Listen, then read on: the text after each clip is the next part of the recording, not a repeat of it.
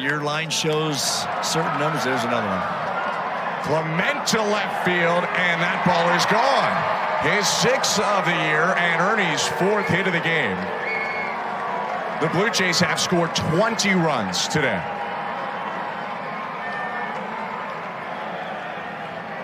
And Vladdy's up next. Oh, boy. This day might not end.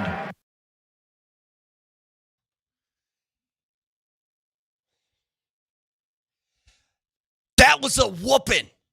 The Rockies got absolutely mollywopped in their 3 games against the Blue Jays. They got smoked. They got rolled. They got pummeled. They got trashed, man. Matter of fact, they are a tire fire. They have been all season, but damn, 63 hits by one team against another team in a 3-game sweep of the Rockies. Let me tell you what happened the last time a team did what the Blue Jays just did to the Rockies. Let me tell you what happened back in that year. Let me tell you what happened. The telegraph was big. Railroads, man. It was where it was at. This is what I'm talking about, man. It was the end of the Boxer Rebellion in China. It was the assassination of King Umberto I of Italy. The year was 1900. 1900, people. That's the last time a team got smashed the way the Rockies just got smashed. Oh, baby. That is crazy. So yesterday, the Rockies lost 20-1. They lost 20-1. And what it meant is that the Blue Jays put together one of the greatest 3-game series sweeps in the history of baseball. 63 hits, the most by a team in a 3-game set since 1900. They won the season opener 50-1. They won the middle game 10-4. They set a franchise record for runs in a 3-game series with 45 of them. It was the 6th time in franchise history that they scored at least 20 runs in a game. Listen, man. And then not only that, if you're Rocky, Bo Bichette was doing a lot of that damage, man. A lot of that damage. He homered again yesterday, right? And it's just like, here's the problem talking about the Rockies. You can't talk about the Rockies without sounding super negative, right? You know what I mean? Because there's no answer. There is no answer for how bad the Colorado Rockies are right now. I cannot believe we've got to the point where I'm hopeless. I'm hopeless when it comes to the Rocks. Hopeless. I have zero hope in my heart that the Rockies are going to figure this out. What proof do we have that they will? You know what I hate? You know what I hate most? We were talking about the smartest people in sports yesterday. And I like me a cocky athlete or a cocky front office or a cocky head coach, man. Bring that swag. Go ahead, bring it, man. Bring it. But you got to be smart enough to listen to the criticisms coming your way. Like, I feel like you're a weak individual. You are a weak organization if you cannot stomach criticism, if you can't take criticism. And it feels like for years now, the Rockies are just looking around, just being like, shut up, we know what we're doing. Stop being, You'd like that, shut wouldn't up, you? Shut up, we know what we're doing. And man, I cannot believe we've come to this point of Rockies baseball. In fact, I wasn't even going to start the show with Rockies. Obviously, man, nobody gives a damn about the Rockies. Other than, we do. I love the Rockies. I love the Colorado Rockies, man. They are dead to me right now, though. Dead to me, man. And I don't know the answer. Champ Mazda text line 303-504-0925. If you got the answer, let us know, man. If you know, if you can fix this problem, and I know the very first text we're going to get, and for 15, 20 years now, I've been shaming all of you who text in and be like, just have the Mumford sell the team. They got to sell the team. They got to sell the team. Because I'm like, that's unrealistic. You guys, stop giving me that idea. And you know what, right now, that might be the only idea that could possibly fly right now, right? Even though it's never going to happen. I cannot believe I am at this point where I'm just like, blow the whole thing up, man. Blow it up. Do whatever it takes, man. This is crazy. Is there any part of Rocky fan that likes what's going on right now? Seriously, Rocky fan, tell me, man. Your team just gave up 63 hits in a 3-game sweep. They are historically bad. And all that, you know what? I don't even care about this. Well, I do. I do care about the 63 hits and the 45 runs or whatever they put on them. I do care about that. But, brother, you need to look at that. You need to look at the Rockies' run differential. Holy shnikes. The Rockies, they're going to have the worst run differential in the history of Major League Baseball, and obviously that sport's been going on for like 200 years. Right now, the Rockies' run differential, minus 316. Oh, I don't even, you've got to be mentally scarred from a season like this, right? And not just the players or the coaches, the fans too, right? No, not a single Rocky fan for the rest of their life is going to forget this season.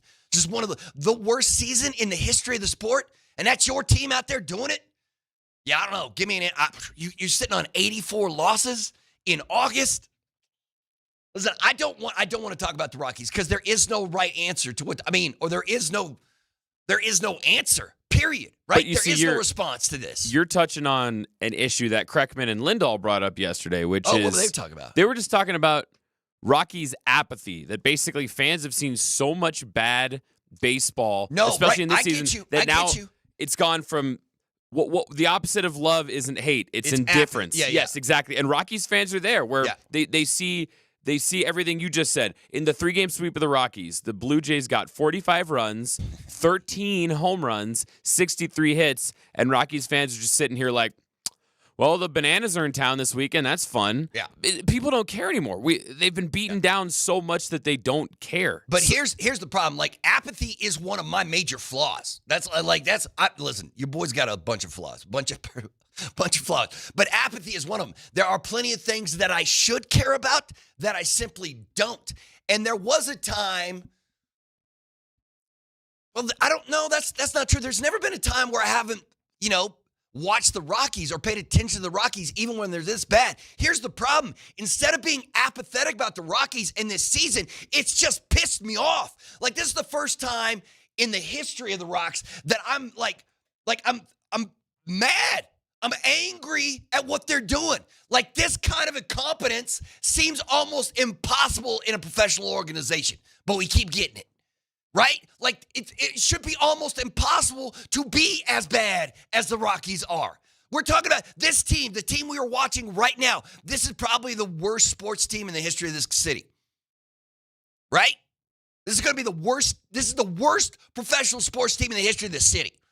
Right? Unless they, even worse the than old school hockey Rockies. No, they were better. No. They, even, you know what I mean? Like, yeah, this is the worst team in professional sports this city has ever seen, that we've ever seen. But guess what, Berto?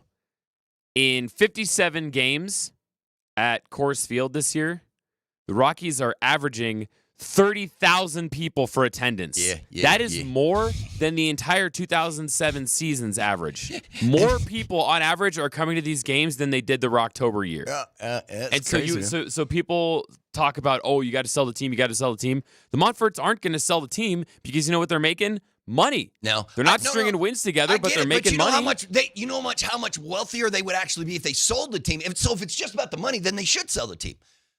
But I don't think they will. And for years and years, I've come at the people who've texted in or called and been just like, yo, man, they need to sell the team. Because it feels to me that that's a Bush League way of going about it. But at this point, I'm looking for any answer. Any answer you could possibly give me. Any answer at all, man. Think outside the box. Anything it's going to take, man. Because this is it's embarrassing to the players and the coaches. It's embarrassing to the fans, right? Like, it shouldn't be. But I feel embarrassed to be a Rockies fan.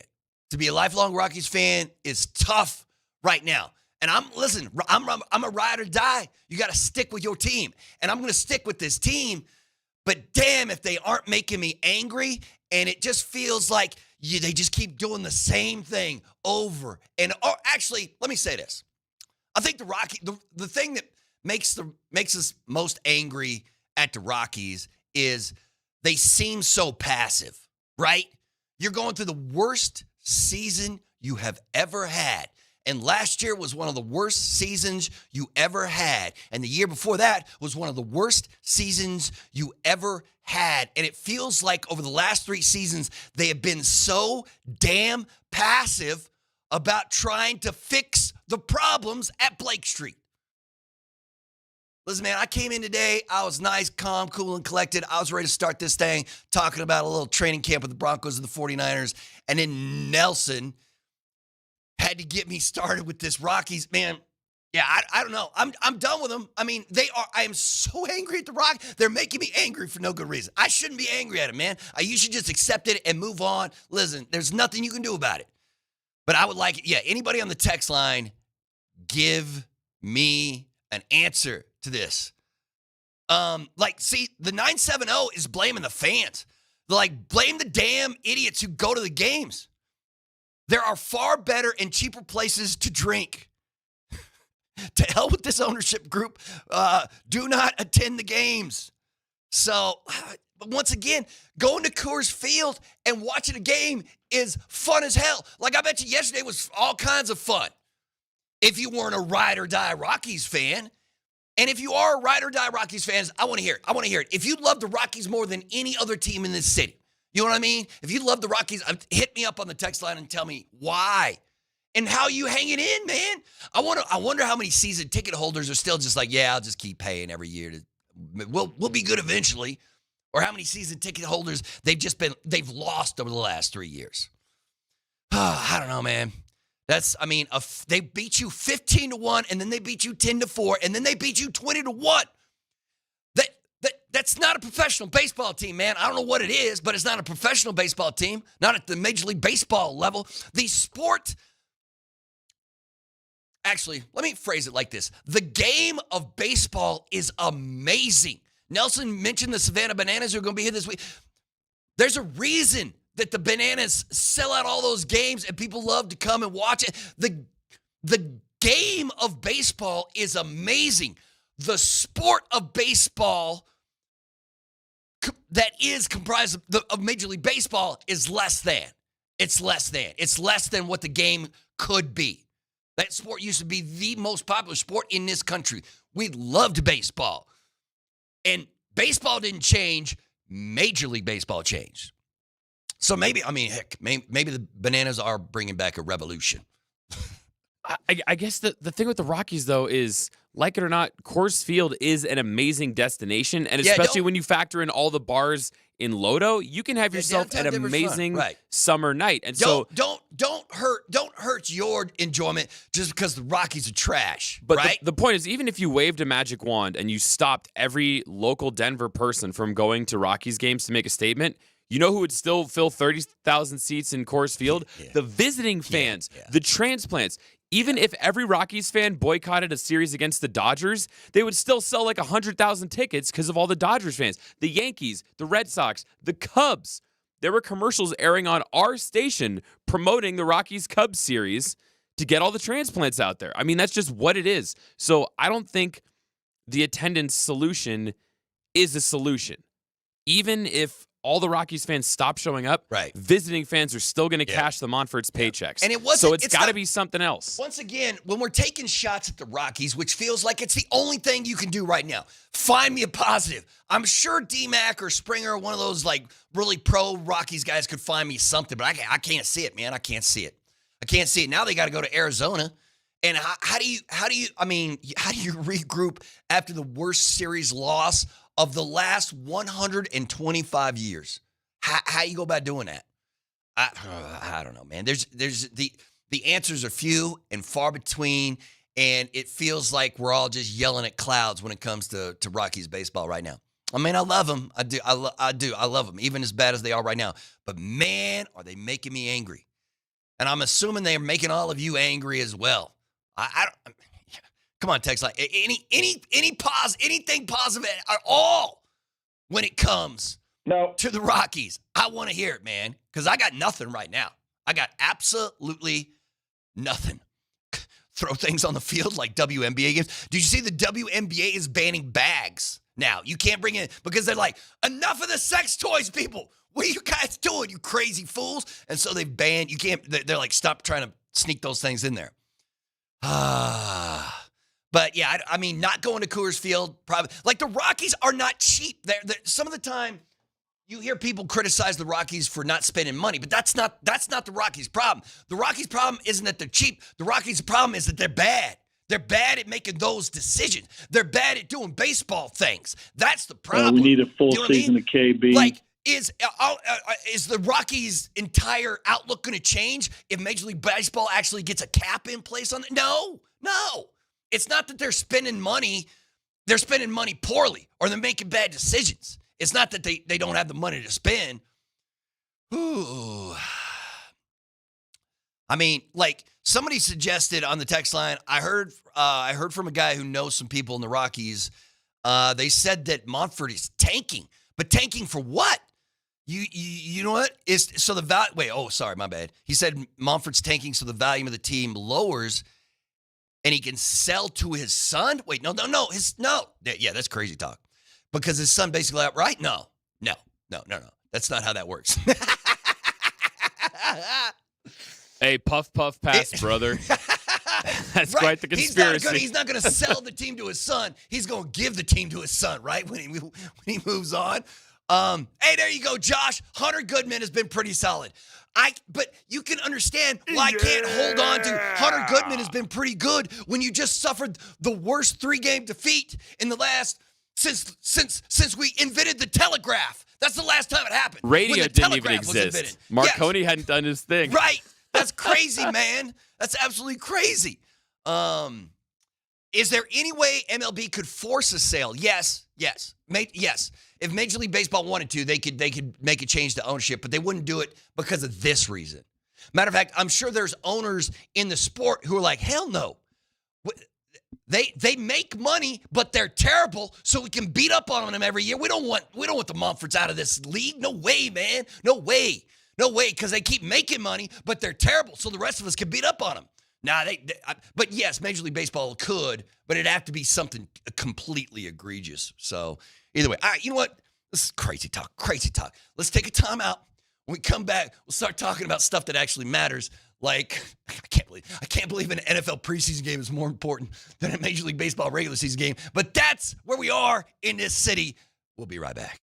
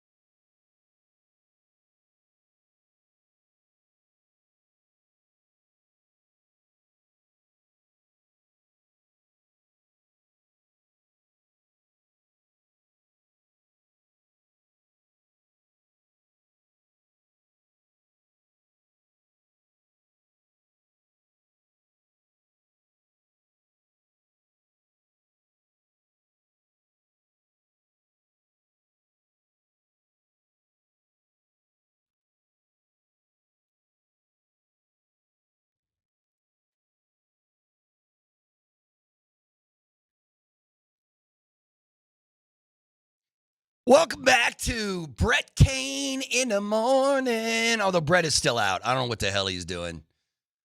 But he'll be back on Monday, just taking time off right in the middle of Broncos camp. But as you hear, the Broncos traveled to San Francisco yesterday. They will take on the Niners in a joint practice today. And our training camp coverage on Altitude Sports Radio is powered by Ramos Law, the official injury law firm partner of Broncos country. We are, 3 days now away from a Broncos preseason game. We are 23 days away from that CU Georgia Tech game up at Boulder. It's here, man. College football is here. It's here. Matter of fact, baby, we're coming. We got preseason games tonight. Matter of fact, I got a list. I'm going to tell you exactly what and why I'm watching when it comes to preseason football. But first and foremost, we're going to talk about the Bronx and what we expect to see. Joint practice should be interesting. Things like to get a little spicy. We all saw what happened to Vrabel's face yesterday when he hopped in the middle of a scrum.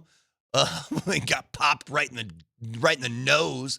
So it should be interesting to see the Broncos and Niners. And then I have no idea who San Francisco is going to play. We're going to find out a lot more today because both Sean Payton and Kyle Shanahan should probably talk after today's practice. We'll figure out exactly what's going on. The unofficial depth chart released yesterday. I mean, right? No, there was absolutely no shockers on that thing. Nothing. Everything's going to be all right. So nothing too fancy there. I mean, what? I really don't have much criticism for that depth chart either. I mean, yeah, what up, Rooks, sitting there at the bottom of that thing. But at the same time, when you're looking at it, you're like, yeah, that's an interesting roster. I want to see what happens. Maybe a little bit more depth at different positions, like inside linebacker. But other than that, man, everything's coming up orange and blue right now. But we'll see once they actually hit the field. Because you think DMac was calling my man Bo Nix a phony yesterday and the day before that because he's gotten into the social media scene. And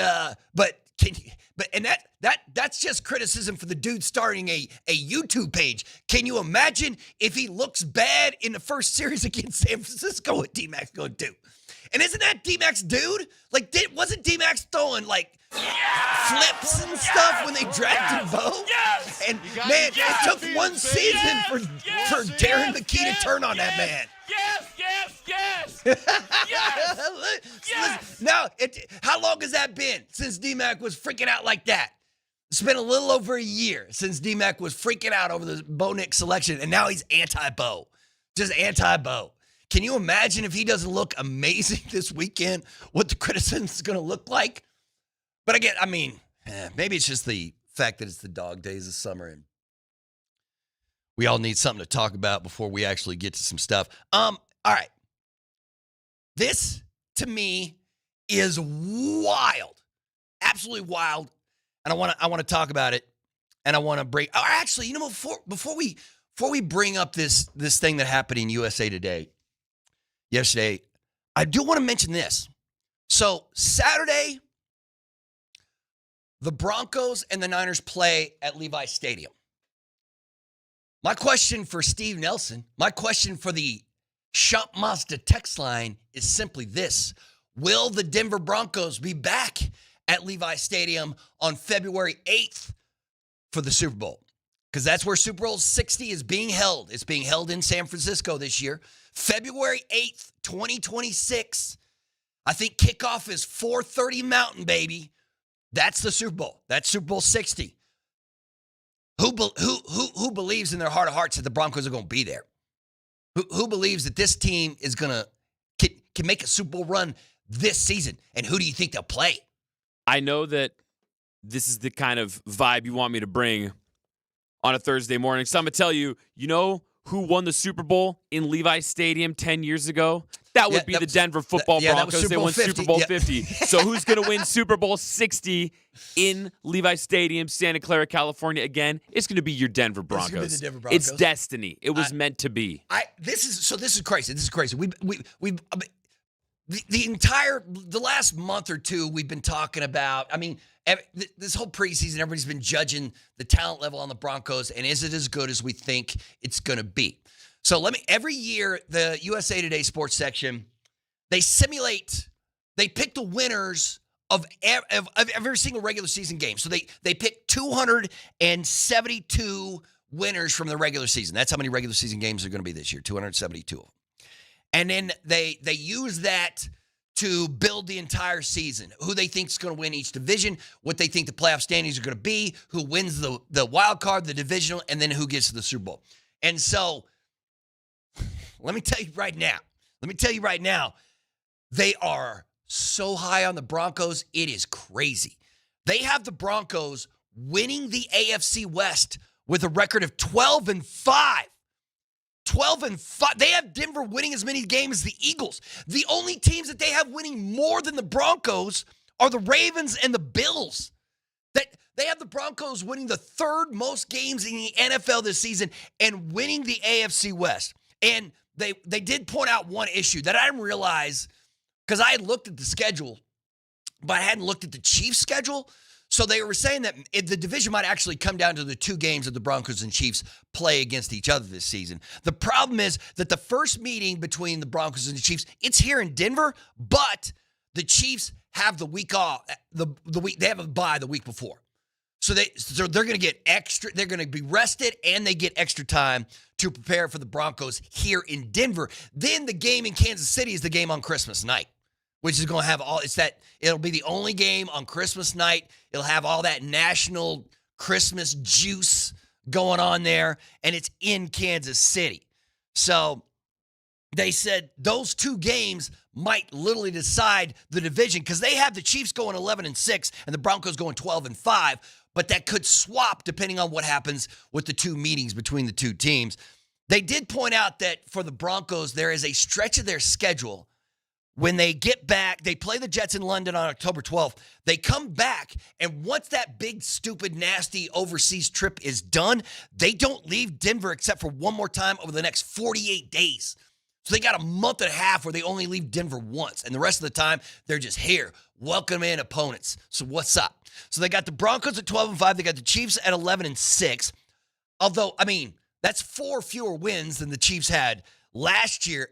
I can't believe, USA Today was coming after Kansas City. This is a direct quote. They called the 15 wins for the Chiefs last season the flimsiest and luckiest 15 wins in NFL history. Listen, man, that's a bit much. I mean, did you see where the Chiefs ended up at? It's not like they were fraudulent, right? I mean, maybe they were worth 15 wins, but they were worth 13, right? I mean, come on, man. Even though their margin of victory, was low, was slim, I mean, come on. You can't criticize a team for winning. You can't. That's the luckiest 15-win season I've ever seen. That's kind of harsh, but whatever. I'll take it. They have the Chargers at 9-8. They say the Chargers just don't have that special player, special weapon on offense or defense outside of Herbert. The Raiders, they have them going 5-12. I didn't realize that the Raiders have a bunch of early East Coast games this season. You know those games that these AF teams hate to play, where you have to fly to the East Coast and then play in that early slot on Sunday morning? Yeah, no, they don't like that. So the Raiders might lose all 3 of those that they're playing. So they had the 3rd-seeded Denver Broncos. So that's what happens in the AFC West. 12 wins for Denver, 11 wins for Kansas City, 9 wins for the Chargers, 5 wins for the Raiders. Broncos win the division. They get the number 3 seed in the NFL playoffs before they lose in the first round at home to the 6th-seeded Pittsburgh Steelers led by Aaron Rodgers, according to the USA Today prediction. Man, that's going to be no kind of fun if that proves to be true. That the Steelers roll into Mile High and Aaron Rodgers' 97-year-old butt beats you. Although I saw Rodgers told Tomlin that, hey, man, if you want me to play in this Aaron Rodgers doesn't need to play in a preseason game. But he told Tomlin, hey, if you need me, I'll go. I'll play. But why would you play Rodgers? But that was their prediction, that once again, the Broncos would win 2 more games than they did last year. They would win the division, which is a massive feat. It's one of the goals that Sean Payton has set for this team. But they lose in the first. They're upset in the first round, the wild card round, by the Pittsburgh Steelers. So that's what they're. Then they have the Ravens beating the Steelers in the divisional round, and the Chiefs beating the Bills in the divisional round. They have the Ravens taking down the Chiefs in the AFC Championship game. In the NFC, they have the Packers beating the Rams in the NFC Championship game. And then they have the Ravens beating the Packers to win Super Bowl 60. So they have Baltimore winning the whole thing. They also have Baltimore winning more games than anybody else this season. I think at 13 or 14 games they have them. So that was their. I mean, they do it every year. But I don't know how to feel about everybody looking at the Broncos. Because remember last year when everybody thought the Broncos were going to suck and they didn't. And now everybody thinks the Broncos are going to be great. And it makes me nervous that something weird is going to happen. But, you get to 12 wins and win the AFC West. Would we consider that a great season, even if you got upset by a team in the first round of the playoffs? You're the 3rd seed, you get upset by a 6-seeded team.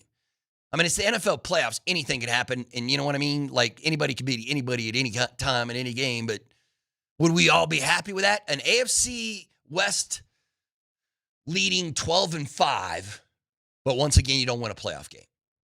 You are now 0 for 2 in playoff games with Bo Nix as starting quarterback. I think that might be a little bit of an issue. Even if you win the division and everybody's happy, you win 12 games and everything works out, it would still be a little tough. It's a little tough. Yesterday I wanted to bring up something that Peyton Manning said to Troy Rink that I found fascinating, but maybe it's part of the reason that everybody's picking these,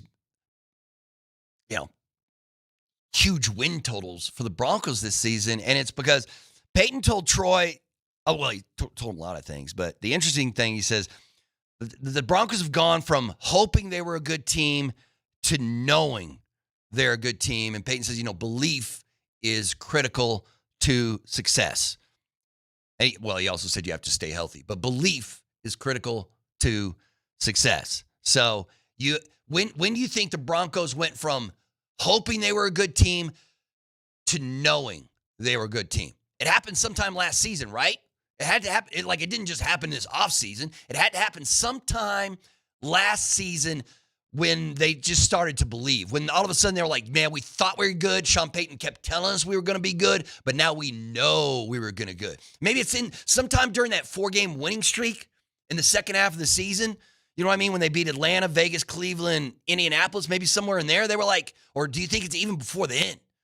When they housed the Raiders or something, they were like, you know what? We are a good team. We do believe we're a good team. And I don't think there's anybody on that Broncos team that doesn't think they are or could do it all, win it all that kind of good stuff. I don't know, but yeah, it does make me a little nervous. It does make me a little nervous that everybody's like, Broncos going to be great. Broncos is going to be great. Because listen, man, I trusted you chuckleheads last year when you told me the Broncos were going to be bad, and guess what? They were not.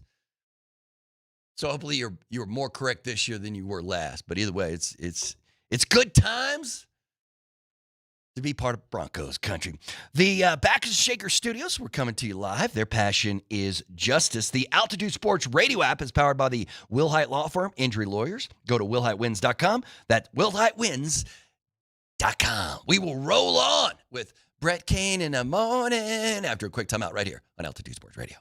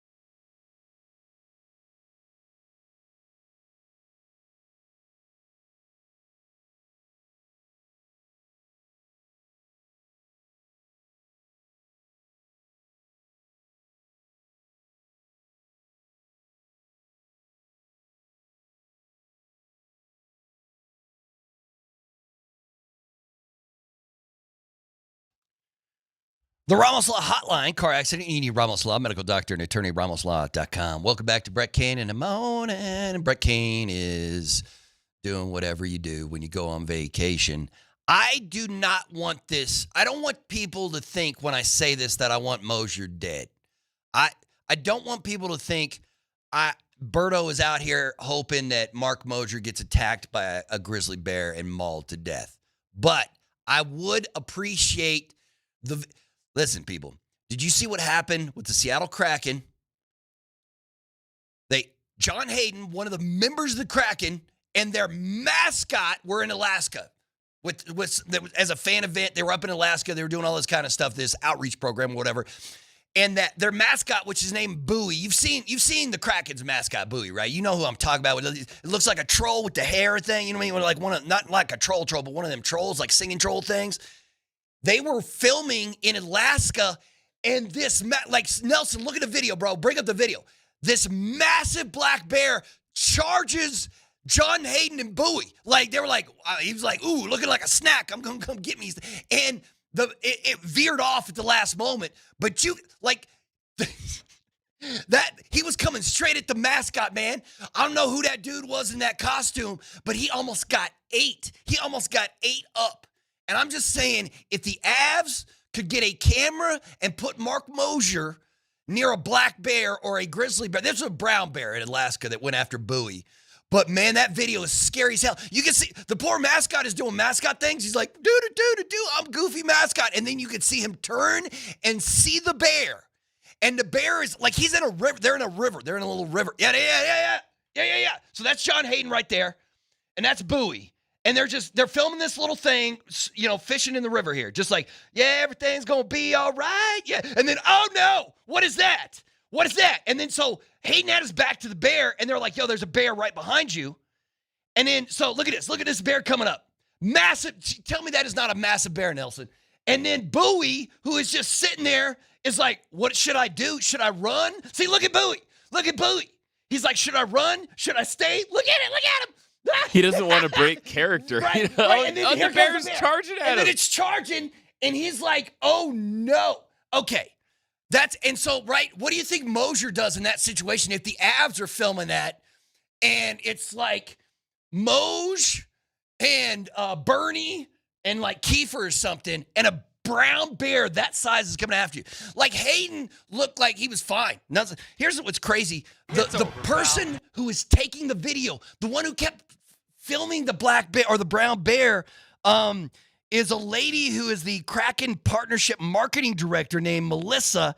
And she said, well, bears are everywhere here at Brook Falls, and this is their territory. They're also super used to seeing humans, so I wasn't scared.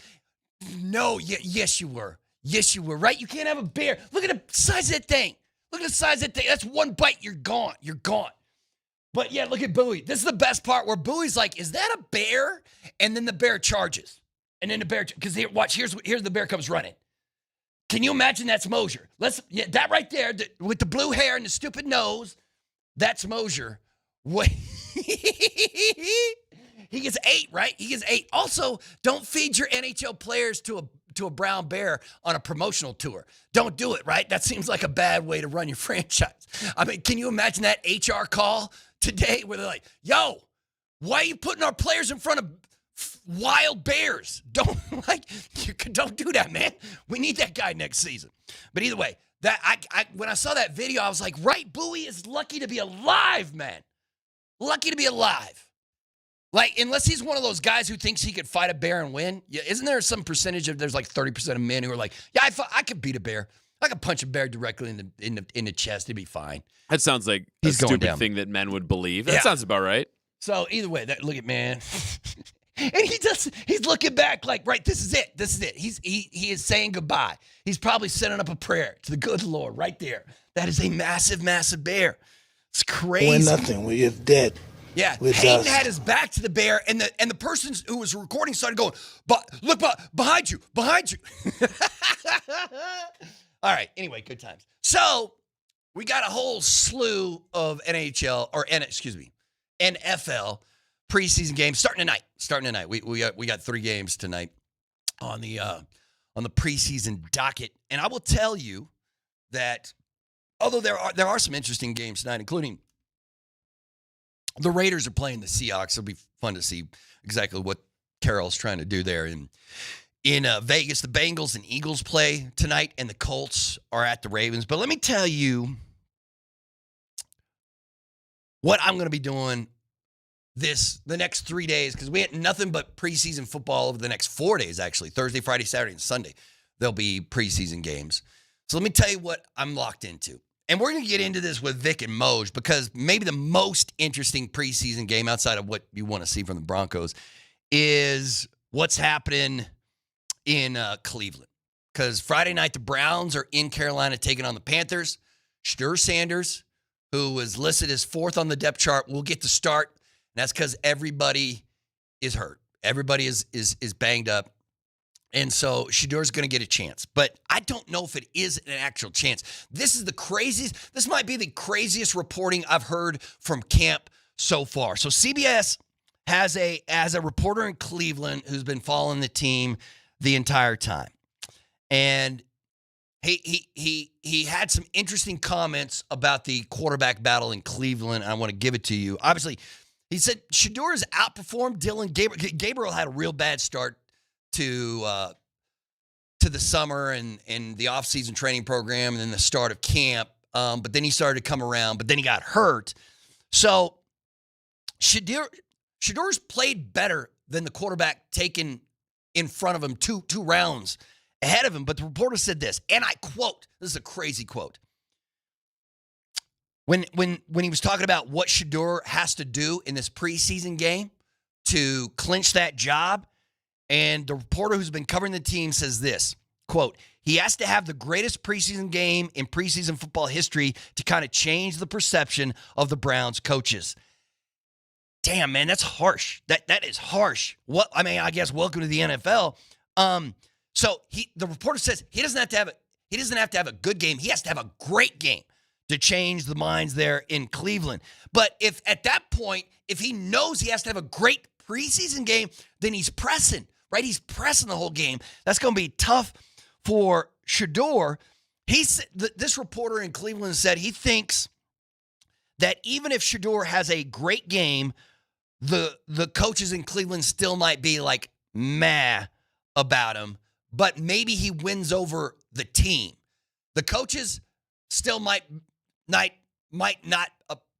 like what they're seeing, but if you go out there and win, you have to appreciate it, right? Or they just think, yo, man, when Pickett is healthy, when Gabriel's healthy, they're going to be a better option than Shedeur. But that is incredibly hard, where they're like, he has to have the greatest preseason game in the history of preseason football to change the minds there of the coaches in Cleveland. Yikes, man. That is, that's a big ask, but whatever. I guess you got to get it done. But I guess the reporter was suggesting that if Shedeur could win the trust of his teammates, then it doesn't matter what the coaches say.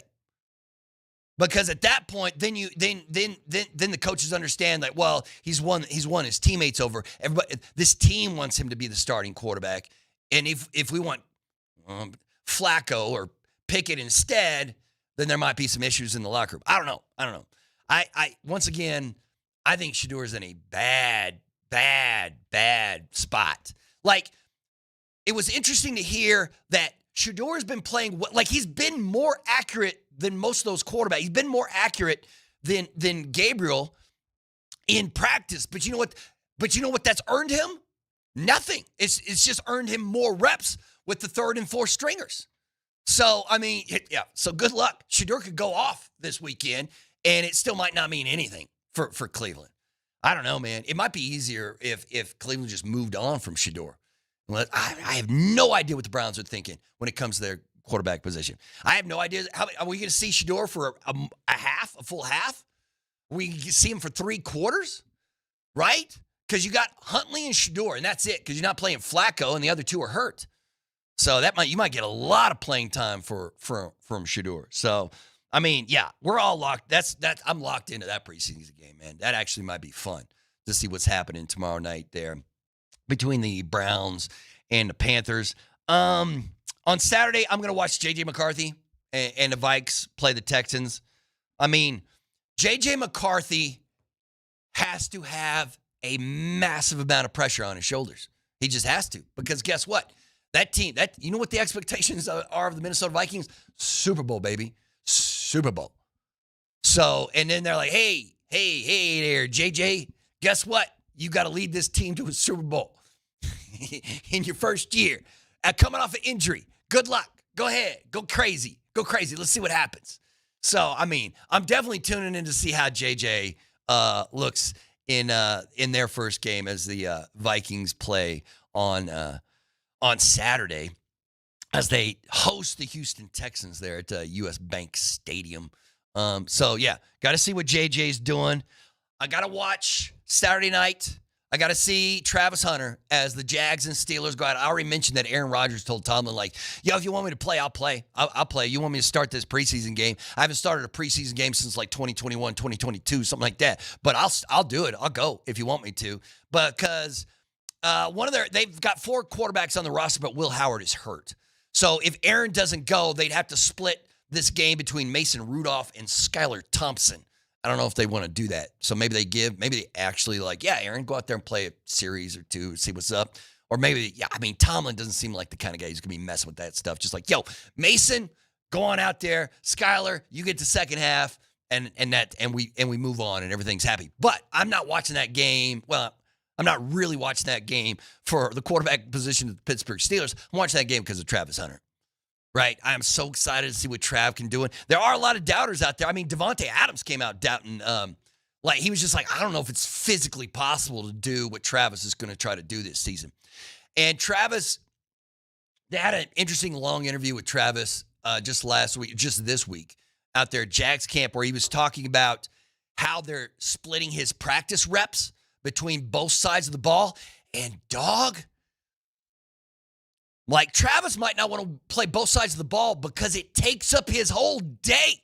They're breaking down his schedule. His schedule is crazy. Like, they're doing it different, he said, than how they did it at CU. At CU, he would practice on both sides of the ball in a single day. And in Jacksonville, they're having him practice with one unit every day. But then when that unit goes to check out when they go to special teams, then Travis goes to, so if he's working on the offense, when they go special teams, he then goes to the defense. And the very next day, he'll start with the defense, and when they go to special teams, he'll move over to the offense. Like, he is putting in a massive amount of work to try to do something that people just don't do.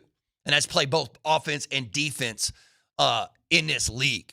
And the depth chart was really interesting because they have him as a starting wide receiver on the depth chart, but a backup corner. So he's going to be all over the field in this game, right? Unless they just try to slow roll it with Saturday, or they're just like, all right, Travis, here we're going to go. You're going to play so many snaps on this Saturday night against the Steelers. But I'm locked in. I'm locked in, right? I mean, you got to be. Travis Hunter's one of the most exciting football players we've seen in a long time. And he's been making some crazy, wild catches at camp. Have you seen some of those catches he's been coming down with? So, yeah, I'm here for it. I'm watching that. I'm going to check that bad boy out. And then Sunday, we got only two games. You might as well just watch them both. It's the Dolphins at the Bears. Good luck, Chicago. I don't know what's going on there. And then the Saints and Chargers, man, New Orleans. Also, good luck with whatever quarterback. Who's starting the game for the Saints? Shook? Either way, who knows? But that right there was the appetizer hour. Brett Kane in the morning. Vic Lombardi and Mark Moser join me next as Moser, Lombardi, and Kane kicks off.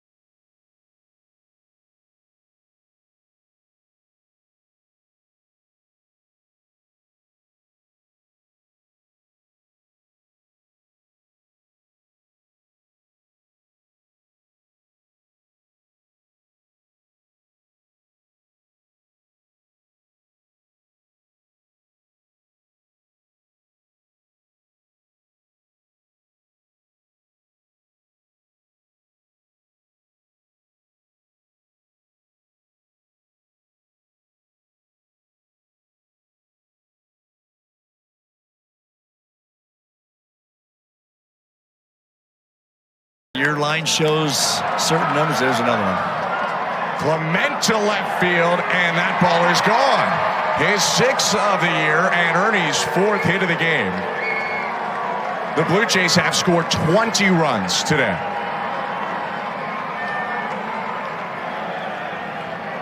And Vladdy's up next. Oh, boy. This day might not end. Bad baseball, baby. Epic, historically bad baseball. When the Rockies are leading off this show instead of the Broncos, something's gone horribly right or horribly wrong. That isn't. The Rockies just did something that hasn't been done since before they invented the telegraph. Matter of fact, yeah. You're going to suck. Truly Be suck? good at it. Be really good at it. 63 hits, Vic. 45 runs in 3 games, Vic. Somebody defend that. I asked the text line in the first hour. Anybody give me an answer. Give me a solution. Anything. And nobody had. Nobody knows. Nobody knows. That was insane. Mose, what'd you think about the Rockies getting absolutely mollywopped in 3 games? And Bo Bichette was part of the dude. It was part of the reason they got rolled, man. I don't know, man. I don't know what to make of it. Austin Nola is a pitcher for the Rockies. And yesterday he pitched, because he had to, he pitched an inning. And he gave up 8 hits, 8 runs, all earned. Yeah. Walked away from that game with an ERA of 72. Yeah, well, as a catcher, man. You know what I mean? Yeah. I know. I'm just saying to you. Yesterday, are you embarrassed, Vic? Are you embarrassed to call yourself a Rockies fan, or is this like he was a pitcher because he had to be, because they couldn't throw any more guys out of that bullpen? You understand what I'm saying to you? Yeah. I'm not embarrassed because this is where they are. This is rock bottom. This is what it feels like. This is where it's at. What is there be? What did I do to be embarrassed? I don't know. I keep getting angrier and angry, and I don't understand why. Because I'm with you. It's not like I'm out there, trying to hit the ball. The real pitchers had gotten beat up so bad. Freeland in 4 2/3. Well, let me say this, Moshe. How do the two of you feel about? Do you understand that this team, the team we saw last night, the Colorado Rockies, are the worst professional team in the history of this city? I understand this team right now, right? They are the worst professional franchise in the history of this season. This team that we're watching. Well, outside that one Avalanche season, no. The Avs are better than this Rockies winning team. Percentage-wise, yeah, but they were still the worst team in hockey that year. The Rockies are doing stuff that we haven't seen since the 1800s. Agreed. Well, they're the only team not to have won a championship in their respective sport. They've missed or I don't know what their playoff ratio is, but what is it? Losing seasons, 13 of the last 13 15? of the last 15. Yeah, that's ugly. Listen, for me, apathy isn't even the word. I'm saddened by it. I'm saddened. At the same time, it doesn't really affect me. It doesn't impact me personally, so I don't have much emotion over it. I'm not emotional about it. I am, and I don't know why. I wasn't emotional last year when they lost 100. I wasn't that emotional when they lost. There's something about this season that is literally just pissing me off. And right? It's just, I shouldn't be angry at a baseball team for being bad. I shouldn't, 162 minus 114 is 40. They got 48 games to go. And they got 30 wins. And that's coming off the All-Star break where they actually started to win a little bit. Yeah. Both of you are series, very smart sports people. You're very smart sports people. And I'm asking you right now, neither of you have an answer to this question, right? How come the Rockies are bad and how to make them good? You don't have an answer to that question, do you? Well, I think it runs deep. Everyone always responds the same way. What's the answer? You read it on the text line. You see it on the Twitch feed. Yeah. What does everybody think the answer is? Sell the team, Mumfords. I don't think that's the answer. Yeah, I don't think it is. I think it runs deeper than that. And that's what makes me sad. I just think that the challenges of fielding a competitive team year in, year out in our climate, and unless you do something completely out of the box, I think it's just challenging to win here. I do. Look at the great organizations that have swept through town and what they've done to the Rockies. All right? The great baseball teams. They all have something in common. And that something is impossible to achieve here. consistent pitching staffs who don't get hurt. The pitchers here get hurt eventually. They all get hurt. There's always something that goes wrong with the pitcher here. Because recovery is not as easy at altitude. And I don't know how you fix that. So everybody who thinks I'm just laying out excuses, I'm not. I'm saddened because I don't think there's a way around that. No sport is impacted by altitude in town more than baseball, correct? Yeah. I'd agree with that. Yeah, I would agree Correct? with that statement Yeah. too, right? This team, I want to assure all the fans, just don't say it anymore because I've seen it on my Twitch feed and Twitter feed and this feed. This team is never going to be sold. So put that out of your mind right now. Never say never, man. It's never. There's some oligarchs throwing around some stupid money. If somebody's like, I got $10 billion for you, Dick Monfort, you think he says no to that deal? I don't. He's always maintained that he wants it to go to his kids and grandkids. He's always maintained that. So I cannot envision a scenario where this team will ever be sold. So if you think that's the problem, then get off of that and work on a different solution because that's the reality of the situation. I don't know. You know how many people they had at the ballpark announced yesterday, Vic? Was it almost a sellout? This is Toronto. Okay, this is an American League team. Incidentally, you and I, we were leaving. Did you see those Blue Jays people walking into Broncos camp the other day? Yeah, I don't know what that was about. A family of 4 wearing all their Blue Jays gear. So clearly they were here as Blue Jays fans from Toronto or someplace, or maybe they live here now. I don't know. They're going to Broncos camp, but the mom and the dad and the 2 kids are all wearing Blue Jays gear, and I'm like, what is that all about? The hell's going on? Vic, they had an announced crowd of almost 22,000 at the ballpark. That's not bad. Nelson was saying they averaged 31,000 a game this year, right, Nelson? That's what you were saying? 30,000. About 30,100. That's a good attendance You're mark. damn right it is. I mean, that's for a 30-win team that gave up 45 runs in 3 games. Mm-hmm. Right, for the worst sports team in the history of this city. That's hella good. Yeah, that's pretty good. Although I guess you do. Man, there. I don't think even when the Nuggets were at their lowest, when they were winning 15, 17 games and stuff like that, I never felt the way I feel about the Rockies, where it just feels hopeless. I don't know why. I'm not that invested, I guess. I'm not invested because there are other teams in this town that are so damn good, they sort of carry my attention. Mm-hmm. And if the Rockies are good, that's a bonus for me. This is a personal opinion. It's not something that I lose sleep over. And if you're losing sleep over this, A, you're an extremely big-time baseball fan. B, your summers are freaking boring. You have nothing else to do. Or C, you're just doing what everybody else is doing. Mm-hmm. And that's just my opinion. How does this impact your life? To be this mad? How does this change your life to be that angry? Austin, it doesn't. But it doesn't change my life when somebody cuts me off in traffic and I get angry. You know what I mean? It's just irrational. My hate for the Rockies right now is irrational. Watching Nola come in, and again, you've already got a 10-0 lead going into the 8th inning, right?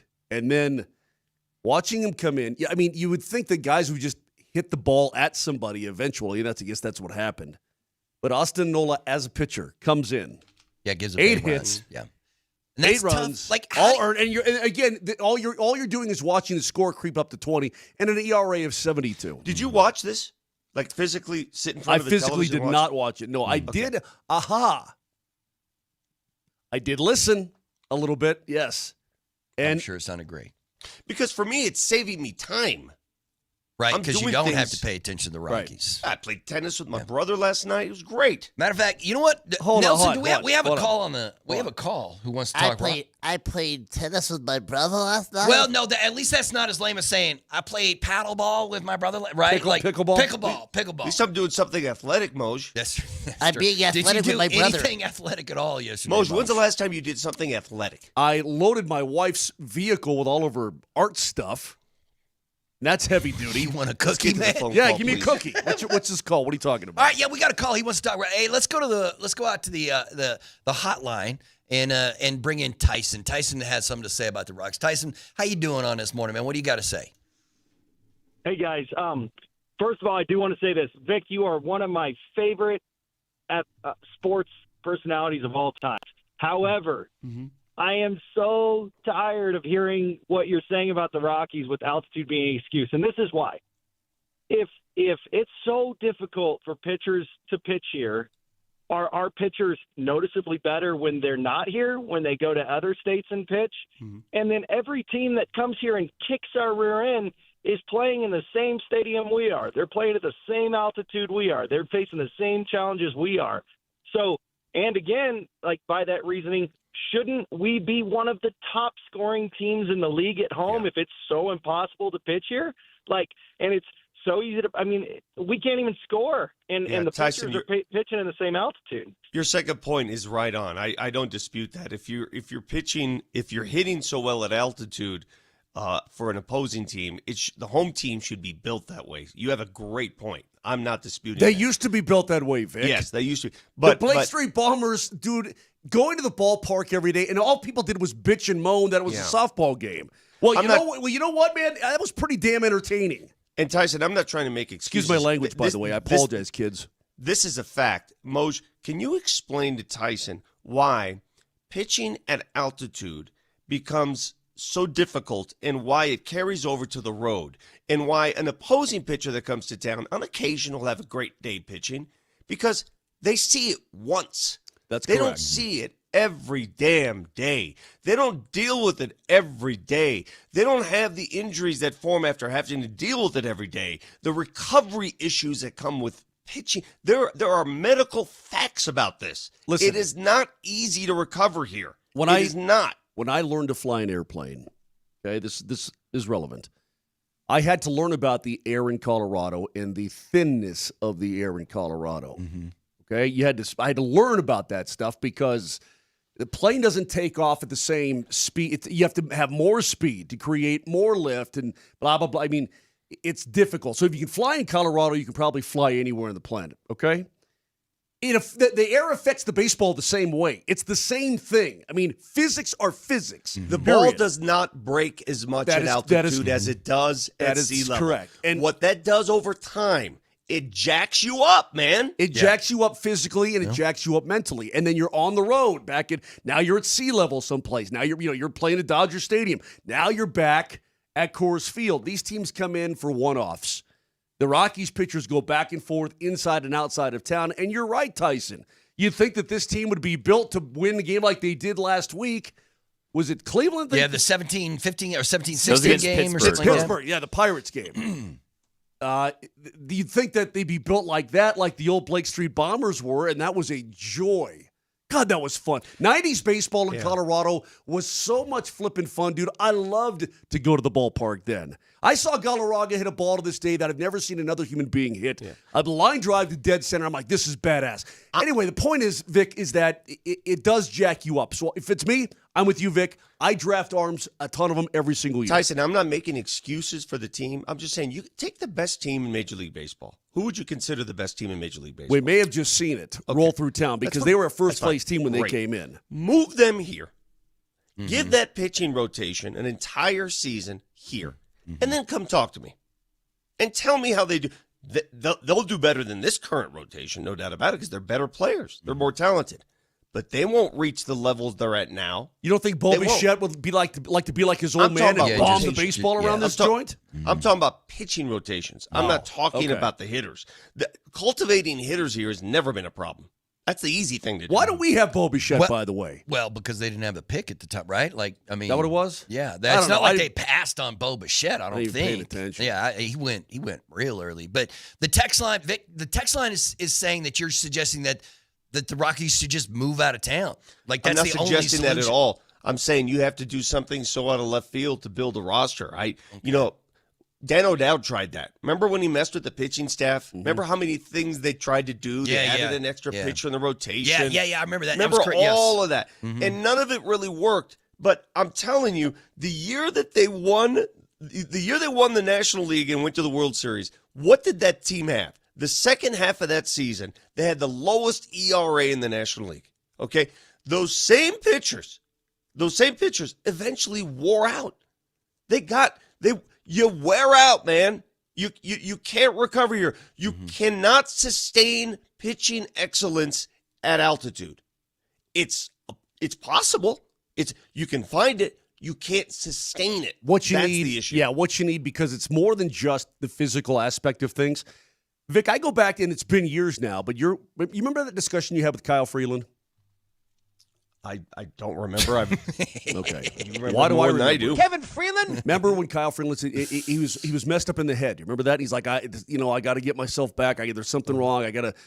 It does things to you physically, yeah, but mentally it jacks you up as well.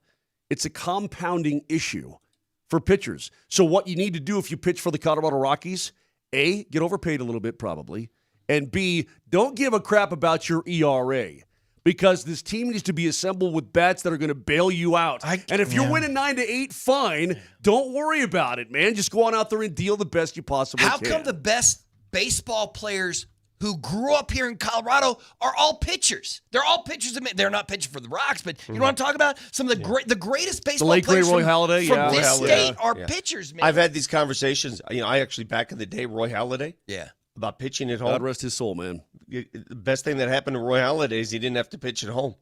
Yeah. In the major leagues. Yeah. Just to back up Tyson before we get to break here, and thanks for starting with the Rocks. That's great, Bert. I didn't start with Smart the Rocks. job. Nelson, you man. moron. They just got historically smashed, bro. We got football. You're right. We got football coming up tonight, though. I'm excited about it. To back up Tyson, though, Jake Bird was traded to the New York Yankees. They got there and they saw him. How many times did he hit the bump? Twice, and they're like, "Yeah, get the hell out of here." Well, and that's maybe part of the deal. That's part of it too. Maybe he's all jacked up, so they send him to New You're York. Exactly right. Yeah. What happens is you send these guys, and they're like, "Oh, they'll be fine when they get here," and they're mentally and physically warped, and it takes time to get out of it. And so he's at AAA right now. Yeah, it's tough, man. It's tough. I guess I should. Vic, you're right. I should stop myself from getting so upset about a team that means nothing. It shouldn't affect my emotions the way it does. But let's actually talk some NFL football. We'll do that next, right here on Altitude Sports Radio.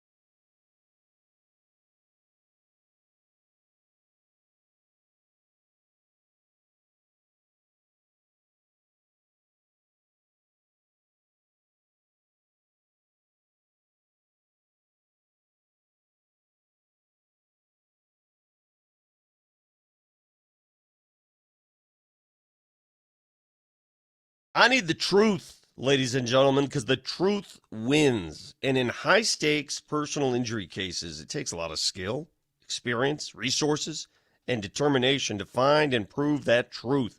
Dan Caplis Law has proven it is very good at finding and proving the truth, which is why it's won so much. Take a look at Dan's track record over time. I've told you this. You've heard this.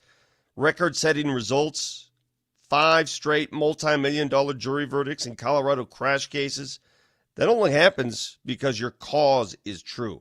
And that's why Dan Caplis is the official law firm partner of the Denver Nuggets and the Colorado Avalanche, a serious firm for serious cases.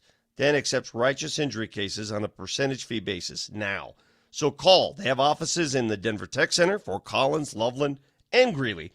303-770-5551. That's 303-770-5551. Or hit them up at dancapleslaw.com.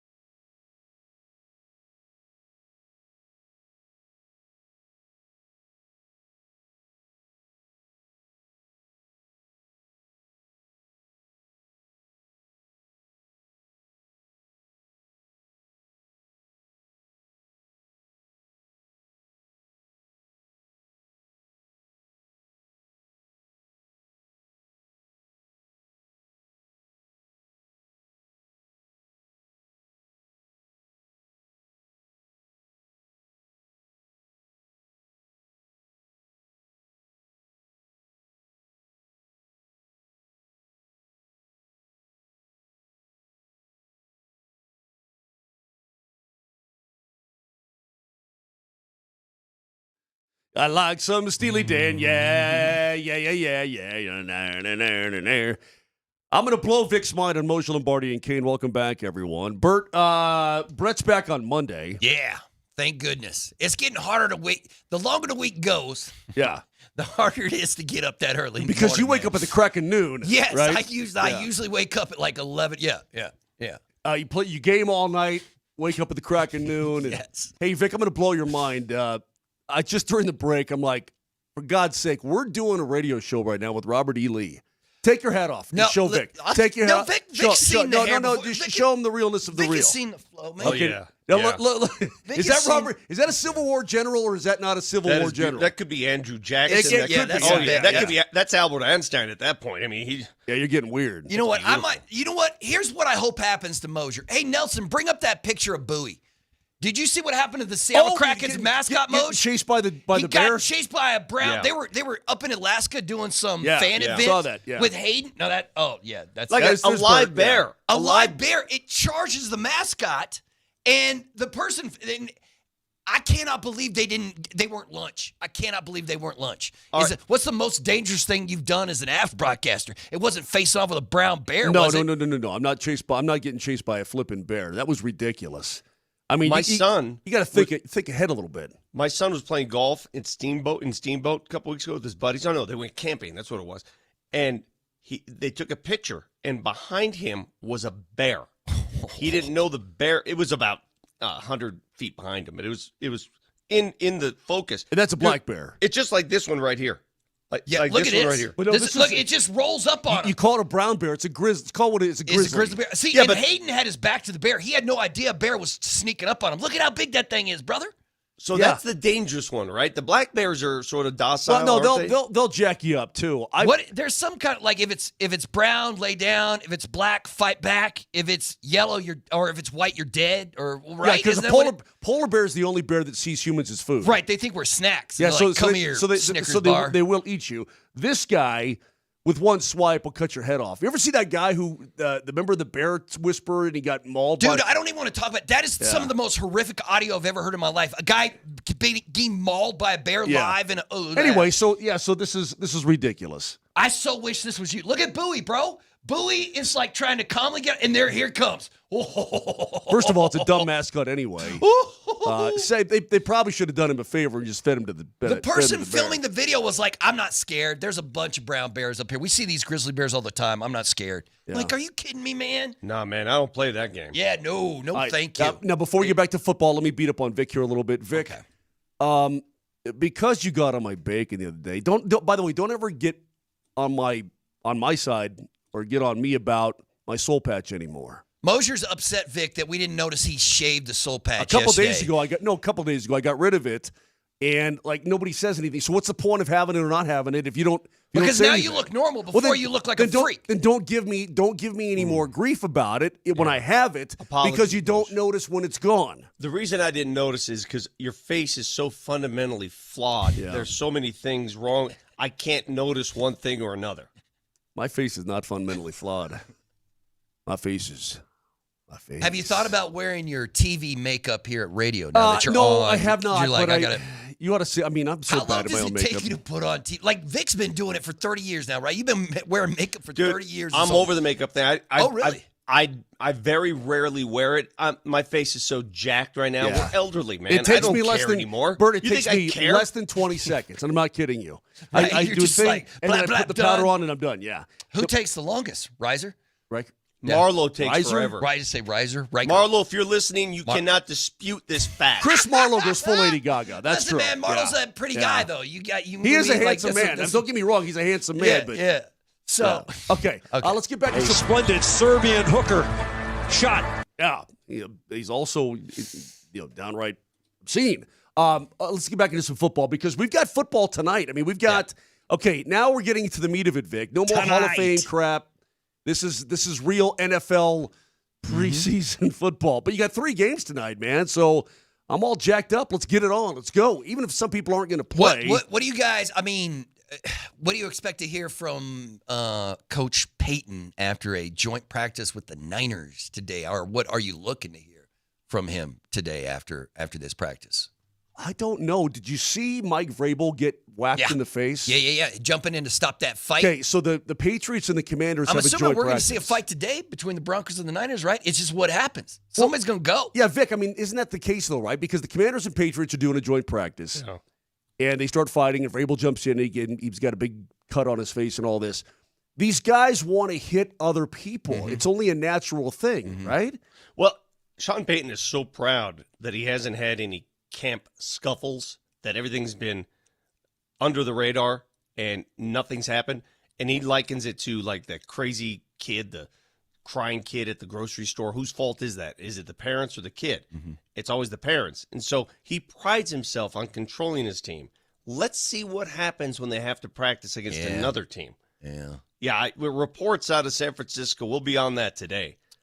I don't know how long of a session they'll take, and I don't know what they'll do. I mean, when they full-on scrimmage, we'll see. Yeah, that'd be interesting to see exactly what it's going to happen. Because I almost don't want that out of my team. Like, if I'm not seeing any aggression out of either side of the ball because I told them not to be, I don't know, man. I don't know if I'm sure Peyton is happy that he has full control of what's happening on the field. But I don't mind a dude being like, I'm going to hit some. You know what? I'm hitting you, bro. So I'm coming at you. Again, because I got beat down by both of you yesterday, last night I watched it. I watched episode 1 of Hard Knocks. Yeah. And it was flipping boring. No, it wasn't great. It wasn't great. It's a tradition like no other, okay, man. but this particular episode was boring. One thing I did take away from the drifting was pretty cool. Yeah. Deion Dawkins drifting is pretty cool. He barely fits in that Beamer, but he gets it on. I love bro. He's got like his 2-year-old in the passenger seat with an oversized. I know, right. That helmet doesn't even fit on it. It's just banging around. But she had a great time. All the kids loved it. I thought it was awesome. Yes. But I will say this. One thing I did notice is that McDermott lets his defense bang, okay? He lets these guys, I mean, it's basically everybody stay away from 17. That was the right. Stay They're away like, from don't 17. touch. If you touch Josh Allen, man. And they said, don't even not touch him. Stay away from him. Don't even look at him, right? Mm-hmm. But everybody else seemed to be free game to me, Vic. Everybody else seemed to be able to get whapped and hit and banged. And I'm like, okay, so they're getting – and they're like, the defense, man, those guys are like chain dogs, man. They want to get loose. And I'm like, yeah, they probably do because that's what they're trained to do. They are trained. They are expected to just bang and bang and bang and bang. So they get a little bit of their aggression out. When you get into these joint practices, if you ain't allowed to bang beforehand and now all of a sudden you got some guy who you don't know banging on you, you're like, okay, we're going to fight. Mm-hmm. You know, I mean, I expect at least some pushing and shoving. Maybe not a full-on fight, but some pushing and shoving. Well, here we are on the heels of their first preseason game, and I went to the Broncos website. Has this been officially released yet? It says as of August 6th, the 2025 unofficial depth chart. Yeah, I saw it. Yeah. Okay. We all saw it. Yeah. And one thing that it has, that if you know Sean Payton, here's what he does. All the rookies, including Jahdae Barron, including their first pick, Jahdae Barron, all the rookies are last on the depth chart. Right. R.J. Harvey is the sixth last running back. That's what he does. Right. The only rookie that's not last is the kicker, Jeremy Crawshaw, because he's the only punter in there right now. He's the only punter, so he's listed as the starter. Every other rookie, no matter who you are or where you're drafted, is going to be at the end of the line to start. We'll see where they finish. Mm-hmm. Well, I mean, R.J. Harvey might get the first handoff of this game on Saturday. You're exactly right. Yeah, he could. Yeah, but I mean, that's what Sean Payton does. So again, I take.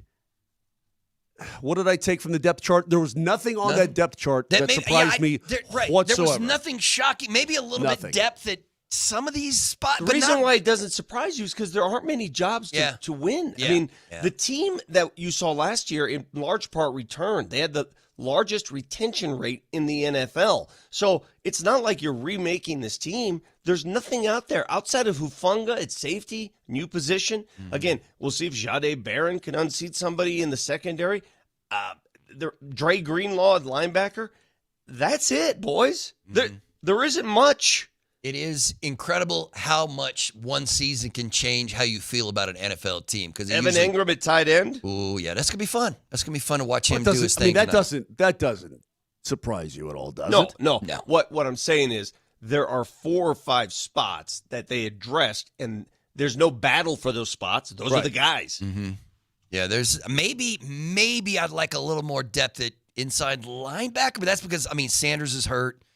And Greenlaw's out, right? Well, he practiced this week. I wonder if he actually plays in this game coming off that scare last week. I don't know. Yeah. I don't know what you do with Greenlaw. I wouldn't touch him. I'd keep him in bubble wrap until the season opener. Personally. I would too. But don't you think that he and Hufanga, don't you think that it's going to be kind of weird for them to be in Santa Clara? Oh, sure. Going against their former team and that kind of thing? I mentioned that I hadn't realized until this morning that this is where the Super Bowl is played. On February 8th, 2026, Super Bowl 60 goes down there in San Francisco at Levi Stadium. Wow. And I'm wondering what the odds are that the Broncos are right back there. Well, they played in the Super Bowl there before. Yeah, 10 years ago they won that thing there. I remember standing on that field when the final seconds were coming off, and right to my left was Shaquille O'Neal. Really? Yeah, he made his way onto the field, and he's the largest human being you'll ever see in person. And I'm like, why is Shaq here at the Super Bowl? What's going on there? Yeah. You know what? He was there. I just, on this date. You know where he's going to be this fall a lot? I don't know. Hank, ESPN's campus here in Denver doing Sacramento, California. That's right. His son plays for the. Going to play for Sac State. Mike Bibby. That's right. I forgot about that. You know what? Today, back in 1992. Shaquille O'Neal signed with the Orlando Magic after being selected number 1 overall. So that's how 1992 was Shaq's rookie. 33 years ago. That's weird. Yeah. Now he's doing whatever he is. Programming note. Yeah. Tomorrow on the show, we're going to visit with SportsCenter anchor Gary Struski, who is it Streisky? It's Streisky. He's done really well. He and Randy Scott, they co-anchor a lot of those SportsCenter He's shows. a Denver dude. Yeah, I know. He's from here. And I think their combo, those two are my favorite SportsCenter anchors today. Oh, really? They're the closest to the olden days, I guess. With Patrick and Oberman? They're the closest that they get. There's no other combo on SportsCenter that I enjoy like Randy and Gary. And SportsCenter's doing that 50 states in 50 days. They're sending Gary to Denver, his hometown, Colorado, on Saturday. So we'll visit with him tomorrow. All right. That should be interesting because they are doing some interesting things I'm when off they're tomorrow, on their so I don't tours. give a dang. Oh, well, good. Hey, we called out the Bananas who are in town this weekend. You got an email back there, Mr. Nelson? Tell me what you got. Yeah, so I actually did get the PR people to get back to me, and while we are not able to secure the gentleman in the yellow tux, if we'd like, we can speak to the head coach of the Bananas tomorrow. His name is Tyler Gillum. They have a coach? They do, yes. First of all, it's a manager, right? It's not a coach. Yeah, it's a skipper. In the email, they did call him the head coach of the Savannah the fact Bananas. that they called him head coach that's all right. We're out. No, we're out. Isn't he also? He's also like part owner or something. Like, didn't he start the Bananas or something? I don't know. Like, I have no idea. When did the Savannah Bananas even become a thing? Yellow Tux Jesse started the Bananas. He's the guy that I wanted on the show. Oh, okay. But no, you know what, Nelly? I think it's a hard pass. I think we'll have Gary. Did you already respond? I did not actually. Okay. I asked you guys yesterday in the group chat if you wanted to confirm this interview or not, and I didn't even get a ha the best. I got nothing. Well, I didn't like the reaction yesterday when we requested some interviews. So we'll go with Streisky, who's going to be at that game on SportsCenter. So we're good. You guys agree? Moser, you don't care. You're not going to be here. I couldn't give a reply. I'm here for it. I want to see what he does for. Look. I'm. Am I? What are you doing tomorrow? Why are you taking tomorrow off? Where are you going? Yeah, what are you doing? I know. You're probably going to, what, you going to do like a 100-mile run? You got an ultramarathon? Oh, no. You got a 10K? Are you going to swim like the English Channel? What are you doing tomorrow? What endeavor are you going to partake in tomorrow to take the day off? Right. HIPAA, sucker. That's what I thought. Oh, man. Because if I tell you, you're just going to beat me up. I know exactly. No. I already know what it is. I promise I gotta help my wife take all of her art exhibits into the car. You're taking the day off just to. Okay, listen. Nah, you're right. I ain't gonna say it. I ain't gonna say it. Yeah. My wife has an art exhibit and she needs help moving everything. She's a grown woman, man. She has her own life. Let her live it. Let her live it. Stop taking time. Well, you know what? You're just a fetch boy. That's what you are. You know Hey, fetch boy. I have to. You know what? I have to appreciate the true love that you share with your lovely wife. Trout pond. Trout pond. I have to, like, I'm going to die alone. I have to appreciate what you're doing. Pond. Yeah, you're going to die alone in a ditch. We have an art exhibit, and I'm in charge of all the pastels. We got our first preseason game on Saturday, and you're just bailing out to do I'll be back on bit. Monday. I'll recap it. Right, ain't nobody previewing any preseason crap. All right. Well, I mean, we got the depth chart. We don't even know who's going to play yet. But training camp coverage. Oh, go ahead. I don't want to be known as the anti-banana guy, but I'm sort of anti-banana, and I'll leave it at that. You just don't like fun. You're anti-fun is what you are. Training camp coverage on Altitude Sports Radio is powered by Ramos Law, the official injury law firm partner of Broncos Country. We got an incredible story to tell you about you next.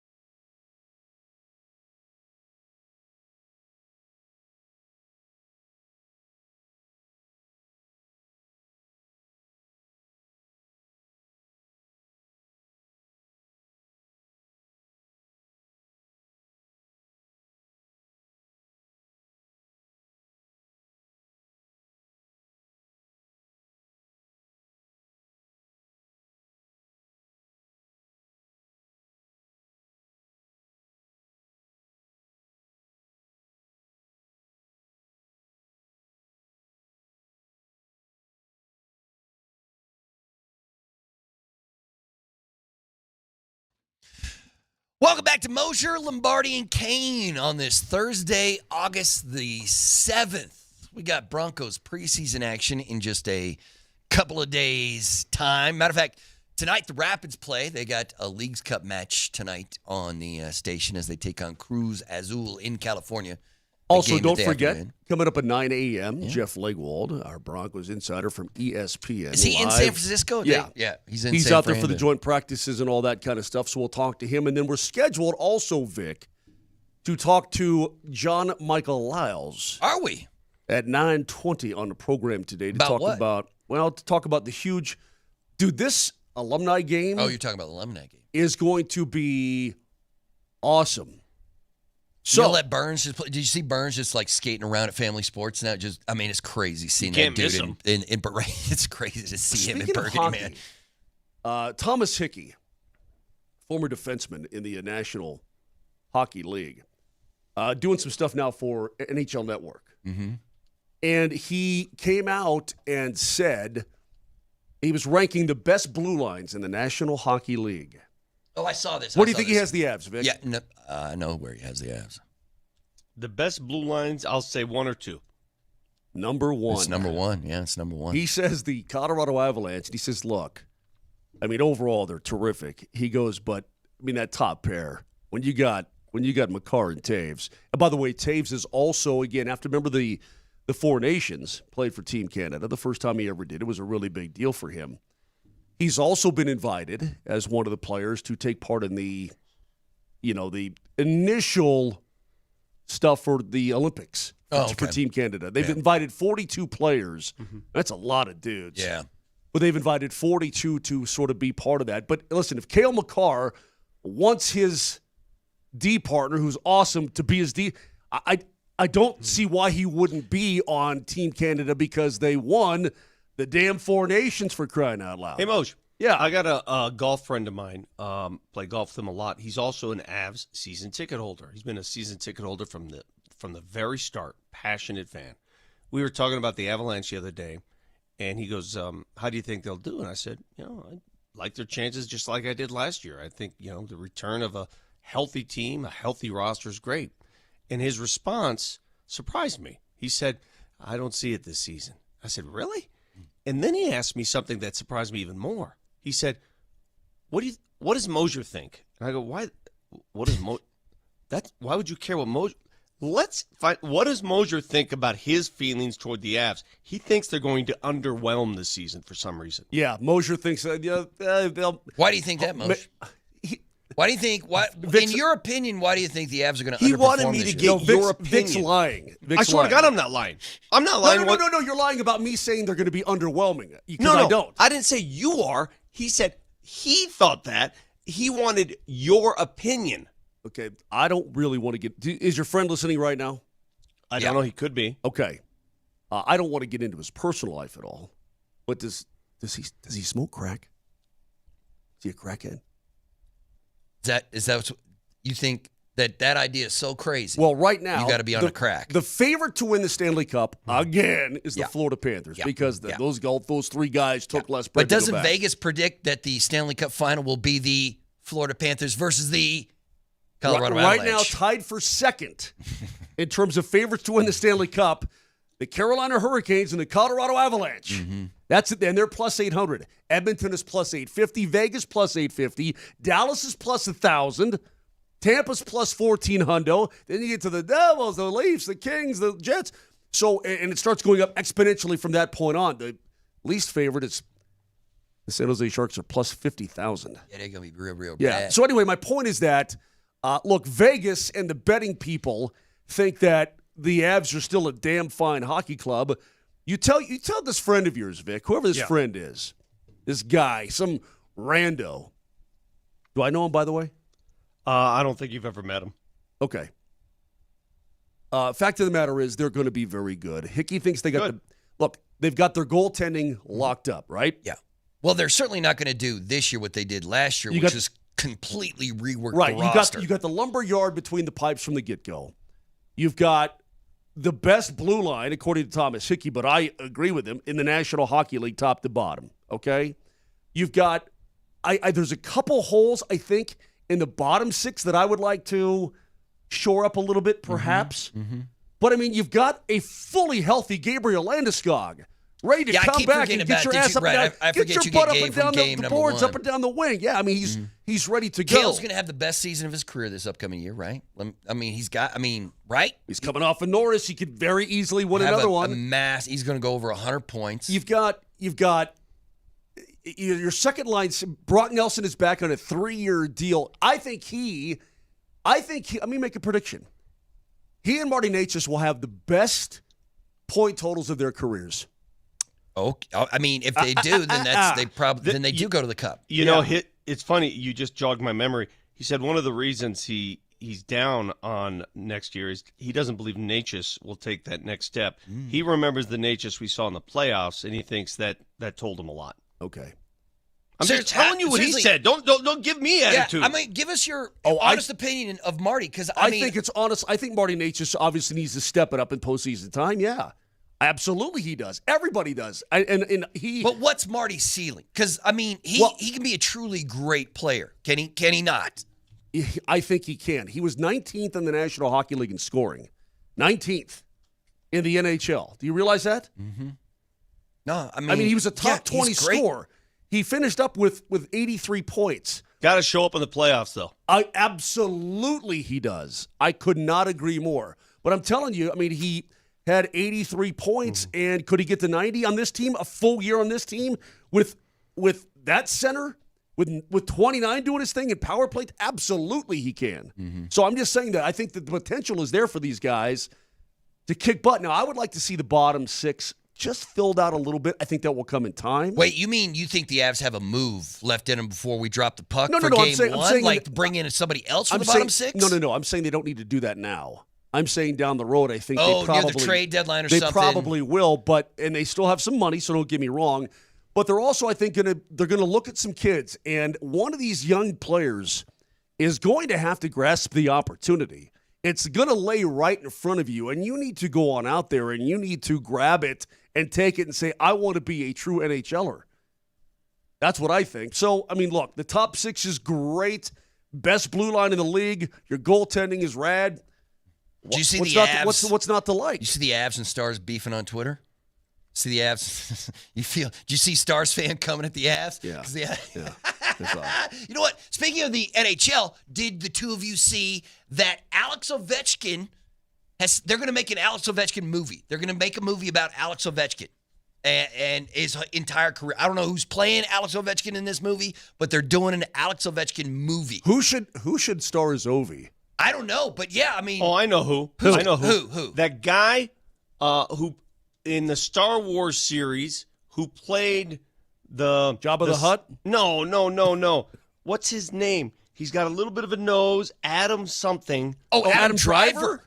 You want Adam Driver to be Alex Ovechkin? Yes. He doesn't. No, dude. He's the but body he's a type. hell of an actor. He's a former Marine. You could strap some skates on him and put him out there on the ice. Yeah, he is a former Marine. So I'm sure he's got the toughness for it. Did you know that Adam Driver was in the Marines? I did not know that. Yeah. He was. And Rob Riggle was in the Army. Yeah. Dude, Adam Driver, a younger Ovechkin, he would play a. They're doing his Ovechkin. life story, basically. You know, a movie about the life story of Alex Ovechkin becoming the goals. Like, what's up, Ovi? Yeah, that looks like that's a young Ovi right there. Come on. I mean, you're gonna have to find somebody a little bit younger, right? Like, you can't put Matthew McConaughey in a Washington sweater and be like, "Play Ovi, bro." Yeah, right. Tom Hardy's too old now. I feel like if you're gonna make a movie about any current Avs player, it's got to be McKinnon, right? Because that would have some juice to that movie. There'd be some drama to that movie because Nathan McKinnon's got an edge to him that some Avs players do not, right? Well, Landeskog already has a movie. Oh, that's true. It's out in right. 6 series. There's not 6 episodes. And there's not that many actors pretty enough to play Gabe, right? In an actual movie. There's plenty you can play Ovi. Yeah, Ovi's and Gabe too, but Ovi's a thick guy. Driver's a tall, skinny guy. Ovi is a thick guy. He's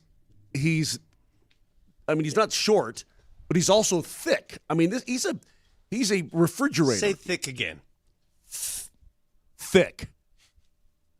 Anyway. He's thicker than a Snickers. Yeah. So, yeah, either way. You got Alex Ovechkin movie. So you tell your out. friend, you tell your buddy just to pipe everything's down. going to be all right? All right, so in out. conclusion, Mark says, don't worry, Don't calm worry. down. They're going to be very, very Right. In fact, we'll even ask Johnny Lyles at 9:20, but Riker feels the same way. I mean, they're going to be really good, dude, Okay. and we'll see. I want to get back to the Broncos, though, guys, because, again, preseason game 1 is coming up on Saturday night.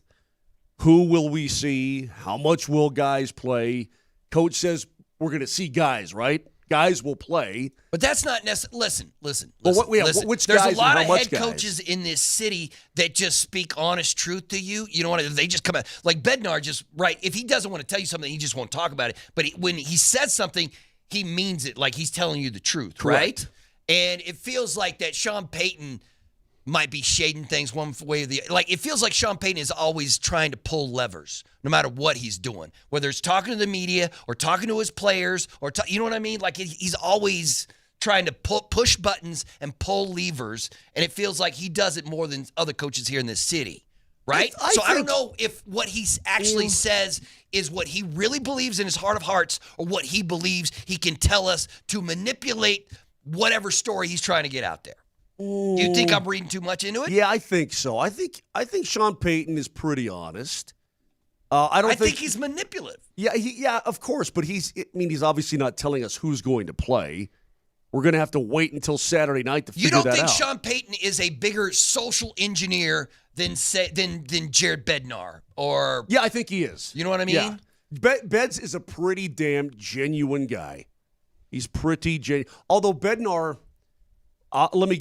He is way more sly.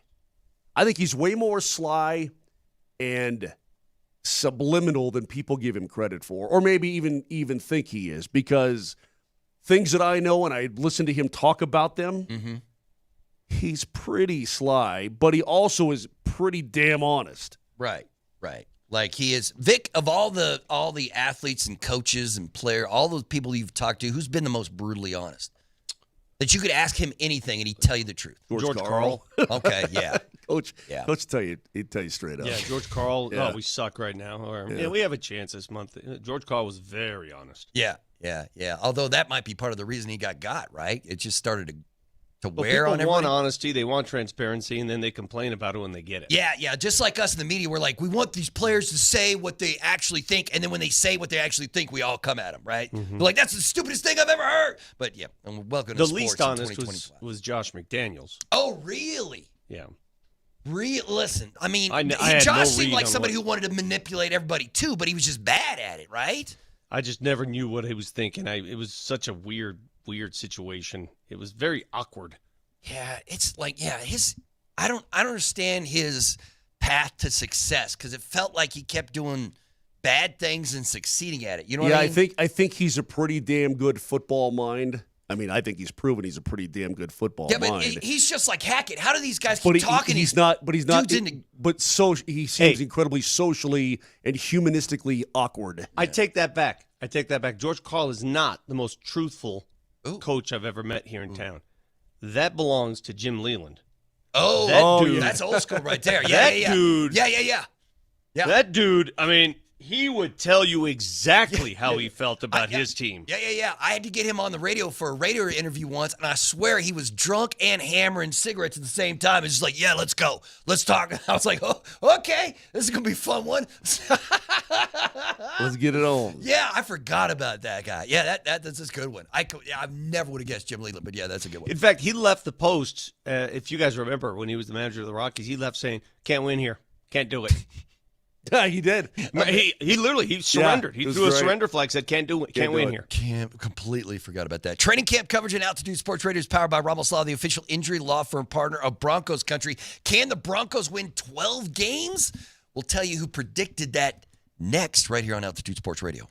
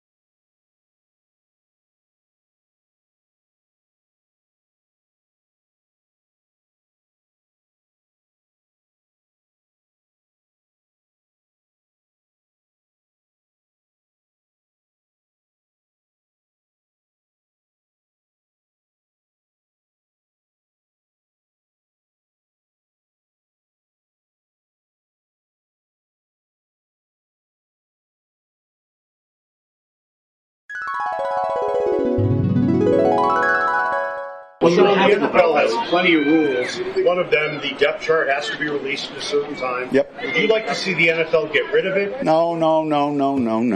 Come on. No. We just released the depth chart yesterday. All good. I just didn't spend a lot of time on it. Well, what's the purpose of doing it? Ask them. I mean, I think for every game, I think it's important there's a depth chart. It's a starting point. I just didn't want to make a big deal over the rookies all being at the end of the line. And you guys went into a tizzy. So, all right, they're all at the end of the line, and obviously that'll change. I didn't know that's where the no came. I didn't realize. That's 1 year ago, last year. Yeah, I did not realize that's where we got that no. Although Sean does like to say that's that. That's our boy Eric Goodman asking the question, and it's funny because his response to that question can be applied today. You know, the depth chart that we went through earlier, all the rookies are denoted last in the depth chart. They're whoever you are, Jahdae Barron, RJ Harvey, you're last until you're first. Why do people get so hot and bothered about a depth chart? Why don't these teams take these depth charts seriously from the get-go? Well, they do. You know I mean, I think when I look at the Broncos depth chart. No, that's not a serious depth chart. Well, I mean, it is, but you know what I mean? Like, that's. Well, what's the purpose of doing it? Yeah, they're message sending with this stuff. No, I think, look, people who get hot and bothered about it, it's something to talk about.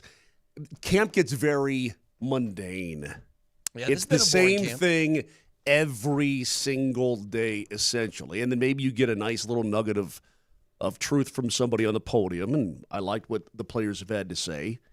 I mean, certainly the Cortland Sutton contract and the Zach Allen, that's really cool. That's good. But it's mundane. So anytime you get a depth chart, oh, my God, let's break this mod down. Well, it doesn't really matter. I care about the depth chart in the week leading up to the first game against the Tennessee Titans, Vic. That's when I care who's doing what. And by the way, and it's all just has to do with the rookies, there's not one other thing on that, quote, depth chart that surprises me at all. Nothing. That's so funny you say that. And that's the one thing that's missing from this camp. And when I say missing, I don't actually miss it. It's just not there. There's no real competition. Yeah. I mean, nothing. Evan Engram is the tight end. Dre Greenlaw was brought in to be the starting inside linebacker. Mm-hmm. They've got position players that they brought in specifically to fit those needs, and nobody's changing there. Give me a position battle that would surprise you. Give me one. The sixth wide receiver on the depth chart? If Trent Sherfield somehow got major snaps or something like that, I guess that would surprise me. But Troy Franklin's doing his thing. You've already got Sutton, Mims, and Vele doing their thing. Mm-hmm. Pat Bryant was a third-rounder, so he's sticking around. Yeah, maybe you've Joaquin already got Davis. 5 guys locked up, right? There's 5 guys at the wide receiver position who are making his team. So that you give me one more? One more, that's it. Sherfield or Davis, they'll end up being on a practice squad. One will be on the active, one will be on a practice squad. I guess, Vic, the only surprise I would have, and it's not even really a surprise, but where Jaleel is listed in the running back rotation. Is that fair? As the second guy? Yeah, I mean, ahead of Estime, ahead of Bidet. Obviously, Harvey is that guy. He's going to move up to that spot, but that's where they have Jaleel right now, as if to say, we like what he's doing, and he's a different back than all the other backs. What do you think the Broncos coaching staff is going to be focused on Saturday night? What do you think Sean Payton wants to see out of this game? Is there any decisions going to be made? I've said it all week. I said the focus should be on the run game this entire preseason. Establishing the run game, which is hard to do because in the preseason, the practice today could indicate a lot of what they'll work on Saturday. Like sometimes these practices and these joint sessions, they're more physical than the game. Depends what we see. I think they have to establish a competent run game because last season at times was incompetent. Would you guys agree? Yes. Oh, there's no doubt about it. Yes. I mean, they couldn't. That's why Bo Nix. It's part of the reason why Bo Nix had such a good rookie year at the quarterback spot, yards-wise and so on, is because they threw the football a lot. Mm-hmm. And it wasn't all downfield shots. I mean, that one pass most of it wasn't downfield shots. No, it's check down Charlie City. So you're talking about very efficient. The reason Bo Nix didn't take a lot of sacks is because he's not in the 7-step drop. He's a ton of swing passes and screens and little dumps over the middle, that sort of thing. We're not talking about a guy who's standing back in the pocket, waiting for the play to develop, and then going up top. Look, we're watching highlights from last year. Yeah. Bert, when you're watching some of these highlights, what are you seeing out of these quarterbacks? I mean, listen, we've seen some pretty good quarterbacks at the highlights they've been throwing up here. When you see these guys are chucking it over the secondary. That's like, well, you said you finally watched Hard Knocks last night after doing us dirty the night before. And Hard Knocks if you're a Buffalo Bills fan, Hard Knocks manipulated you emotionally because they started the show and then they showed the 4 Super Bowl losses from the 90s. Against, you know what I'm talking about? Then they showed the Bills getting or losing to the Chiefs last year in the playoffs. But then they did an entire highlight package of Josh Allen just tearing up the league last year and winning that MVP. And if you're a Bills fan, how do you feel about that? You're like, that's the lowest moments in our franchise history, but look at Josh go. Right. Look at that dude go. No doubt about it, and he'll throw the ball all over the field, and he did it in that first episode. But I'm looking for more of that out of Bo Nix this year, Vic. But you're not going to see that in a preseason game, right? But what I'm saying, whatever Peyton has put in these new wrinkles in the offense, we're not going to see that on Saturday. No, what I'm saying is that if you establish a running game, this gets back to Vic's point. If you establish a running game, it is going to open up more of the damn field for number 10, and he can, I think, be even better. And it may not even work Saturday night. They may run the ball and not gain anything, but you have to start somewhere. You have to it's got to be molded into that line and backfield how to run the ball, where to run it. I mean, what kind of run game do you want to see? What do you guys want to see?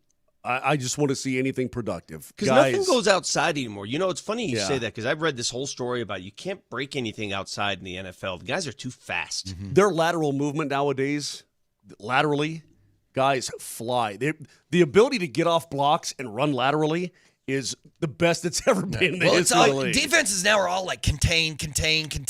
Like Vance Joseph was saying, what's going to make the Broncos defense truly great is that consistency and not giving up any of those big plays, like keeping those plays, contained. The biggest difference between the National Football League and every other level of football is this. When you go watch a high school game or even a college game, you'll see that play where, I don't know how you get it to them, but the quarterback will pitch it out to the tailback, maybe an option, maybe an outside handoff, whatever. And then that runner will beat everybody to the corner and gain 30 yards. Mm-hmm. How often do you see that in the National Football League? Never. It's so rare. It's just too much speed. Guys are so freaking fast. It was Mad Max, who got injured for the Bills, but that dude ran a 4.2 at the combine. Yeah, that's 4.29. Yeah, it was that's crazy. Stupid speed. Hey, are you talking about the cornerback, right? Yeah. Hey, you brought up that somebody predicted the Broncos would get the 12 wins. Yep. And I know where it came from. And I will say this. The USA Today, I don't know any publication that's higher on the Denver Broncos. They simulated all 272 regular season games. I don't know that anybody is more high on the Broncos than Colin Cowherd. Yeah, he loves because he's Sean Payton. Buddies with Sean Payton. But the USA Today, in terms of loves the Broncos, script writers, rags, they love these guys. They love Dion too. They're always doing articles about CU, but they have the Broncos. There are only 2 teams that have more wins than the Broncos, according to USA Today, and that's the Ravens and the Bills. They have the Broncos winning 12 games and winning the AFC West. They have them going 12-5 and winning the AFC West, although they have the Chiefs at 11-6, and they said that the 2 games that the Broncos and Chiefs play this season are probably the winners of those games are going to decide who wins the AFC West. And you know what I mean? That game where the Chiefs come here. In the first game, the Chiefs come to Denver, but the Chiefs have a bye the week before. So they have 2 weeks to prepare for the Bronx. And then their last game is the Christmas night game in Kansas City, which is going to have all the hype in the world. I don't like that both of those KC games are so late in the season. Yeah. Yeah. You'd prefer one early? I'd like it mixed up a little bit. Okay. Only because when they're that close together, like if a player's injured and misses both, right? Yeah. I wish one was earlier in the year. But it could work that way. It could work that way in your favor too. Of course it can. I guess you don't know. I think that 12 wins. I was looking 12 wins, man. I was looking at the power rankings as well, and that comes from Nate Adams. And I think Nate Adams is a pretty good writer, and I think he's a pretty good football guy. Nate Adams, Nate Davis. I think he's a pretty good football guy. He has the Denver Broncos currently in power rankings 8th. Yeah, it's in crazy. the National Football But then I also League. saw ESPN ranked the top 10 offensive players at each position. The Broncos didn't have a single player in any of those positions. But it's because of their defense. The 7th overall defense, last season is going to be even better this year. And I think that people recognize how good that D is. He's got him ahead, and last year they were 13th going into the season. He's got him ahead of the Detroit Lions of all teams. He's got him ahead of Pittsburgh with Aaron, and that's rightfully so. Niners, Cardinals, Bucks, Houston. He's got the Chargers at 15. Yeah. USA predicted the Chargers to win 9 games. They were like, they just don't have that special talent on offense and defense if it's not named Herbert. You know what I mean? Well, yeah, but the name Herbert's pretty damn good. Yeah. Hey, yesterday we reported how the NFL is banning smelling salts, which is not entirely true. Right, They're not I banning saw them. that. They're just not going to pay for them anymore. So if a player wants to show up at the game with a pocket full of smelling salts, they can call Moser. Moser, you have a case at home, right? I'll hook you up. But isn't that crazy? Hey, we're not going to do it, but if you want to bring your own, you can. Liability, man. Is that what it is? Yeah, it's all about appearance. If an NFL team is handing some dude who's concussed smelling salts, they're liable. If that dude brings his own salts to the game, it's like, I guess it's like handing out Copenhagen. If you bring your own, you're good. Let me be honest about that. That is this. some CYA nonsense. It kind of is. But if they were trying to ban smelling salts, well, they said all club personnel as well. It's really weird. But if they were trying to ban them, period, the amount of black market contraband smelling salts inside of a locker room and on the sideline. I don't know. Was it the and then what are you going to do? Get investigators? Well, who snuck the smelling salts onto the sideline and all that? Because players are not going to give them up. But it's so I promise you they're not going to give them up. Yeah, I know, and I'm sure they're going to bring their. So if George Kittle wants to bring his own, pallet of smelling salts to the sideline, he can still do it. But it's just the league ain't paying for it. If Bo Nix brings his own smelling salt to the game, but then Sean Payton uses it, is that illegal? Because it's not, you know what I mean? Like, it's just dumb. Yeah, it's just weird. I understand what they're trying to do. Yeah, they're doing a CYA. They don't want guys, concussion protocol to be sniffing salt. But what if a guy gets banged up and he says, "Give me a salt," but it was brought to the sideline. Well, I guess the league can always say it wasn't us. It wasn't us. You can't sue us. Minutia when it comes to this stuff, It but I really get it. It's millions of dollars in lawsuit money. But either way, the Altitude Sports Radio YouTube page is your video home base for all things 92.5. Subscribe so you don't miss a thing, including the Altitude Daily, a daily recap of the best stuff you can't miss from the best shows in Denver. Search Altitude Sports Radio on YouTube and subscribe today. Moser has some breaking news for you next, right here on Altitude Sports Radio. No, I don't.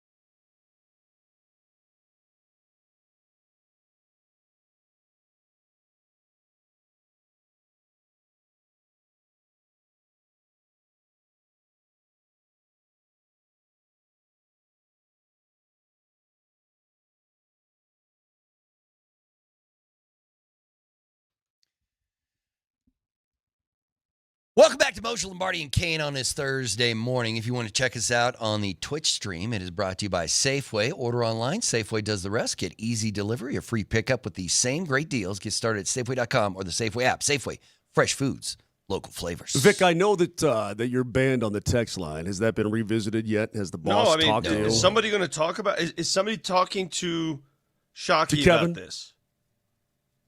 Well, breaking news is that Vic is back on the text line. I am? No, you're not. I'm lying. No, he's still Bert Nolly banned. was lying before. He's still banned. I don't have any breaking news, but I do have something. I do. I mean, it's not really breaking news. news. Nelly, you should be. Nelly, can you send that message, please, and get me back on the text line? I think Kevin's not going to listen. I think our boss probably knows what's up. Well, you better ask him then. You're my go-between. I don't talk to him. You do. I will say this: I'll send him a raven, Vic. Perfect. You are on the Twitch though, and I've noticed lately. Yeah, if you want to see what Moser's face, well, I guess most people know what your face looks like. Yeah, or go to How long YouTube. have you been doing TV, man? When'd you leave us from radio? How long have you been doing the TV thing now? 2018, but I was doing TV stuff before that. I mean, just a lot. But I will say this: Vic sees the Twitch feed, and it's always kind of been this way. But I don't know. Maybe it's the time of year. Maybe it's the heat. It's like 95 degrees yesterday. People are getting a little mouthy. Moj. People are getting a little mouthy. You know on Twitch. what can happen either today or tomorrow? You know what can happen? Hottest day in the history of this city. Really? You know what the hottest temperature in the history of Denver, Colorado is? 100? 105. 105. And we could break that either today or tomorrow. At least one of the local news weather people are saying that. We hit 106, brother, tomorrow. That's I think, pretty hot, dude. I don't even want to. But anyway, my bad. Sorry to interrupt. Go ahead. I don't even want what to think about saying? that. I was going to say this. Did you guys see the comments of Davante Adams, the wide receiver for the Los Yeah, he's not sure Angeles Travis. Rams? He's not sure anybody can do what Travis is going to try to. I just read an article about how the Jags are handling Travis at practice.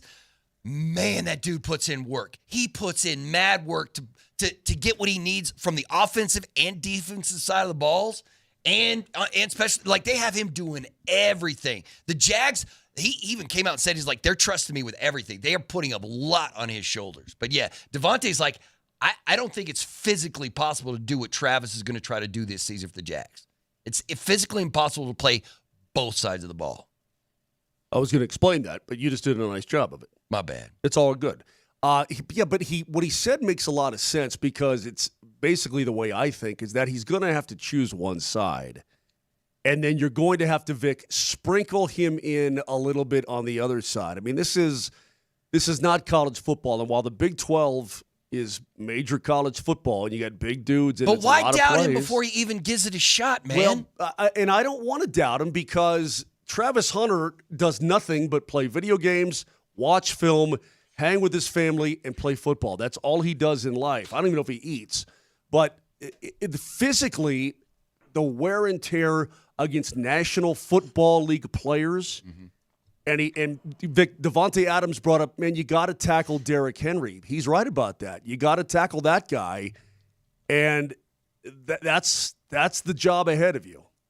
So he thinks what? That he's not going to be as good as indicated, or that he's going to rely on one position solely? Well, no, he's going to have to pick one. Yeah, he says if he tries to play both ways, he says the game will drop off on both sides of the ball, gotcha. and he's going to get hurt because we'll find out. Mm-hmm. He is slight. His body's a pretty slight body, so we'll see. Mm-hmm. We'll see. He's going to get. Where do you think he'll see more physicality, on the defensive end or the offensive end? Offensive, right? Because if you press him at the line, right? Because he's not the biggest guy, so you smack him as soon as he comes off the line. You try to mess up the route, right? But I mean, Travis doesn't shy away from contact. He didn't at CU. He's probably not going to do it in the NFL. Here's what he said. There's just a lot of mileage, man, and I don't know how long. I'm not even concerned so much if he can do it over the course of a game or a season. It's more like how long is his career going to be if he's playing that many snaps? Because all you're doing is doubling your risk for injury, one, and I don't wish any of that on him. I hope that he can play an injury-free season and go ball out, but I mean, it's just the reality. The more you're on the field, I mean, it's already a 100% injury guarantee. Is there a guy in the NFL, Vic, that does not get injured? You're always going to have an injury of some sort. Yeah. Always. You know who looks like he should never get injured? Because I saw him talk. He was talking about Shedeur with his shirt off yesterday, and I'm like, that is just is Myles Garrett. And I was like, how does somebody that big ever gets hurt? Because what did he say about Shedeur? He really likes him. He really. Although I have a quote. We'll find out tomorrow night. Here's a quote, Vic, from the local CBS reporter there in Cleveland, because all the talk is that Shedeur's getting his start because everybody's banged up, and I'm it's crazy how excited I am to watch Shedeur play the Cleveland Browns. But here's the quote, Vic, and you tell me what you think about this. Here's what this CBS reporter thinks about about what's going on in Cleveland. The reporter said that Shedeur has to have the greatest preseason game in preseason football history to kind of change the perception of the Browns coaches. That's cool, Carl. That's a fairly harsh statement where, like, the point he was making is that Shedeur has looked better in practice than Dillon Gabriel and some of these quarterbacks, and the only thing that it has earned him is more reps with the third and fourth string. Like, they're like, whatever, he looks good, we don't care. Four-string quarterback, go on out there, man. He's going to have to look amazing. But that puts pressure on Shedeur, right? Then you're pressing the whole game. If you're like, you have to be great in a preseason game. That's very interesting if the die is already cast, what are we doing? Yeah. Why are they going through the motions? If the coaches already feel that, if they're abundantly convinced that he's not going to be the guy, what are we doing? Yeah. Let me rewind you a little bit because, again, you're on that coffee thing, aren't you? Man, unlimited coffee is the best. I love it. Okay, because you are freaking out again today. It's like you smelling salted and coffeeed. Rewind that. This local CBS reporter said that Shedeur has to have the best preseason game in history to do what? To change the coaches' minds is basically what he said. But who did he say has looked the best in camp? No, he said that Shedeur has looked better than Dillon Gabriel in camp, but it hasn't changed the amount of reps that Shedeur has got in camp. Okay. So it hasn't mattered how good Shedeur's looked. He's just still playing with the 3s and 4s. This is a very slippery slope for the Cleveland Browns, for the coaching staff, for everybody. And I don't care about Haslam and what his thoughts are. It's his team. But the players know, Vic. Players know who can play and who can't play. Players know who they can win with and who they cannot win with, right? Sure. And if you've got number 12 balling out, the questions will go around the room. Hey, man, why? What are we doing with this guy? Why isn't it this? You see what I'm saying? Mm-hmm. That's one way to screw up the internals of a football team is to not play the guys who are the best players. The suggestion there in Cleveland from this reporter was that maybe that's the only way Shedeur changes his situation is that if he wins over the locker room with his play, and then at that point it doesn't matter what the coaches think because you've won over the team. And then maybe that changes the view of the coaching staff. I don't know. It's a bad situation. I mean, does anybody think it's a good situation for Shedeur there in Cleveland? Or Cleveland in general, man. I don't know what they're doing with that QB situation. None whatsoever. Well, if he has a great game tomorrow night, it can only help his cause. If he sucks, then, it's pretty much what they've been saying all along. I don't care about Cleveland. I care about Shedeur and Trav, but I don't really care. I care about Shedeur. I mean, you think that there's pressure on him to go on out and ball out and be crazy and so on, right? And so and not forth. Just be good and solid, but throw 4 touchdowns or whatever nonsense that he wants. But I don't think he's built that way. Maybe he feels a little bit of it because he realizes he's not been getting the snaps with the top 2 units in practice. Maybe he does feel that way a little bit, but I will say that he's always been a guy to me that is confident in his own abilities, and he's confident, in what he can do in any situation. So I don't know that he feels all this internal pressure. I think he drives himself anyway. I mean, it's not like he wasn't a driven quarterback at Colorado, Vic. He played through a lot of pain and a lot of sacks and a lot of stuff. Yeah, I visited with a bunch of CU alum last night after our tennis session. All passionate CU guys, man. They go to every game. They tailgate. They go to every game. But hold on a second. You had a tennis session with a bunch of CU honks? They were there, and I was talking to a bunch of them. And one thing wait, why aren't you making birdies while you playing tennis? What time? I did both yesterday. Oh, what happened to the pickleball obsession? I thought you were going to be the new king of the pickleball court. Was that last year? What are you talking about? I thought that was you. Your brother turned his pickleball court or his basketball court into a pickleball court. Did he Nobody really? plays pickleball there anymore. Oh, it got shut down. Elderly people. Okay, copy. Okay, go ahead. If you play pickleball, you're either elderly or want to be. Okay, so you're Tennis talking is for the athletes. You're talking to these CU honks. Anyway, and we're talking about Shador and Dion, and they love it, and they all agree to a guy, every single one of them, completely aghast at the retirement of those jerseys when they did it. Not ticked off about it. So it's not just us. It's not just, boomer. It's the alumni. Okay, boomer. It's the alumni that are mad about it. And not the most recent alumni, the long-time alumni. Shouldn't have happened. Yeah. It's still a mistake. But at the same time, it's silly when you think people about are making a mountain out of a molehill. Like, I don't think, right, you're like, this is dumb. He Well, probably shouldn't have it may be had a molehill to you. It's not a molehill to players who won those national championship on the national championship team. Yeah, I hear a lot of them players talk about it. who went to the Big 12 title game. But why do they care, Vic? Why do you think they care? Somebody who was successful at CU 30 years ago, Because why do they it care? smacks of nepotism. That's why. Well, it was nepotism. Yeah, but because it's undeserving. That's why. Okay. All right. Yeah, I get it, but I don't understand. It doesn't affect their, just like how you don't care that the Rockies suck. Why do they care that Shadur's getting love from the current CU administration or whatever? You know what I mean? Because it's not. It makes everything a sideshow. That's why it shouldn't have happened. And the more I think about it, how what are we? 4 months removed? Yeah. What the hell are they thinking? Didn't CU just tweeted out a picture of the retirement, right? They had Travis and Shadur. They have it's up there somewhere in Boulder. They have a special room with it when they have the picture and I saw really? The tweet. Yeah. That's I wonder what the response was to that tweet from fans. I don't when know. They were pointed out.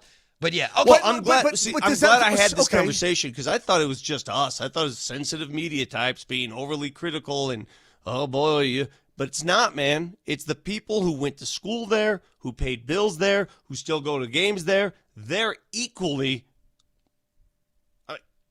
upset's not the word. Like, what is this? Do you think? I think when you save a program, I think it's silly as well, Vic. Let me be on record. I think it's silly as well. Way too soon. Travis Hunter's a Heisman Trophy winner, so I can see that. I can't see Shador. That's me personally. But I think it's also important to keep in mind that that program was saved. They probably would be, but I can't guarantee you that CU would be in the Big 12 without Coach Prime. 100%. They look what's going on with Oregon State and Washington State right now. They are in no man's land. They are in an abyss. Said is fact. They are in an absolute abyss. So when you do that, Vic, you can kind of do what you want to do as far as I'm concerned. No, you can't. Everything you said is fact. Prime saved the program. He changed the program because the administration was going down a weird road. Where they were talking about banning the damn game. And he comes in and changes everything and injected a sense of belonging, a spark, a fuel. That's all Prime. Doesn't mean his kid has his number retired the moment he's done. That's just dumb. Do you think there was any pushback at all when they were like, hey, you know what we should do? I don't think right now you can push back on Prime because of what he's done. Right, because we haven't talked about CU football in the last 30 years in this city. Well, we have a lot. I mean, hell, I went to the damn Alamo Bowl in 2020. But the point I'm trying to get at, you had people, and we had them on the program. You had a regent who was trying to get rid of football. Trying to get rid of the program and turn Folsom Field into a giant frog terrarium or something like that. I forget what it was. Or you don't believe. Maybe not that guy, but this guy genuinely was trying. He's not a regent anymore. He was trying to get rid of football, which is it's almost inconceivable to think about that. So but all of this, I don't know what it has to do with him either making it with the Cleveland Browns or not. Do you think that Shador Sanders will have a National Football League career, Vic? I don't know. From what I could see watching him play, I always felt he was an NFL quarterback. Then what's the holdup here? What's the holdback? I don't know, but is there's it something attitude? there that I mean, how can you be last on the depth chart with the likes of Dylan Gabriel? I don't How is know. that possible? I don't know. Here's what I do know. The guy has talent. We saw it. He's got arm talent, head talent, leg talent. He's got toughness. He's got all of that. Now, maybe he takes too many sacks. Maybe he pats the football. That's not why he dropped the fifth round, though, right? It's because he took too many sacks. That's some kind of weird I don't thing. know. The guy's got talent. We'll see if it comes through at the National Football League level. If I owned a team, I'd want to try. If you were putting money on it, though, if you had to bet the farm, well, I'm not. I mean, whether or not he'd have a 10-year NFL career, I would try to develop him. That's what I would do. You cannot tell me he's not better than Dylan Gabriel. Give me a break. Yeah. And the reports are he's looked better than Gabriel, and the coaching staff there in Cleveland's like, we don't care. We're going to keep Well, that might be in front of him. When you have the team owner come out last week and say, I didn't pick this guy. He ain't my guy. Yeah. I mean, that's all on the GM. Yeah, that's weird. I mean, it's really weird. So who knows what's coming down from upstairs? Mm-hmm. Who knows what they're saying to the coaching staff in terms of, I mean, Vic, how many owners get involved with decisions like that or hint? Right. Well, Jerry certainly does because he's the GM. A lot of them, though. I mean, in Hard Knocks, it was Pegula was on the sidelines talking to McDermott, right? Or he was talking to Sean like Pegula. Is it Pegula? Is it Pegula? Right? Yeah. Would you call him Peliga? Pegula? Pegula? Is that what it is? Pegula. Yeah. And he was on the sidelines, and he was asking the coach, like, whoa, right? He was asking about tight ends or different positions on the field just to be like, so what's going on, Sean? What do you think? Oh, he wasn't giving any suggestions. He wasn't like Terry Pegula was asking about the secondary, I think. Okay, it was secondary. That's what set up the Mad Max conversation. Oh, right. They were talking about Mad Max, right? But this was before he got hurt, before he did whatever. And then the GM's out there talking to Thurman Thomas. Yeah, and Thurman Thomas was giving his opinion on everything. Thurman was not shy. He was telling him everything that he was. Yeah. But I mean, that's an all-time great. And they had Thurman address the team and everything. It was fun. All right, we got to dive into some of the numbers from this preseason game coming up as the Broncos and Niners go at it today. And on Saturday night, we'll talk about it next right here on Altitude Sports Radio.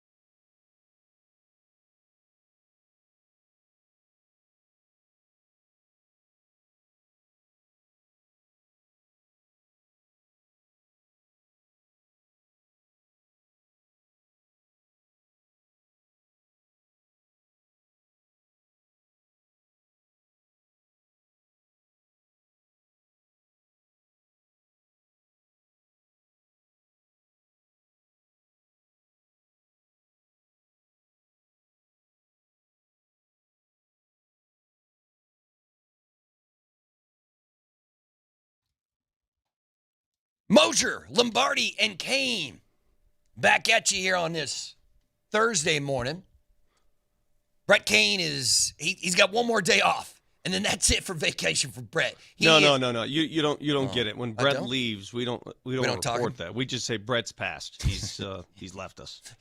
I tried to do that thing where I was going to convince people that something horrible had happened to Brett, but not horrible. Just saying, he's left us. He's left the show. He's left us. Gone too soon. What's that? Hey, Nelson, sing that Michael Jackson song, "Gone Too Soon," for us, please. Will you do that? Why don't I pull it up and let Michael do the rendition? Anyway, you know what chaps me, boys? I'm looking at page. What page is this? Page 5 of the Denver Post Sports section. And it's one thing when you're watching a game at Coors Field and you see a bunch of Cubs fans. We're used to that. Cardinals fans, used to it. Red Sox, Yankees. What the hell's going on with all these freaking Blue Jays fans that invaded yesterday? Yeah. I didn't realize we had that many among us. Are there a lot of Canadians, Moj, living in this city? What is going on? Run into a bunch of our friends from up north? I did see that former Colorado Avalanche John Mitchell was at the game with his kids, so I'm sure he's probably one of those wearing a Blue Jays. Yeah. What's going on with all these Canucks? He's a Toronto guy. Vic, I told you. Let's get at her. As I was leaving training camp the other day, I saw a family of 4 wearing Blue Jays gear. So they just made a trip. See, this is what it's become now. This is what Coors Field is. Tourism? My team's on the schedule. Let's make a week of it in beautiful Denver, Colorado, and go to the game. Yeah. I don't know, man. Are we still... 10 years ago, we were one of the cities that was getting the most influx of new home, right? They're like, people were moving to Denver in droves. Are we still in that point where the Denver just keeps growing each year? It gets bigger and bigger? No. But hold on a second. We got a lot of transplants in this city, but from Canadian transplants? Yeah, no, that's what I'm saying. I mean, look, Toronto's a great city, right? It ain't Denver, but it's a great city. It's big. It's okay. Canada only has one baseball team now. The Expos are long gone, so all they've got is a Blue Jays. So I'm assuming that everybody in Canada who likes baseball is a Blue Jays fan. Maybe like people from Vancouver or who knows, maybe somebody in Manitoba, all the BC people, maybe they've made Does a trip Canada have their there. own baseball league? Like they have their own football league? They don't have the Canadian baseball league. They don't even have their own hockey league. They got the Q. You okay, man? He's a dork. What am I a dork? Why am I a dork? Hey, man, I have a lot of Canadian friends, and I'm sure they're listening. I love you guys. Let me text We John took Mitchell. your sport and stole it and made it our own. What are you going to do about it? Nothing. They're going to do nothing about it. We took your sport, your national sport, and said, it's ours now. Although I am a little nervous about Team Canada House and Team USA once the I don't Olympics care. roll out this We week. took the sport and said, we're taking over. We're going to take most of your teams. Your players are going to come play here. We've taken it. Moser, what are you going to do about it? When's the last time a Canadian team won the Cup? How many decades ago was it, Moj? Who was the goaltender of the team that won the last Cup in Canada?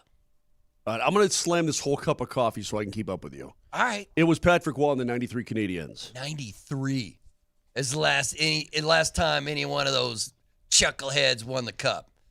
That's crazy to me. Kevin says Blue Jays fans take over Safeco Field in Seattle, too, when the Blue Jays play the Mariners. Well, that's Seattle. That's right down the road. That's right down the road, yeah. What are they doing in Denver? How about this? Here's something on the text line that I don't think is true. They said that Denver's turning into San Diego, where everybody wants to live in San Diego, but none of the professional sports teams. But no.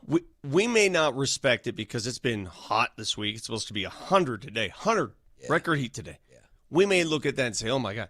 Denver remains. Trust me, because Mose, you just felt it going to Italy. Denver remains. The summers in Denver. I can't think of any place better. But typically we get a lot of rain, too, in the afternoon. No, I don't care. We haven't been having any of that. No, Colorado in the summer is the best place. I tell my wife all the time, if we're on vacation, let's not do it now, man. Yeah. I want to chill here. Yeah, if you do it in January or February. Yeah. This is the best time. Colorado is amazing during the summer. Amazing. I should just text. Okay. Johnny Mitchell says, yeah, I went Monday, and yes, I had a Blue Jays tee on. See? I'm texting back, you're part of the problem. So, no. Okay. Tell Johnny this. Johnny, how does it feel hold on, let me to know that we took your sport? Hold on. and made it ours. I'm going to record this, Vic, so you can actually right. Hurry up. Okay, hang on. Ready? Okay, hang on. Okay, Johnny, how does it feel in your heart? Well, that's not working. Never mind. How do you like that one? Take three. Right? He's listening to the show. He can hear this. Well, maybe he is. I don't know if he is or not. Why are you making this so complex? Record this. Yeah, come on, man. Okay, go ahead. Johnny, I love you like a brother. Yeah, it's not working, so screw it. Sorry. Man, I don't know how to work holy it was great. It was great. It was great radio right there. Hey, do you guys know who Andrew Kittredge is? And did you watch what he did for the Cubs last night? Yeah, he got booed off the field the day he got booed off. What happened? Last night he threw an immaculate inning. Do you know what an immaculate inning is? That's 9 pitches, all just strikes, three strikeouts. Bam, bam, bam, bam, bam, bam, bam, bam, boom. That's an immaculate inning. That's sexy. I'm here for it. Well, That's pretty damn dominant. Yeah, I wish the Rockies could. Well, let me give you. Were you saying Bam, Vic? Pam. Oh, Pam. You're saying Pam. Yeah. I thought you were saying Bam, Bam, Bam. Like Pam, like the that was a joke. Stuff you put on the Yeah, well, like let me. Are you saying Pow? Let me give you a little Bam. Coors Field, Bam. Blue Jays, Bam, Bam, Bam, Bam. I mean, come on, man. How do you do that? I don't know how you get out hit 24-3. How do you lose 20-1? I mean, 8 of those runs came off a catcher. Fine, but they scored last 45 runs. But in last 3 night games he was on the mound, Rocks. so he was a pitcher last night. It's just ridiculous. You know what? I bet you the Rockies are going to set all kinds of watch it on the golf course. They're going to set all kinds of records for bad things. They're going to set bad records this season. The starts to games have been over before they've ever started, right? First inning this season, compliments of Kevin Henry. First inning. These are the numbers allowed, all right, before Tuesday if you're a Colorado Rocky. They've got the worst ERA in all of baseball, first inning. 30th in the league, 7.96, basically an 8 ERA. They're worst in the league in hits allowed, runs allowed, worst in the league, pretty much in every category. And among, let's say, they're tied for 4th worst in home runs given up. They're the worst in Ks. They don't throw any strikes. Basically, the staff in the first inning of games cannot get any worse than they are right now. So they're dead last. I think they're going to set the record for the largest run differential in the history of the sport. They're minus 316 in run differential. So if you can't get out of the first inning without giving up runs, without causing damage, I mean, you got no shot, man. I mean, they got no shot no matter what. I mean, you could bring in Shohei, and I don't know what that would do for this team. You know what I mean? Like, a lot of people on the text line when we were complaining about the Rockies a couple of hours ago kept saying 2 words: culture change. But what does that mean? Yeah, I'm with you. I don't know what that means. What does a culture change mean? We had a number of people saying like they just need to change the culture up there at Coors Field, and I was like, that doesn't mean anything to me. The Rockies are also the 2nd worst team in baseball in errors per game. In the history of the sport? No, this year. Were they supposed to have the best infield in the game? Well, that's what I think ownership said. They average 0.79 errors per game. Right. But, okay. And did we get a prediction from Monfort this season? Didn't he say they'd be around? Or was that last year? He was like, they're going to be around. I think we're going to be around 500. We're going to be around 500. He always says that. But the worst team in baseball at 0.80 errors per game is a team who has 20 more wins than the Rockies right now. Let me see. Hold on. Who is it? Is it the White Sox? Because the White Sox just celebrated the fact that they won their 42nd game, which is more games than they won the entirety of last year. This is a team currently in the 2nd place inside their division, which is considered maybe the toughest division in baseball. Ooh. Boston? The Boston Red Sox. Really? Because, well, they average almost an error per game, but they're suddenly coming on, right? They're suddenly like they're 8-2 in their last 10. Yeah, they've been playing terrible great. Start to the season. And playing a little bit better. Yeah, I don't know, man. I don't know. Well, what's off for the Rockies this year, and this is my last thought before we move on. Usually, you're guaranteed their home record is going to be a hell of a lot better than their road record, right? That's been the history of the Rockies, no matter how good or how bad they are, home versus away. It's just the way it is. This year, they've won 16 games at home, 14 games away from home. Almost balanced. Equally bad, home and away. I can't believe those. That is those crazy numbers. Crazy numbers. Yeah. We're in August, and they have how many wins on the road, Vic? 14. All right, so Vic, Johnny Mitchell, he didn't like your commentary. Listen, man, I have Canadian relatives. Yeah. I love. I was talking to Ferdinando about that. Yeah. How the heck did everybody end up in Toronto? Because they couldn't get into the U.S., dude.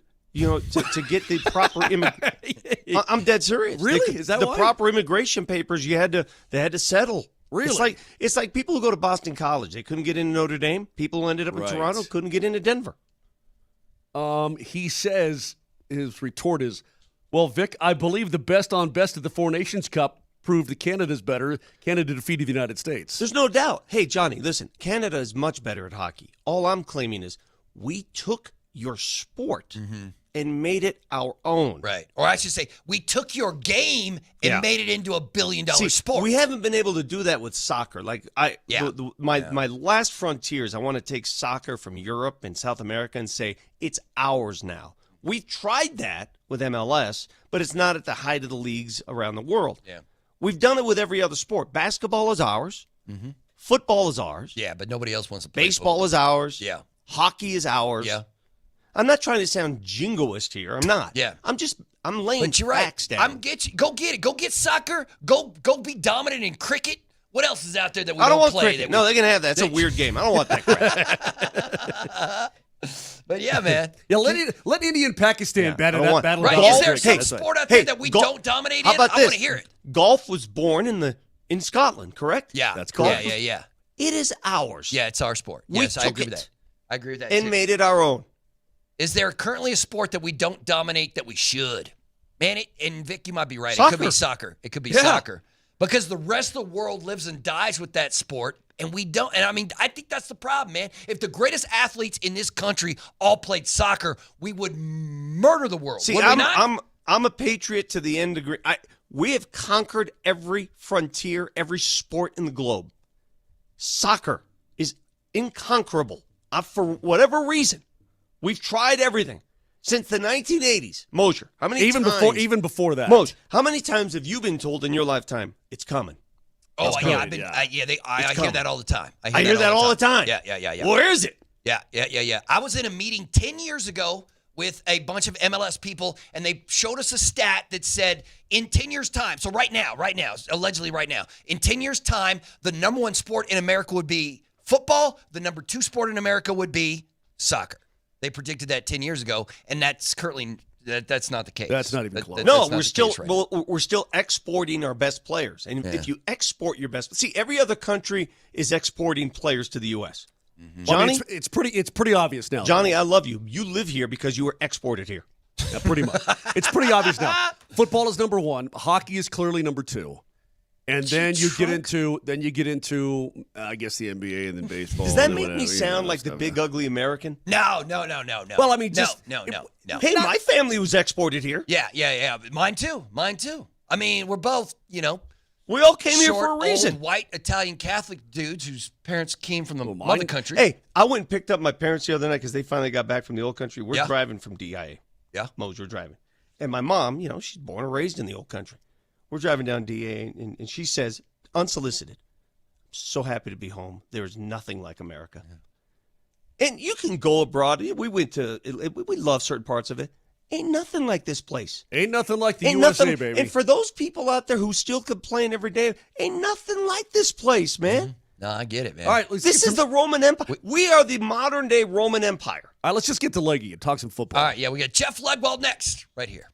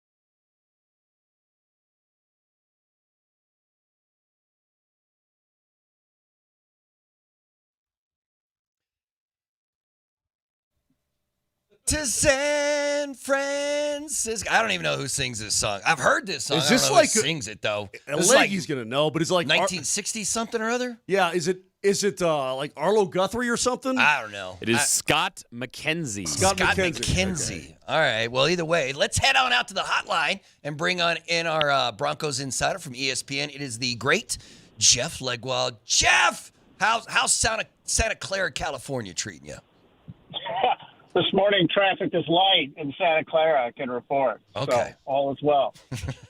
What do you expect to see out of this joint practice? Are they going to get ultra physical? Is it going to be sort of a tag team? Are they just going to play flag football today and save all the physicality for Saturday? What do you think they do? Vic, I really think they're hoping, I don't know how physical they're going to be. I mean, everybody's going to be geared up and everything. But I think they want to do the sort of some of the unscripted work. Even the scrimmage the Broncos had was thoroughly scripted. Every situation, every down. So I think they want to see these guys on both sides of the ball. I mean, the practice periods will be scripted overall, but they'll be calling plays in order like they would in a game in some situations. So I think they really want to see how they look doing that. And just in the competitive situation, how do some of the younger guys handle the competitive situation? Because these things always start with good intentions, and then as they go a little longer, that it kicks in that these guys compete for a living, and, they really get, after that at some point. So that's kind of what I'm looking for. But I think that's why they do just one day now, most teams, because the second day usually gets a little uglier. Mm-hmm. Yeah, we saw what happened between the Patriots and the Commanders, right? Yeah, I mean, Vrabel waded in and got, cut his cheek trying to break a fight up. So, I think that's why a lot of teams are going to this one-day format is it stays a little cleaner and they get a little more out of it. Jeffrey, do you think that this is still a valuable thing for teams? You can't replicate gameplay, obviously, but it's still valuable to go against another team, even if it's practice? Yeah, I think they all like what they get out of it, and I think they feel like they need it. So, and I think this is, this sort of replaces that other game, they used to have. If they can cluster enough of these, I think they feel good about, kind of having enough work in the preseason without risking too much with the players they want to get healthy.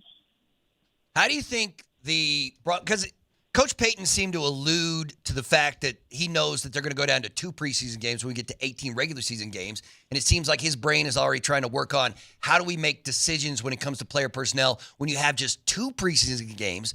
But let me ask you, how do you make those kind of decisions when we go down to just 2? Well, Berto, I think they are always a lot closer to making those decisions than they would let on. I think most teams after OTAs and mini camp and then the first few weeks of training camp feel like they could get to 51, 52 players very easily.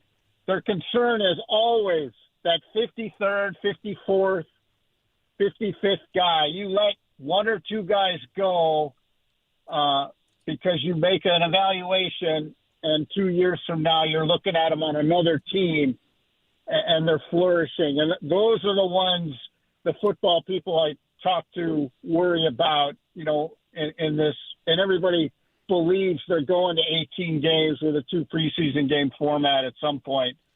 But that's the ones they worry about, those last 1, 2, or 3 guys that you don't keep and they end up going somewhere else and really doing something. Who do you think, veteran-wise, they would not even trot out there Saturday night? Is Dre Greenlaw, given his injury history recently, of course, will he play? Will J.K. Dobbins, will they take the wrap off of him? Do they need to? Yeah, Vic, that's an answer I'm looking for a little bit today. Sean was pretty adamant the other day about, I don't care how many snaps they practice, today they're playing in the game. So he does believe, guys are going to play in the preseason. Now, does that mean every veteran player is going to play in the preseason? I don't think we know the answer to that yet. I could see Dobbins playing Saturday. Greenlaw, I still wonder. He's still kind of coming back from the injury. He was in full gear, Tuesday for practice. But, let's see how much he does today. And I could see them not doing much with him Saturday for the game and maybe getting him as one preseason cameo against the Cardinals next week. Like I've said, this preseason, one of the goals for the Broncos is to establish a running game, something they could not do last year. So how does that endeavor manifest itself in Saturday night's contest? How do you see them trying to achieve that goal? Personally, Vic, I'd like to see them force-feed it a little bit. Just decide you're going to do it, whether you punt a couple times or not. But, I don't want to get too deep in the weeds, but this will be, at least, if they follow through what I've seen in OTA's mini camp in this first couple weeks, this is going to be more of an outside zone run team. Kind of a little bit of a glimmer of what, Shanahan Kubiak did for so long. It looks to me like there are far more elements of that in this run game than there were last year. Now, does that hold over in the regular season? I can't say that yet, but it looks to me like they've made a concerted effort to really add that to the run game. And that's kind of what I'm looking for in the preseason, to see how many of those elements actually show up in the game. But, Jeff, it's interesting that you say that, because I'm sure that Sean Payton has all the good intentions of establishing that running game and making it work and so on. But you've gotten, I guess, maybe to a better read on him than me. What makes him go back to just let's just use the passing game as a running game and then let Bo do his thing? Is it a security blanket type of thing? What do you think it is? A lot of it's comfort level, Moser. I don't think people will admit it, but, as football has gone to quarterbacks in the shotgun almost exclusively from the time they're 7 years old until they get to the NFL, the footwork in the run game is a lot more complicated than we all give it credit for. And the timing is, we sort of think of it as it's the simple part of offense, the sledgehammer, just smash people. But there is a lot of footwork involved in the exchange of the ball and getting the timing right up front. And I think that's what deters people, because it takes time to smooth it out. And when it doesn't go well right away in a game, they want to return to the comfort level, of everybody involved. And I think that's sometimes what happens. And the other part of it is sort of the long-time creative play callers I've known through the years. And Sean is certainly one of those guys who's come up through offense in his career. They tend to want to cruise around the play sheet more, try more, do more, add more. And I think the volume of plays they want to call in a game sometimes gets in the way of the run game. Whether anyone would admit that or not, that's just kind of what I've seen over the years. Mike Shanahan was and Gary Kubiak, they were rare offensive coaches in that they thought the hammer was a very important part of the toolbox. I always repeat, Mike told me a long time ago, when you're calling plays, once you've made a bruise, keep hitting it. And he was not opposed to calling plays over and over again if they kept working. Boy, do I love that comment. I've never heard that from you before about Shanahan, because, again, when you look at those second halves with TD, Jeff, he would abuse secondaries, right, as the time went on. But I guess my question is, do coaches sometimes, these elite play callers and play developers, do they get infatuated with their own work to a detriment sometimes? Well, Moser, I think it's hard for guys to drift from what they've had success doing. And if you've been creative and you've called a lot of plays, it's hard to argue with what the Saints did in Sean's tenure.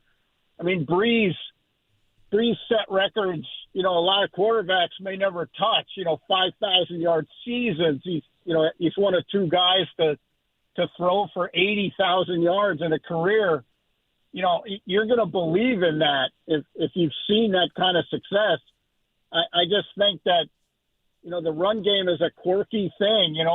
A 3-yard run in the first quarter is probably a 6-yard run in the fourth quarter, but you got to do the work in between to get from the 3 to the 6, if you know what I mean. Last question for me, and somebody asked last week. So Sean Payton calls the offense. He has the play sheet in front of him. He does that. Davis Webb handles the quarterbacks. So what does Joe Lombardi do on game day? Joe is sort of Sean's eyes in the box upstairs. Defensive personnel. What are you seeing from up? It's easier to see coverages up top. Sean can see where the safeties are and what the splits are up front, and he can see the splits on the safety, and he can see where the Mike linebackers aligned. But it's hard to get that overview, and Joe gives Sean that overview, and they've worked together so long, they can have a very quick shorthand. Joe Lombardi can say one word, and Sean has a picture of what that means, what he's seeing from above. So, there's just a lot of that. Gotcha. All play callers on the sideline like to have somebody in the box they trust because they can't see it. They can't see the all 22, as it were, how they watch video through the week. That's Jeff Legwald, our ESPN insider. Jeff, thanks for stopping off, and enjoy your time in California. We'll talk to you next week. Yeah, see you, fellas. That's Jeff Legwald. He is brought to you by the International Brotherhood of Electrical Workers, IBEW Local 68. Start with a job, end with a career.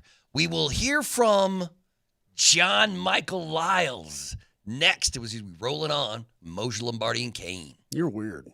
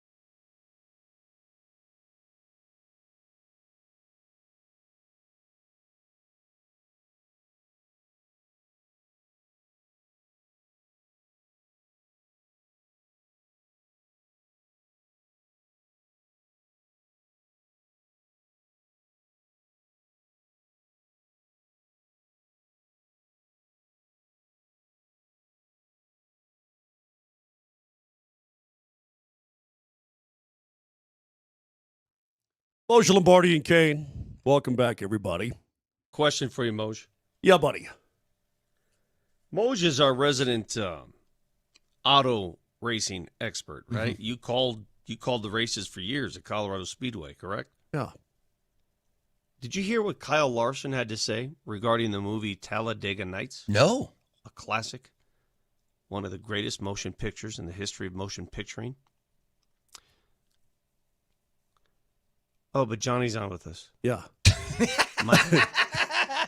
Are you just going off on a Did you get tangent? any sleep last night? Because you look like luggage right now. That's entirely my fault.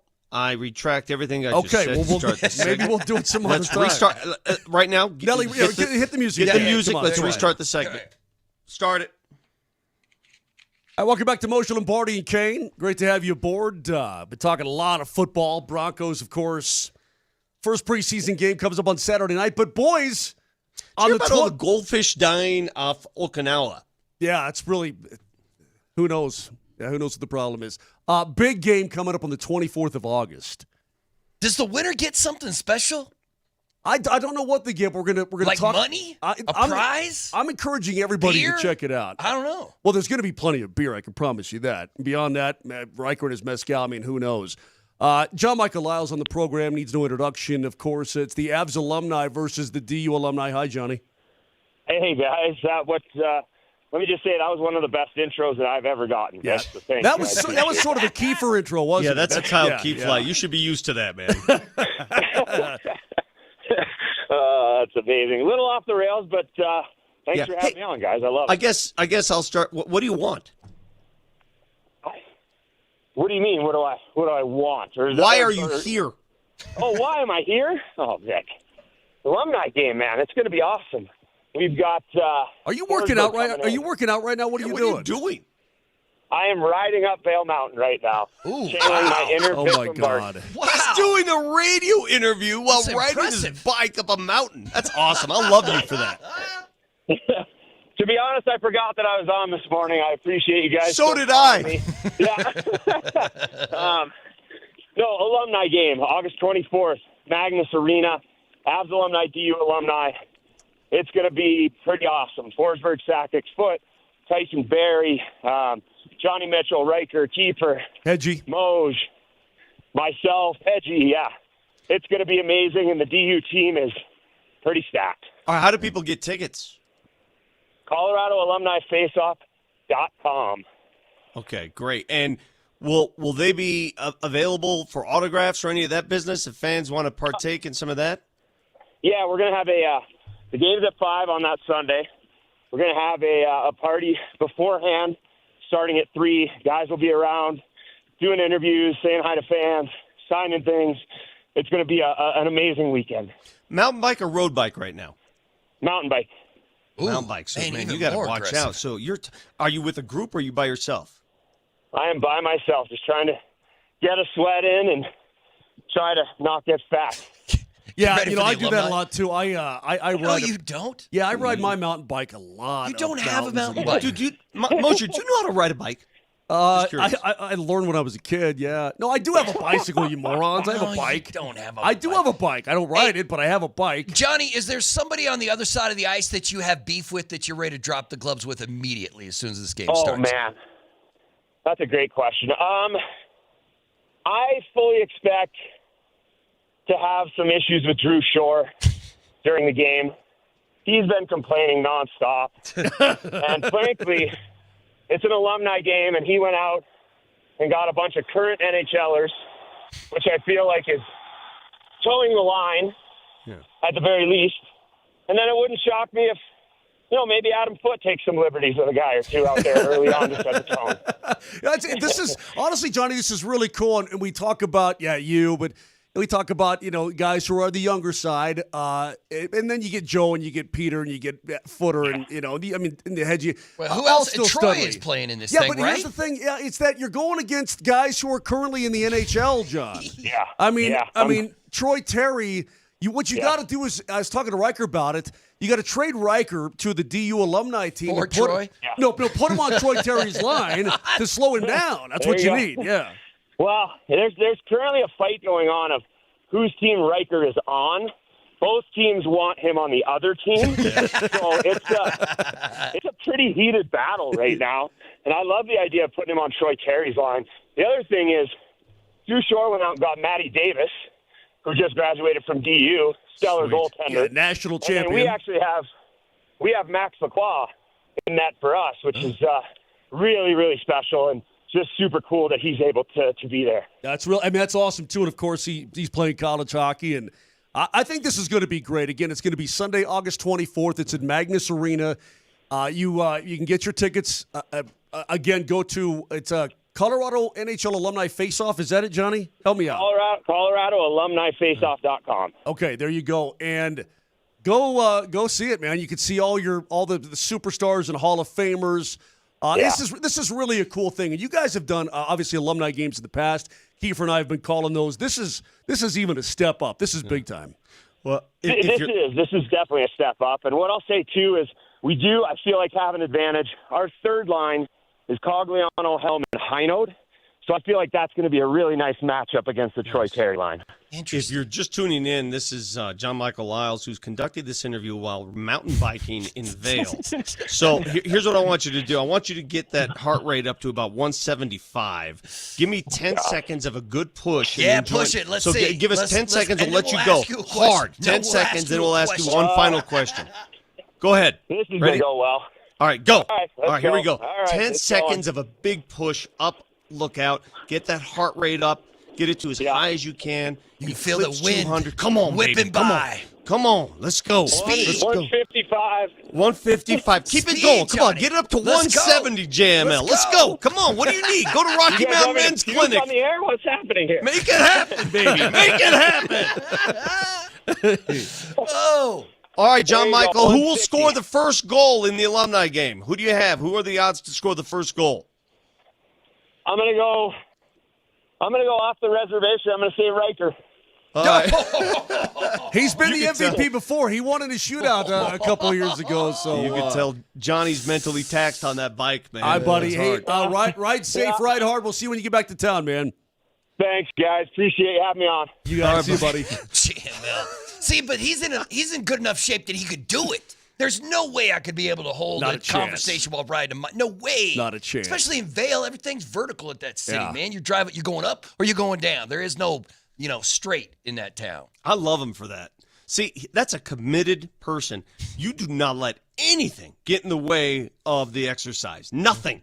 You go. I just pull over and put my foot down. When's the last time you think he hit the ice? Like, I'm sure he works out all the time, but when's the last time he actually hit the ice to play hockey? Milan Hayduk, I know right now, is skating with Burns, and some of the guys are here. Out of Family Sports. And so he's skating with them, right? Yeah. I'll tell you what, Hedgie, though, he's never lost – I don't know about his legs. He's never lost those hands, He's never lost – Vic, if you watch Milan Hayduk stick handle a golf ball – yeah, it'll blow your mind. Yeah, I'm sure it's ridiculous. It's crazy. I mean, so the guy's still got the hands. Hey, but totally a credit to JML. He works his butt off for this alumni stuff, and Kyle Keefe. It takes a lot of work to put this thing together. So credit to them. Hopefully, it comes off without a hitch. Yeah, it should be fun. So Kyle, how come you convince him to let you play in that game, man? No, not just sit on the benches. Kiefer and I are going to be the bench. I would prefer to see. I want to see Forsberg truck Kiefer. You know what I mean? I want to see somebody truck that dude. So get on the ice, man. Well, we'll see.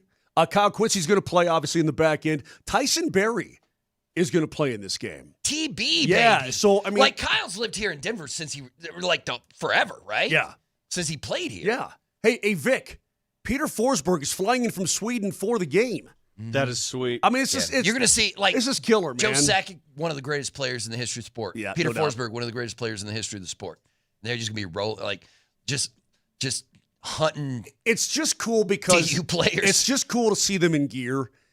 See Footer in gear again. He's the head coach of the Vancouver Canucks. Does Joe Sakic have to go buy brand new gear, or do you think he still has some old gear in the garage or in the bag or whatever? I don't think you'd have trouble finding some. I don't think that's. No, I don't think so either. I'm talking about new gear. I don't think you'd have trouble going over to the equipment guy saying, "Hey, throw me a pair of those skates. Right. Give me." But I'm wondering if Joe still he's like, yo, I still got my skates from '94. I can throw on. If I have one regret in life, it's that I never learned how to properly skate as a kid, and I never, because I know there are a lot of great hockey players that now reside in our city, but when I was a kid, hockey wasn't where it is now. The Avs did this. The Avs helped form all these ice rinks. They brought the popularity of the sport to our city.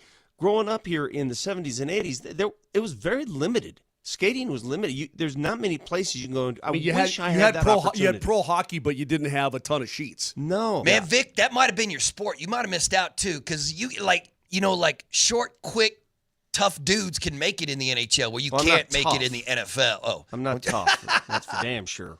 But you know what I mean? I would be the only. I would wear one of those face cages at all times, even off the ice. Do you ice skate a lot at all? Like, have you played hockey in the past before? Just like pickup hockey? Yeah. No, I played I could skate a little bit. I don't know how to skate backwards. If they played hockey with where you were allowed to grab the sideboards, I'd be pretty good at it. It's going to be. I'd encourage everybody, if you guys want to go, let us know if you want to go check that game. I think it's just going to be super fun. And as he said, you've got the meet and greet, the autographs beforehand, and the big party. That ought to be funny. The big party, for 2 hours before the game. Right. Not only that, it's gonna be funny. If you drink it before the game and those guys hit the ice, just another beer league. Chested and banging his chest. Game. Riker, watch out, baby. I think it's going to be really, really fun. And this is seeing Joe and Peter on the ice together again. I don't care where. Win or what it is. That's amazing. We had the alumni. Remember the Avs and Red Wings alumni game before the game at Coors Field? I remember to this day because those dudes still hate each other. Yes. It's been years. It's been decades, and they still hate each other. But to see Forsberg and Foote and Hayduk and Sakic on the ice together again, how cool is that going to be? We see Joe all the time. Because he works here and he lives here, and we're friends with Joe. I love Joe. Joe's one of my favorite athletes of all time. But because we see him all the time, it's a different impression. When I still see Peter Forsberg, he's one of those athletes that elicits this mystical, wow, that's Peter freaking Forsberg. You know what I'm saying? At his height, when he and Joe were doing their thing, was there anything more entertaining than Forsberg and Sakic on the ice? That was, to me, and I'm not trying to take anything away from today's players, but we're in the moment now. That's peak Avalanche hockey to me. Forsberg and Sakic. That was romantic hockey because they were the first to do it here. It was unbelievable. Yeah. How many years did it feel like Joe Sakic was the best player on the ice and Peter Forsberg was the best two-way player in the league? You had, I hate to say and then you had a Hall of Famer in net. You had it all. And you had Patty Waugh between the pipes. And, of course, Footer on the back end, the ultimate just rock defenseman. Total stud. And then, of course, Hayduk comes in 98, and he had already been drafted years before. He comes in, and all of a sudden you're like, oh, my God, look at those hands. Unbelievable. It was a gift, man. It was a gift to the city of Denver, and I'll never forget it. It's just going to be really awesome to see them all again. All right, so rewind. We opened this segment poorly, and that's my fault. I'll take ownership because I forgot we had John Michael Lyles on the show. Hell, John Michael Lyles forgot he was on the show. Yeah, he's riding his bike. I was going to ask you as our resident auto racing expert, Kyle Larson doesn't like the movie Talladega Nights. Why? Because he claims that the movie has ruined the NASCAR circuit because it poked too much fun at NASCAR racing and turned it into a joke. Thoughts? I don't know. Way too sensitive. You're overly sensitive. Yeah, I think you're being overly sensitive. No, what happened in NASCAR is that all the big names are, all the names that when NASCAR was really going, Vic. I guess you could say that what's the Tom Cruise movie? Days of Thunder. Days of Thunder sort of helped push it along a little bit, right? Mm-hmm. But all your Jeff Gordons and Dale Earnhardt Jr. All these guys, all these guys are gone now. They've all retired. They're not racing anymore. All these legendary names. Of course, we lost Dale Earnhardt himself in 2001, but all of those. Yeah. All of those names are gone. It's just a bunch of kids now that you don't really know who they are. Well, I don't know if it turned into a joke. I thought it was. I'm a big racing fan, or used to be. Yeah. I thought it was a pretty funny movie. My reaction to Kyle Larson is calm down, Cupcake. All right, Slapshot didn't do anything to hockey to hurt it. You know, I watched that same Will Ferrell in Tropic Thunder. Oh no, wait, Will's Flint not in Tropics. Tropic. What the hell's the name of that show? Semi-Pro. Semi-Pro. There you go. Everybody He didn't ruin basketball by doing that. Calm down. Yeah, the text line points out that movie is 20 years old. Like, so. Yeah, I mean, Talladega Nights came out, in 2000 and what? I mean, this guy's saying that Talladega Nights ruined NASCAR. Come on, shut up. Yeah. I mean, all the big names. This is all cyclical, right? Yeah. Like, because when NASCAR was at its height, say 15 years ago, F1 was a little down. Well, not and even now that. it feels NASCAR like F1 was at its height about 20 years ago. Was it 20? I want to say. Have you guys seen the F1 movie? I want to see that. I heard. No, it's I haven't great. seen it yet, but I'd like to see it too. Yeah, I heard it's tremendous. I heard it's about as spot on as it gets. Yeah, I heard they came up with brand new technology just so they could put cameras on those F1 cars to get them, so they can go 200 miles an hour and you'd get it on film. That's crazy. Well, what they really did. Let's see. Now I'm going to nerd out on you, and I don't want to nerd out on you. No, let me nerd out on you. What they really did is they took Formula One cars are too expensive, and they're crashing them when they're doing. They took Formula 2 cars one step down, and they dressed them up to look like Formula One cars. That's what they did. What's a Formula? What is it? How many formulas are there? What do I have? Like a Formula 9 car? What am I in? Yeah, it's all in Europe, bro. It's all in Europe. All right, thanks for the explanation. And you have like IndyCar series here. Then you have what used to be called Indy Lights. What do they call it now? Yeah, I don't. It's know, like man. one step down. Nerd. Yeah. All right, we're going to get back to talking a little NFL football. Good. Can we get back to some football here? As we roll on with our training camp coverage on Altitude Sports Radio, powered by Ramos Law, the official injury law firm partner of the Broncos. I don't know why I keep calling it the Broncos country. Just Broncos country. We'll be right back on Moser, Lombardi, and Kane. If you ain't first, you're last.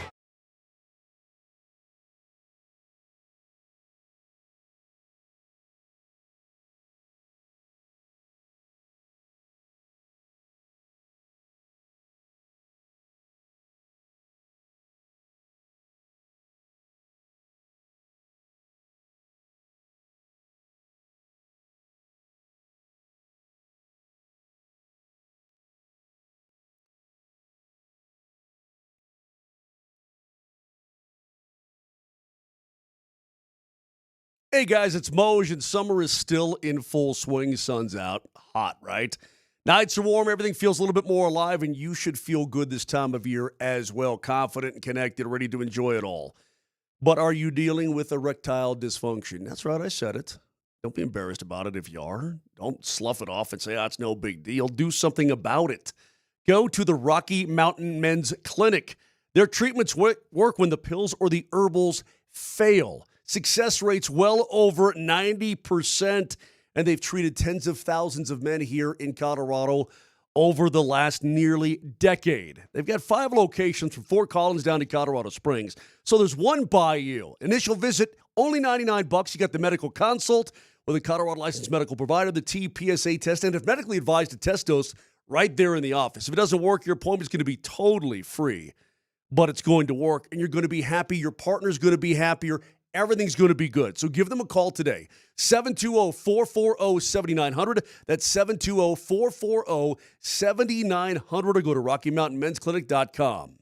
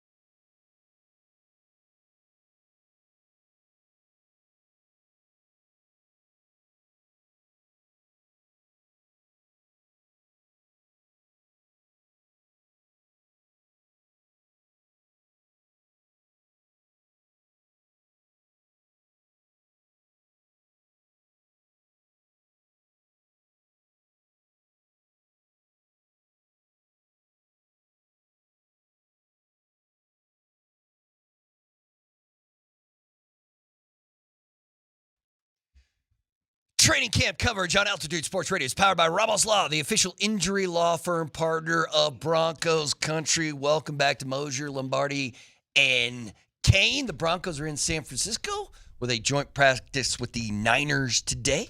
Then they'll face San Fran on Saturday night there at Levi Stadium in their very first preseason game. Okay, can't wait for that. Saturday night, I'll be watching that. I also, because I got chastised yesterday, I watched Hard Knocks. Yep. Thought it was pretty boring. That I like the was good. Deion Dawkins drifting stuff. That was cool. Except drifting with his kids. Yeah, but then it wasn't like he's just kind of peeling out all over the place. It was pretty cool, though. I mean, I would like to jump in that little beamer and peel out, wouldn't you? I feel like that's a fairly expensive hobby, though, right? Well, yeah. To do what he's doing and how he does it. Because I'm sure those tires aren't cheap, number one. Number two, he's just plowing through them. Yeah. But it looks like he belongs. I tell you what's interesting. It looks like he belongs to a drifting club, right? Yeah. Mm-hmm. Or I don't know, a team or something like that. Do we have one of those here? I'm sure we do, Vic. I'm sure we do, but, right? But this place looks Somebody's like on the text line. Let us know. It's got like those warehouses where the key, and then it's like somebody built a giant parking lot and put some warehouses on it where you store your car, and then you just drift all around the whole thing. Put a bunch of old tires and you got to drift around it all. Yeah. I'm sure there is that here. Will somebody with a drift car let Vic drive their car?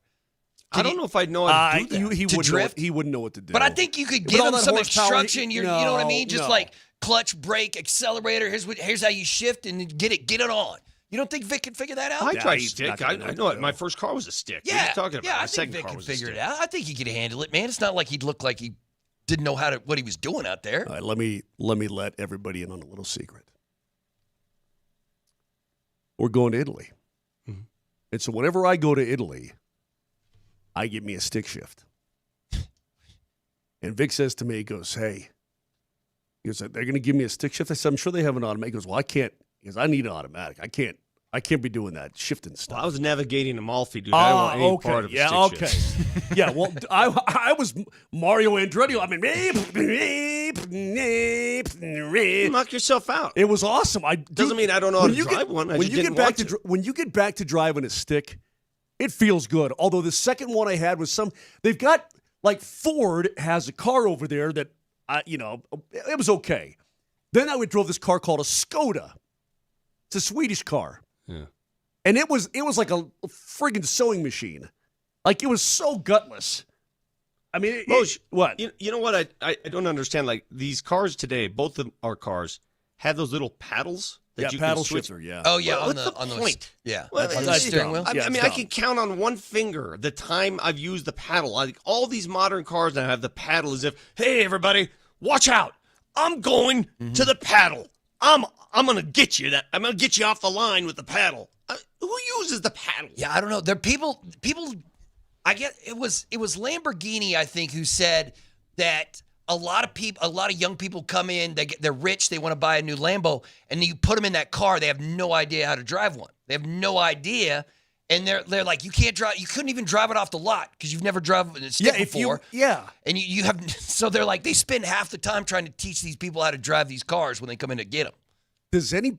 Are there any new cars made in America anymore with a stick shift besides like, the there's Vipers? Right. Like, you're not going to buy a Corvette. Even Corvettes don't. The Corvettes but you're not going to buy an automatic now. Corvette, bro. Yeah, you are. Part of the joy of it is shifting that bad boy. You're not just going to buy a 6-speed automatic. No way, man. No way. I'm sure. Do they sell automatic like sports cars? No, that's crazy talk. It's crazy talk. You know what? Speaking of which, let's move on. All right. Vic, did you see that the Nuggets are playing a preseason game in San Diego? So we know at least one game. That you were looking for the Nuggets schedule, and now we have one game. We know October 4th they'll be in San Diego to take on the Timberwolves. They're also playing a game in Vancouver against Toronto. Are they? Interesting. Later in the preseason. Okay. Yep. Yeah, so 2 games, one in San Diego, the other one, and the San Diego game is against Minnesota. So that's the first preseason game. Yeah, but they Vancouver, what? I don't know. Playing Toronto. They like these neutral site games. But Vancouver used to have a team. I don't know. That's weird. Like, I don't know. Well, I mean, why play in San Diego? San Diego keeps losing their professional sports franchise. Yeah, it feels like San Diego would be a perfect place to put an NBA team, but they ain't getting one. Vancouver's beautiful, by the way. I miss going to Vancouver. Yeah, when did they lose the Grizzlies? How long ago did they lose the Grizzlies? Oh, they became the Memphis Grizzlies. That was back in the days of Damon Stoudemire, Bryant Country Reeves. Who was that jumping jack that they had? Oh, what was his name? Yeah, I mean, right.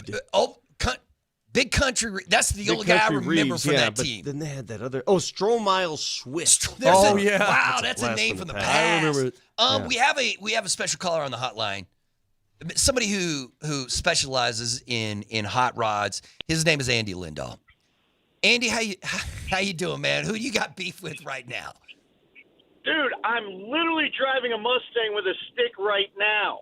What are you guys talking about? You can't find a stick. That's cool. I'm teaching my son how to drive That's a stick. all, dude. That is awesome. That is awesome. I grew up on a stick shift. I think it's okay, Boomer. I'm proud of you. This is, I guess, Ford is like the only major manufacturer that has a stick shift anymore. I know it's in the Bronco as well. It's in the Mustang.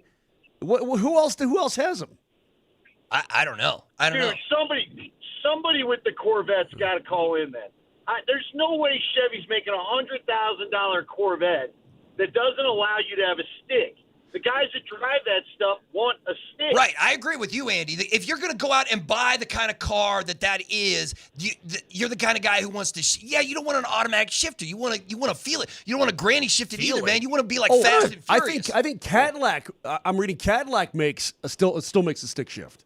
Hey, Andy. Get your guys on from Silterhar. Call Silterhar. They'll tell you every stick model they got. Andy, why do you want to waste time with all that stuff? How do you eat burritos and hamburgers while you're driving if you have to mess with the stick? Well, I mean, Vic, I'm on my way to the Rocky Mountain Men's Clinic to maybe curb the appetite, if you know what I mean. We're going to figure some stuff out. I got you. So, listen, Vic, when I see you in your little Vespa, and I really want to send a message, and I really want you to feel it, there's nothing like putting the clutch in at the light, having that thing ready in first gear, and really putting a dust of smoke and some rocks in your nice little piece of Italian machinery. Well, I'll go home. I'll grab my Infinity and use the paddles, and then we'll go at it, okay?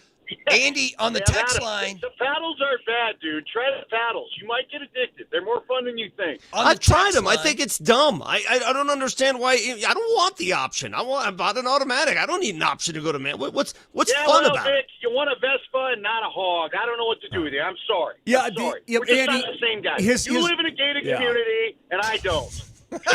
Andy, first of all, I don't live in a gated community. That's false. His Vespa is a little twist and go, right? You just twist the throttle and it goes. There's no shifting. There's none of that stuff. I ain't got time for all that tomfoolery. I just want to get from point A to point B. You guys are sitting around like shifting and okay, fine. Knock yourself off. Are you guys the weirdos who do all that muffler stuff too that makes the thing sound really loud for no apparent reason? No. I don't have a tiny Subaru with the underneath lights. I just simply have a midlife crisis car that I drive around and try to enjoy. And remember a time when my knees hurt every time my knees didn't hurt when I was walking around. It's just a little throwback to Americana. I'm sorry you don't have that from your days at the Holy Family Bazaar and when life was easy and you were playing soccer at Berkeley Park. I'm sorry, Vic. Safe drive, Rolling Andy. off on a couple of hotties at Club LA. Don't tell me you didn't have a stick when you were taking home a few sweeties from Club LA. Come on. All right, Safe Andy. drive. Yeah, thanks for calling in, Andy. We'll see you. Andy's on the show. Driving around. Where are you going? Nowhere. I'm just driving around on my stick. The text line says that the new C8 Corvette, they don't design it with a manual option. Yeah. You can only get it in automatic, and you can only paddle shift that thing. But once again, again, someone tell me, what is the use of the paddle? At what point will I ever use my paddles? Why? I don't know. I'm sure there's a reason. On my wife's car, there's every paddle car's shifters. got paddles now. Yeah, it's I don't know, man. It gives you the feeling, but it's not the same. You got to put the clutch in with your left foot, and you got to shift with your right hand. Dude, all over it. I'm like, I get it. It's awesome. It's just weird. Hey, to me. It's just weird. Last thing for me today, and again, I got for the week. Last thing for you for the week. I got to man. do smart stuff tomorrow. But you got 3 NFL games, 3 preseason games. First one's, by the way, Vic, don't forget, 5 o'clock is the first preseason game on NFL Network. You can start watching it here in just a few. Well, no, I keep forgetting it. I mean, you're going to be looking at 7. As soon as the show is done, 7 hours until the Colts and the Ravens play. Now, I don't know who's going to play. I'll tell you what. I think for the Colts, they're still trying to figure out who their dang quarterback is. So who's starting that thing, Anthony I'm guessing Richardson Daniel Jones or and Danny Dimes. Yeah, and the Ravens don't need to play anybody, especially I mean, Bengals and Eagles. Those are 2 teams that don't really have a lot of decision to be made either. Philly and Cincy. So, but the late game tonight. By the way, the Bengals are playing the Eagles. They're probably not going to play anybody. But the Raiders are playing the Seahawks at 8 o'clock tonight on NFL Network again. Do you think that Pete Carroll throws Ashton Genty out there? Sure. You think so? Sure. Why not? A rookie running back? Why not? Yeah, throw him out there, man. Because he is ceramic. I know, but he's a meal ticket. Yeah, but I mean, Brock Bowers was kind of a meal ticket. A running back to get ready for the season, they got to get hit a few times. Yeah, they do. They do. Just like I think R.J. Harvey probably gets the first handoff on Saturday night. Yeah, you give that ball to Genty all day long, man. Has anybody talked to Springer about whether or not he's got cash on these games? Oh, I'm sure he does. But how about this? If you're in Vegas, how long do you play Geno? Like Geno he's a vet right now. Like does he really need preseason games? You just throw Aiden O'Connell out there for I don't know, man. I don't know. Vegas is always freaking me out. Like, I don't know how much Pete Carroll is going to change the culture there in Vegas, although it certainly seems like a lot of people are feeling pretty good about it. Not good enough that I feel like they're going to challenge anybody. They're the worst team in the AFC West, but that's not saying much. So what's your assignment tomorrow, Moser, that you're missing this show? Hanging out with his wife. He's taking time off of work. Listen, you're a great husband, Moj. You're a great husband. You are great. But it feels like, listen, you're just like, I don't want to work today. I want to hang out with my wife instead. But feels un-American. What's your role in this art process? What do you do? Are you just a fetch boy?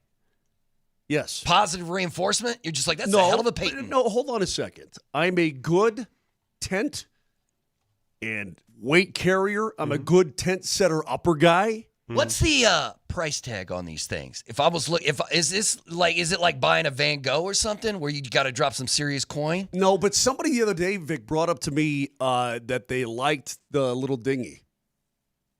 Oh, I like it too.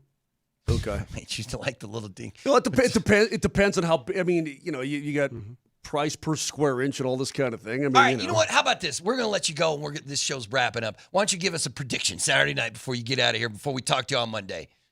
I think that Sam Ehlinger's going to throw 5 touchdown passes. Broncos 42, Niners 3. Yeah, all right, stupid. Let's check out the facts. Fact checker Nelly. Nelly monitors the mistakes in today's Fact Checker. Presented by Rock Plumbing, Heating, and Air Conditioning. Your local home comfort specialists. RockHeating.com. Rock, bringing comfort home and simplifying your life.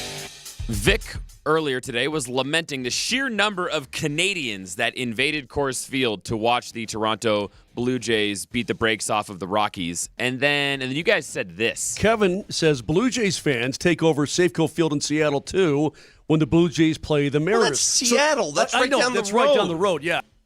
Take a look at the big screen behind you. Seattle and Toronto are 2,500 miles apart. Canada, dude. It's from Canada. They come from Canada, moron. Come on, that would Nelly. take you 38 hours to drive between those two cities, and you said Now, that's such a look how close Vancouver is to Seattle. We're not talking about the Vancouver Blue Nelly, Jays. We're talking get out Toronto of your basement here. every once in a while. See the world. Get a grip on geography. Goodness gracious. This route includes a ferry? You have to take the ferry to go that route? This is driving. I could look at flying directions, see how far up the road is. It's right. There you go. A nice Man, it's a 4-hour, 40-minute flight. You got to take the ferry across Lake Michigan, I guess. Oh, is that what it is? Yeah. Okay, man. I don't know. But yeah. I would never want to do that drive. But whatever. Okay, good job. Good job, Nelson. I don't know what he accomplished. But that is Moser, Lombardi, and Kane on this Thursday. You can fly from Toronto to Seattle from $389. Hey. What a bargain. What a bargain. Mo's out tomorrow, but Vic will be back, and we will see you tomorrow. The morning sprint is next right here on Altitude Sports Radio.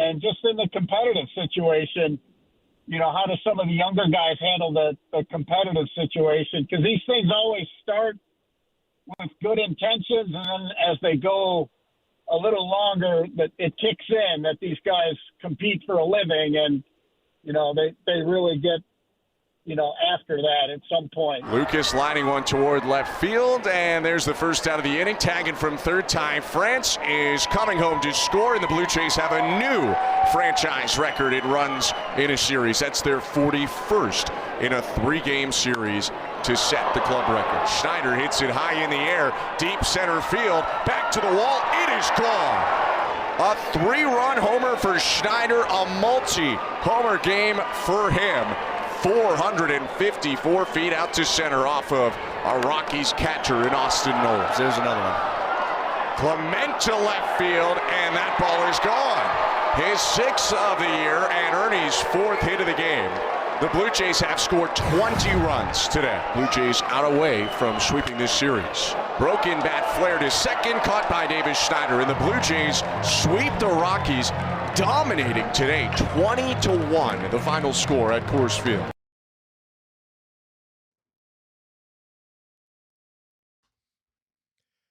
"45 runs, 63 hits, 3 losses, and, just when you thought the Rockies were turning things around after taking a series from the Pittsburgh Pirates, well, it hits rock bottom yet again on a day where the Broncos are an hour away from opening up joint practices in San Francisco against the 49ers.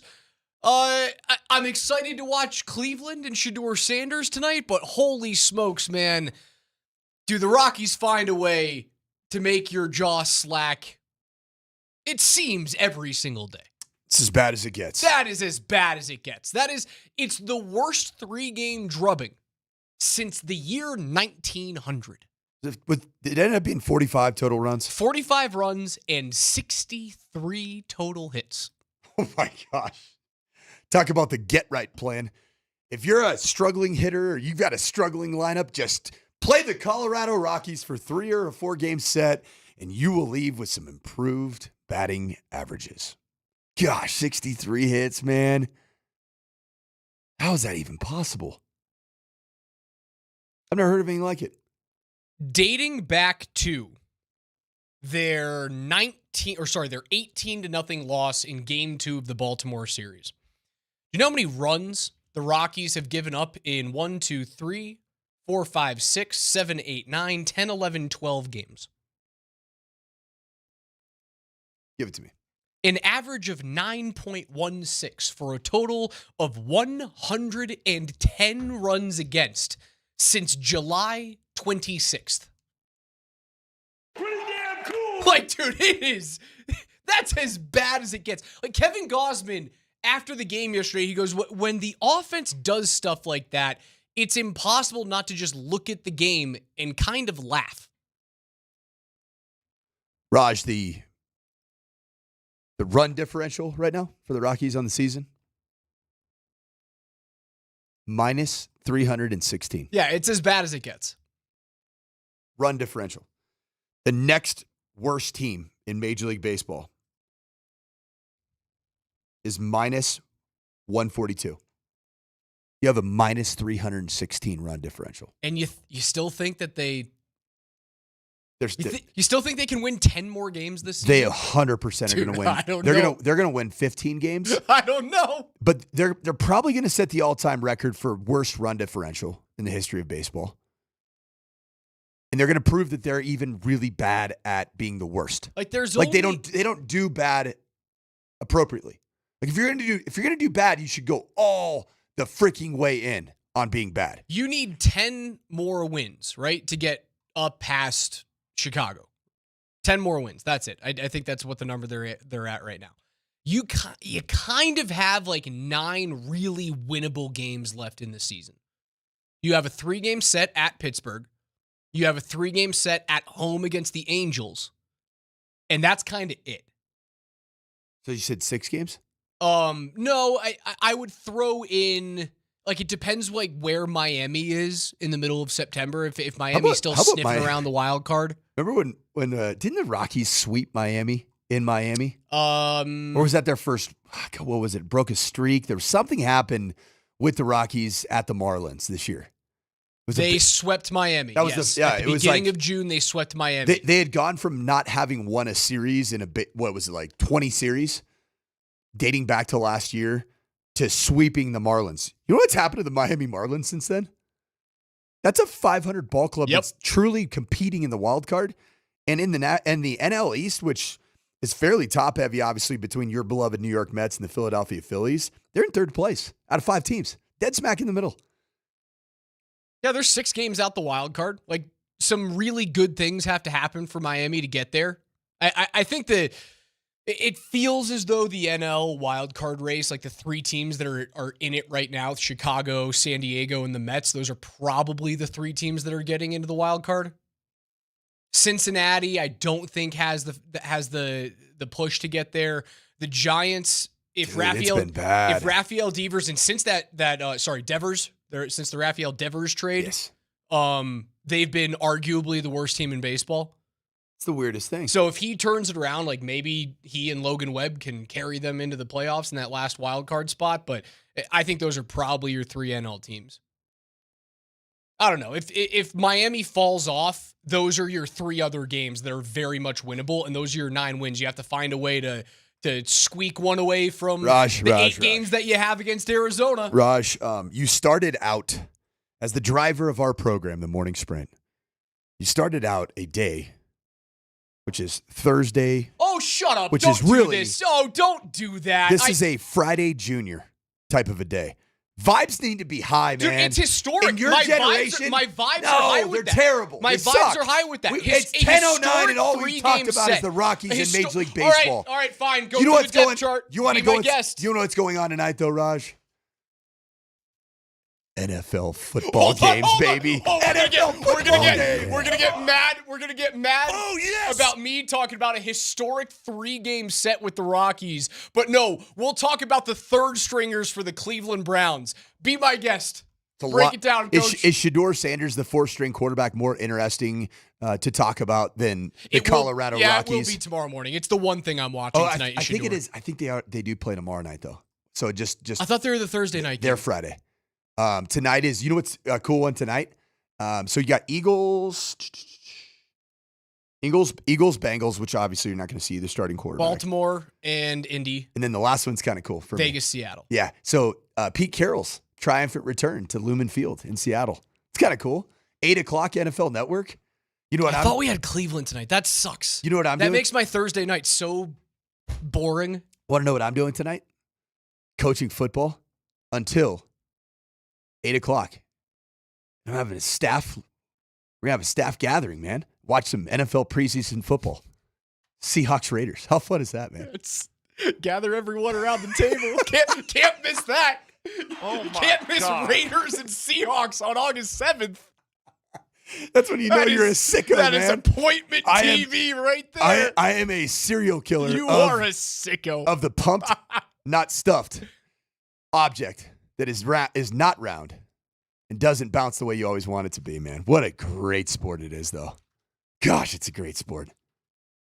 How are you at right now just seeing Broncos depth chart? How do you feel about it?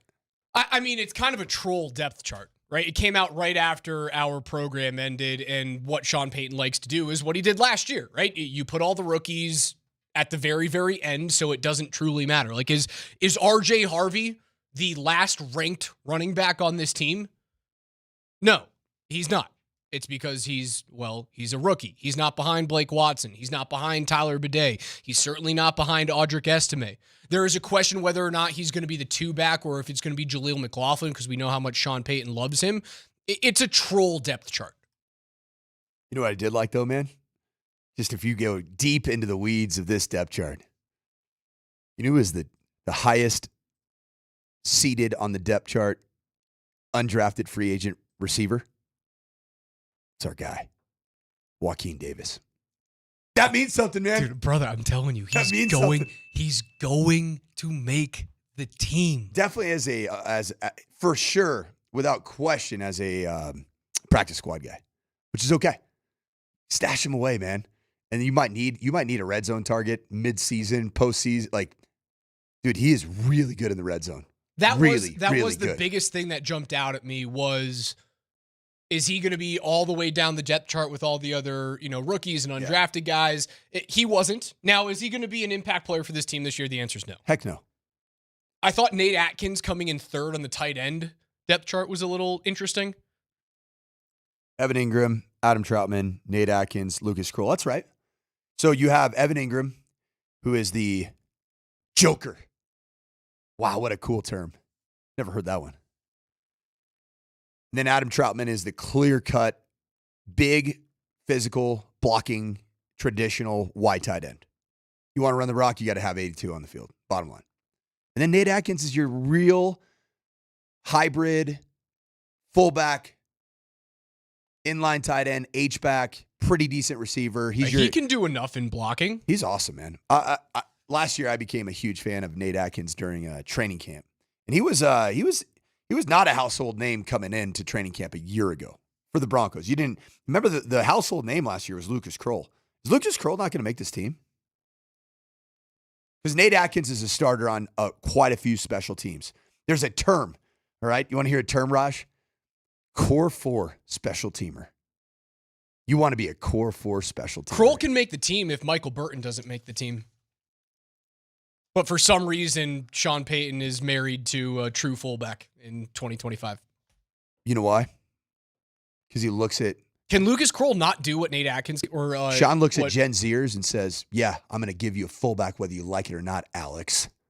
All right? Can Kroll not do what Michael Burton can do? Kroll can't. Kroll's like 6'5", and Kroll's a poor man's Evan Ingram. Like, he's a pass-catching tight end. Sorry. Atkins can. Okay. Not Loner. So why do you need to hold a fullback? You don't. Especially when he was a guy who went up and down on practice squad last year because you could make him inactive if you wanted to. What Sean Payton could do if he really wanted to appease the two on-air personalities of the morning sprint, and yes, I'm talking about our show in the third person, just like Jaquan McMillan talked about himself in the third person. He could waive Alex Burton, let him go, do his thing, and make Nate Atkins the fullback and free up a roster spot. And I'd be very happy. That's what I said last year. It's not going to happen. You know why? Sean always has at least one guy on each side of the ball, and namely, and typically one in special teams as well, that is conveying his message in the locker room when he's not there. It's this guy from New Orleans, man. Malcolm Roach. It's this guy from New Orleans. Yeah, but Malcolm Roach has a daily role on that defense. And I'm not. I guess I'm not comparing. He is a rotational piece on the interior defensive line. Like, that's a guy who his roster spot means something to me. It absolutely does, without question. But it's a benefit. I'm worried about the 6 plays from Michael Burton I get every other week. I don't know if I think Michael Burton played more than 6. There's not a lot of snaps there, brother. I can't wait to go to NFL Plus and bring that on the other side of the break. Riveting stuff coming up on the other side. Michael Burton snap count from 2024. Coach, you heard it here first. Coach Sanford has a date night planned around Seahawks and Raiders tonight, week 1 of the preseason. That's an exciting one, Coach. Football is so back.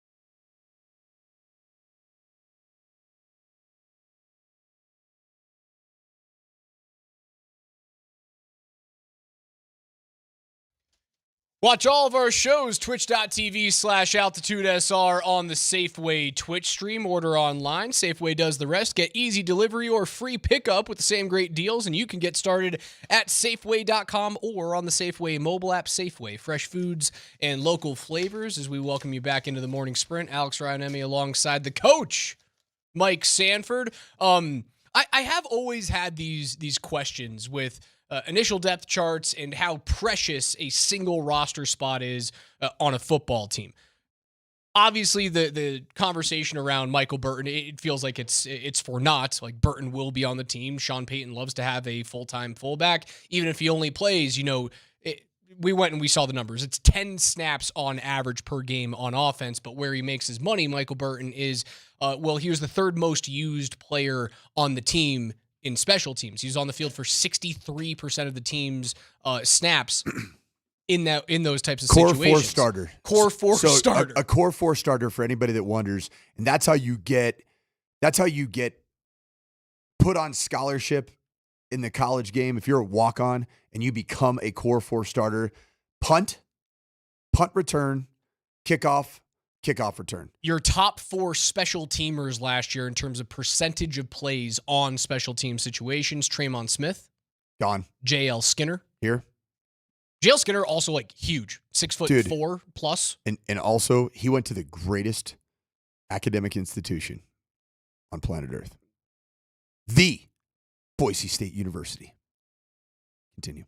Michael Burton, Nate Atkins. Those are your top 4 special teamers. In terms of percentage on defense: Cody Barton, PJ Locke, Patrick Surtain, Brandon Jones. Zach Allen shortly after that at 83%. So I went and looked at snap counts from the 2024 season, and this might be a really weird way of uncovering something we haven't talked about. Some of your higher snap count players are no longer on this football team, which is pretty wild. They weren't game changers. So who on defense? I'm looking at offense right now, but talk about special teams. Who's the number 1 snap count player on special teams? Tremon Smith, gone. JL Skinner still on the team. Okay, number 1 running back by double. Javonte Williams had 605 snaps last year. The next most was Jaleel McLaughlin. I know you clearly addressed it with J.K. Dobbins, and you addressed it with R.J. Harvey. You realize how many snaps Audric Estime had last year? He had 138. 138. That's significantly less than even Michael Burton, who you're complaining about having a roster spot. I'm not complaining about a roster spot. I'm saying I think you could accomplish what you need at fullback in 10 plays on average per game with other dudes who make their money on special teams. Okay. It's the same reason why I look at place kickers and punters and go, if you are a specialist, why don't we have a guy who does both? Do you want to hear something It can't be that hard to kick and punt the ball. Do you want to hear something really wild? Wide receiver, snap count last year. Cortland Sutton. Obviously. Almost 1,000 snaps. Who's number 2? 2024. Devon Vele? He's number 3. Don't tell me it's Lil Jordan Humphrey. Sean's got his dudes, Lil man. Jordan Humphrey Sean's got his He guys. had 555 snaps. Okay, so this is crazy. I know we're getting into the weeds here, but I want to illustrate something here. The top 5 wide receivers in terms of snap count: Cortland Sutton above and beyond 977. Lil Jordan Humphrey, fairly. The next group was 555. Devon Vele, the 7th round pick, 469. Troy Franklin, was he the 4th round pick? 4th rounder. 403. It takes to get to the 5th wide receiver to get to your 2nd round draft pick from the year before in Marvin Mims Jr. Is he at 275? He had 326 snaps. Little Jordan Humphrey had 555 snaps to Marvin Mims Jr., who, oh, by the way, Marvin Mims Jr. listed on the depth chart going into this season as a starter, as a starting wide receiver. Troy Franklin, as unreliable as his hands were at times last year, he had 80 more snaps than Marvin Mims. And Marvin Mims was available for every single one of your contests. He had games where he played 17%, 15%, 18%, 16%. With that type of speed, Why? Yeah, those numbers have to be way don't higher this make year. sense to me. Hopefully it's a new year. They have to be through the roof this year. And Franklin's sitting behind Mims right now at, essentially wide receiver 3 because he is your true home run threat. Another guy that I He's talked your about. over-the-top home run threat. Your number one snap count player on your defense is not on this team anymore. You're replacing 1,129 snaps of Cody Barton football. It's great. It's just wild. Well, I mean, Alex Singleton's going to be way north of that. Hopefully. If Singleton plays every game this year, he will far outpace what Barton had in terms of snaps. That dude will play like 96% of the snaps this year. Isn't it wild to think that your third safety was the player in your secondary who played the most plays? PJ Locke had 1,076 snaps last year. Now he's your third safety, which is cool. It's a good thing. It's a great thing for the Broncos when you have that much experience backing up players now. Having that much depth, especially with the guy coming off of an injury like Hufanga is. Oh, great example for you, right? Jaquan McMillan. Everybody said that the nickel position, it's just a sub-package player, man. Jaquan McMillan had 918 snaps last year. So as we look under the depth chart and you look at your first-round pick in Jahdae Barron, who right now, again, if you look at the depth chart, he is all the way at the back. But in terms of nickel, come week 1, he's probably your starting nickel. The two of them are going to play. They'll be competing, but and they'll also be on the field at the same time at times. So can we expect, 70% of the time, can you expect to see Jahdae Barron on the field this year? Based off of Jaquan McMillan's snap count at 75% on defense from last season. If Jahdae Barron makes a play in the first 2 games, like either a big PBU on a third down or an interception or strip sack fumble or a sack, because the nickel position that's the nickel position for you. Be in the right place, come off the edge as a blitzer, strip sack fumble, those types of things. That's where I think you're going to see a lot of the value of Jahdae Barron. If he does that in the first 3 games, you're not going to see a whole lot of Jaquan McMillan anymore at the nickel position. And yes, you would see, I'd say 75% of the snap counts on defense. Who was the Texas coach that we spoke with? Pete Kikowski. Kikowski, right? So and they called the position that Jahdae Barron played at Texas, they called that the star position, which is several NFL and college systems, and even the Valor defensive system, we call that the star position. And it's a true hybrid joker of the defense. What he would go on to say during our interview was he makes highlight reel plays when you need them to happen. Especially as a senior last year, 5 interceptions, he had 2 fumble recoveries, he had 11 pass breakups to go along with 70 some odd sacks in 16 games as a true nickel corner. In order for you to get the bang back on that first round buck, the guy has to come up with 4 total turnovers this year. That's pretty big. As a rookie, playing 70% of the snaps. It's asking a lot. It's asking when you are on the field, you have to contribute. That would be an unbelievably positive development for the Denver Broncos, because if he creates 4 it's 2 turnovers, picks and 2 forced fumbles. That's it. If he does that, I think he's in the defensive player of the year, rookie defensive player of the year Unless your boy Travis in Jacksonville just goes nuclear. I think he's going to do it on offense. I do, because I think it's Liam Cohen as the head coach, and does he want to show up and show off his defensive chops or his offensive chops? He was hired to be an offensive head coach and make sure that Trevor Lawrence becomes Trevor Lawrence. And how do you do that? You give the ball to Travis Hunter. You let the ball fly in the general vicinity of the guy with the second best ball skills on planet Earth, behind only Justin Jefferson. If you're a defensive coordinator, are you more worried about the first round pick this year for Jacksonville or the first round pick last year for Jacksonville? Brian Thomas Jr. Mm-hmm. If you have to take away one guy. Jacksonville's going to end up being good, aren't they? Don't talk me into it again last year. Remember what I did? Dude, I had Doug Peterson winning Coach of the Year last season at this time because I thought Jacksonville was going to win the AFC South. I couldn't have been farther away from the truth. Holy smokes, Raj. You know what the Jacksonville Jaguars... I can talk myself into loving the Jaguars very quickly. Please save me from myself. You want to know what the Jacksonville Jaguars have kind of had this offseason and through training camp? They've had a bit of the NDTC also. they've had a little bit of the no drama training camp. Not a lot of negativity coming out of there, just kind of laying in the weeds and a bunch of good, young, talented players and a quarterback that has looked good as an NFL starter. Trevor Lawrence has looked good. Would you agree with that? Everybody was like at different points of his career, when healthy, he was a playoff quarterback. Just like Bo Nix is. He's a playoff quarterback. At the end of the season last year with Carolina, we were going, oh, those are shades of number 1 overall pick Bryce Young. We can see that. Yes.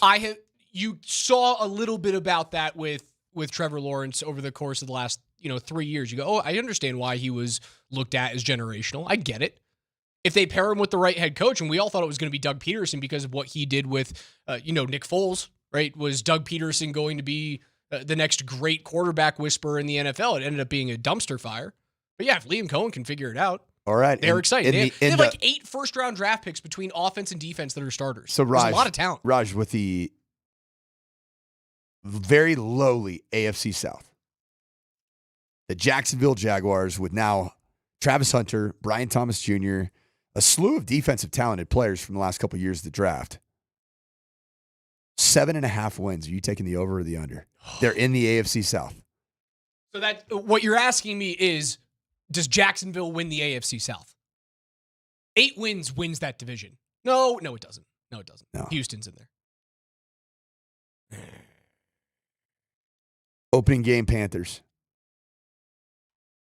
They do play the Chiefs. They're at the Niners. Play the Seahawks at home. They play the Rams. Dude, they're out of division kind of stinks. I'm going under. 7.5 wins is a ton, dude. I always forget about Houston, but like, if you get 8 wins, 9 wins in that division, you're kind of scary. You should be kind of scary because Houston has to play a first. Houston's playing. I know they have the AFC South to compete with, and right, that's a very easy schedule in your own division, but you're playing a first place schedule outside of division. Raj, don't sleep on December 21st when the Jacksonville Jaguars come to play. Yeah, it's going to be a great game. It's going to be fantastic. I can't wait to watch Travis Hunter. If you get a healthy Travis Hunter, a healthy Brian Thomas Jr., Trevor Lawrence is playing confidently, that game might have serious playoff standings and seeding implications. That could happen. It really could happen.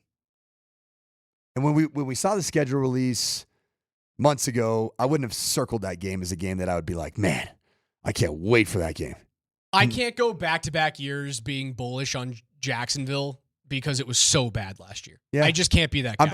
I'm okay with that. Because that's the type of person who picks his team to win every year. And if they're last place in 9 of 10 years and then they win in year 10, I was always right, was always on them. I was on them first. I don't want to be that guy. Raj, can you allow me to be that guy this year? Sure. You can be the idiot this year. Yeah. That's fine. You know why? You know why I choose to be the idiot this year? Because they got, I think, the best football player on planet Earth on their football team. That's why. That helps. He's incredible. And unfortunately, if you're a CU Buffs fan, you're going to really feel the absence, the void that's created with Travis Hunter not on your roster anymore. And don't tell me that's not the case. Because then if that is the case, how is a guy that the team goes to the Alamo Bowl and loses, yet he wins the Heisman Trophy? That's how transcendent of a player he is. You take Travis Hunter off that roster these past 2 years, I don't know, man. He made so many big plays and big moments repeatedly over and over and over that just don't seem normal. It's going to be scary, man. Jaguars I might get a Travis Hunter jersey.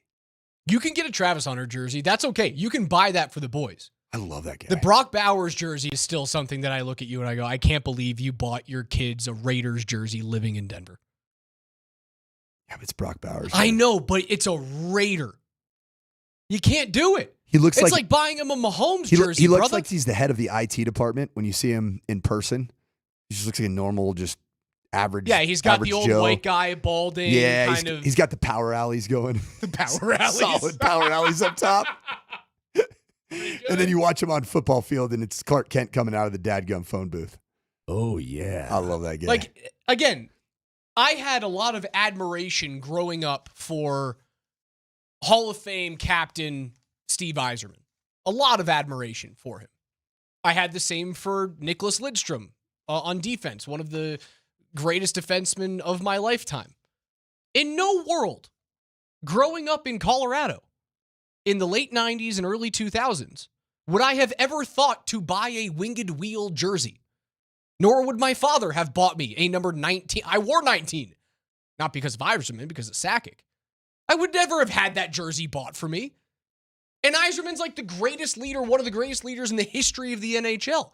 But he's a Red Wing. Therefore, it is off limits. Bowers is going to go down. I mean, it's only 1 year, but like it's so very clear that he's going to go down as like one of the greatest tight ends ever if he just stays healthy. I get it. He's a freak, but he's a Raider. You can't do that. Just like you can't buy the Boys of Mahomes jersey. I would never do that.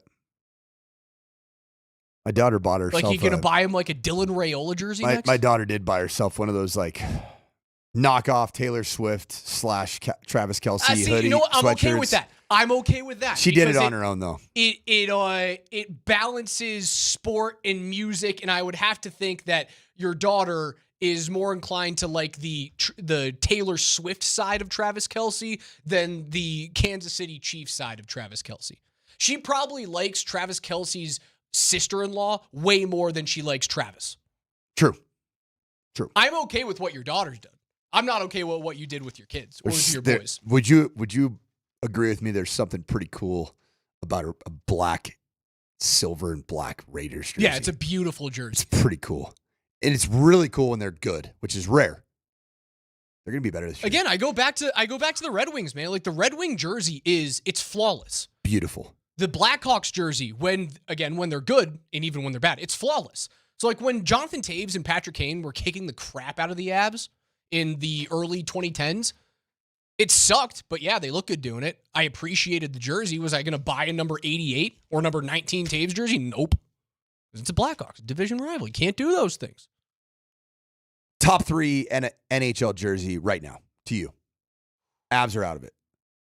Avs are out of it? Avs have a good jersey. Solid. Chicago home. Chicago red.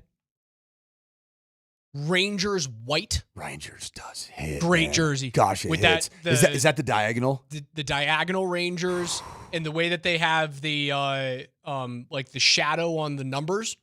Fantastic. How about the Bees? The Bees new ones. Have you seen their new jerseys this year? Yes. They're great. Kind of a bit of a throwback to days gone by. Is it a cop-out if I just go with 3 original 6 teams? Yep. No, it's not a cop-out. Yeah, you could throw Boston in there at number 3. You could throw Detroit in there at number 3. Red Wings, Reds. I love the Wings. I Red love is Calgary too. Big Calgary guy. Yeah, once they went back to the Atlanta Flames kind of color scheme. Even though they're built to lose, Raj, I am a sucker for some Maple Leafs jersey. Can't miss it. Even if they throw the Oreo thing on the helmet, still think it's kind of funny. She's a beaut, Clark. It's all the original 6 teams. None of those teams miss in terms of their jerseys. Never. If you have to force me into a non-original 6 jersey, Colorado's tough to beat, especially if they bring back these Quebec Nordique throwbacks. Dude, I hate to say this because I hate their shtick and it's so corny in arena. But the Knights golds are good jerseys. Pretty good, man. Good jerseys. Pretty good. And they tried something new. I appreciate the heck out of that. Join us, 303-504-0925. Your favorite jerseys of all time. Actually, your favorite jerseys of teams that you hate. Ooh. I'd rather hear that. 303-504-0925. Again, I grew up an Avs fan, but you know what I loved?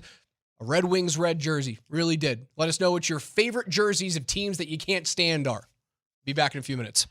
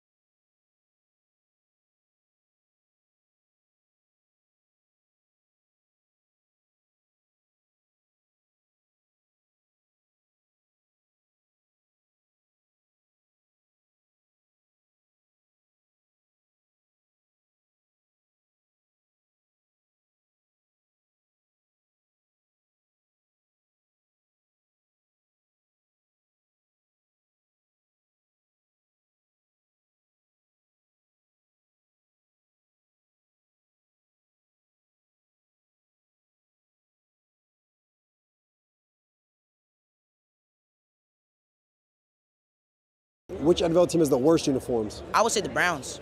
Browns, yeah. I do not like the orange and brown color. I'm not feeling it. Probably the Rams. The Rams. You don't like the Rams? Yeah, like it's a funny blue. I know my folks are gonna kill me. The Browns. The Chiefs. Chiefs. By far. Wow. Seahawks. It's like lime green, huh? Yeah, definitely the Seahawks. I can't do that neon. The Browns. Browns. Browns get a lot of heat.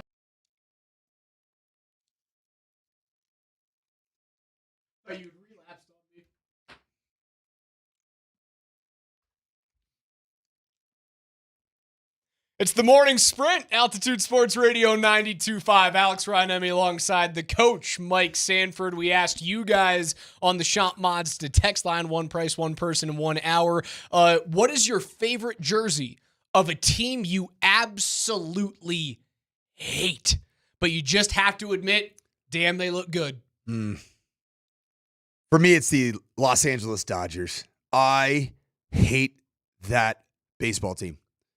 I always have. And I grew up in the shadow of that franchise. The shadow of Chavez Ravine. You know, it's kind of hard to have a shadow when it's dug in the ground. Man, it's the grays and the royal with the red numbers. You nailed it. What makes them stand out is the red numbers. Yep. And even that hat, when I see just somebody around the Colorado metro area wearing a blue, just normal new era. Hate it. I hate it. I look at him, I'm like, dude, you know what you are? You're a D-bag.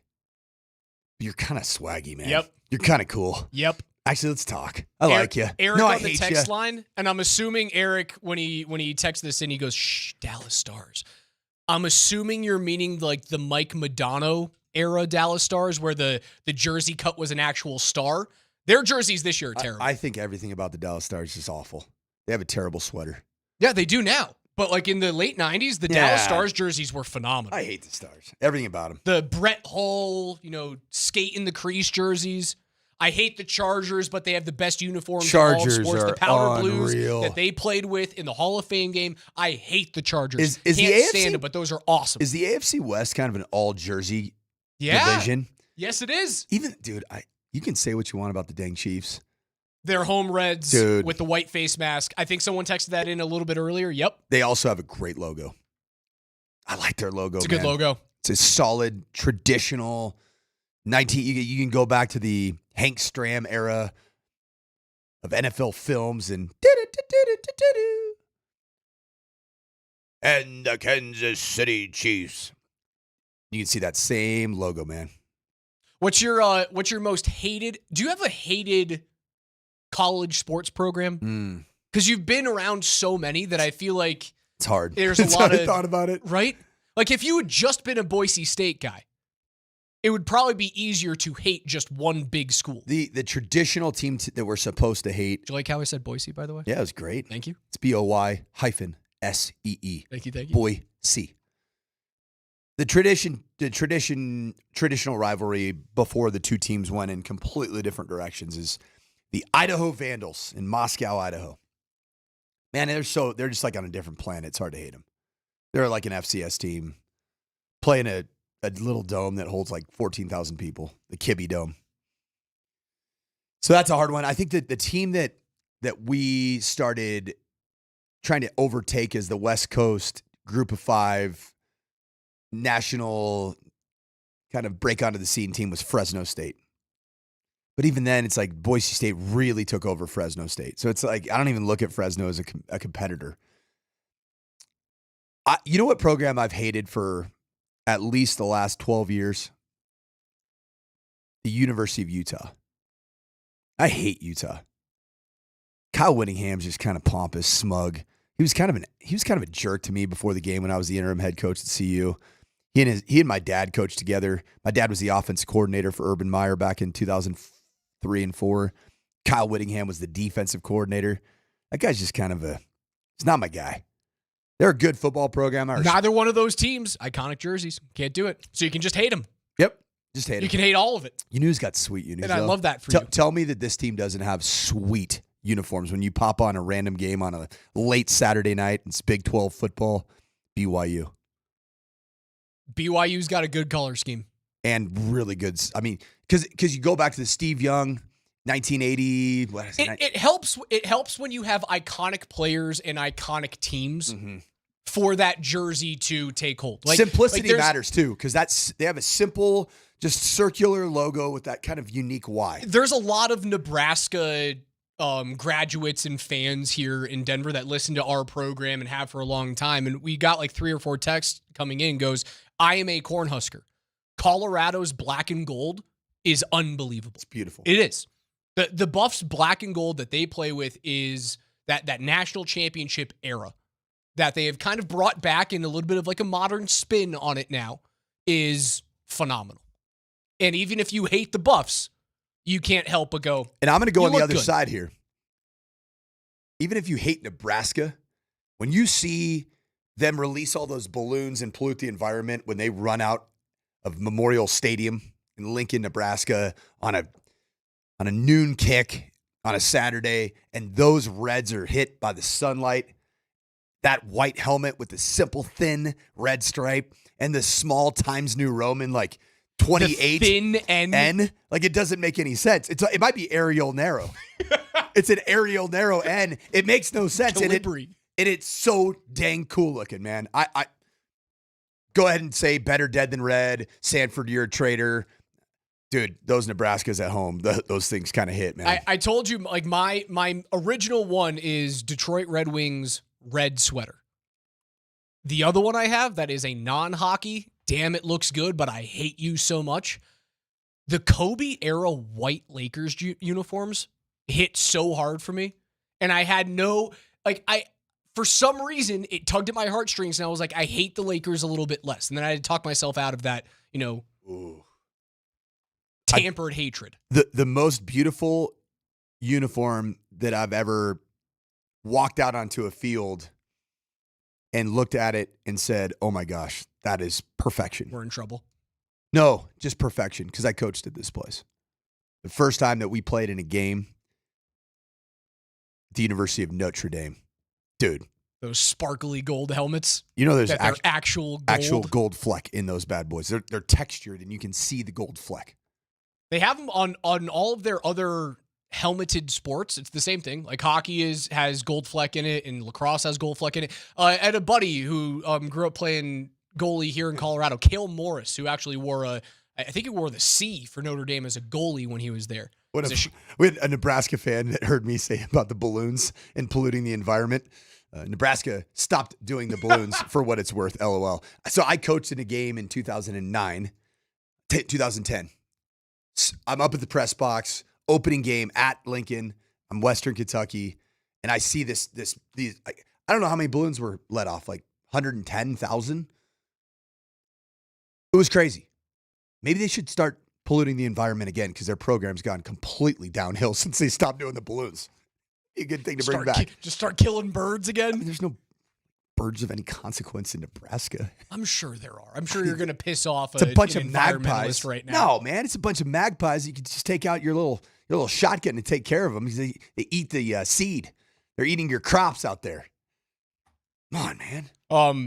That kid Kale, the goalie for Notre Dame, dude. He not only had the gold flecked helmet as a goalie, he switched out his skate blades and had gold skate blades. Got him. Swaggy. He got him dipped. Dipped. Yep, they dipped those helmets. The equipment managers, they take out the innards of the shell of the helmet and they re-dip them. It's crazy. There's a lot of money there at the old Notre Dame athletics facilities. They've got a couple big hitters, if you will. One of them is called Vatican City. Place has a little bit of dough. Second one is the 3-letter acronym, NBC. It's another one that keeps the coffers pretty full over there. We will get back into the Broncos' unofficial depth chart that they released yesterday right after our show, and into a preview of what we hope to have reported out of the first joint practices with the San Francisco 49ers. Those things start in about 20 minutes from right now. If you guys want to join us, 303-504-0925 in the Shop Mazda text line. Coach Mike Sanford, Alex Ryan-Emi. It's the Morning Sprint.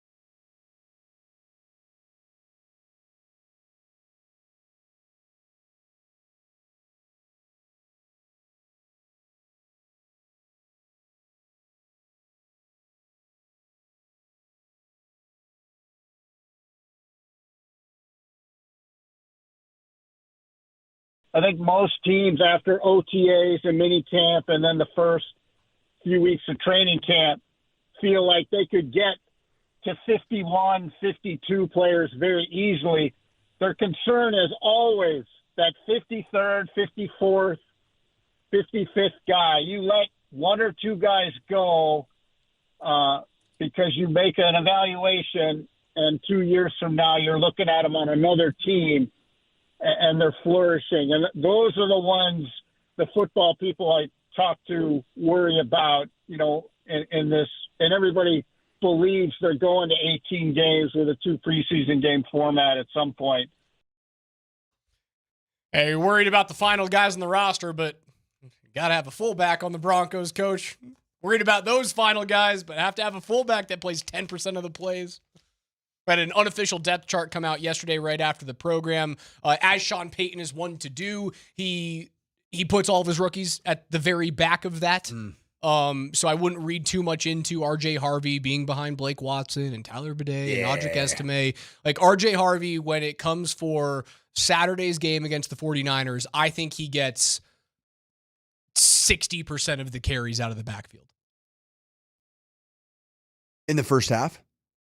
Because you do get to the point in the second half where it's just essentially non-NFL players playing an NFL game. Is that not hilarious when you think about the NFL preseason? That an entire half of football is going to be played with guys that are not going to be on any team. It's going to be played with a bunch of guys who are going to be on the next season of Love Island and call themselves a professional football player. Listen, you're way closer to being a professional than I ever was, so I can't ever take that away from you.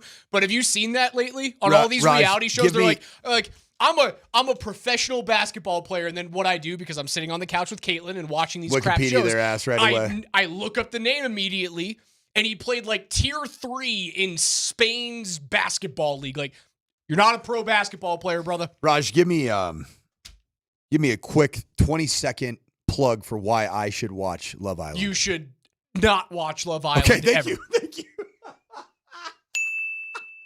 The only reason why I watch Love Island is because my wife enjoys being next to me, and it makes her happy that I am in the same vicinity as she's watching a show. If I'm not mistaken, back in kind of the very slow times of post-Avs post-mortem for the Avs of the season, the post-Nuggets, did you and I both share on air that we kind of got drawn in, tractor beamed right in with Love is Blind? Yep.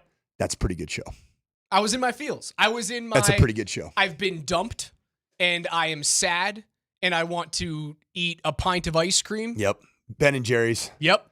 Mm-hmm. That's how I felt. Cherry Garcia, maybe. I couldn't bring myself to watch the Dallas Stars play in the next round, even if they were going to lose. Oh man, I just need a pint of oatmeal cookie chunk, and then I need to actually lick it and turn it upside down at the very end. Do the offensive lineman thing where you throw it into the microwave and you just drink it as a milkshake. I had to do that in high school, man. I was trying to put on weight. Now we had a thing of dryers. I just throw it in there for 2 minutes and just slug it down. That's how I gained weight at Boise State. Yeah, as much sugar as humanly possible. It's crazy to think about this now, but they used to have $2 for $5 pints of Ben and Jerry's at Safeway in Boise. And I would just go and buy pints of Ben and Jerry's. I would have one every night before I went to bed. Without question, I probably took at least 7 years off my life expectancy. Oh no! I mean, think about that. If you had 2 full years worth of a pint of ice cream every night from Ben and Jerry's. Yeah, but like you're sweating it out. Is that how that works? I mean, some of that stuff had to get clogged somewhere. It's plaque on the heart. It's not good. Hey, real quick, Kamaje, that opening drop right there, was that Sum 41? That's exactly who it was. Did we just find out that we got the collab that we all didn't know we needed, but we really needed? Jeff Legwold x Sum 41? What a fine collab, man. Dude, Jeff Legwold has the most interesting music taste you would ever hear. That guy's like an old school rap aficionado. So sick. And it's the reason why all the NFL players love him. They're like, oh yeah, like he knows our music. We get it. And it looks like he shouldn't know that music, and he does. I certainly don't. That's why I have to have you guys culture me every other day. I don't know. On the show. For some reason, Leggy's voice just combined into screechy pipes and speed punk of Sum 41 just hit for me. Speaking of the depth chart, right? At this point last year, Bo Nix was third on the depth chart because rookie Sean Payton always comes last. And then at this point, we went, oh, Bo can actually play in this league. And then he slowly moved his way up until he was the week 1 starter. Mike Mayock came out with his quarterback tiers. Kind of miss Mike Mayock. As he was on the Rich Eisen show early on this morning. And he has 4 quarterbacks in his franchise quarterback tier. I think it's very obvious who those 4 guys are. Patrick Mahomes, Josh Allen, Joe Burrow, Lamar Jackson. His second tier is you can win a Super Bowl with these guys, and it is as packed a tier as humanly possible. That tier, Jalen Hurts, Matt Stafford, Jared Goff, Jaden Daniels, Brock Purdy, Justin Herbert, Baker Mayfield, CJ Stroud. End of tier. Bo Nix not in there. Solid, but huge question mark. Jordan Love, Dak Prescott, Sam Darnold, Geno Smith, Tua, Trevor Lawrence, Kyler Murray, and Bo Nix. Okay. So he has Bo Nix all in the same conglomeration of Love, Prescott, Darnold, Geno, Tua, T-Law, and Murray. Is he in the right spot, according to Mike Mayo? Those tiers are wildly inconsistent as it relates to the people that are in those groups. Like there almost should be a tier. Like I don't love Mike Mayock's term. What do you say? Solid, but but question marks. Does it say major or huge question marks? Solid, but question mark. Okay. Solid usually means that you're a high floor, low ceiling player. Yes. That's an adjective that I would use to explain more like a Brock Purdy, right? Jordan Love, Dak Prescott are guys that have potentially extremely high ceilings.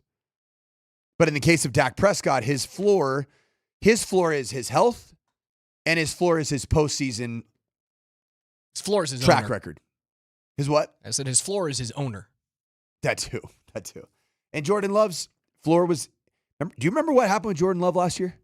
Looked pretty dang good coming off of his first year as a starter. Looked pretty good in Broncos training camp.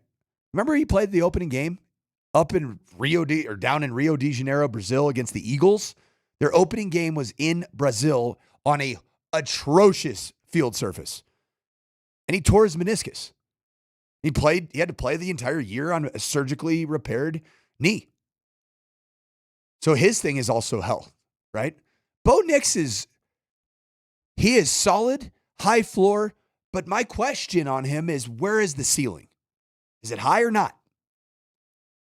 I don't know. I think we're going to learn that this year. This year is it's the beginning of the discovery of Bo Nix's ceiling. Last year was all about just making him an adequate starter in the National Football League. Don't screw it up. Don't crash the car. Now, is that what Bo is? Is that how Sean's going to treat him for the longevity of his time here as a Denver Broncos starting quarterback? We don't know. Because Sean has certainly gone on a national stump trail to let everybody know that Bo had the lowest bad play percentage in the college football draft 2 years ago.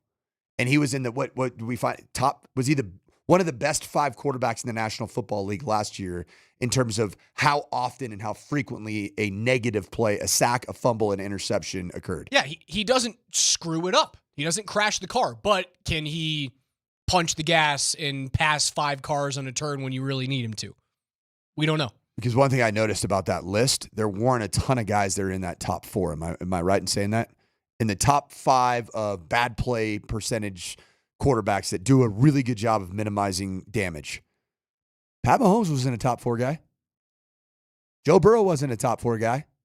And I'd say those 2 guys are your 2 Josh Allen was and Lamar Jackson was. Yeah, and I would argue that the 2 that I mentioned are the 2 best passers that can win games with their arm.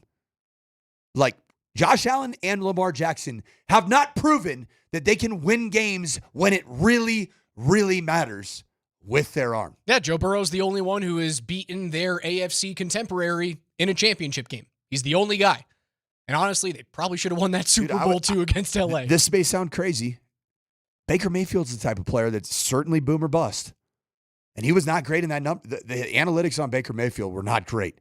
He has bad plays. He's the modern day, and I'm not saying he is this quarterback, but you know who he is to me? He's Brett Favre. Yes.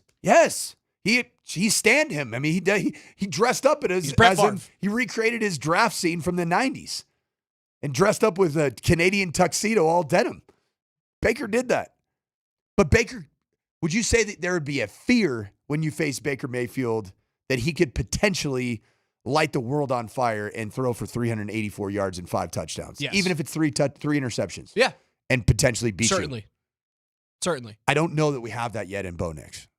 I'd love to hear from you. Do you have the confidence level, 303-504-0925, that Bo Nix could get into a real old school shootout where his arm needs to beat one of the better teams in the National Football League when it matters? It is the biggest question surrounding the Broncos this year. That is the biggest question. The defense is going to keep you in 90% of the games that you play this season. And there's going to be a couple where it is all on Bo. Whether someone gets injured on defense or you're going up against a team that just figures you out that day. Someone's hot, a running back's, gashing you for 150 and 2 scores where you have to go out and 3 points isn't enough. Moving the ball and changing field position with a punt that pins a team inside their own 20 just simply isn't enough. Now, there's going to be a lot of games where it is, where you just win the field position battle, you get out of there with a 3 to 7 point victory. There's going to be a couple, though. I'm assuming it's going to be a game against the Chargers or a game against the Chiefs where you have to go out and win that thing on offense. To continue down on those Mayock tiers as we allow the text to roll in off of your question. Under solid but question mark, which is where Bo is slotted with the guys like Darnold and Geno and Tua and Trevor Lawrence and Dak and Jordan Love. Young guys pushed off to the side. His 3 draft contemporaries. Drake May, Caleb Williams, Michael Penix. J.J. McCarthy is not on that list because he did not play last year. Right. Jury's out. Bryce Young, Anthony Richardson. I think the jury's in. I think we know what the jury's telling us. Russell Wilson. Wow, isn't that wild? Justin Fields. And then he has his own pocket for Aaron Rodgers, which is just called? Off to the side. We don't know what's going on over there. It's not even you can't even define it. The actual category is simply Aaron Rodgers. Ayahuasca. Darkness retreats. I think Nix is properly placed square in the middle of like all NFL quarterbacks right now. I do believe that you can win a Super Bowl with Bo Nix if he gives you kind of the exact season that you got last year. But it's all hinging upon, does the defense take the small step forward to being top 5 to number 1 in the world? And does he have a run game? Like if he gets a 1,300-yard rusher and the defense is far and away the best unit in the league, I think you can make some serious ground in the AFC, and you can win with him. But it has to be 1,300-yard rusher and best defense in the world. You ready for the ultimate benchmark for a successful season for Bo Nix? The ultimate benchmark is who he's practicing against right now in Santa Clara, California. If Bo Nix bypasses Brock Purdy, which would be ultimately 2 years in a row of being better than Brock Purdy, for all intents and purposes. Last year, Brock Purdy... He's better than Brock Purdy. We'll see. Brock Purdy's taken a team to a Super Bowl, man. He has participated in a Super Bowl. That's a better way of saying it. Thank you. Brock Purdy did not take the Niners to a Super Bowl. He participated in a Super Bowl. Oh, Thank you for putting it that way. I know he has a 12-win season under his belt. Like, I get but that. Mike Mayock had Brock Purdy in that tier above. He can win a Super Bowl with. Okay. But you can win a Super Bowl with Brock Purdy if Christian McCaffrey is healthy. Because the San Francisco 49ers defense is what it was 3 years ago. But it's not. You just said the same damn thing about Bo Nix. And a lot of people in the text thread are saying he may never have to because this defense is that good. But also, like, Brock had to go up against Patrick Mahomes. And you have to go through Patrick Mahomes to get to where Brock Purdy and the 49ers were. Peter from the text line said Bo should be in the, quote, can win a Super Bowl. I agree. Because with this D, if you take care of the ball, it's possible. That's Brock Purdy. That's freaking Brock Purdy, guys. Tell me it's not. That's Mr. 2023, Irrelevant. 4,200 yards, 31 touchdowns, 11 interceptions. That was Brock the year that they won 12, and he finished fourth in the MVP. Last year, Nix, as a rookie, just south of 3,800 yards, 29 touchdowns, 12 picks. People are saying right now that Bo Nix has gotten into a gunslinger shootout, which I agree. It happened. Happened against one of the most abysmal teams in pro football. It was the Cleveland Browns. And that game just felt drunk. And don't forget, even though it was a high-scoring game, you scored twice on defense. You've scored 14 freaking points on the defensive side of the ball. That's not the offense generating points in those situations. He did some really good things. He threw the 93-yard strike to Marvin Mims in his own end zone. Beautiful. Can he do it consistently, or can he do it once against a Mahomes when it is cooking? Against a Burrow when it is cooking. People are pointing that out. He did get into a shootout with Burrow. Into a shootout, but he didn't win it. He did a great job. But you know what? He had an opportunity in overtime with the ball in his hands at Cincinnati to go win a football game. Did they move backwards on that drive? Yes. The second drive that they had, And was you that could it? It was a funky little, it was a weird game. I was actually at the time I was calling the Snoop Dogg Arizona Bowl. So that's one of the, I remember I was like, I'm doing the national broadcast of the Snoop Dogg Bowl, and I'm sitting there watching. On gin and juice. Yes. That's the reason why Coach can't remember what happened in overtime. I don't remember a dang thing, man. I also remember specifically asking you to get us a packet of gin and juice, and you failed. That was the one thing you were supposed to do, was get us some Snoop. Because there was too much drama in the LBC, man. It's hard to get that gin and juice. KJ's NFL notes are coming up next. Don't go anywhere.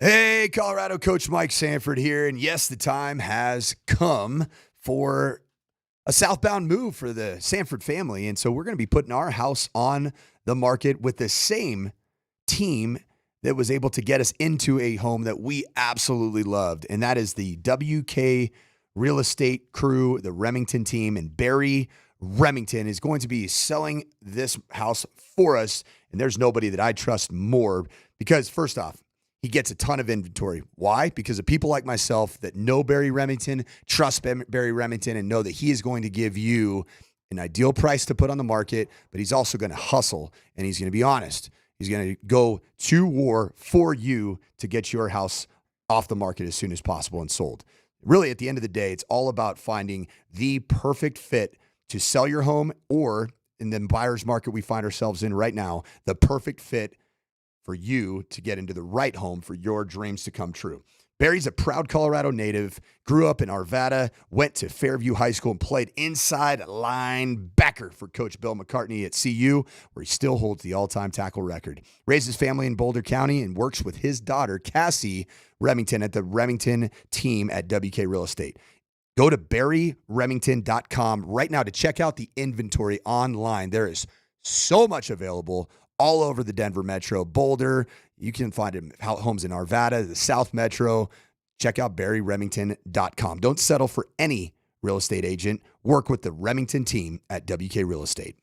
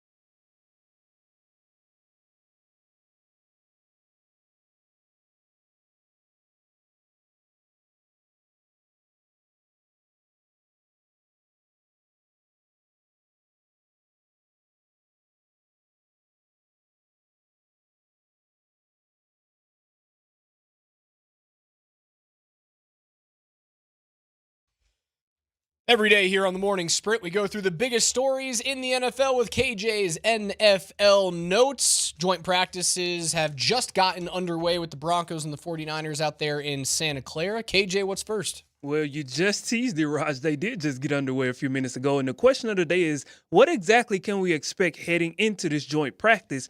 After reports surfaced yesterday regarding San Fran wanting to go all in on practice today and rest their starters on Saturday, Jeff Legwald joined Moser, Lombardi, and Kane this morning to explain.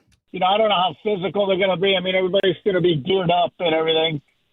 But I think they want to do the sort of some of the unscripted work. Even the scrimmage the Broncos had was thoroughly scripted. Every situation, every down. So I think they want to see these guys on both sides of the ball. I mean, the practice periods will be scripted overall, but they'll be calling plays in order like they would in a game in some situations. So I think they really want to see how they look doing that. And just in the competitive situation, how do some of the younger guys handle the competitive situation? Because these things always start with good intentions, and then as they go a little longer, that it kicks in that these guys compete for a living, and they really get, after that at some point. So that's kind of what I'm looking for. But I think that's why they do just one day now, most teams, because the second day usually gets a little uglier. We're getting already some chippy reports coming out from the Bucs-Titans joint practice right now. Tampa Bay's, so between Cody Mock and Jeffrey Simmons in a one-on-one pass drill, there was a torque and just a throw to the ground by the offensive lineman, and it ended up leading to a pretty nice little scrapper. They're starting. Although the images so far from Broncos 49ers looks like it's all love, man. There's pictures of Jonathan Cooper and Bosa, kind of dapping it up before. Guys look like they're just having a good time being out there, but we'll find out. The difference between like Bucs-Titans, that's a team in the Titans that has absolutely nothing to lose. Whereas the 49ers and the Broncos are both aspiring to be deep playoff teams. Yeah, they're in very similar situations. They're professional organizations in a professional situation. I wonder how much Sean Payton is going to allow Dre Greenlaw and Talanoa Hufanga to really unleash them in these joint practices. I don't expect either one of those players to be actually in the game on Saturday, especially if you want to get a larger look at your younger players in the secondary and see what type of depth you have in terms of your inside linebackers, right? Because if these injuries continue to stay around during the year, the Singleton injury and Sanders and the little tweak that Greenlaw had about a week ago, you need to develop depth. And the only way that you can do that is by playing NFL or NFL-adjacent games. I wouldn't play Greenlaw. I wouldn't play Hufanga, but I would let those guys loose over the next 2 days. Same. Go show San Francisco what a big mistake they made. Once again, tune in to Grant Cohn of 49ers reporting. COHN on the X. He's going to have some really fascinating insight because he is pissed off that the 49ers allowed both Dre Greenlaw and Talanoa Hufanga to not be hemmed up long term. KJ, keep it going. Mattresses and head coaches. With both, you'll sleep better at night.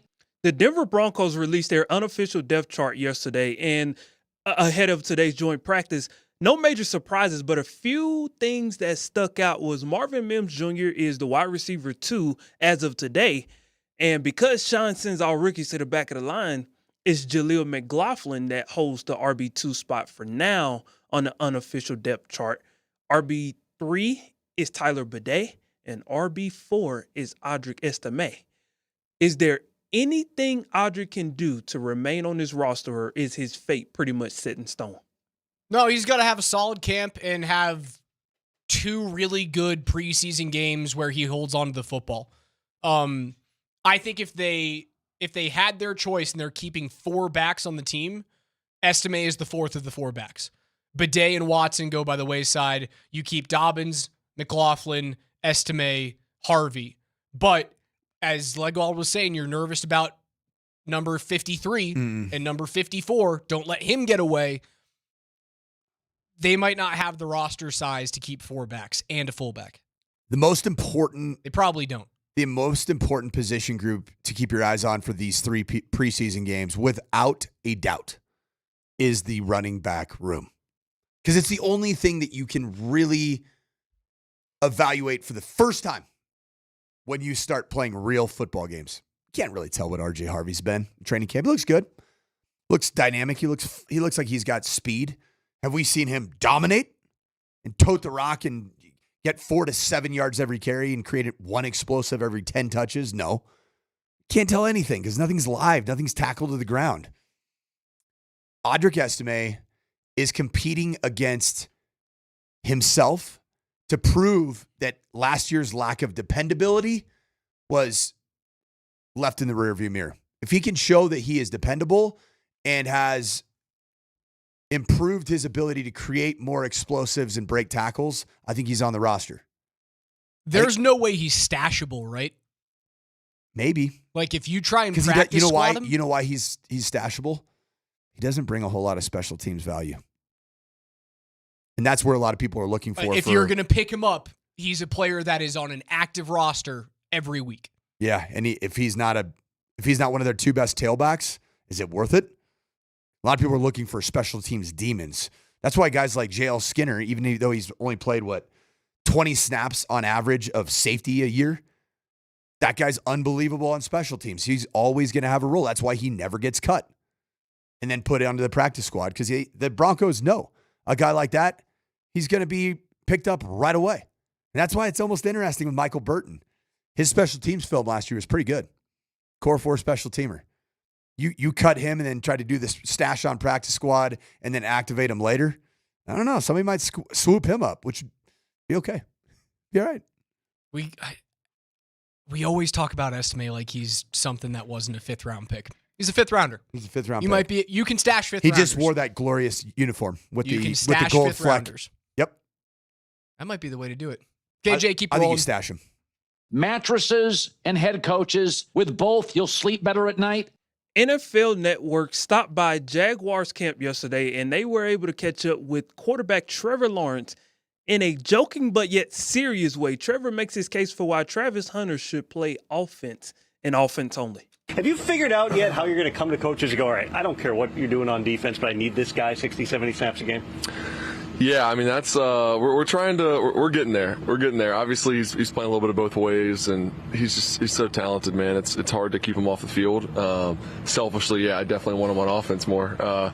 It's almost like, do you want to come catch touchdowns, or you want to maybe break up a pass or 2 a game? Like, that's the decision you got to make. So now he'll make plays no matter where he's at, honestly. And of course, as a quarterback, I hope he plays more offense. But wherever he needs to play to make our team better, because he will make us better, is what's going to happen. So all for whatever that is. T-Law brings up a valid point, and why I think that Travis Hunter's his impact is going to be felt bigger, more significantly on the offensive side of the ball. Score damn touchdowns, man. They catch a whole bunch of passes. Offensive head coach. You're going to see him on offense a good amount. It's been reported that he will play on Saturday, and he will play both sides of the ball. It's pretty cool. Pretty dang cool. Liam Cohen's committing to this, man. Hey, I have something. I got something for you and KJ and all of our fine listeners. When I tell you this, you might never be able to unsee this. Cameron Brink, the NBA superstar, or WNBA, excuse me, WNBA superstar. Sanford, right? Some would say she's attractive. Does she look like Trevor Lawrence? Or does Trevor Lawrence look like her? Trevor Lawrence looks like her. Sorry, I did that to everybody. I'm not gonna disparage Cameron Brink and say that she looks like a man because she's beautiful. Cameron Brink and Trevor Lawrence. Trevor Lawrence has a feminine quality about him. Still a good-looking fella. I mean, just because he has long hair? Yeah. Okay. Long hair, sharp cheekbones. Like that's, yeah. Is that where your mind was on that one? Yeah, when I heard it, I couldn't unsee it. I saw it. Somebody did that to me on the social media. Stashed the Sports Illustrated swimsuit edition underneath your chair? Is that, do Nope. I have to go looking No, over there? It was on the X. There's a picture. All right. Whatever you say, Coach. Keep going. mattresses and head coaches. With both, you'll sleep better at night. There seems to be some conflicting dispositions about what's going on at the Bears training camp. Ben Johnson recently said the offense is not where they need to be at all right now, despite the good days they're having here and there. Bears wide receiver number 2, Rome Odunze, is obviously sticking up for his quarterback. Here's Jeremy Fowler with the report of what is going on with the Chicago Bears right now. What are you hearing as far as year one with Ben Johnson? No cameras in the locker room. So Rome Odunze told me Caleb Williams can literally be the best quarterback in the NFL. He's far away from that right now. You mentioned deconstruction. That's exactly right. Ben Johnson has been relentless on him with the details. I hear you, Rome, trying to get some extra passes, baby. I hear you, Rome. Right. He's trying to get the ball. They're just trying to get him to do the basics right now, and then they'll work on, the off-scripted plays, the mobility, all his strengths. That will come. Now, Chicago Bears, elite quarterback play is an oxymoron. Yeah. It's always been that way. But as far as the ability, they see it. Like, the players recognize it. They just got to get it out of them. Do you feel like it's like almost like an unwiring of everything he learned last year, and then we have to build? Absolutely. Yeah, Ben Johnson is like just – how to take a 3-step drop, all the basics. Like, they are treating him like a rookie right now.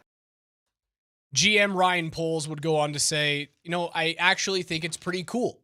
I knew there was a bad practice. I've seen clips on Twitter, but I didn't know it was a national crisis of Caleb struggling. It's not great when your GM is kind of poking fun at the issue, when your head coach is actually nervous about it, and when your wide receiver that you drafted in the first round last year goes, oh no, it's really not a problem. I promise. I don't want to upset Caleb Williams because of how fragile he is. The real story in Chicago is this. You now have a number 1 overall draft pick and a Heisman Trophy winner tied with the best quarterbacks coach in the game. And as long as you can keep him there, one of the best quarterbacks coach in the game. Right now, certainly. Right? It's either him or it's Kevin O'Connell. No, he's fantastic. In Minnesota. Let me ask you this, Raj. Okay, we had an issue here in Denver, did we not, with the head coach and the style of quarterback that he likes to have didn't fit what his history had shown? Yes. Is there anything about Caleb Williams that screams Jared Goff? Pocket passer, programmable, makes the right decisions, doesn't put the ball in harm's way with consistency, doesn't take a ton of 25-yard sacks by trying to big play hunt. Is it a possibility that the quarterback in Caleb Williams is not a fit with the offensive play caller and head coach now in Ben Johnson? And ultimately, we're going to see a similar situation play out like Sean Payton did with Russell Wilson, where Ben Johnson says after a while, that's just not my guy. It's either my head coaching career is on the line, or I'm going to go down swinging with this guy that truly isn't my style of quarterback. There's a possibility, but I think the smartest and most prudent option to go is stick with these guys for 3 years and see what they can do. Is Ben Johnson going to have the patience with Caleb Williams? Because the play style is not good relative to what he wants. Yeah, I mean, look at his other quarterbacks that he's worked with. Like in Miami, I think it was it Tannehill that he had when he was a quarterback's coach back then? I think that's probably who it was. You know who in my opinion, he had Matt Stafford in Detroit. The only great option at head coach for the Bears, which would have been to fit with Caleb Williams, who they made the decision to go with a year before. Dude, it was Johnny Air Raid himself, Cliff Kingsbury. Because Cliff Kingsbury's made a career on letting quarterbacks just do you, babe. Just go cook. Go do you. That's not Ben freaking Johnson. And so at what point, we watched Hard Knocks last year. Caleb Williams looks uncomfortable being a serious quarterback. Looks uncomfortable. I don't think it's going to be a fit, man. But there is so much talent around him that talent might end up covering a multitude of sins. Like Rome Odunze is a dude. Colson Loveland, a dude. They have Cole Kmet back. They've got, the running back. They got guys everywhere. Who's the running back in Chicago right now? Sweat. Oh, yeah. Solid. Yep. Solid player. Not a problem at all there. DeAndre Swift is fine. I just think the best option for them is to stick with each other. Like young quarterbacks going through offensive coordinator and head coaching changes year after year is a situation that is spelt for disaster. Their receiver core, how much would Bo Nix love to have this right now? DJ Moore, Rome Odunze, Luther Burden. Pretty solid. Colston Loveland, Cole Kmet. That's freaking good. Yeah, the ceiling on the wide receivers there is quite good. Stick with him, man. There's too much talent with him. He'll fix it. I believe in Ben Johnson. I do. I don't believe in Caleb Williams. I believe in his head coach. KJ's NFL notes are brought to you by our friends at Mountain High Appliance. It's Colorado's most complete local appliance store. They have locations in Denver, Louisville, Littleton, Colorado Springs, and Glenwood Springs. They offer every major appliance line and brand, and you can find them at mountainhighappliance.com. Broncos and Niners joint practice is underway. NHL.com goes through their 32 teams in 32 days before teams truly start to get into camp, and they do some off-season resets, and they had 3 questions about the Colorado Avalanche. And it all centers around Brock Nelson and Mackenzie Blackwood, who I think is the best dark horse candidate to win the Vezina Trophy this year. We'll get into that and a little bit more on the other side.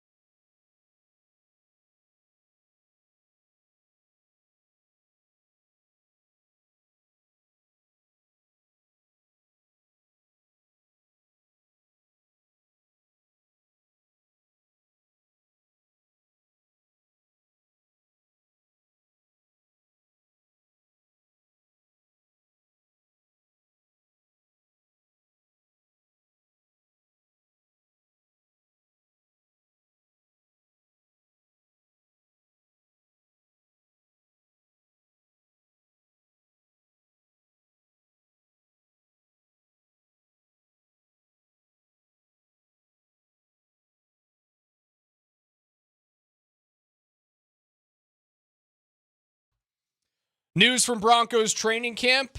Dre Greenlaw, Talanoa Hufanga not in pads out in San Francisco. So something that I was hoping to see, like unleash them against the San Francisco ones, like Kyle Shanahan is playing today, but not planning to utilize on Saturday's preseason game. That's not the case. You did predict that both Greenlaw and Hufanga would not really be used today. Smart. Former teammate of a lot of those players out there, probably would have gotten pretty chippy. Both those guys are really, really passionate, run hot types of players, especially Dre Greenlaw. Energy leaders of the defense. Yes, which is great. But I don't think today's the right day to activate that. Okay. There are going to be zero tangible benefits of winning today's practice for the Denver Broncos and what they want to ultimately do. So they are out of pads. Who is in pads today that you're excited about? I was excited about this. Player that caught my eye in the first week of training camp, but then had a bone bruise he looked like he was in a serious brace. And Sean Payton said it was a bone bruise. I didn't believe him because the brace that he had was one of those straight-legged. It almost looked like, it looked like something that appeared to be more of a ligament damage with his knee. Clearly not, and that's Q Robinson, the outside linebacker. Why is Q Robinson a player that I am really excited about? Because I think he can play the real Sam linebacker position when you play more physical teams that want to get into 2 tight end or 2 running back at fullback and a tailback sets. Q Robinson can actually cover in space better than anybody at that position. I love Q Robinson. Speaking of Q Robinson, I mentioned that the Avs were like the lead story on NHL.com today as they go through 32 teams in 32 days and recap the offseason. Did you know this? If you just remove 10 pounds from Q Robinson, that is Brent Burns.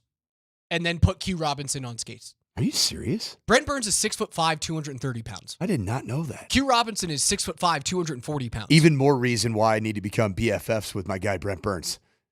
Like, that's how big Burns is. Put Q Robinson on skates, and that's Brent Burns. Think about that. Because Q Robinson, he walked by you. He's a gigantic human being. He's a guy that he passes every bit of the eyeball test. Yeah, he does. Oh, my word. Like, that's a first, you kind of like snap your head at you. Like, how are you not a first rounder? You're that fast. You're that tall. You're that athletic. You can play both inside and outside. And he went through the evolution at Alabama where he was recruited as a safety. Went from safety to like nickel to inside linebacker to outside linebacker. And he's found his home. That's the difference between Drew Sanders, to me, and Q Robinson. Drew Robinson, I don't feel like he's really settled on a home. Q Robinson, if he can stay healthy, appears to be a really good edge player and also a traditional Sam linebacker. We'll get back into Q and what we're hearing from Broncos training camp out in Santa Clara. Again, first day of joint practices with the 49ers before they play on Saturday evening, week 1 of the preseason. Speaking of Burns and his size and what he brings to the Avs defense, the other thing that I saw that was interesting on the 3 major questions facing the Avalanche. The first one was, does Gabe Landeskog stay healthy the whole season? And is he 2022 version of Gabe Landeskog when healthy? Number 2 was, does Brent Burns really change the defense all that much in year 22 and age 40? Now, Chris McFarland says, yes, without a doubt, he's like the most in-shape dude in the world. He brings a type of, he brings an energy to the locker room that the Avs haven't really had all that much recently. Like, the same type of kind of goofball, fun dude in the locker room that everyone wants to be around, that Eric Johnson had for all of those years, and especially in the Cup run, they really haven't had consistently over the last 3-4 years. That's who Brent Burns is. Who's that guy for the Denver Broncos right now?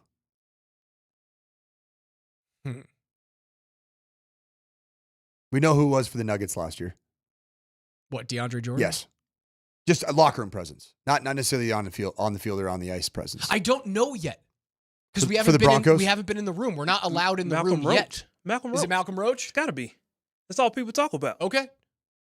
Locker room presence, Malcolm Roach.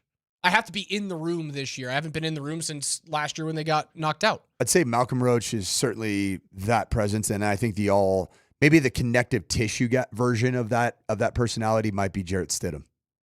I think he's got that kind of bro togetherness, fun, giving guys hard time. But can you be that guy as a backup quarterback? I think so. I think it's similar to DeAndre Jordan. I mean, he was a backup. Just give me the aux yeah, cord. Yeah, exactly. Just give me the aux cord. No doubt. Be the aux cord guy. The third question that NHL.com had about the Avs was, is the goaltending good enough? And I think the answer is without a doubt, yes. I think Mackenzie Blackwood, who currently sits right now, if you look at ESPN Bet's rankings, to win the Vezina this year, 12th overall. 12th! He sits behind Jacob Markstrom, Darcy Kemper, Anthony Stolarz, Bobrovsky, Logan Thompson, Ottinger, Dustin Wolf, Vasilevsky, Shesterkin, Hellebuck at 2,500 to 1. Or sorry, not 2,500 to 1. Was that 250 to 1 right there? I think he is, 25 to 1. Read odds for the first time in your life, Raj. 25 to 1 to win the Vezina this year. The average numbers that you have to win a Vezina trophy over the last 15 years, you have to have a 2.12 goals against average and a 929 save percentage. You have to win 37 games and have an average of 4 to 5 shutouts in a season. Blackwood last year, in 36 starts with the Avs, had 22 wins, a 913 save percentage, a 233 goals against, and 3 shutouts. Double those numbers coming up this year. Maybe 1.5, right? It's double's probably too much to get up into like the 70 games started. But I think if you have a very similar year last year with a better defensive unit than last season, Mackenzie Blackwood is not only good enough for the Avs this year, I think he is a wonderful bet at 25 to 1 to win the Vezina. Mackenzie Blackwood is how old? Blackwood 29? is 28. He turns 29 in December. So not by any stretch, he's not an older netminder. No, he's right in his prime. Right in the middle of his prime. How many games does he get in just a general ratio? 3 to 1, 4 to 1 to Scott Wedgwood? I think Blackwood should start 60 games this year. Between 60 and 64 games, I think is the sweet spot for him this season. So it's like would that be like almost 5 to 1? I don't know what the ratio is. Seems about right. You're better at quick math than I am.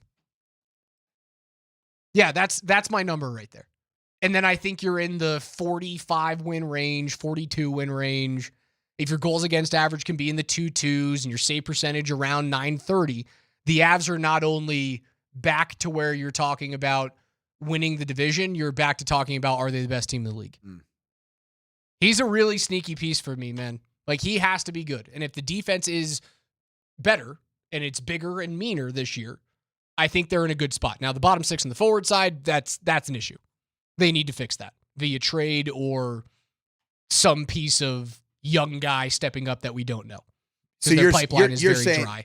The number that you gave for an appropriate, it'd be between 4 and 5 games that would be started by Blackwood to the one that would be started by Wedgwood. Yeah. So that's I think that's about right. I think that 4 if to the 5, ratio's right, yeah, be my guest.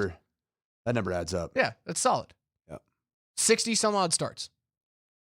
He's the linchpin. What's the NHL record in the modern era? In terms of wins in a season? Starts. It's got to be a Marty Brodeur season. Brodeur played so many games, dude. I don't know what it is off the top of my head, but I guarantee it's Marty Brodeur. There were years where he was starting like 72 games back in the early 2000s. The game's changed so much since then, though. Grant Fuhr. How many? 79. But that's back in like the 80s, right? That was 95, 96. All right, so 95, 96. That's still a long time ago. 10 years after that, 2006, 2007, which feels pretty contemporary, right? Now, it's almost 20 years ago, but it feels recent because it's post-lockout. 78 games started for Marty Brodeur in 06-07. In the following year, he started 77 of 82. In the year after that, he started 77 of 82. There's no goalie like Marty Brodeur who could just play games. So interesting that really the 2020s has really brought about this whole management, the load management. If you look at most starts in an NHL season, there is not one appearance after the year 2010. that's in the top 25 all time. Load management, baby. Running backs. Michael Malone, hater of load management. You know what else Michael Malone hates? Staying employed in this day and age. Oh, that's a tough look.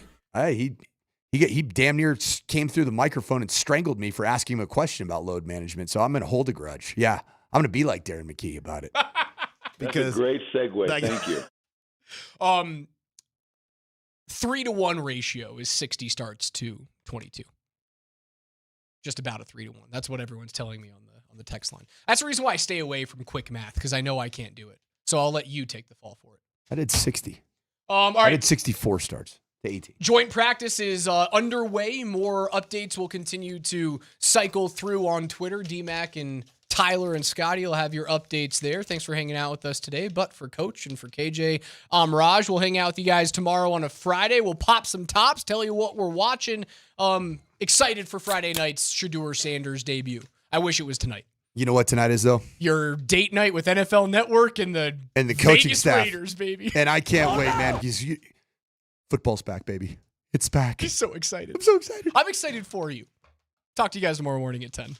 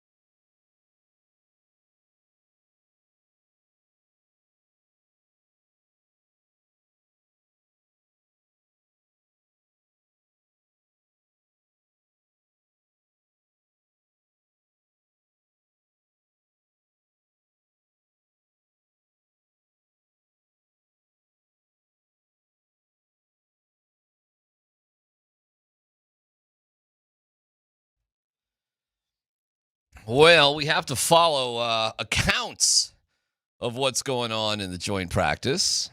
On account, we ain't got nobody there. We got nobody there. Leggy's there. Leggy's not a big tweeter, but Leggy's there. He'll be on later. He's a 529 guy. Yeah. He'll be on in a little bit. I mean, a little bit in what time is Leggy scheduled there, Dano? 2:30. 2:30. So that's just hang with us. But it's 1:30 there. So that means that'll be right after practice gets over. And if you just got in your car from Parker and you're driving to Vail, we will have Jeff right about the time you get there. Hopefully there's a little traffic, but yes. Yeah. Basically. You're a slow driver, Tyler. 2.5 from here to Vail? Parker? Oh, from Parker. Parker? Yep. Yeah. It's about 2.5. Just 470. That's Do you go 470? That's about 2.5, no traffic. Go 470 to 70? Yeah. Yep. I suppose you could squirt down 25, but I'm always nervous. Once you get on 6, it's going to be a little something. I guess it's easier to just go 470. I always go 470. Even when it tells me to go 6, I go 470. I don't ever trust 25.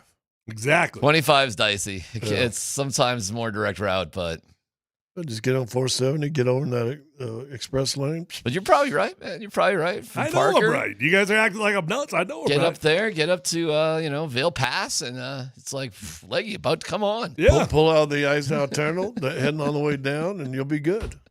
We could do our whole show based on the drive. Here you're just leaving Parker, and 45 minutes, Idaho Springs will be. Do we have any listeners that are talking about bored the right now Rockies? that got nothing to do? You want to just drive to Vail for us? You can give us updates along the way. How long did it take to get Legwold on? How far did I go? Yeah, where did you start and where did you end up? That would be pretty funny. And if we even if wanted you to go have- towards Lyman, we could do that. There's not a whole lot going on today. We could use a little bit. If we had a truck driver, a delivery person, that would be pretty funny. How many deliveries did you do between now and the end of practice? I kind of like the how far did you go? I think that's a pretty funny one. Like I went from here listening to you guys to there. Yeah. I made it to Wyoming and back. Yeah, like we probably are picking somebody up in the Colorado Springs, northern part right now. That might be going to Wyoming. That'd be kind of funny. Yeah. You win nothing. Let us know. If you're on a road trip right now, give us a call. 303-504-0925. I got a children's book in the back of my truck. We can give you a children's book. Stop on by.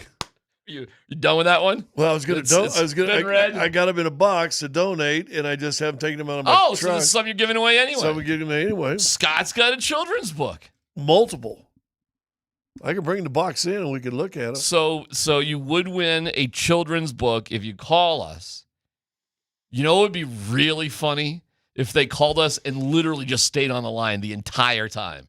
So we could just periodically just go back to just them. check in where you're at now. Yeah, just where you at now. Yeah, we're going to lose you. What's that one little tunnel, the little one before Eisenhower? Well, here's what's funny. If you called and we just put you on hold, you could actually listen to the show on hold. Yeah, the entire time. So don't even need a radio. Nah, you could be going wherever. Yeah. You could win a children's book. Written by Scott. No, these are legit. 303-504. I'll go get the box and bring it in at the break. All right. We got a UPS driver on the text line, says that they will handle about 50 deliveries and 20 pickups before then. Well, that's fantastic. Keep time to start marking down and keep track, and then call us after Leggy's on. Yeah. All right. And if anybody's just going long distance and wants to stay on hold, it'd be a funny bit. The key is getting people to call. People are just used to texting the whole thing. We're into humor. Damn right we're into humor, because what else have we got? And even the humor is... Yeah. Dude. All right. Happy Gilmore, too. All right. Wow, we going again. A little quickly. All right. Quickly. I'm not mad. I realized that my younger son, whose birthday was yesterday, we went to hibachi. Hibachi is damn ass fun. Going to the whole, it's a choo-choo train, and here's the egg, and this, that, the other thing. I got a sake squirt. I wasn't driving. Sake squirt. Spilled all over me. Woohoo! And then they had this cheesy happy birthday to you. And they turned the lights on and the whole thing. And my son was like, do not tell him it's my birthday. Don't tell him it's my birthday. So was it mom or you?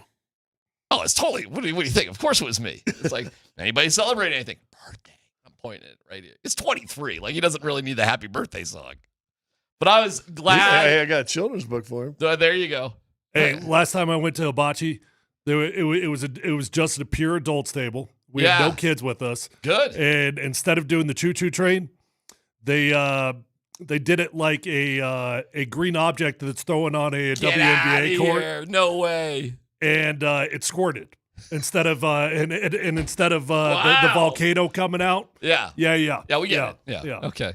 More graphic, please. So is a bocce like a Benihana? Yeah. That's Benihana. Yeah. But I mean, it's not just Benihana. I mean, there's a bunch of other places. We went out to someplace in Highlands Ranch, Fujiyama, I think, someplace like that. It was awesome. We had the best time. And my older son, we never all four get together, and he came down from downtown Denver to hang out. It was just great. And then they played the birthday song for my 23-year-old. I was like, this is awesome. Happy birthday to you. I'm like, I should just go to this more often. This is just fun. I mean, you should just totally lie about your birthday. He actually forgot his ID because he wasn't driving, because he was just in the car with us. And so he forgot his ID. And I'm like, who knows if it's his birthday? Nobody really knows. Nobody really checks. So did he have any sake? He had a sake shot. He's old enough. I was just laughing because they bring you free dessert. It's like, you get the ice cream. You want a little free dessert and a candle and blow it out? Like, why wouldn't you say it's somebody's birthday, even if it wasn't? Morals and ethics. Oh, my God. It's just, you get the goofy birthday song and you get a cookie. I mean, really. I don't think we're betraying anybody's real. My daughter asked me to do that one time. She's like, Dad, can we just tell him it's my birthday? Yes! I mean, you wouldn't do it? No. I'm not. No. I got to teach her right and wrong. So here's that's just a little wiggle fun. Let me give you something in between. So Grandma and Grandpa took Ellie this past weekend. They grabbed the train from Union Station and went up to Glenwood Springs. Oh, how was that? They absolutely loved it. That sounds great. 2 or 3 days in Glenwood Springs. All via train, huh? Yeah, but it was a birthday present for her, a getaway trip with Grandma and Grandpa. Very cool. Which was in April. So they would go out to eat. The first night they did it at a Mexican restaurant, and they go, this is her birthday celebration, which it was. It was part of her birthday present. So they put the big sombrero on her head, and they got the whole crew coming. And she was almost in tears. She was trying to fake laugh. She gets embarrassed real easy. Yeah. And she's almost crying, but she's trying to pretend like she's laughing. But she absolutely hated it. But it got a little scoop of ice cream. Yeah, a little ice cream. Yeah, a little happy birthday. It was cool. And I was like, I got to just do this, and we just got to say it's my birthday. Hey, it's my birthday. You go to a birthday place, just say it's your birthday. So you think I should have let my daughter at the time just tell them it's her birthday when it wasn't her birthday? Sure. Are you doing it every night? Well, if you let her do it once, then she's going to want to do it every night. Yeah, I guarantee. What's the difference? If I let her do that one time, she would want to do it every time we went to a restaurant. Yeah. Listen, my older son ordered the lobster fillet hibachi dinner. I think I earned a cookie. You know how much that goes for? I bet it's expensive. I sort of look over and granted I'm paying, but I'm like, really? We're doing lobster fillet, huh? Okay, great. I'm going to be okay with the free cookie. Lobster fillet. What'd you get? I got the filet and chicken. Cheaper. Well, yeah. Cheaper, my friend. You say chicken's a little cheaper than a lobster? Cheaper. Lobster. You had to have lobster. Anybody else have lobster? No. He was the only one. There's 8 people, and he was the only believe me, there was Was it good for him? Yeah, he's a great kid. I'm happy for him. He reminds me, he was on a team like the Rockies are. He was on this summer baseball team, and it was they were a 15U team, 15U. And this woman, she didn't know what she was doing. She signed him up for a 16U division. We're playing Regis and Columbine and Creek. And I think, not only is the team just kind of so-so, it's not very good. Probably would have been a 500 But you're team. playing up. Yeah. True story. Scored 1 run, or he led off the game against Regis. Got a base hit, stole second, advanced to third on a ground ball to second, scored on a sac fly, 1-0, Smoky Hill over Regis Summer Baseball. Oh, wow. They outscored my son's team 45-0 for the next 4 hours or whatever they were playing baseball. And I realized this isn't fair because they're competing against a different class of team. It's just not the same thing. That's what the Rockies were yesterday and in this series. I know you guys didn't really pay attention to it. It's still Toronto, right? Yeah. In the 9th inning, they put in Austin Nola, who's a veteran catcher, position player. It was the most humiliating, embarrassing half inning, I think, in Rockies baseball history. Wow. Yeah. Because you got to see the body language. You got to see, like, how he was pitching. You got to see he, like, didn't even care. He would get the ball. Good. Here you go. Okay, got it. Here you go. He must have balked like 5 times. The umpires didn't care. If the Blue Jays didn't swing at a pitch, the umpires were basically calling a strike.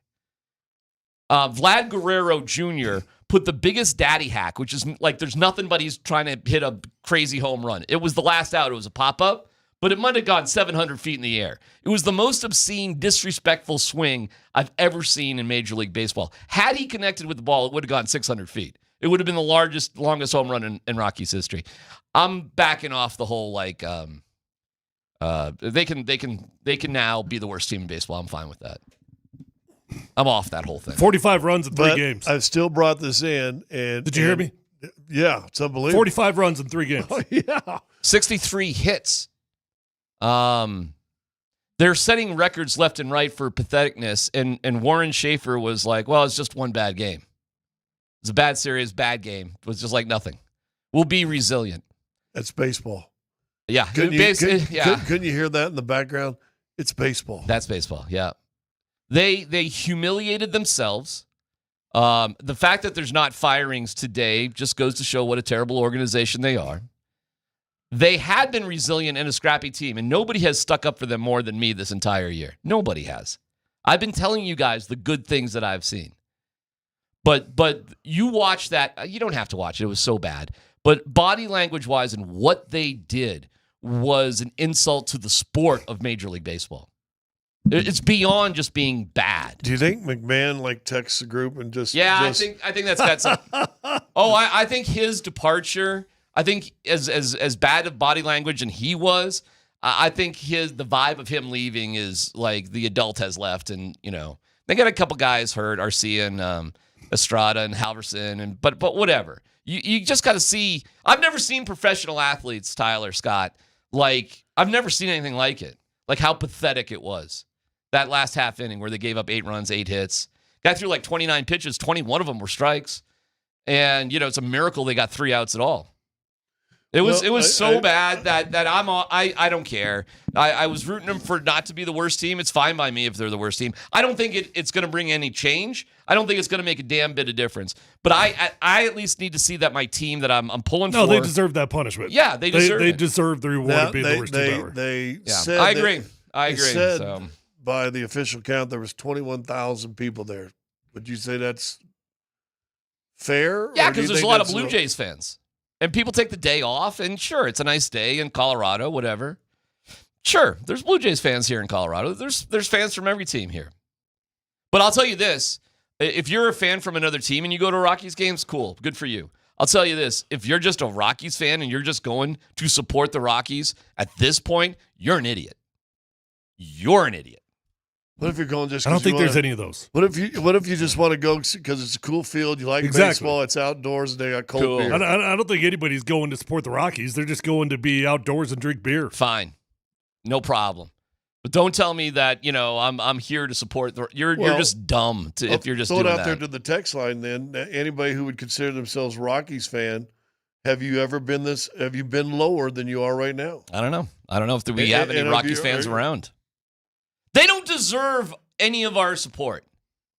And I know you could say, oh, the DMac, they haven't deserved it all year. I'm telling you, there have been points during the year it's been kind of cool. And Warren Schaefer was like, well, we had a great series against the Pirates. You were down 9-0 in the first inning, dude. It took a friggin' miracle for you to win 17-16. And you were losing in the second game as well, and you made a nice little comeback. But, it seems like this team, if you do happen to win a game, which is a miracle, you just lose 4 in a row. Yeah, you don't even care. You just whatever. And it's beyond the Blue Jays are just a better team. This was the most humiliating half inning, in my opinion, in Rockies history yesterday, to go from 12-1 to 20-1.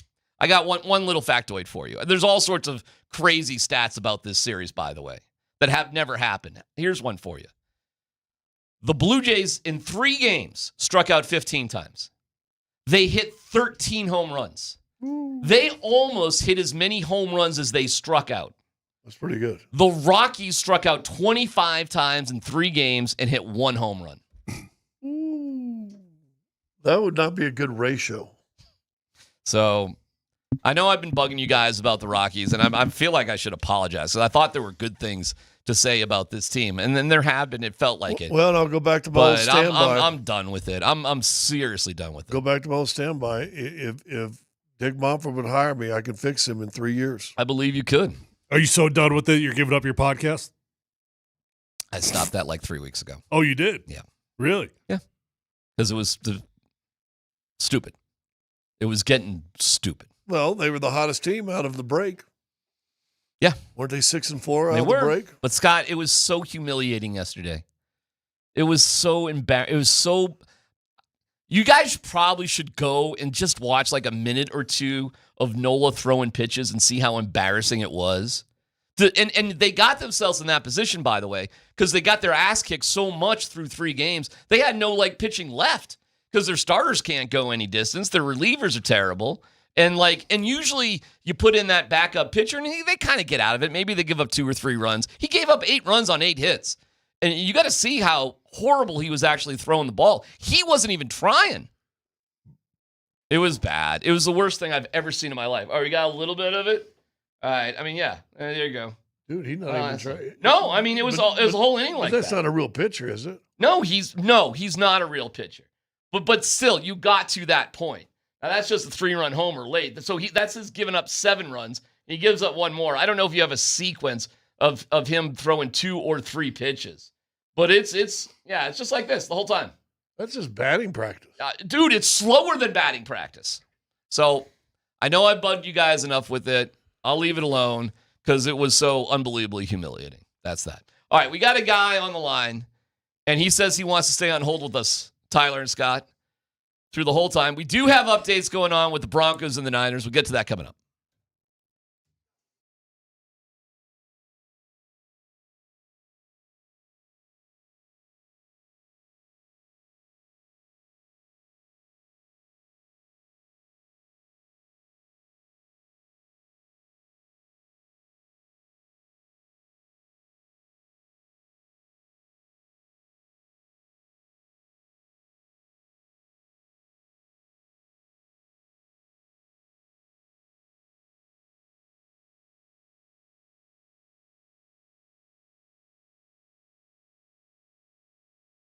Hey, what's going on, guys and gals? Hey, if you're in the market for a new vehicle, go check out the best dealership in Colorado with the best inventory, the best prices, and the best customer service.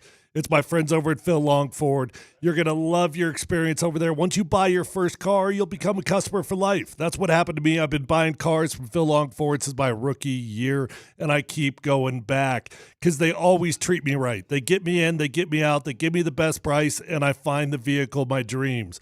Guys, at Phil Long Ford, they've got over 8,000 cars, trucks, vans, SUVs, electric vehicles, even commercial fleet vehicles on their lot right this minute.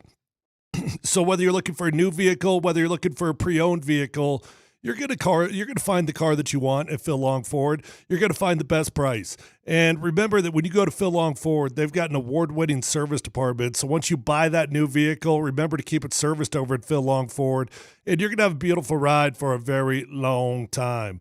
Let them know that your friend Tyler sent you on over, and feel free to shop at phillongford.com.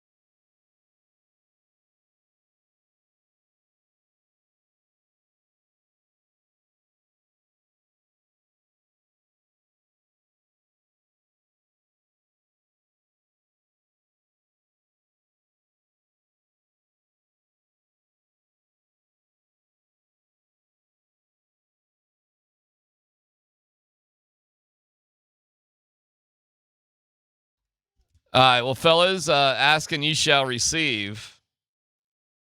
Mason Kane. Hi, Mason. How are you? What's up, fellas? All right, here's. I'm good. How are you guys? Well, the challenge was, could you? Are you driving from one place to another until Yes, Jeff Legwell? sir. Well, what are you doing? What's your deal?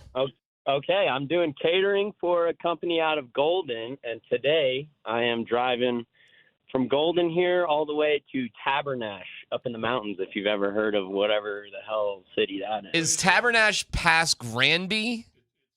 No, Hold on, I you gotta think hit it on. No, it's not past Granby. What direction are we going? It's past Winter Park, though. Oh, Yeah. okay. Yeah, well, it's right after Winter Park. And isn't Granby right after Winter Park? yeah, way after. Yeah, it's Okay. about like 10 miles past Winter Park. 10 miles? Yeah. Wait, that's past Granby, isn't it? No. Winter Park, Tabernash. There's also another town in there. And then Granby? Granby's way up there. Okay. I got you. We're looking at it right now. Oh, I see what you're saying. What's our confidence level in the cell service on this entire drive that he doesn't drop the call? Oh, you ain't going to have cell service on top of the mountain. Bertha Pass? On Bertha Pass. You think you're going to have... Yeah, I'm not sure because I've actually driven this route before, and I try to listen to you guys on the drive every time, but I miss there's some certain areas where it's really spotty. All right, so but if we just put you on hold, are you willing to just be on hold the entire show?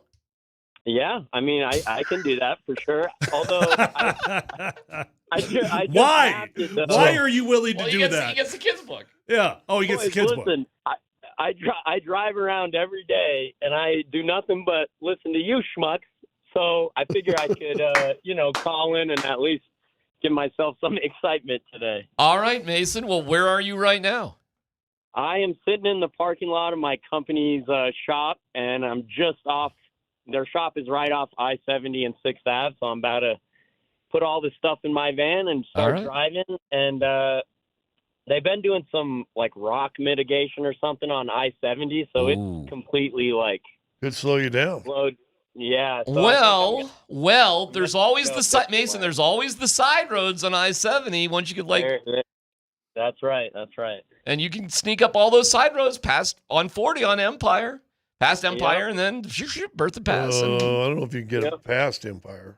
Well, you can take side roads all the way to that exit for sure. To about Empire, yeah. Yeah, and then you just into Empire, and there's a little ice cream stand right there on the So left. you go Winter Park, Fraser, Tabernash. Then see Granby's way past Tabernash. All right, well, listen, Mason, you're our man. We'll put you on hold, and every now and then we'll just check in with you and just see how things are going. All right, sounds good, boys. All right, so right now we're loading up our gear in Golden, and we'll see how you do. And I'll go get the box of books, and we'll see which one you want. All right, Mace. Okay. Do you want to know what I'm bringing to all the way to Tabernash? Yes. If you can believe it, someone paid like $400 to get 11 sandwiches. Shut up. From Shut Golden to Tabernash. Yep. And they've done it multiple Wait, are you days. an Uber driver? No. I work for, it's called Biscuits and Berries. And it's like a full company. Oh, Biscuits and Berries is a good company. What? Yeah, but... Yeah, we cater everything and lots of stuff in Denver, all through the metro area. And every once in a while, we get people that do stuff in the mountains. And this is like they work for VRBO or something, and they're doing like photo shoots of these mountain houses, and they just cater lunch sandwiches. It's the weirdest thing. And it's like, you could just go into town 20 minutes and get your own fresh food, but, Hey, you'll take the money, right? Hey, there's a Subway store in Winter Park. Yeah, I don't know, Scotty. But that's dude. Hey, Mason, there are people with money to burn, which is so crazy, right? Like, exactly. Put it on the company card. Yeah. All right, brother. I love it. That's awesome. Careful. We'll that was a fun little detail, though. That's great. It makes it so much more fun now that we know what he's delivering. Can you imagine if he messed up one of the sandwiches? If he dropped one of the sandwiches, like it's kind of a little bit of pressure, right? That's $50 out of your paycheck. Hey, DMac, I just got to say something real quick. Uh-oh. I'm on Team Red Zone, by the way. The conversation from yesterday. Team Red Zone. Thank you. Team Red Zone. Let me guess. 20 what? How old are you? Smart. He's Team Smart. Yes, I'm 23. Yeah, there you go. See? All right. So he's a little distracted. All right. You're my man, Mason. Hang on. Hang on. I don't know. Do whatever you want, but I'm going to put you on hold. We'll see if you're still there. And if we drop, you can call back. All right. Thanks, Mason. All right. I am putting you on hold. Yeah, Just like that. We found a total loser who's got nothing to do. And is willing to stand on hold for 3 hours. But a fan, he's listening. Hey, now. Come on. Total loser. That's harsh. Mason's delivering his 11 sandwiches to Tabernash. That is an amazing detail, though. I'm so glad he told us what he was delivering. God, my math was a little bit off. I apologize, Scott. I thought Granby was actually a little bit closer to that Winter Park. I got you. Tabernash, gorgeous area, But I though. go all the way up there to Grand Lake. Yo, I'm sorry to question the Grand Lake Master. That is my bad. My bad. Remember when you didn't believe me that Granby Mountain was a mountain? Granby Ranch? No, because it used to be Sol Vista. They changed the name. About 20 years ago. Well, whatever. That was something else after Sol Vista. I don't know, but it's been Granby for a hot minute. Well, I'm sure you're right. It's Good golf course there. Is it? Yeah, real good golf course. Yeah, it's another note of how old I am sometimes. That it's been one thing. Hey, how much you know on the top of Berthoud Pass, that lift they used to have there? Yeah, that was never, even when I moved here in 99, that wasn't going. How much you expected for a tip if you drive all the way from Denver up to Tabernash? What percentage are we talking? Is it a typical 20% of $400? Oh, do you tip your UPS guy? Oh, but do you tip Uber drivers? I tip Uber drivers, but I don't tip UPS guys. That's true, which is a little bit unfair if you think about it, because that is definitely a service. If for a $400 thing, I'd throw that dude $100. Wow. Yeah. Yeah, I think that's about right. You're driving from Golden to Tabernash and back? Big jeans. Big spender. Can't hide money. Yeah. That's right. Gosh, this stupid mic. Yeah, Can you just give me a pill for this microphone? What is wrong with you? I'm not even touching it. You need to get the Revitalize Health with that. I know. I'll tell you what. Microphone. All right. Do you want some updates as to the practice? Oh, my God. Seriously, Tyler. You got droopy Mike.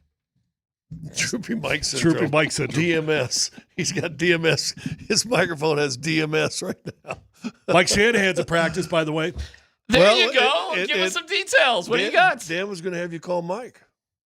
Are we going to get Mike on? You know. That would be awesome. Yeah, let's try to get Mike on. Maybe. I have his number. I can text him or Tyler can text him. Who do you think he's going to be more likely to respond to? Tyler. My God. Really? Is that really a question? Well, you need me to send those digits over? No. Oh. I don't. Oh. Big dog. You got Kyle's number in there? Yeah. Let me see. Here's a little fun game. Let's got see. John Lynch in there? Let's see the last text messages that Kyle and I had.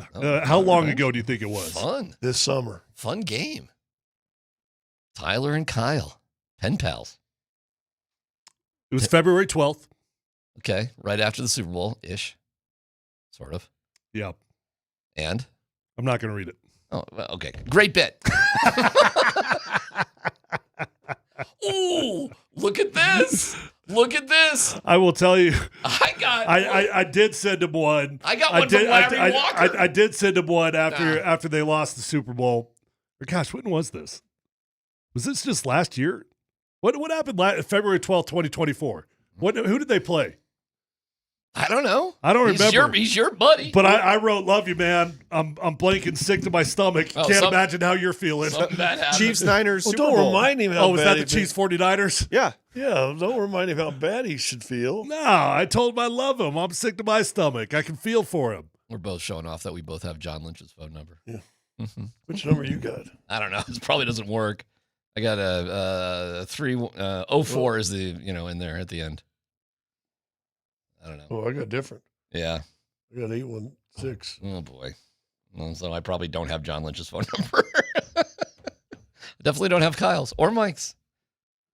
Any other text messages you don't want to read to us? I just didn't want to read his response. Okay. I read mine to him.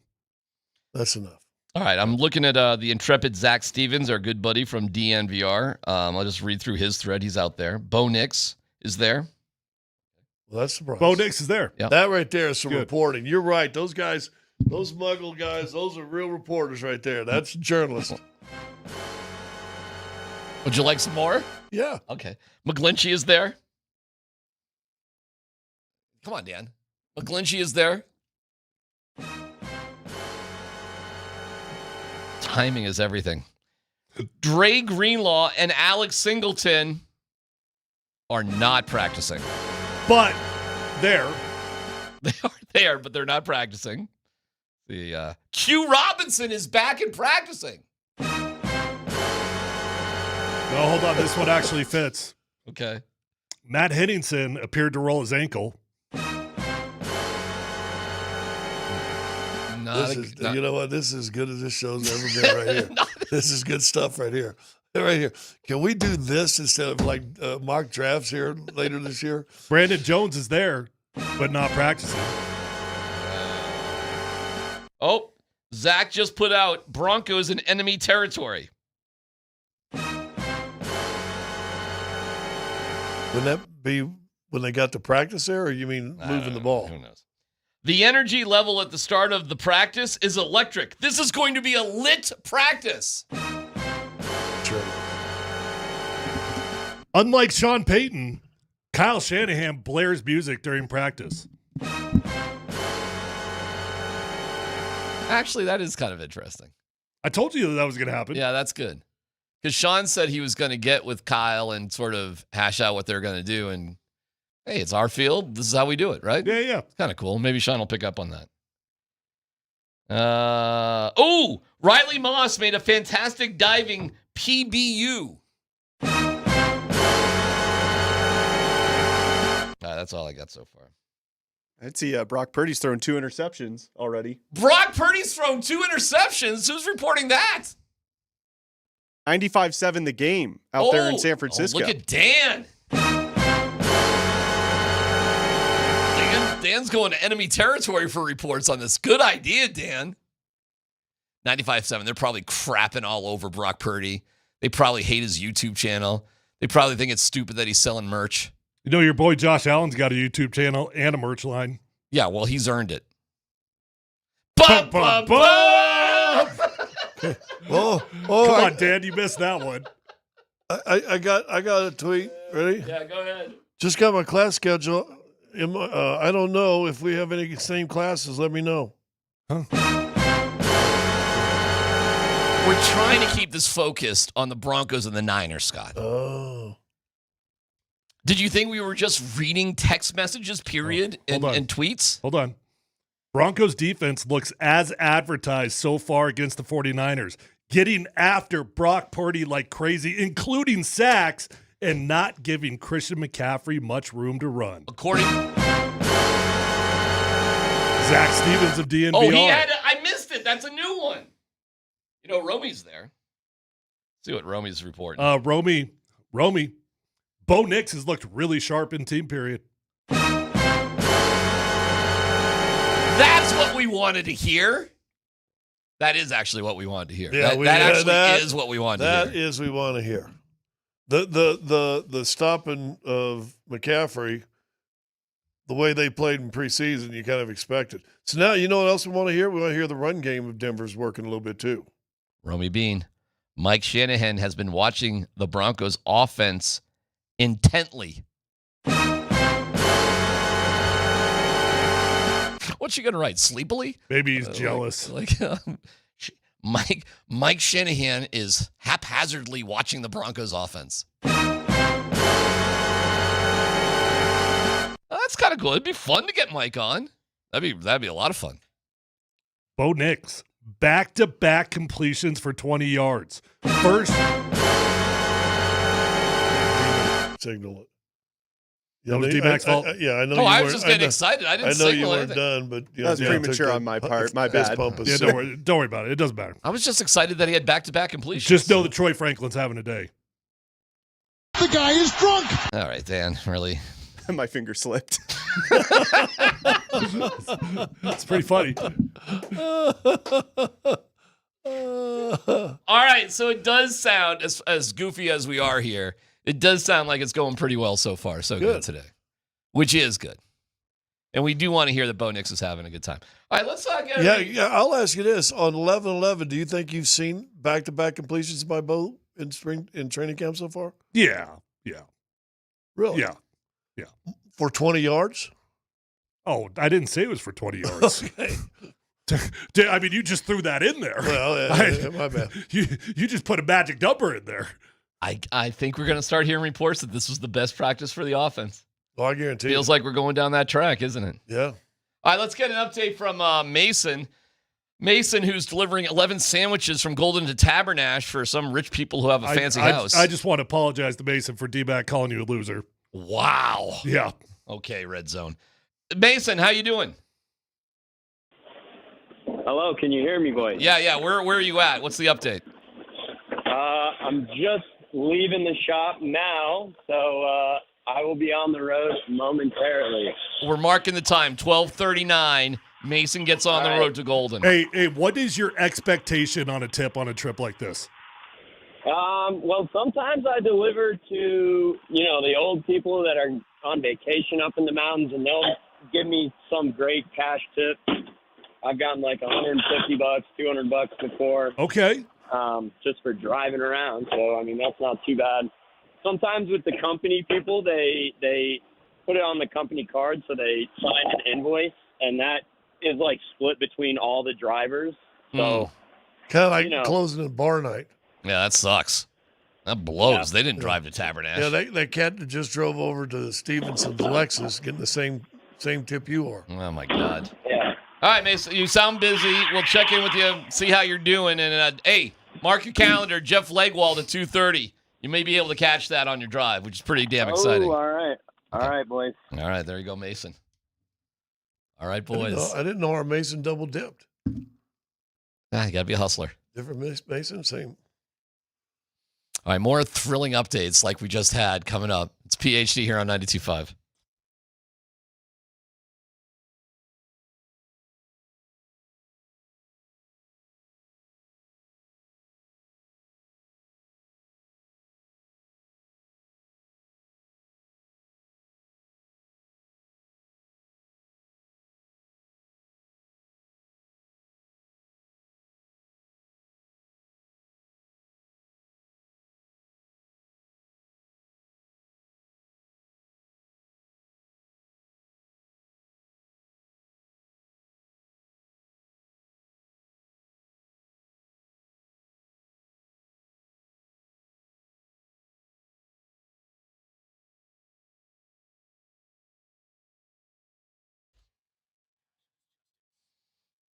All right, what up? DMac for the Rocky Mountain Men's Clinic. When dealing with the issue of erectile dysfunction, don't be like my guy Mason. Get yourself going in the right direction with the Rocky Mountain Men's Clinic.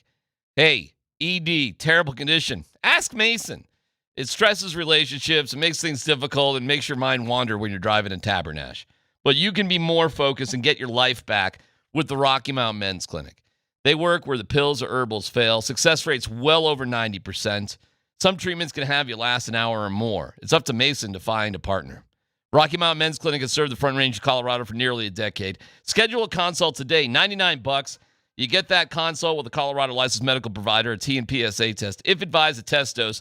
If it doesn't work in the office, your visit is free. They've got an expert staff. Like a lot of men, you could be having sex the day after your appointment. So hit them up today, Mason. 720-440-7900. RockyMountainMen'sClinic.com.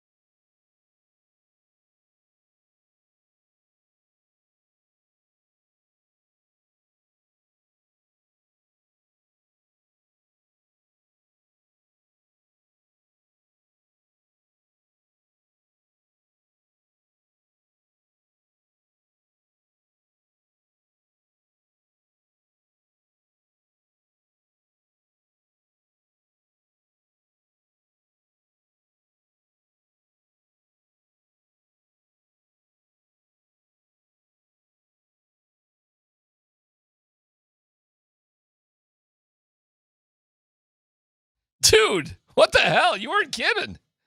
You got like 100 books in here. Well, gonna try to do. But I mean, a lot. Hey, it's heavy. Pick that box up. No. And I get it. It's heavy. It looks heavy. It's packed. It is a Clifford's ABC book right there. We could give that to me. Maybe I can read it. I just had a friend of mine. He's in Tabernash right now. It's one of my rich friends. It's cool. I got like 2 or 3 like rich friends, like just richy riches. Right. It's cool just having a couple of rich friends. It's cool having any friends, frankly. But like, he's there in Tabernash. He's doing something. Is he? Maybe he's doing the movie thing too. I don't know what the hell he's doing. He lives up there. He's got like a place up there. He's doing stuff up there. He goes, my guy Jeff. Love you, Jeff. I'm in Tabernash right now. I can take Mason out for a beer. Oh, there you go. Perfect. So cute little bar downtown Tabernash. I'll take your word for it. So we'll get Mason's phone number. And now most companies don't want you drinking while you're on the job, but Shh.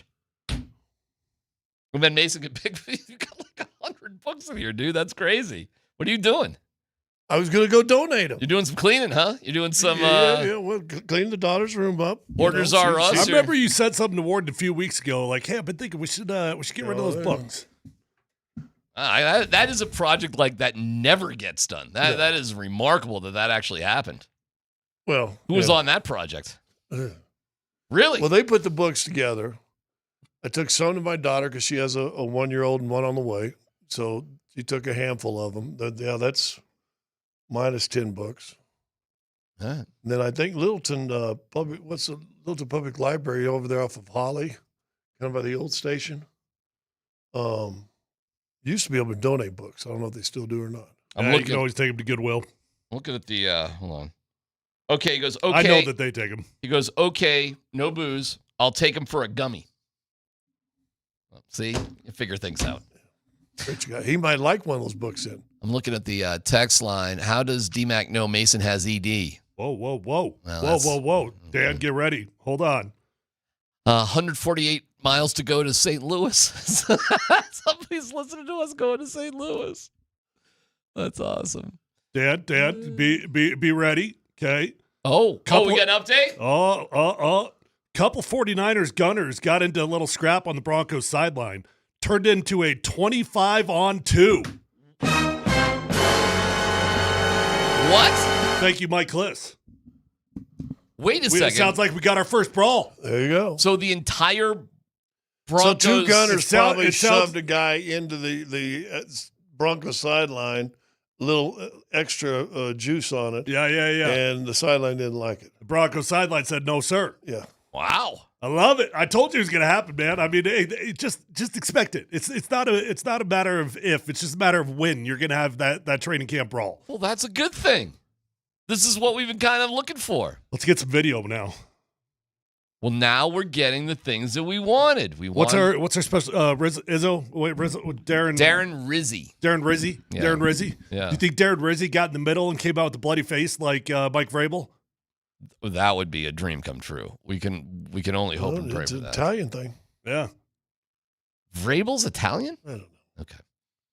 Well, these are good reports. Bo Nix, it sounds like he's doing all right. There's a little fire going on there. Mike Shanahan, according to Romy, is intently watching. These are all good reports. There's energy. There's music out there. Kyle said, I read yesterday that he said that he's not playing his guys on Saturday. Yeah, because they already, like they have been for the last 8 years, that is the most snake-bitten football team I've ever seen in my life. I've never seen a team get more injuries year after year after year than the San Francisco 49ers, and it's happening again this year. Should that impact anything the Broncos do or don't do? No, but you know what you'll get, DMac, is what you wanted a week or two ago when you were asking me, should the Broncos have the number 1 offense go up against the number 2 defense just to get a little bit of success? And I was like, no, that's not the way you want to go about it. But sometimes these things happen organically, and you're going to go out there in a preseason football game, and the expectation should be you march down the field and you score. All right. Well, so far, so good. I like the updates. I'm looking at the text line. Hey, Scott, I'm looking for the Lord of the Rings complete book. Do you have that by chance, Rosendo? I have it, but it's not in the donate list. It's not in the kids' book list? No. Did you see Slater was carted off? Actually, you did. You said that earlier today. Here's somebody reporting from the practice. Mike is watching lackadaisically. I think that's just a smart ass. I don't think he's really there. That was the counter. Romy's upbeat. This bit you're doing is incredibly annoying. What's the point? Is it supposed to be funny? No. This show is unlistenable. This sucks as bad as mock drafts. Thank you on that one. This is better than last year's Bobot bit. I don't remember. I kind of forget the Bobot bit. Oh, the Bobot bit was exhausting. That was all you, buddy. I kind of forget what it was. I think that was when I was gone. Enough of the GD idiotic music. Oh, I watched the wrestling show last night. Isn't that good? Think? Yeah, that's the best Omaha Productions yet. I'm not even a wrestling guy like at all. I don't know anything about wrestling history. Right. I watched the Vince McMahon one, and I walked away from that feeling the same way I did after watching this. Like, I was really intrigued for a month or two, and I actually did watch a little bit of wrestling. Mm-hmm. But now that I feel like I'm getting to know the modern characters and how they do stuff, it does make you almost feel like you're a fan, right? Yeah. I mean, you really do get respect for those guys and what they go through. And gals. And gals, and the women are a big part of it. I didn't know that what's wrong with me? Ric Flair's daughter was like the number one. Charlotte. I didn't know she was doing it. Yeah. And she's like 39 now. And she was coming back off an injury. And ACL. She was like, I don't know if I still got it. And, all that sort of athlete sort John of thing. Cena's got no confidence. Every time he's getting ready to go out there, he's like, hey, if it's not good, well, we'll try again next time. Yeah, he's not right. Well, and after they had... He's trying, though. Have you watched the whole thing? I've got one episode left. Oh, so wow. There's 5, right? I watched 4. You're getting to WrestleMania. Yeah. And after the end of WrestleMania, he goes, "We're good." He goes, "Oh, it's real good." He goes, "Good, because that's all I had." Yeah, but he went on and he was just in SummerSlam a few days ago. Really? Oh, yeah. So that WrestleMania was back in April, and we just did SummerSlam a couple weeks ago. A couple days ago. The new addition of the ESPN to WWE, you got Omaha Productions producing this, which they really, I mean, if you just look at production value, the inside, the interviews, the mics on, they've got people pretty outstanding. They're going to do a season 2, and it's probably easier to do a season 2 of them. They're more willing, I would assume. Yeah, because they want that. Season 2 of wide receivers or running backs or, whatever, right? I think in the last episode, do they feature Logan Paul at all? That's the only thing I've been disappointed with. Is like he's had little cameos, but he hasn't had anything. They show more of his wrestling, but he's not really interviewed or anything like that. But they show him do some cool wrestling stuff. Because I wanted them to feature him. They don't, but not yet. Not yet. Well, I mean, not in this series at least. They pick their 4 or 5 people, and then you kind of got to dial in on them. You betcha. Gosh, how about that Polynesian family? It's got like 15 wrestlers that's currently going. And through history. Like Roman Reigns is the uncle of these other brothers that were the tag team, and that other guy goes off on his own, and Joey Uso or whatever his name was. Yeet guy. Yeet guy. And he calls everybody Oons. They had a little moment in that it was like, hey, man, if you don't get it together here a little bit better, we don't have to have you win. And I was like, whoa, okay. So it's like we know the outcomes are predicted, but there still are performance things that they have to connect with the audience. If it doesn't connect with the audience, and they have to pull it off in real time. So my respect for them is actually pretty high. But that 3-man fight was pretty good in WrestleMania.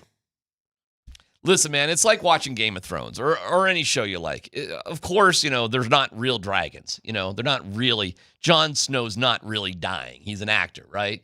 But you put that to the side because you want to enjoy the show and you want to have in your mind what's going on. I don't think wrestling's any different right now. And by the way, I think it's going to get more like that. And you can see how they're playing up wrestling, Tyler, like a season. Like a sports season. Yeah. We got this, then we got that, and it ends with this. And then we're going to have our next calendars season. all set up like that. They did say something, and they used Game of Thrones in there. He says just like fans of Game of Thrones, they want to be surprised. Yes. Yeah. And if you go back to Game of Thrones, if you guys, anybody's watched it, no spoiler, but when John, is it the head guy of the John family? Stark. When they chopped John Ned Stark's Stark. head off Ned in the Stark. second episode. When they basically killed, which was like your favorite character up until all of a sudden he's decapitated. Right. And you're like, oh my God. Yeah, you're Correct. like, yeah, this show's for real. Oh my God. Correct. What's the difference between that and Cena turning heel? They acted like that was like some genius thing. That to me felt like the most predictable move of all time. Like you got nothing left. It's the only move that you got left in the bag. And especially since the other guy that you can turn heel, who's been the biggest baby face in wrestling Cody for the Rhodes. last couple of years. Yeah, Cody Rhodes. He's still got more wrestling to do. Does The Rock ever Cena's wrestle, done. or is he just like go in there and just do promo? I mostly promo, but I think he wrestled one time this past year. I don't think he's ever like gonna wrestle, but I think he'll like throw guys around and do promos and stuff like that. I doubt he's like He can slip back into his character pretty easily, though. Oh yeah, like that. No, man, it's cool, man. It's stories. It's stories. That's what I brought up. Are you into the scores or are you into the stories? Yeah, and I'm into the stories. I think you're into the stories too if you're getting into it. I like it. Yeah. And I think what you're going to see with this ESPN merger with WWE and NFL, you're going to see more stories.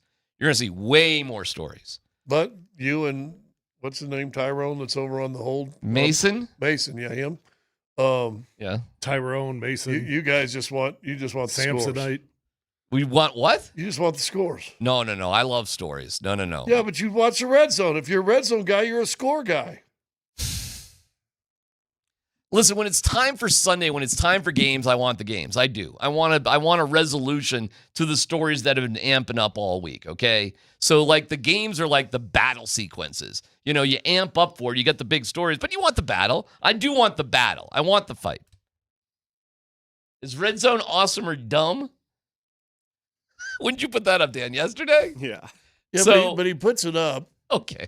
I will give the results in a second. We'll give the results in a second. But he puts it up. I mean, it's not biased. We'll give Is it it awesome or dumb? We'll give it a second. Who's going to say dumb? We'll get you updated with the Broncos and continue our really stupid bit with Mason delivering 11 sandwiches to Tabernash next.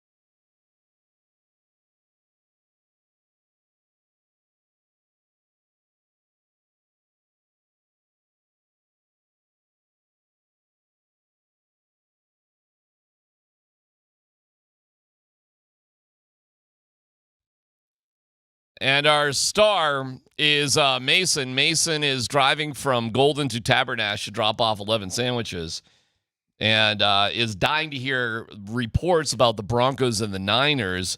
And we said, well, Jeff Legwall is going to be on at like 2:30 for us. And we're like, well, who? Tyler was like, well, that's just a smooth drive to Vail. Could anybody be listening that long? And Mason's driving up past Winter Park to Tabernash to drop off 11 sandwiches for a photo shoot. Mason, where are you right now? Well, I just passed Evergreen Parkway, so smooth sailing so far. But I think once I get going down this hill towards that like barbecue shop, I think that's where I'm going to hit the traffic. So smooth sailing so far. Hey, what are you driving? It's just like a GMC van. Okay. I'm just seeing, if it's a big old catering truck or for 11 sandwiches, because that would make it more comical. It would be funnier. Yeah. I agree. It would be funny. Okay. All right, Mason, just hang on. And my buddy said he would give you have some gummies for you once you got there. Oh, great. That's perfect for Tabernash. Okay.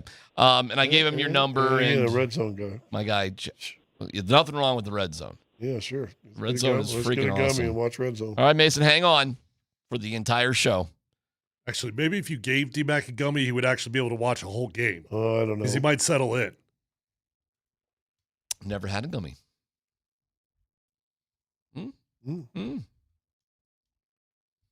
Dan? Have you had one today, Dan? No comment. Just gotta take the just take the edge. What time do you take your first gummy, Dan? Ooh, good question. It depends on the day. Usually at night. Today's Thursday. Usually at night. Okay. The reports so far out of the practice have been really good for the Broncos, by the way.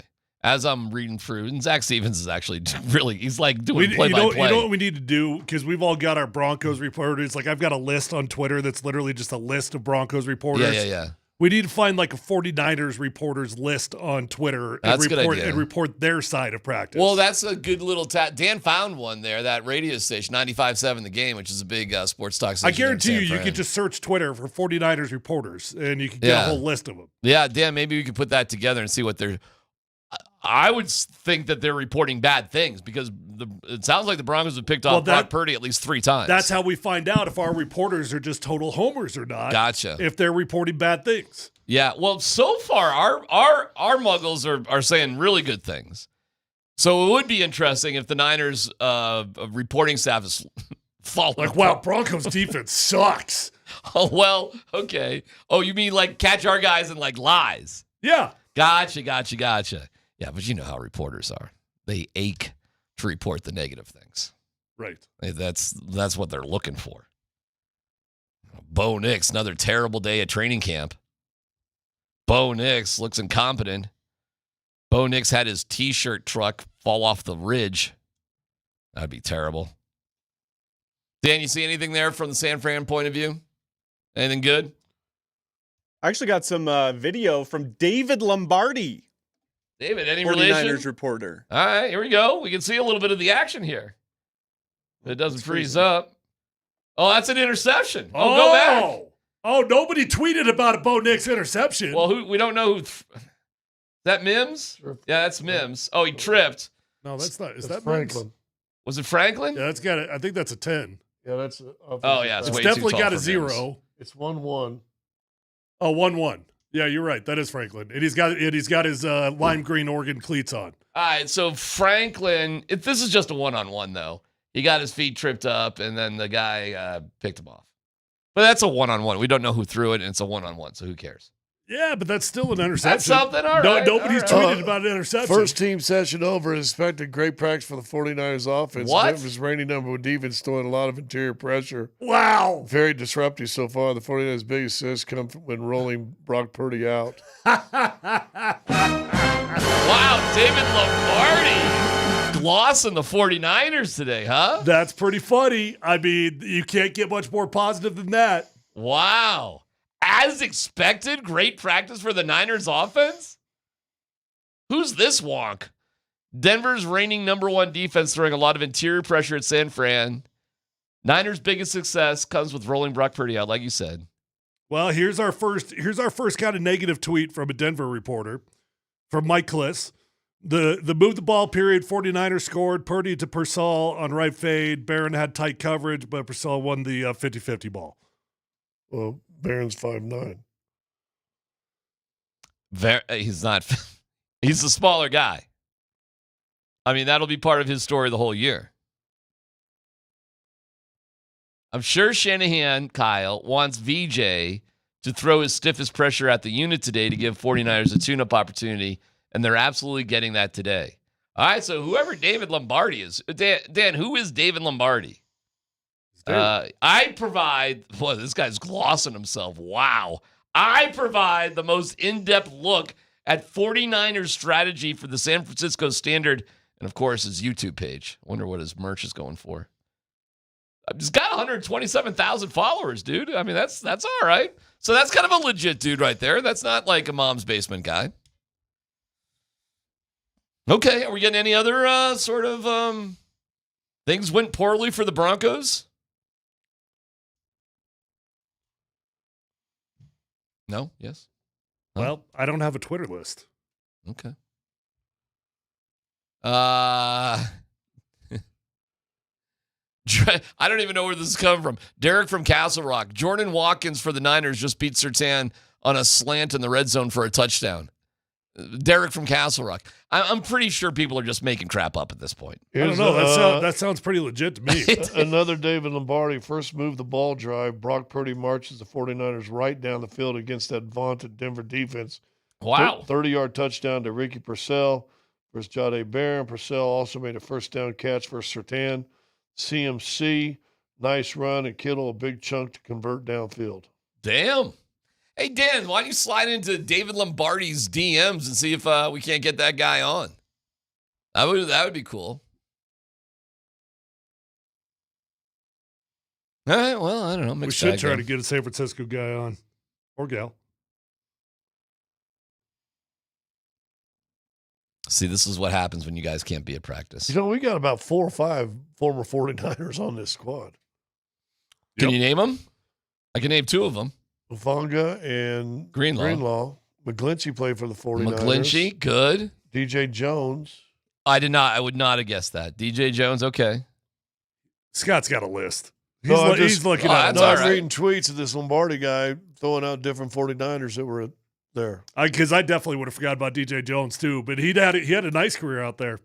This in from our guy Levi. Uncle Rico just threw a football over the mountain. Oh, hell yeah, Rico. David Lombardi is the 49ers reporter that, like Mike Kliss is to the Broncos. That's from Derek from Castle Rock. All right, well, cool. We should get him on. I just delivered $1,300 worth of Freddy's hamburgers. So he's a homer. People are just bragging. That's a catering event right there. You think he's just coming from Freddy's is legit. He said he's just like Kliss. So he's you ever had the jalapeno burger from Freddy's? I haven't. Oh, buddy. It is legit. All right, so you think that's just like a homer take on the Niners right there? Well, he might be right. I mean, homers can be right too, can't they? God, that would be a little disappointing if the Broncos defense really kind of was off their game today. That would just be, it's not the end of the world by any stretch. It'd just be a little kind of like, really? Yeah, but you're going against like a real offense. Yeah, I got you. But the reports from the Broncos offense have not been stellar against the defense, and we're kind of just like, hey, maybe that's just because the defense is so good. Yet? I'm worried for the strangest reason, the weirdest reason. I don't even know how this came up, but in my timeline, I saw Jelly Roll, the musician, who, by the way, do you know he's lost WWE? Lost 100 pounds. 200 pounds. Is he 200 now? That's what he said.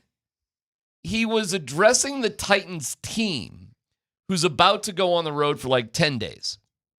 So I don't know. Whatever their schedule is, maybe they have a couple of road games and they're just staying out on the road, that sort of thing. And he's talking about how when you get to the level where you're asking each other about your grannies, that's when you really bond. He goes, I'm on the road 300 days a year with my team and my crew and whatever. And it's when you start having it's not just the show. The show's the deeper stuff. Yes. And, as a road warrior yourself. See, football, though, in general, is kind of you go out, you do it, you come back. You're not, Scott goes on these Nuggets road trips. It's like, Lord, I mean, it's 10 days on the road sometimes. Yeah, but I'd argue no sport has what football has in training camp. The amount of time you spend together in training camp, that makes up for it. Okay. Well, and that's why, though, Tyler, you're exactly right, but teams go out and go away. Yeah. Well, there's when only you have training camps here. They show up before practice, do their stuff. I don't know. Leave. Are the Broncos players staying at a hotel right now? Do we know? I just assumed they were. Because the only reason I ask is that all that really matters is that you're at the same hotel. Whether you go away, whether you do it here. Right. As long as you're going home after practice to the same building. Well, and see, when the Nuggets would do it here, they were going off their own directions. Yeah. After the second practice. Well, here's what Jelly Roll said, because the Titans are about to go out. He was like, man, we're so proud of you. The Titans are what Nashville we really needed. I grew up here, and we're tighten up, and oh, okay, that's kind of cool. And Nashville is a really cool city and all that. Archie Bell and the Drills. But then he goes, you got to learn to ask each other about your grannies. And then he's like, hey, I hear Cam Ward showing up at 4 a.m., and this guy's doing that, and that guy's doing this. And I'm like, you know what? We haven't really kind of dug into the Tennessee Titans story. Like, what are they all about? And then what I realized is this is a total David against Goliath setup in the first week for the Broncos. Like, the Broncos have nothing. Is that what we are? Like yes, I'm sick of it. You're buying into that BS. We are not freaking Goliath. To the Titans, we are. No, we're not. We're a middle of the road football team to the Titans. I don't know, dude. Like, dude, they were the Denver Broncos. I don't care what's being said here locally. Across the league, other teams are not looking at the Broncos like they're Goliath. Sean Payton. I don't care what Sean's saying. Okay. Well, I'm being serious, dude. I don't care what Sean is saying. And if you do know the David and Goliath story, Goliath did get his head chopped off. I'm just seeing that there's a reason and a motivation for that group of men in Tennessee to come out guns blazing for the Broncos with not much to lose. And nobody will be picking the Titans in that particular game. So you know what? We're just doing our own little weird thing here with other stuff and kind of glossing ourselves. And now I'm hearing reports that our vaunted defense wasn't kind of dominating the Niners today. You know what I mean, man? It's just like, well, but listen, really, where we say the offenses had to go it was too tough and they couldn't move anything. Let's get a new faces. Maybe the defense got a little full of themselves, saying, "Oh, this has been easy the first 10 days." The defense has been glossed so much. This Broncos defense in the offseason. Give me one negative thing you've heard about the Broncos defense. Everything is like how great they are. Mm-hmm. Well, how much bad other than in this room have you heard about the offense? Everything else been glossed about that too. This team, having made the playoffs one time in the last decade, now we're Goliath. Has gotten a lot of gloss. Now we're Goliath because we made the playoffs. To the Titans, I think we are. No. Well, who are the Titans then, Tyler? The Titans are at the bottom of the. Okay, I've said this a lot. This is how I firmly believe about the NFL. Okay, you got your top tier teams, you've got your bottom feeders, and then you got the rest of the NFL. And we're right there in the rest of the NFL. That's where we are. And maybe the Titans are the bottom feeders. That's true. But they ain't looking at us like we're the top. We're not top dogs. We're just right there with the rest of the NFL. No, well, they're like if you really compare to the Broncos team by team, you want to go through it. I mean, we could have a hard time making the case the Broncos are the second best team in the AFC West, right? Like you want to go through this. The Broncos are just going to look like another team when you really compare it side by side with every other team. All right. I'm nervous. Do you disagree with that? I think in relative to the Titans, the Broncos, and especially the hype they're getting, it's like summiting Mount Everest for them. Well, I'm not saying the Broncos are the best team in the league at all, but the first game of the year is the Titans with their rookie quarterback here in Denver. I don't know if they look at the Broncos as Mount Everest, but they look at it as a good fire starter. Sure. Well, I guarantee you they look at it like nobody's picking us to beat them, which is true. And we're just going to operate on our own. We're going to go away for here a little bit, and we got a rookie quarterback, and we got things to rally around. And Bo's selling T-shirts. And you know what? Going out in 10 days might be good for Cam Ward. Yeah. So, yeah, I'm getting a little, like, I need some good news here, guys. And I need something that we're going to rally around. Like, what is going on here? Why don't you wait till Monday's show? Because now we get at least a little look at Saturday, and you get to see for yourself, have outside people kind of comment on what's going on in front of us before you really make any panic decision. Yeah, I want more information about today, of course. I don't know. I'm seeing Jelly Roll talk to the team. I'm getting a little fired up. That was a good line. Once you start talking to each other about your grannies. It's real like Southern sort of thing. It's a very simple, deep message, isn't it? Yeah. Are the Broncos players asking each other about their grannies? I'm sorry. I'm stuck on this. I'm not trying to get into some stupid fight, but like, when you think about the Ravens, when you think about the Chiefs, those are Goliaths, right? Buffalo. That's a Goliath. Even Cincinnati to some degree, even though they didn't even make the playoffs. That's a Goliath, right? But they got Goliath quarterbacks. Right. I agree. Yeah, the Parker Gabriel might make you feel better. Broncos offense first red zone period ended when Knicks missed R.J. Harvey on a wide open swing pass for a touchdown. That's not good. I don't want to hear that. So here's what we're learning. Oh, my God. Practice started hot for the Broncos, and it ain't finishing well. No, apparently. They're losing some steam. They're losing gas. And they're probably going to dominate on Saturday, and we probably can take nothing away from that. Who's Kyrese Rowan? You ever heard of that name? No. Mike Kliss. Jared Stidham may or may not have been sacked, but he escaped left and hit Kyrese Rowan deep last play of team period. I've never even heard of that dude. Me either. Say the name again. He's on the team? Rowan. So the third teamers are playing. Well, Stidham's not a third teamer. Kyrese Rowan is a rookie from Utah State. 5'10", 180. What number? 39? 39. Oh, you know what? He's kind of a dog.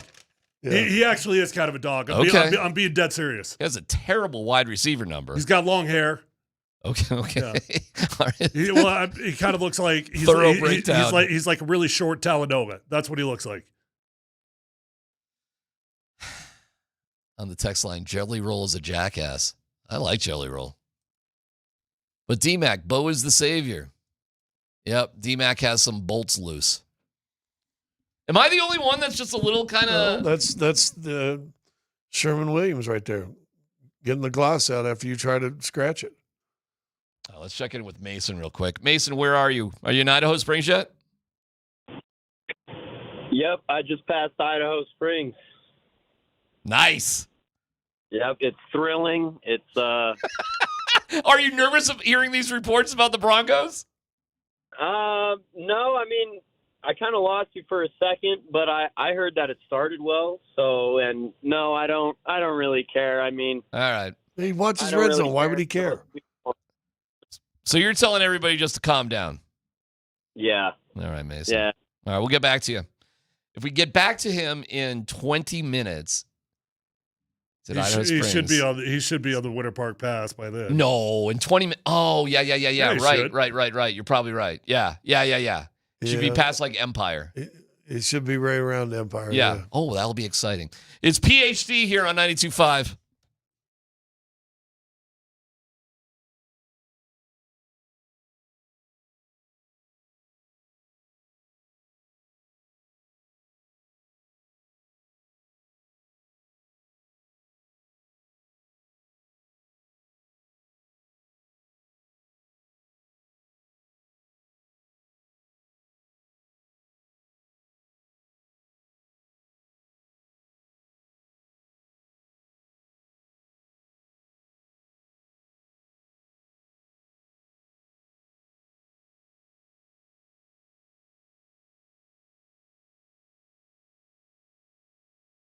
Okay, guys and gals, hey, if you're out there struggling with hair loss, if you got a bald spot, receding hairline, or thinning hair, you can fix it. All you got to do is make the commitment to call my friends over at Advanced Hair Restoration, and you will solve your problem. Nobody can offer anything like the Advanced FUE found at Advanced Hair.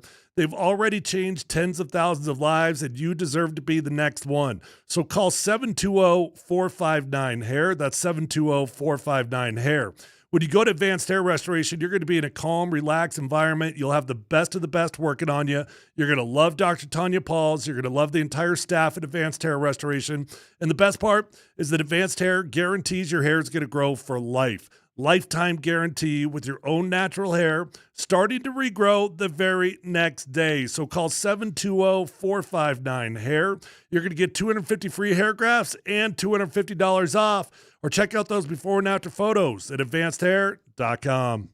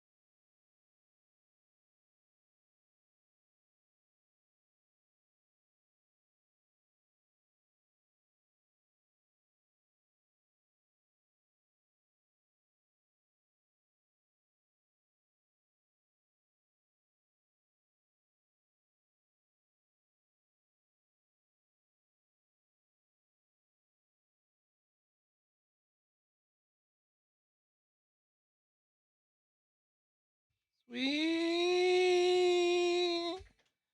emotion. Aerosmith. Bow, bow, bow, bow, bow, bow. Guys, got anything new? I got some other stuff, but I'll give wave. We've got training camp coverage on Altitude Sports Radio, powered by Ramos Law, the official injury law firm partner of Broncos country. To sum up, and if you got any updates, we'll take them. And we'll talk to Jeff Legwald in an hour. And Mason's driving a Tabernash with 11 sandwiches. So, we're good. Here's my thoughts. Yeah. From the way I can digest all the information that has come out, which was a lot of positivity at the beginning, some bad stuff at the end. And now I'm reading more and more. My timeline's getting flooded with 49ers stuff. I'm reading some guy, Noah, I don't know. It says 49ers offense struggled to string positive plays together against the Broncos, first-team defense. Brock Purdy threw multiple interceptions on the day. Here's what it feels like to me. The exact same practice that we've seen every single day. It's been a little bit of bad. It's been a little bit of good, enough that's been a little bit redemptive. It doesn't feel like it was a travesty. It doesn't feel like it was a great day. It just feels like there was just a little bit of a roller coaster. And when you walk away from it, you probably watch the film and you're probably going to say, you know what, boys, we were fine. We were fine. It wasn't great. It wasn't bad, but we were fine. And I would say that's been very typical and in line with every single practice that I've watched at Dove Valley. A little up, little down, little this, little that. It's probably not a terrible day. It's probably not a great day. It's probably just somewhere in between. Okay. Camp report? Sure. Okay. Not from Denver's. Oh, from San Fran's point of view. It affects us. All right, let's go. I wasn't allowed to take videos, but the passes Shedeur Sanders made in joint practice today impressed both coaching staffs. Overheard one Panthers coach say, I wish that was our quarterback. Oh. Sometimes I roll my eyes at things that people report. But they're all your buddies here. Well, the conspiracy things about Shedeur are here is Louis Riddick. I'm afraid he's going to get on the field in preseason games without a lot of practice reps. And then they're going to ask him to perform these heroic tasks in order to prove that he's worthy of being a starter when he hasn't had enough reps to really get comfortable. That's the kind of battle he's dealing with right now. I know. I've seen it. We've been in these camps. We know how that goes. Yeah. You don't get enough reps. They play a whole half of a game, and then all of a sudden coaches are going, why are you making that mistake? Why aren't you making that check? Well, damn, coach, I never was in there in practice. You never even talked to me during practice. But now you expect me to know. That's what they're going to expect of him. But if anyone can get it done, it's this kid because he's been trained the right way. But I'm telling you, he is ice skating uphill. Oh, man. That's the conspiracy theory right there. Yeah, I brought that up yesterday. I had not heard somebody as legitimate as Lewis actually vocalize that. Mm-hmm. Lots of people been just speculating and having fun on Twitter. Lewis is a pretty big name to come out and say that. And remember what I said yesterday, coaches will do petty stuff intentionally to try to bury you. They will, especially when they feel like you're a threat to their guy. And if Dylan Gabriel is their guy, he's the dude that they like, they will put you in situations that they're actually secretly hoping you're going to fail. You mean that the owner might know more than the GM and the coach? Well, yeah, how about the owner doesn't even want anything to do with you? Well, that's not my guy. Jimmy Haslam quote about Shedeur. I don't really believe that, though. I still think that it was Jimmy's guy, and I think that he's just trying to separate himself from it just to avoid a little bit of the drama. Weird thing to say.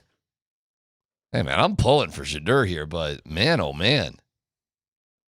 I'm okay. Hey, tomorrow night, all of a sudden that Browns game is kind of interesting, Yeah, huh? it would be kind of fun to watch, won't it? Yeah. I don't know how I would illegally stream it.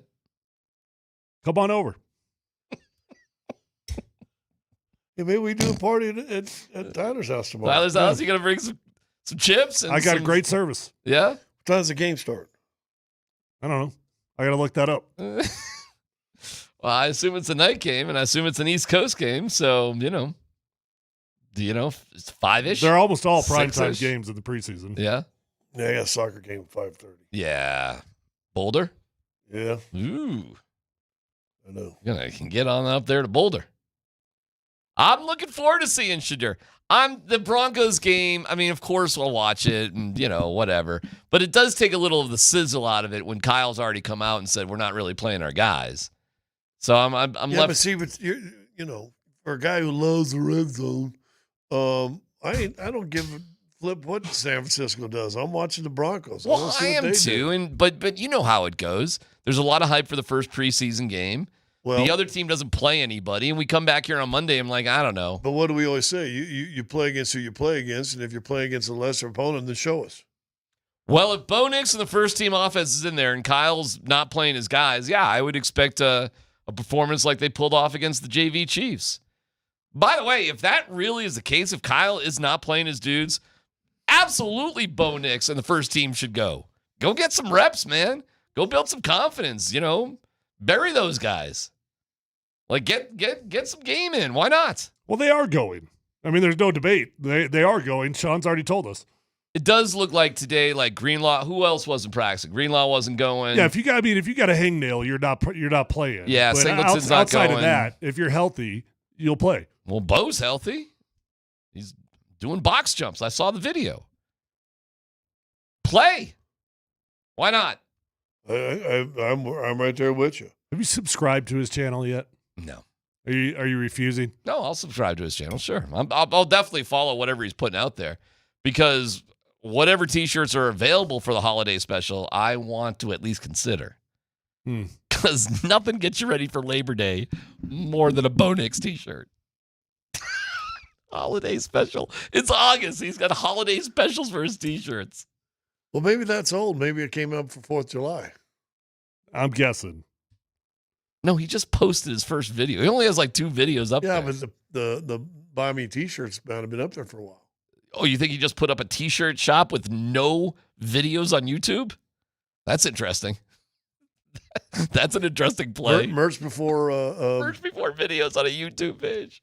I do not know how long the Bo Nix shopping experience has been available. Perhaps you're right. Perhaps there's a Bo Nix website, and they've just taken it over to the YouTube page. No clue. Get your Bo Nix T-shirts here. It's a terrible logo, too.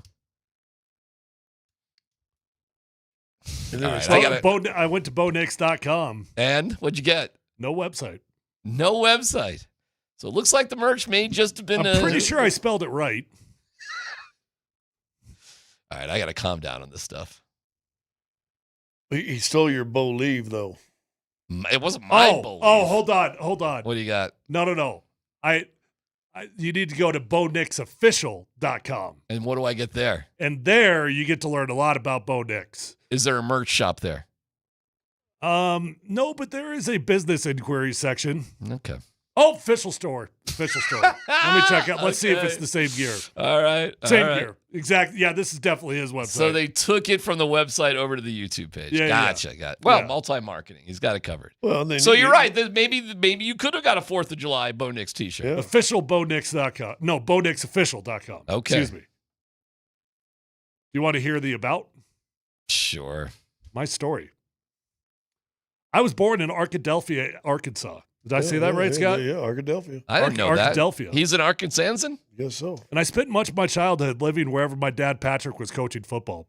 For the most part, that meant living in the South, in Alabama in particular. I graduated from Pinson Valley High School near... I'm over this. Yeah, thanks, Tyler. Wait, hold on. You want to hear about when he met Izzy?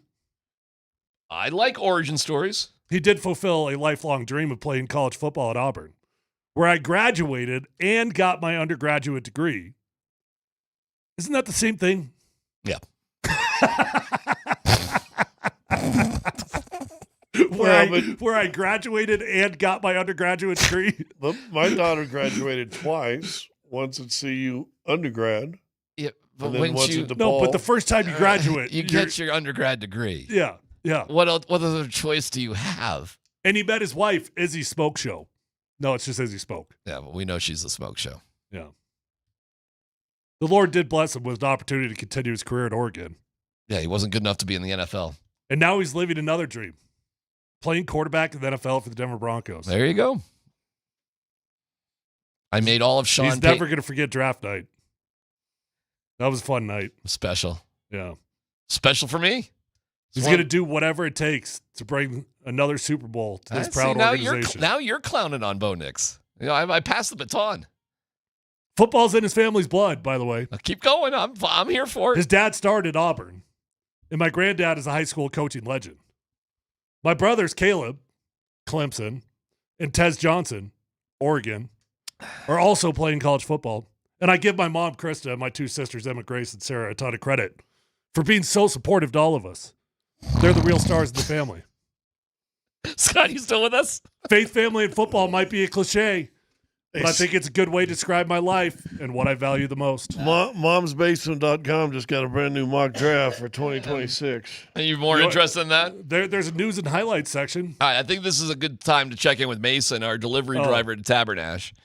Mason, we're going to guess you're outside of Empire right now, or you might have passed it going up to Berthoud Pass. Where are you, Mason? Yep, I'm heading down the pass as we speak. You're heading. Wait, whoa! You're heading down Berthoud Pass? Yep. Whoa! Well, we. So you ain't got no traffic at all, do you? Damn, you are flying. No. Once you get off I-70, these company vans can start flying. So. What time we got, Jeff? Jeff Lemon? 2:30 for Leggy. Oh, he's definitely gonna be out of the car by then. Are you gonna be on the way back? Yeah, I mean, it's easy as dropping 11 sandwiches on the table, getting a signature, and then turning around. So, well, hold on. Did my pal Jeff, who's in Tabernash now, reach out to you? Are you going to connect with my buddy who's going to get you some freebies? Potentially, we'll see. I got other things to do in the day, shockingly, but yeah, who knows? I'm kind of wondering now if he could make it to the radio station just to pick up the books from Tabernash. He wouldn't have that kind of time, right? Like that's where that's too much. He's in Golden though, so he had to go way past Golden to come here. Yeah, all right. Well, we got like 300 books for you to choose from. You got any kids there? No, I don't. Thank God. How about nieces, nephews, or little siblings? I don't know.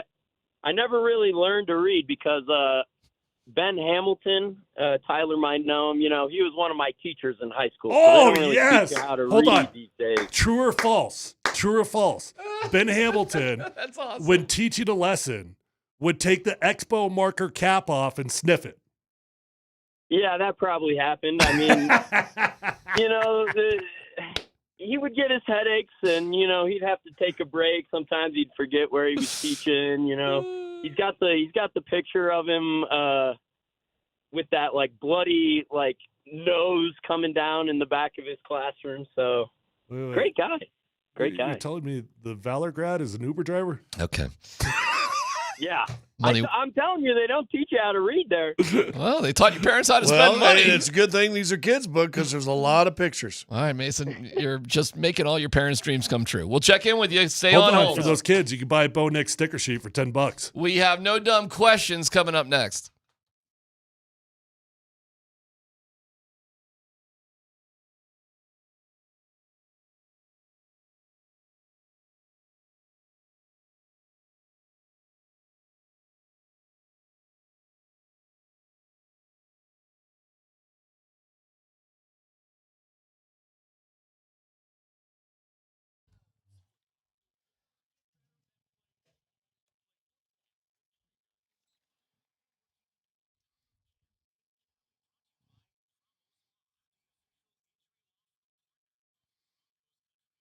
Hey, it's DMac for the Rocky Mountain Men's Clinic. Low T, oh man, that could be such a downer. And you don't even know it's coming on.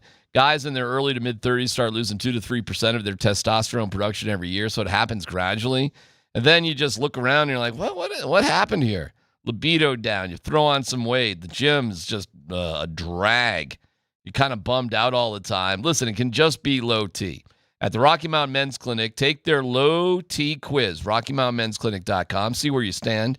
If it is low T, go in. They'll draw your blood, have your result within 30 minutes. You go from there. The cost of the appointment, $99. You get the T and a PSA test. If you sign up for T treatment the day of your appointment, that visit is free. So call my friends at the Rocky Mountain Men's Clinic.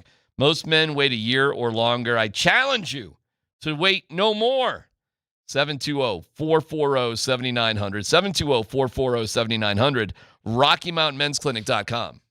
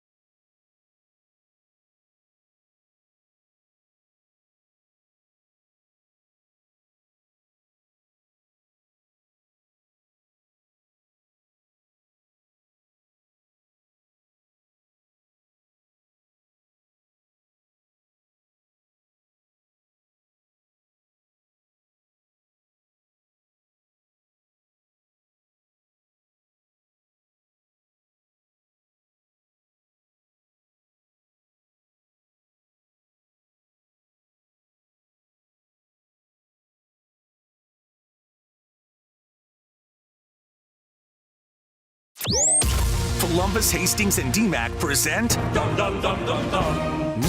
Dumb Questions. This is your safe space. Safe place. I'm leaning into the segment. You're a smart guy. Send us your not dumb question now. Tweet it, text it, or Twitch it. It's No Dumb Questions on Altitude Sports Radio 92.5.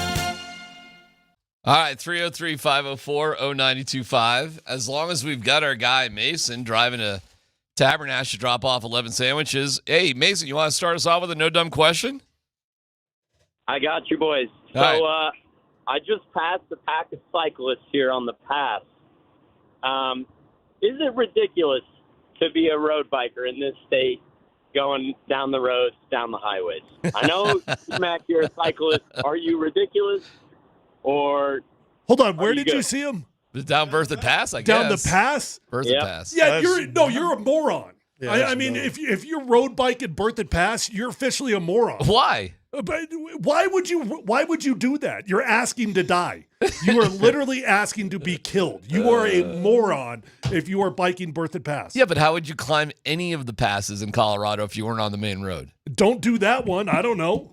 Go that one up by 70 with Vail. They got the Vail Pass does have a path. Yes, it's safer. But that's Fremont Pass, Loveland Pass, Berthoud Pass. The vast majority of the mountain passes here in Colorado are right on the road. Then don't bike them. Then get your car. People bike them all the time. Right, and they're a bunch of morons. All right, so Mason, you're just saying rhetorically you're an idiot if you're doing that. I'm not saying that. I'm simply asking that. I think it's have an opinion, Mason. I mean, I think it's risky on some of these roads for sure. But DMac dicking around through the parking lots in Lone Tree, he's probably all right. But you just have too much trust in the drivers. I mean, to be cyclists out on a major road. What are you trying to prove and to who by road biking Berthoud Pass? What are you trying to prove? It's a challenge, man. Yeah, because you can't slide over, And if you're holding up traffic going up that pass and the switchbacks. And by the way, maybe you don't die because the car barely sees you, swerves over, but they kill the car that's coming on the other side of the road. That's just the way the mountain passes are. I think it's selfish. I think it's a very selfish move. Well, okay. I mean, you really don't have a choice if you want to cycle some of these big mountain passes in Colorado. There aren't bike lanes there. It should be illegal. It should be illegal? Yeah. Okay. Yeah. Dead ass. It should be illegal. All right. It's scary. I'll give you that. I've done it. It's terrifying. You're putting everybody in jeopardy. I did the road from Idaho Springs up to, I'll never do it again, up to where Mount Blue Sky, Mount Evans starts, whatever that road is. I thought I was going to die. And it was scary as hell. And going down was scarier than going up. So, yeah. Hey, listen, it's a fair point. You put your life in jeopardy when you're doing that sort of stuff. It's gnarly, but that's kind of the thrill too of climbing the mountains. I mean, that's a cool part, one of the cool parts of Colorado. Why don't you just get a backpack and hike up the middle of the road? Thank you. Just straight in the middle of the road. Just right in the middle of the road. Just right in the middle of the road. I own this road. Oh no! Well, bicycles aren't. All right, I'm not having a bike debate with you guys. Well, if bikes are part of the roadway, fine. Then they need to observe the laws of the road. No, it just 100% should be illegal. You should not be able to bike Berthoud Pass. Okay, how about Loveland Pass? I've never actually been on Loveland Pass, so I don't know what that one looks like. But but if it's just like Berthoud Pass, then yeah. Wait. Sean's talking. No, is he really? I just go the highway, DMac. All right, let's get. You know what? Just roll on, Sean. We'll get to him after 2:00. All right, we'll get to him after 2. So we'll bring you everything with Sean here in a little bit. So stick around for Sean. You're a Colorado native and you've never been up Loveland Pass? Yeah, because I just stay on the highway. Aren't you curious? Not really. I'm not sure. You've never gone to like A Basin? No, I've been to A Basin many times. You go to A Basin via 70 and then backtrack past Keystone? Yeah. What? That's faster. There's no way. Yes, it is. That's faster than going up. Yes, no it is. way, Tyler. Yes, it is. What's a big pass going over towards Aspen? That's Independence Pass. You done that one on I bike? have. I did that last summer. It was a big deal for me to do that. That was like one of them life checklists. Like, I don't know if I can do it. That's even worse than berthing at places, isn't it? Oh, yeah, way worse. Berthoud to me it's funny to hear you like so angry about Berthoud. I think Berthoud is pretty calm and relatively short. Independence Pass is something else. It's a scary. Trip. There's moments. Well, I mean, if you're telling me it's worse, then even more reason to be illegal. I'm just tripping that you've never been up and down Loveland Pass as a Colorado native. I'm actually blown away by that. Why would I? Because it's a quicker way to A Basin and Keystone. No, it's not. It's cool looking. It's not. I mean, listen, all I do is follow the GPS. It's never once told me to go that way. Okay. Have you ever been up Loveland Pass? I feel like I have, but I don't even know where it's at. Wow. All right. Dan, Loveland Pass? Oh, yeah, I've been over Loveland Pass. Okay, all right. I'm going crazy here. Where's it at exactly? It's at the Eisenhower Tunnel, Loveland ski area. So instead of going through I-70 to get to A Basin and Keystone, the quicker way is just to go up the pass and down. The pass, when you go back down, ends at A Basin, and then a few miles down the road is Keystone. We used to ski off Loveland Pass. You can drive ski. to the top and So ski to be down. honest, I definitely lied when I said many times at A Basin, but I have been there. Okay. I don't get past Keystone very often. There's no chance that it's quicker going I-70 and backtracking to A Basin than just up and down Loveland Pass. Zero chance. Well, Loveland Pass closed in the wintertime? It can. If it gets enough snow, but they plow it. They keep it open because big trucks are not allowed, some trucks, depending on what they're hauling, to go through the Eisenhower Tunnel. Because if you break down or whatever, you can't do it. So even more reason to put a bike on that road. Yeah, that's smart. The big truck factor on the passes is unbelievable. It's terrifying. You're not wrong about that. It's the scariest part of riding your bike up and down those passes is the big trucks. Listen, if you don't have to do it and you think it's stupid, that's fine. I mean, I get it. It's scary as hell. It's not about being stupid. I mean, you're talking about biking. No, the biking. That's stupid. No, I got you. I've done plenty of things that I realized later, like that was the dumbest thing I've ever done in my life, and let's not do that again.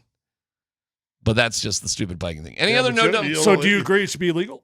I don't think it should be illegal, but you're scary. You're either slowing down the traffic for everybody or you're putting people in danger. I understand motorists' frustrations with it, but you do gotta just share the road. And I Why? think cyclists have the right to climb mountains. Those roads were not built for cyclists. No, that's for sure. You're right. You're not wrong about that either. I mean, they're built for commuters or skiers. Yeah. Well, they're not built for. Yeah, I guess you got to get to Grand Lake somehow. Yeah. I mean, you go up and down Bertha Pass to get to Grand Lake, right? All the time. I'm not an anti-cyclist either, for the record. Not at all. Not at all. But I do think that that's stupid. Passes banned forever. Passes illegal. banned. All right. Well, you're a lot of fun. I mean, that is funny to hear because that is kind of the thing about cycling in Colorado. Just get on that pass right here at 470 that's close to you and drive up to 70 and back. That's a good ride. That is a hell of a ride. I've done that. You can do that. You can go right up to Red Rocks if you want. You can go up to Lookout Mountain. Lookout Mountain, you can do side roads all the way there. But you have to share the road at some point, unfortunately. Trust me, I prefer never to be alongside a car ever. Every time I am, I always feel like this is how I'm going down. Anybody, when you drive, this is the end of DMac. Anybody pass you and open their door while they're going past you? There's DMac. There have been a couple of gnarly moments, weird moments. I tried. I ride my bike like a granny though, seriously, because I'm scared about all of that. Do you have a sticker on the back of your car that says "Share the Road"? I do not. I don't really have a car right now. I really don't. I'm carless. Hey, Sean. No, I got a place to go. Trust me. Marooney. Those my place. So you talk about them, but you don't have one. Well, I have had them. I just don't really have So you really don't have a spirit. Right. Anyways, any other questions? We'll get to Sean Payton here in a second. We'll get to him right after 2 o'clock. No, is there a Bugatti dealership in Denver? There's that really fancy one off 470 that sells like Ferraris and Lamborghinis and everything. Bentleys, yeah. Do they sell Bugattis there? I don't think so. I bet they do. Why are you asking? Because he won the lottery. You're going to get a car dealership. I was just saying maybe you get yourself a Bugatti. Yeah, that's the practical car for a guy 6'10". Why not? Really? That's the vehicle. Free. Let me ask a dumb question. What cars do you guys not fit in? 99% of them. Yeah. Most car cars. I'm current driving. You don't really fit in it. No. All right. That's it. That's all. I'm going to find middle ground. Okay. What do you mean? If you can write up Berthoud Pass at a minimum of 40 miles per hour, then you can write up Berthoud Pass. Well, that's the speed limit. We'll hear from Sean Payton coming up next.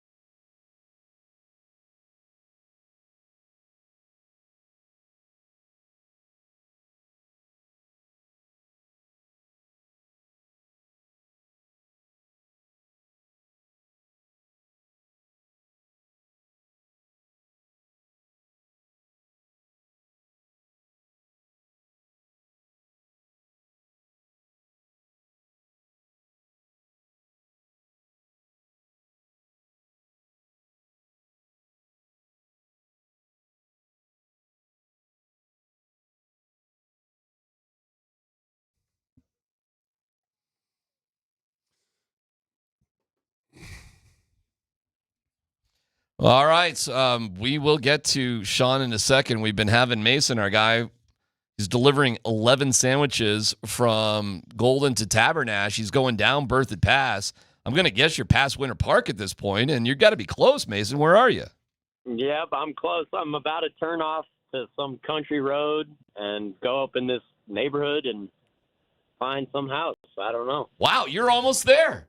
You're almost at the moment of delivery. All right. Well, what do you want to hear from Sean Payton? I kind of want him to secretly record the delivery. Yeah. And so we could just figure out how grateful they were. Let's get him fired. Okay? Yeah. Why would you do that?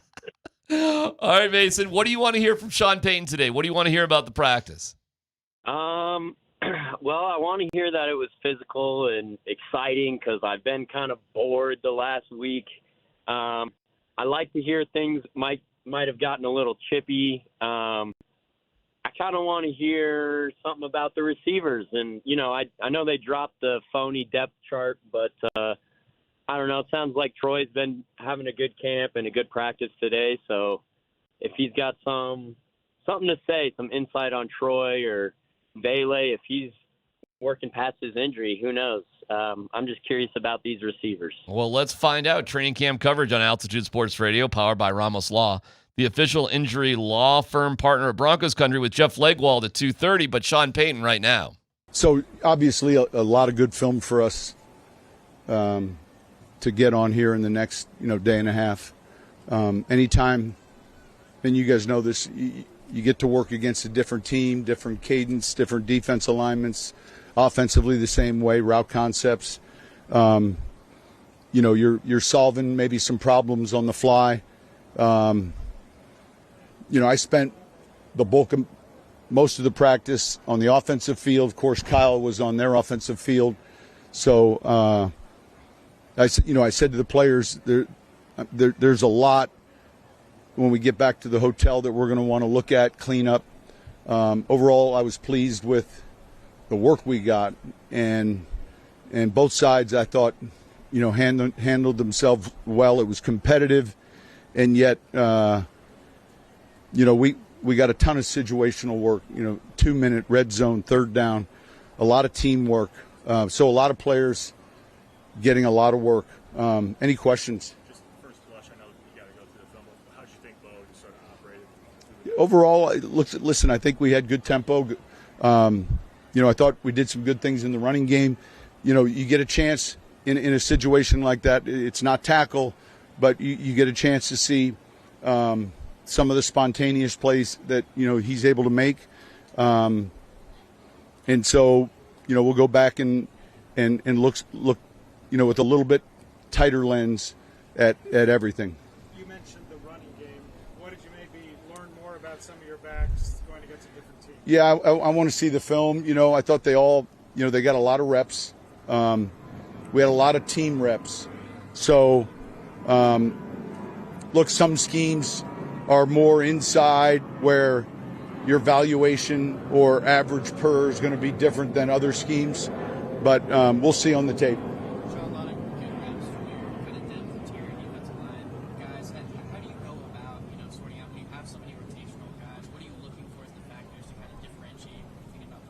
Well, look, there's a lot of competition for spots. We discussed the other night, how we're going to play the game, phase 1, phase 2, phase 3. Our starters will play. There'll be a point at which we get into phase 2. And when you're in these phases, there's still a rotation, and so if you're looking at 3 interior defensive linemen, in phase 2, there might be 4 or 5 ready to play in that phase 2, and then the same way when you get into phase 3. And we'll rotate that around. So it's, it's a body of work thing in evaluating it all.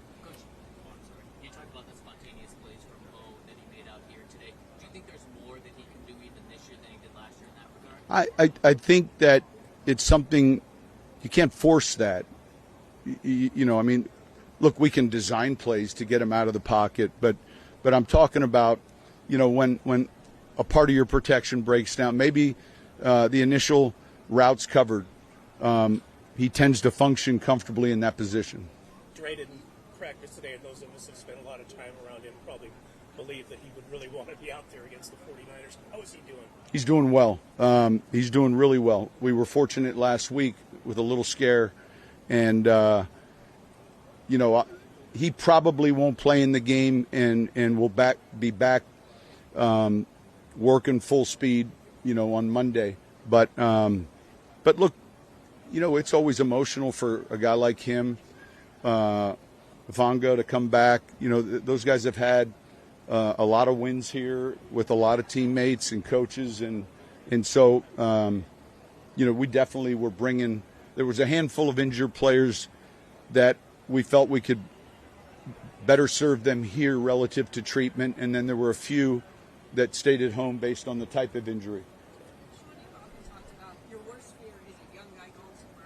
Yeah. I had a former player say to me the other day, for fringe players, these practices, maybe I feel well on the Niners if I don't make the Broncos. How much do you look at some of those fringe guys and say, hey? Well, we had that conversation just the other day in the meeting. I said, if you're not careful and you're just looking at your own depth chart, you're missing it, because there's 31 other teams that are getting evaluated. One year we had a kicking battle that went all through training camp. 2 kickers, man. Every day there was a story about it. Who was in the lead, and then the last preseason game we played Baltimore. They happened to be releasing a kicker, and we worked him out. It was Will Lutz, and the 2 that were in competition, neither made it, and so I think the objective is to put your best tape on film, certainly for the club you're playing with, and then also for the other 31 that may be looking for a position you play. What did you like about Dre and Hufanga this offseason? Bring them in, and did Kyle Shanahan give him any insight? Yeah, there's just a leadership. There's a confidence about them. Both are very serious. And I want to say that the right way, but very serious about winning and the process. And I think when you can add pieces like that to a young roster, it's invaluable. Yeah, he does a lot of things well. He's someone that can play on third down. He's I would say a very good receiver at that position. And, he's right there in the thick of it as we start evaluating, that group of runners that are all competing for, a spot or 2. You mentioned Bo's ability to extend plays Portland in terms of how he works with Bo there. Have you seen him kind of add? Yeah, all of them, when you get used to that, and we've seen this with other quarterbacks. Aaron Rodgers in the red zone was one of the best. A play doesn't develop, and he moves. And in concert, the play moves with him, and so it's practiced. And then when you begin to see it happen, probably 4 times today, there's certain scramble rules that we discuss: far receiver, near receiver, backside receiver. In regards to getting in phase with the quarterback, and there are a lot of plays to be had. No, I don't. I think that. Are you talking about? Yeah, no, nothing now to report. What ways did the 49ers defense give your offense a good look? We had some good pressure looks that we hadn't seen. That's always the first thing. You're trying to walk through a couple different things, and so on the fly, you're trying to sort through your protections, and that's kind of that's realistic to a third down situation in a game. Teams spend a lot of time on trying to break down a protection, so I would say the pressure looks we got were challenging. Say it again. Yeah, well, we're just you evaluate it all. How do you handle the situation, man-to-man zone, whether it was pressure, was he inside or outside, just the overall grade of the day. and how he's playing. He's very instinctive. He's very smart, exceptionally smart, and I think that's a big plus for him. Coach, after going up against the Broncos front seven over these past many weeks, how did the Broncos offense look against the offensive line look against a different front? Yeah, well, I mean, obviously it's a different front. We'll see the tape, and I'll probably have a better answer here in a couple days after I watch it. It's going fast. For me, I'm blowing the whistle. I'm kind of wearing three hats. So we'll see on the tape. Okay. Bo Nix looks good when he's in spontaneous plays. Sean was overall fine with the work that they got. They saw some looks that they hadn't seen before. And maybe the biggest note here, although he had already sort of said it, but he just came out and said starters will play on Saturday. Well, I also, Bo's good. When pressure came at him today, he was able to move. So one question for me is, and I'm questioning the offensive line, are they going to hold up this year for him? Yeah, I think it's a fair question, Scott. I mean, I've been kind of fighting this battle with you. You've been really down on the offensive line, but I can't deny the fact that they've not been holding up well throughout training camp. So it's definitely something to keep an eye on. I think you got to keep an eye on Mike McGlinchey in particular.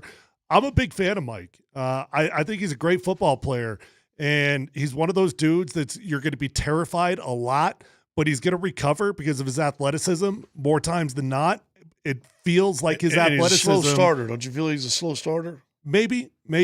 It just feels like his athleticism isn't there this year like it has been previously. Kind of interesting. They took some guys to San Fran, but other guys they left behind. Depends on their injury and what I missed that. Who'd they leave behind? I'm not exactly sure, but he said like Dre Greenlaw was there, or a couple guys were there, and a couple guys just weren't. So it just sort of depended on the injury.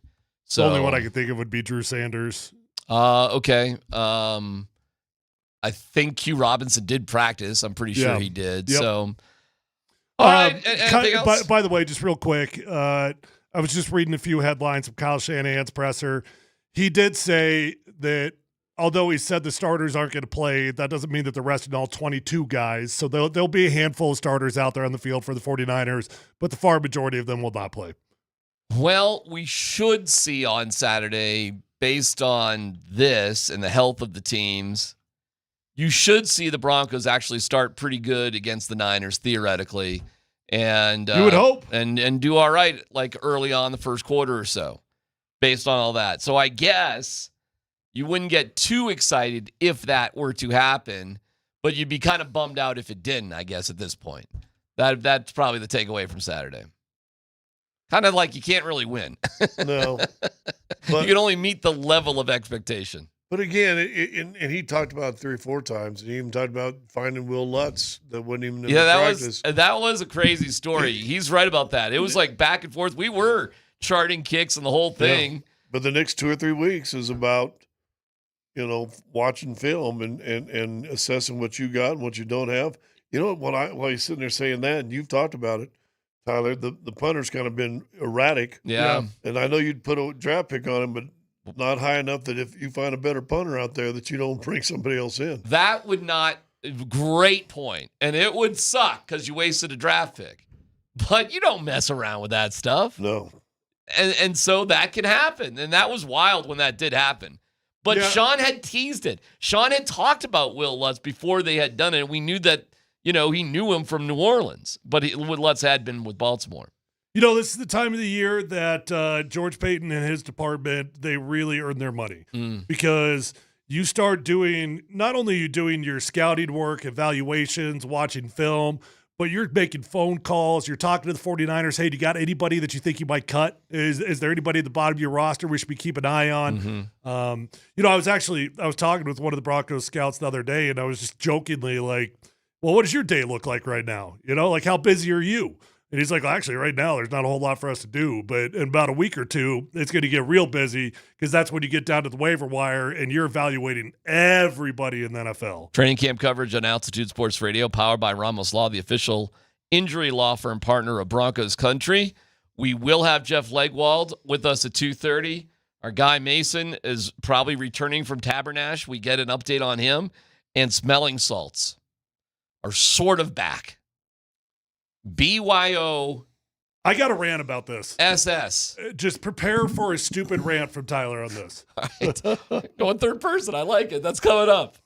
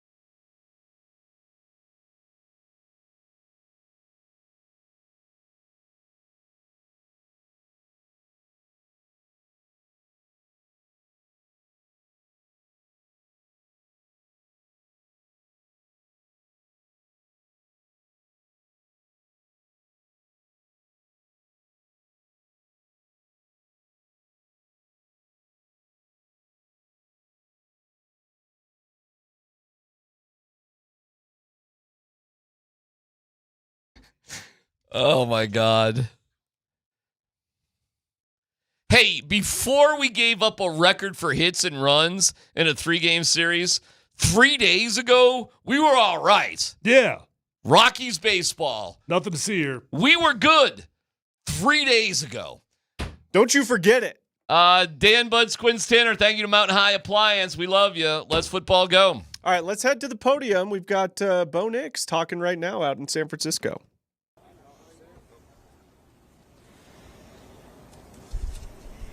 Speak, Bo. To get against another defense that gave you different looks than you've been seeing all the way up to now? I thought it was great. A respectful defense. They've been really good for a long time now. New DC, but they didn't really change much, and they go back with a lot of good players.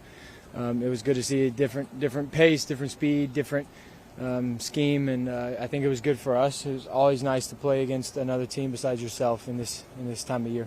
Bo, the ability to make that second act play or how to keep the play going when things don't go exactly according to plan, that's something that's always been innate for you, or is that something you've learned over time how to improve on? Can you just kind of take us through that ability? It's something that's happens naturally, but it's definitely something you got to work at and take time working at it. It can be a strength if you allow it to be.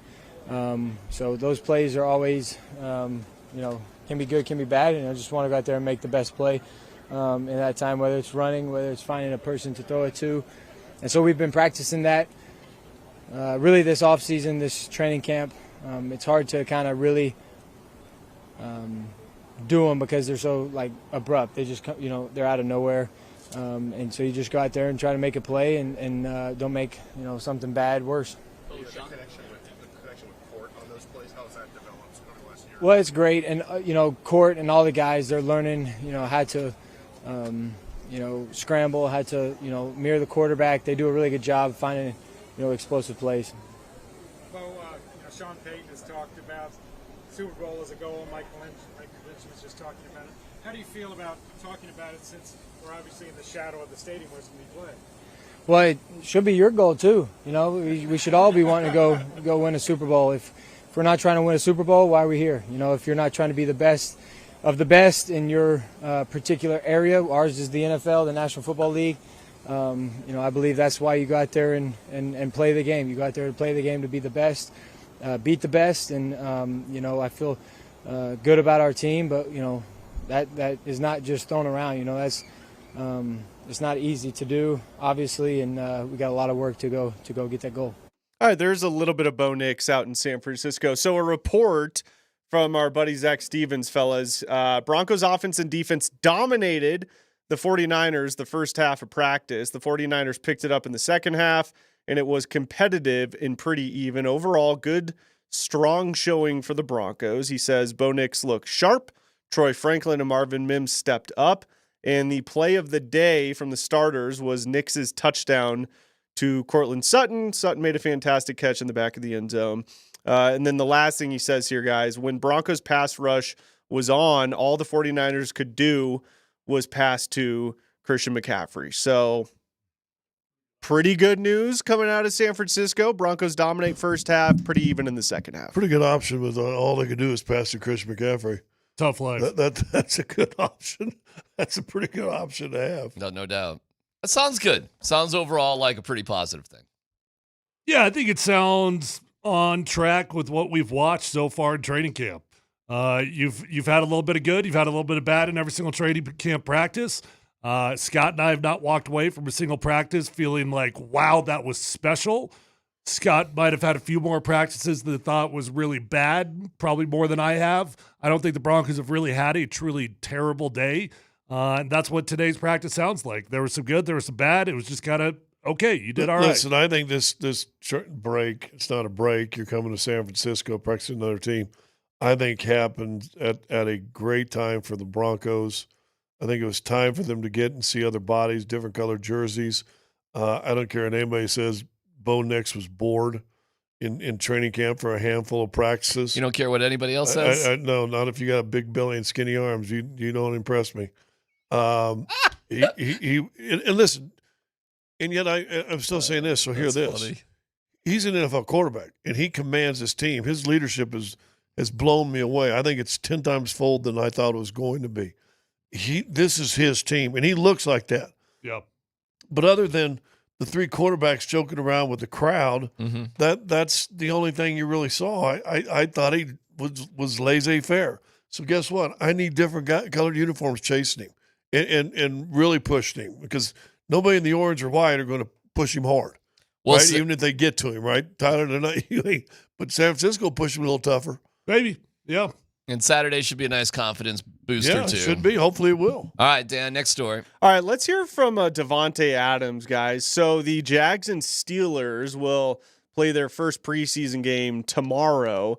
Liam Cohen, the head coach of the Jags, says that Travis Hunter will be playing on both sides of the ball. But Davante Adams was on a podcast recently and said he does not think there's any way that Travis Hunter will be able to play both ways in the NFL. I don't even think it's possible to do for real, not at a high level, and then go in there. It's hard enough to go cover a punt and then be on, one side, and I haven't done it. I'm not acting like I'm on kickoff or punt, but I see the dudes, and I know, you got your guys, and you see the yardage of my yardage over the game versus somebody that starts on offense and then plays special teams as well.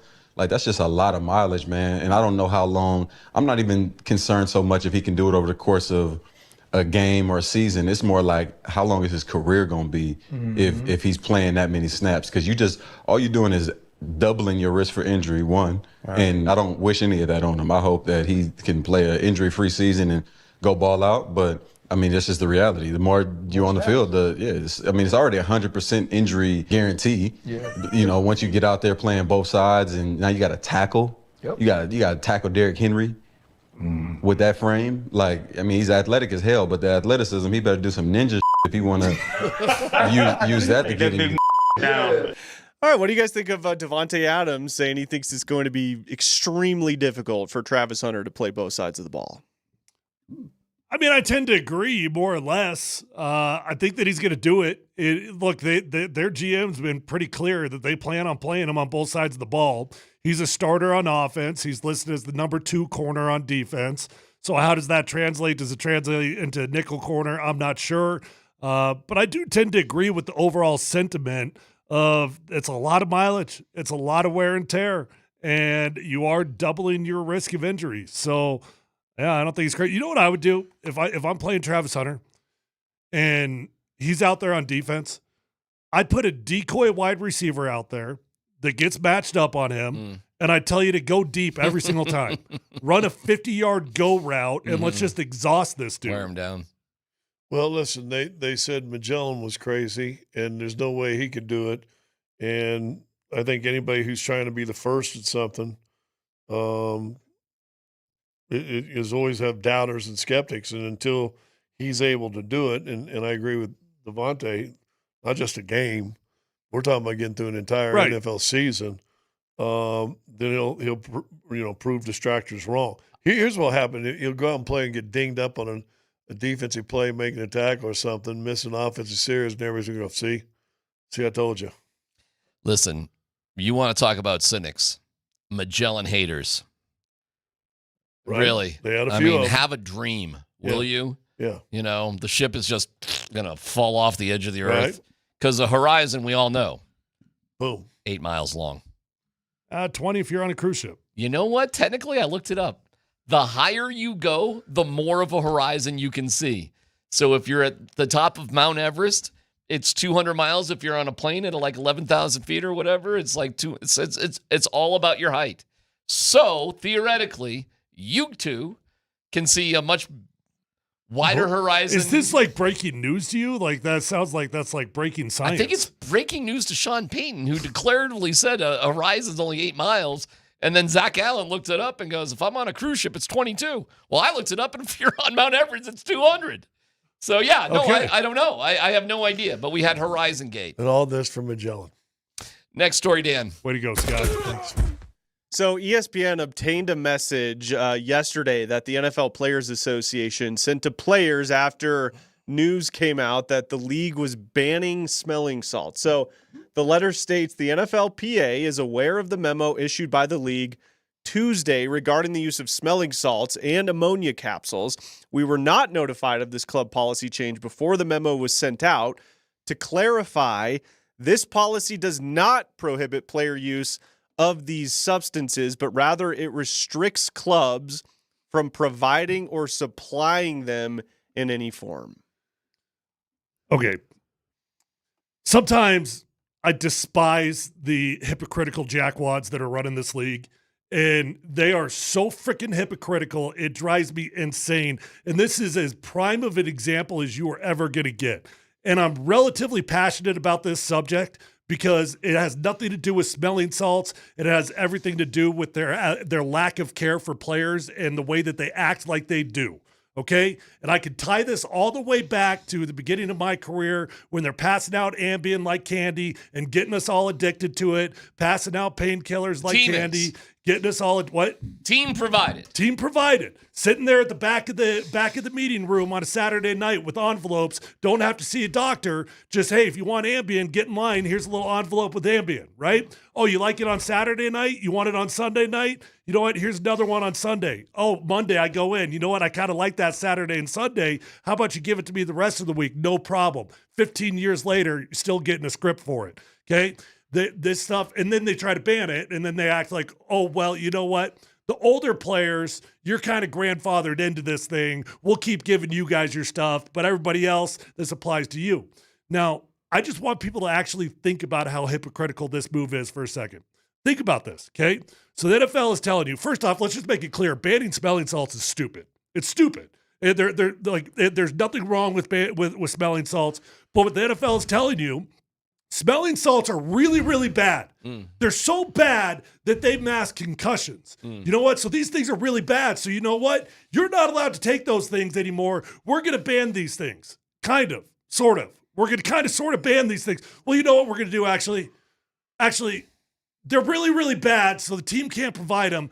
But we thought about it. They're actually not that bad. So if you want to take them on your own, go ahead. Mm-hmm. You know, if you want to go to Amazon.com and buy your own smelling salts, go ahead and bring it to the field. Yeah, that's okay. That's okay. You can bring those to the field, right? So they're really, really bad because they mask concussions. We don't want to get our asses sued, so we're no longer going to provide it. Yeah. But they're actually not bad, so you're allowed to take them on your own. Well, which one is it? If you're telling me that they're bad, it's bad. If you're telling me that they're bad, if you've got science that says these are masking concussions, if you've got science that says ammonia is going to kill my brain cells, if you've got data to prove that this is bad, well, ban them. Cool. I can buy into it. If you can tell me, if you can prove to me that these are bad, I will buy into it. But don't be a bunch of hypocritical jackwads that just want to go over there and cover your own ass and tell me that we're not going to provide it, but they're not that bad, so you could go ahead and do it on your own.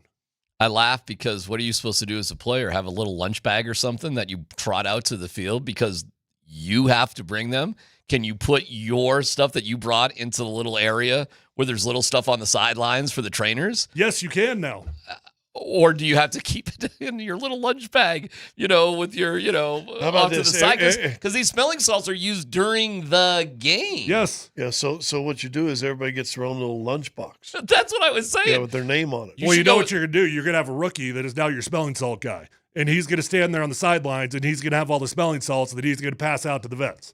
Okay, I guess that makes a lot more sense than having a Happy Days lunchbox with the Fonz on it that you would open up. But it'd be pretty funny if a wise ass veteran did that. How funny would that be? Just bought a couple guys like George Kittle who loves them or whatever. Fill it in with about 3,000 smelling salts. It reminds me so much of the beginning of my career when they used to pass this stuff out. And Toradol's another great example of it. Okay, so at the beginning of my career, if you wanted a Toradol shot on Saturday nights, no problem. Get in line. Don't have to see a doctor. Don't have to talk to anyone. Just get in line. Here's a Toradol shot. This is going to make you feel better tomorrow. Okay, halfway through my career, new CBA, they changed the rules. NFL goes into CYA mode. They say we're banning Toradol. You know what they do after that? The exact same thing that they do here. They say, you know what? Well, we're not actually going to ban it, but what we're going to do now is if you want a Toradol shot, older guys, you're getting grandfathered into this. Younger guys, you're going to have to see a doctor first, but no problem. They'll still give it to you. We'll give you that Toradol. Because the doctor works for us. We'll give you that Toradol shot. You just have to sign a waiver now that says you're not going to sue us. So which one is it? Is it bad or is it not? I mean, are you telling me the Toradol is bad for me? Because if it's bad for me, ban it. If it's not bad for me, don't put a piece of paper in front of me because, I'm going to sign it because I'm an idiot. Hand up. I'm an idiot. I'll sign it because I want to play football tomorrow. But if it's bad, it's bad. If it's not, it's not. So don't be hypocritical about it. I was trying to think, like, on the professional level. I laughed at this story when I saw it yesterday. But on a professional level, what do you have to bring in from home that you need? Usually not much. No dumb question here. Okay, headphones, right? iPad. Your own, no, not even iPad. Your own phone if you want to listen to your own music. Yeah. How about like deodorant or personal? The club provides that. Yeah. Is that right? Like they have a stock room? You go in the shower room, bathroom, and it's whatever. It's all laid out. Because I do see things in guys' lockers that look like personal items they brought in. Now, I'm not talking about Brian Dawkins and his, toys and stuff that he would bring in. No duh. But I was trying to think, like, what other item that would help you be a player that you actually have to bring in from home? Yeah. Like, what else is there? I don't know. Pretty weird, right? Yeah. And so the answer is, because I was really asking this, nothing else. In your careers, you didn't have to bring in anything from home. The club had it for you, whatever you needed. The only thing I could ever think of was on certain teams, Pedialytes were a huge thing. Mm-hmm. Like we loved Pedialytes. Certain teams didn't provide them. Other teams did. But Pedialytes would literally be the one thing. And that was just kind of a quirky, they weren't banned or anything. It was just whether they had them or not. $1 for a Pepsi. The Oakland A's with Billy Beane, yeah. I mean, I feel like, am I the only one that can see the hypocrisy in this? No, of course not. It's the NFL. Fans are just looking at this like, oh, cool, they're banning smelling. Well, they're not banning smelling salts. They're telling you that they're really bad, just not that bad. Yeah, they're saving $300 a year per team. The concept that we're not providing them, but it's okay if you bring them in, is ridiculous. BYOSS, bring your own smelling salts. Either these things are okay or they're not okay. Exactly. The end. And if they're okay and the club has been providing it, as they provide, hey, Tyler, you ever need a Band-Aid? You ever need some tape? Right. Right? Like, you don't have to bring in your own. Advil, yeah, you don't bring that Naprosyn. stuff in. I mean, what's the difference between tape and smelling salts? Well, smelling salts doesn't really stick. All right. It's a great point. It's super weird. It's hypocritical. Yeah. It's comical. And I guess, George, you can have them. I think it's a joke. And you're right. You're going to have a rookie or somebody who's not dressed for that game. Yep. And their job is to They're going to have a fanny pack full of stuff in because there. theoretically, a trainer can't have them. Right. Yeah. Theoretically. You will have a undressed rookie who's just, not dressing for the game, holding 300 smelling salts for all the guys. Yep. It's going to be like Juan Sebastian Elcano, who's going to have to step up in the end and take over. Is that a Magellan joke? Yeah. Okay. Let's go to our guy, Mason Kane, who's been on hold with us for over 2 hours. He started in Golden. He's delivering 11 sandwiches to a Fancy Pants at Tabernash. Mason, Jeff Legwald, I know this is why you were on this entire time for Leggy.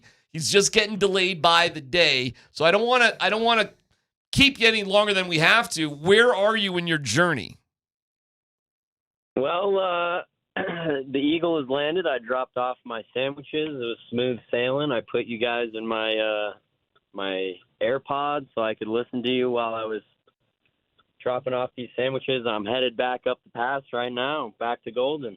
All right. Well, I'm going to cut you loose here because you're amazing, right? I mean, do we need Mason? So we still give him a book? Yeah, hell yeah, we give him books. Give him the box of books. It's not his fault that Leggy just got, and it's not Leggy's fault either. It's just the way the day went, but he just wanted to hear Leggy, man, and be on for that entire time. This dude's been on hold with us for over 2 hours, delivering 11 sandwiches.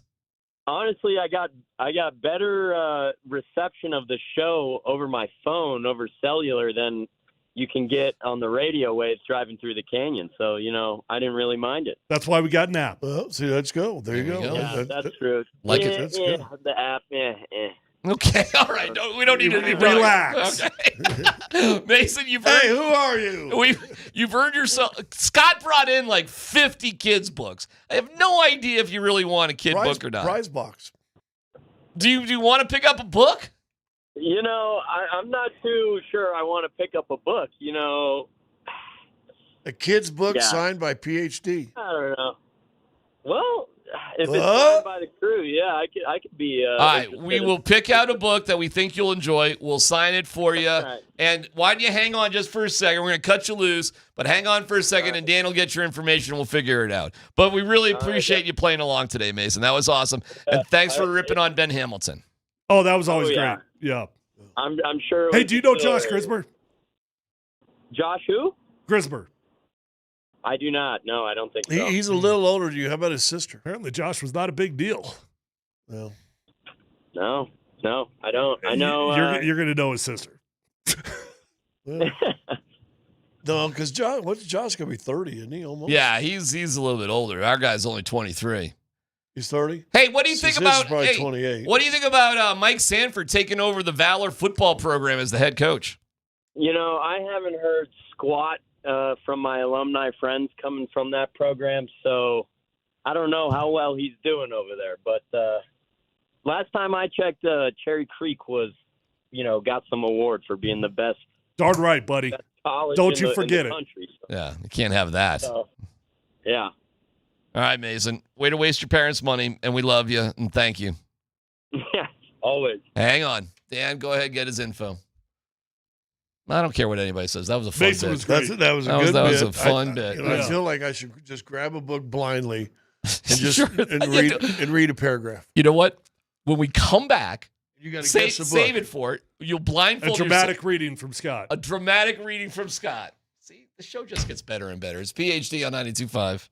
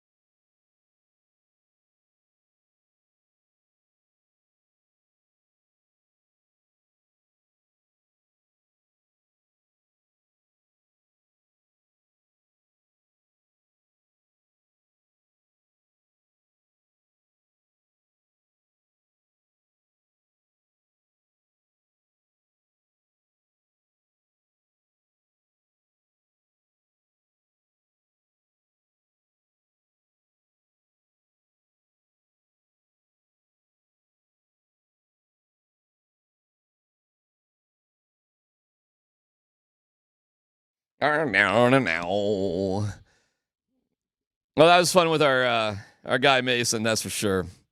Good sense of humor.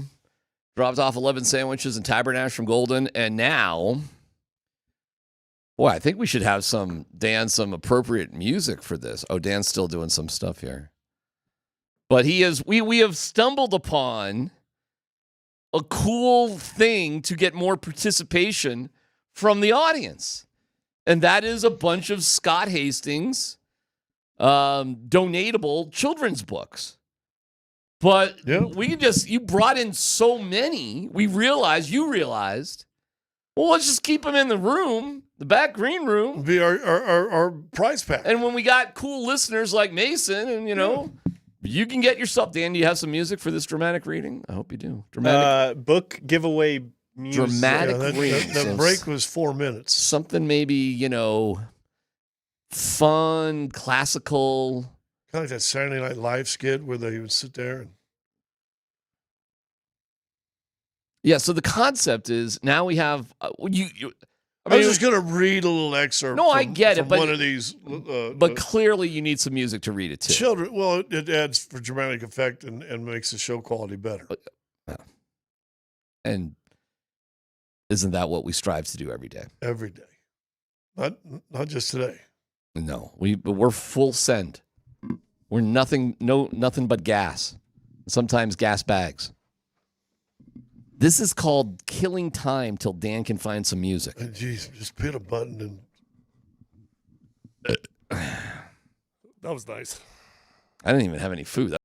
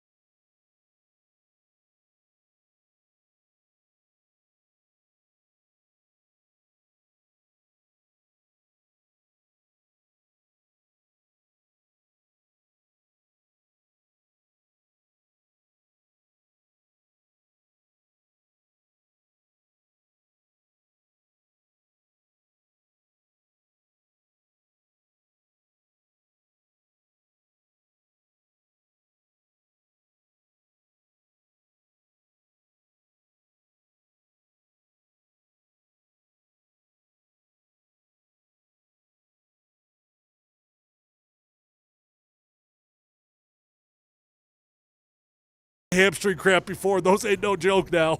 Wait, we just got to get to the end of the book. I'm Go sorry, ahead, I didn't mean to. Well, you killed it. I mean, really the vibe is kind of ruined. I'll just read the last page. Okay, go ahead. I love you as the wind.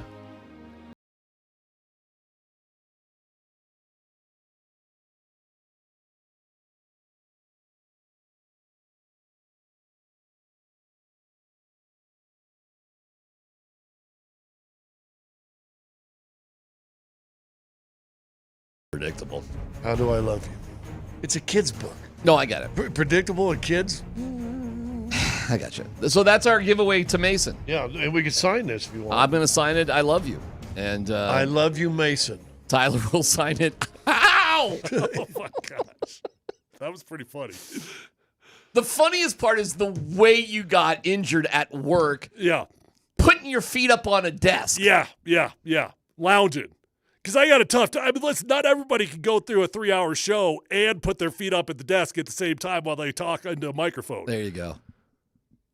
God, we really, our jobs. Are you on that short chair? No, I'm on the tall chair. What are you trying to break it down? Like there's a reason that there's an explanation for this? I'll tell you the explanation is I've had 5 cups of coffee today. And no water. Yeah. So you're dehydrated from talking. Yeah. Wow. I mean, we are the salt mine The air conditioning is just not what it once was in here. Man, we are we're roughing it here. Wow. Okay. That was a little embarrassing. Scale of 1 to 10. I mean, have you ever had a hamstring cramp? Maybe not. I'm not going to say this is like the most severe because sometimes they can last for like 2 minutes. Yeah. And there's nothing you can do. Or they can come and go. They go away and you think you're good, and then all of a sudden that's what this one was. Yeah. I felt it coming on, and I was trying to fight it off, and then it was like in and out. Yeah. I've had that. I don't know which is worse. Is a hamstring or a calf cramp? I get calf cramps all the time. Oh. Yeah. Those are deadly too. Curl your toes sometimes. Yeah. Yeah. Dan, you feeling sorry for these guys? No. Okay. Dan's left palm is cramped 8 or 9 times in the last. Hey, I'm right-handed, Scott. I thought you were, taking a road trip. It's KKSE FM HD1 Broomfield, Denver, Boulder. I'm gonna be all right. Well, thanks for the updates. Yeah, I just want. Thank God. I just want you guys to know that. So cancel the GoFundMe. I'm gonna finish the next 3 minutes of the show. Okay. So what? So the vigil. Cancel the vigil. Well, I mean, if anybody wants to honor me, they can. All right. Well, I mean, in the day we would have invited somebody to come in and massage the thigh during the show. In fact, Relax, I'm not Deshaun Watson. Well, you don't have to act like Deshaun Watson to get a nice quality massage. In fact, you ought to go get you one after the show. No, I'm going to go chug some water. That's what I'm going to do. Okay. Chug some water, then go after the show and get a massage. All right. There's one right down there by that old video store. Near the No-Tell Motel? Right by the fingernail place. With all the windows blacked out? Yeah.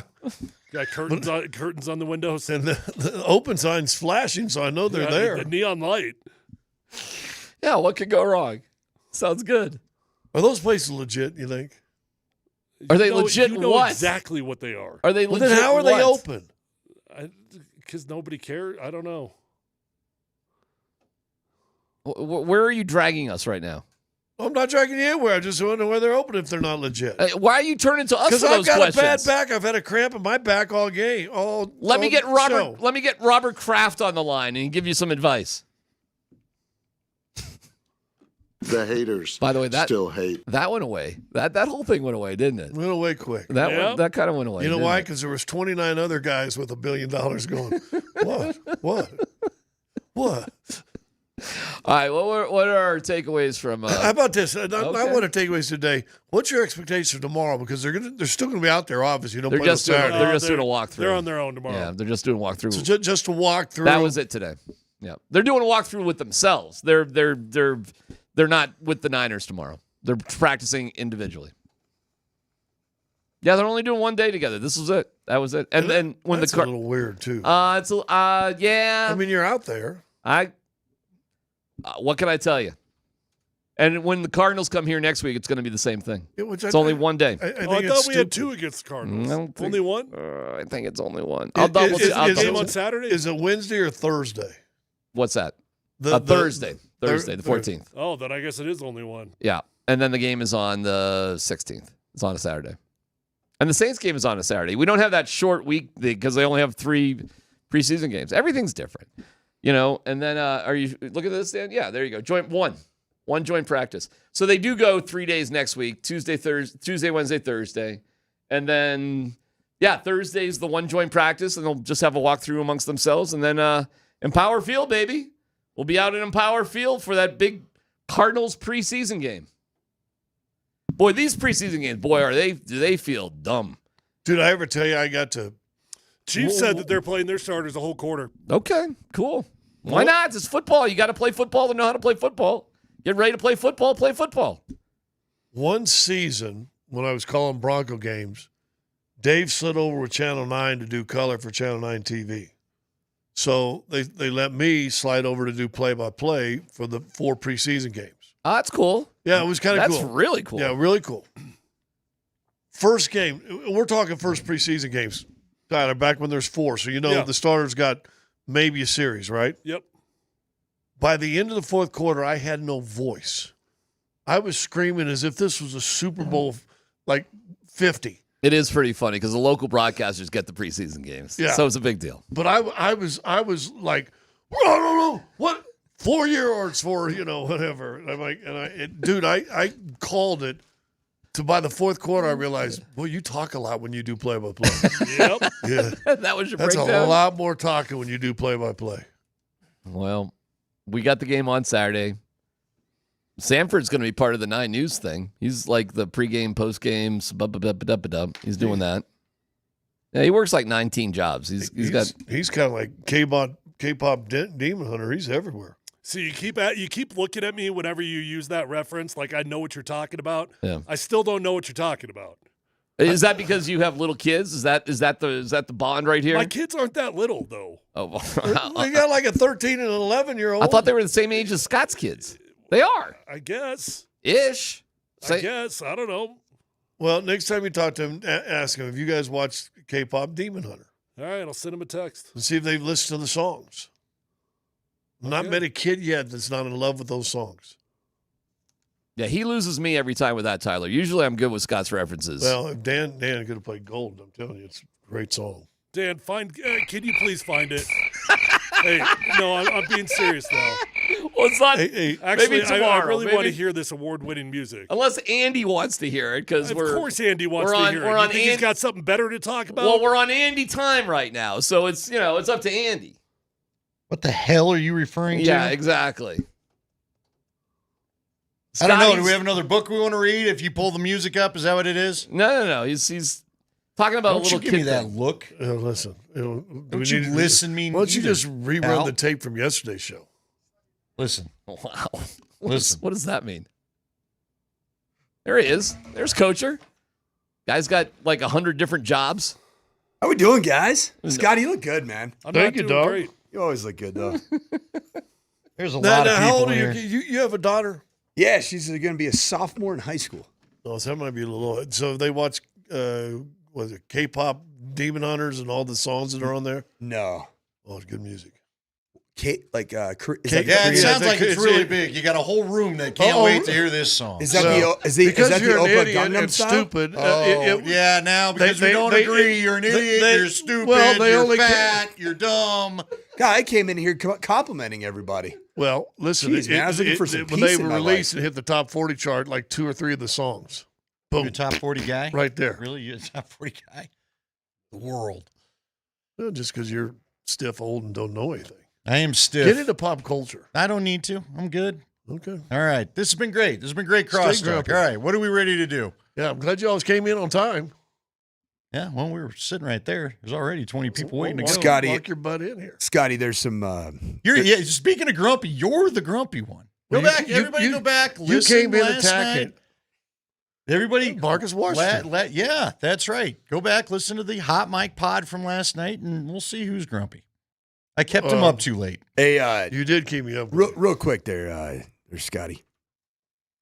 There's some rumors floating around that Tyler Polumbus has gotten to the point in his life that he is now referring to himself in the third person. Did that happen today? Well, Jim Bros do that.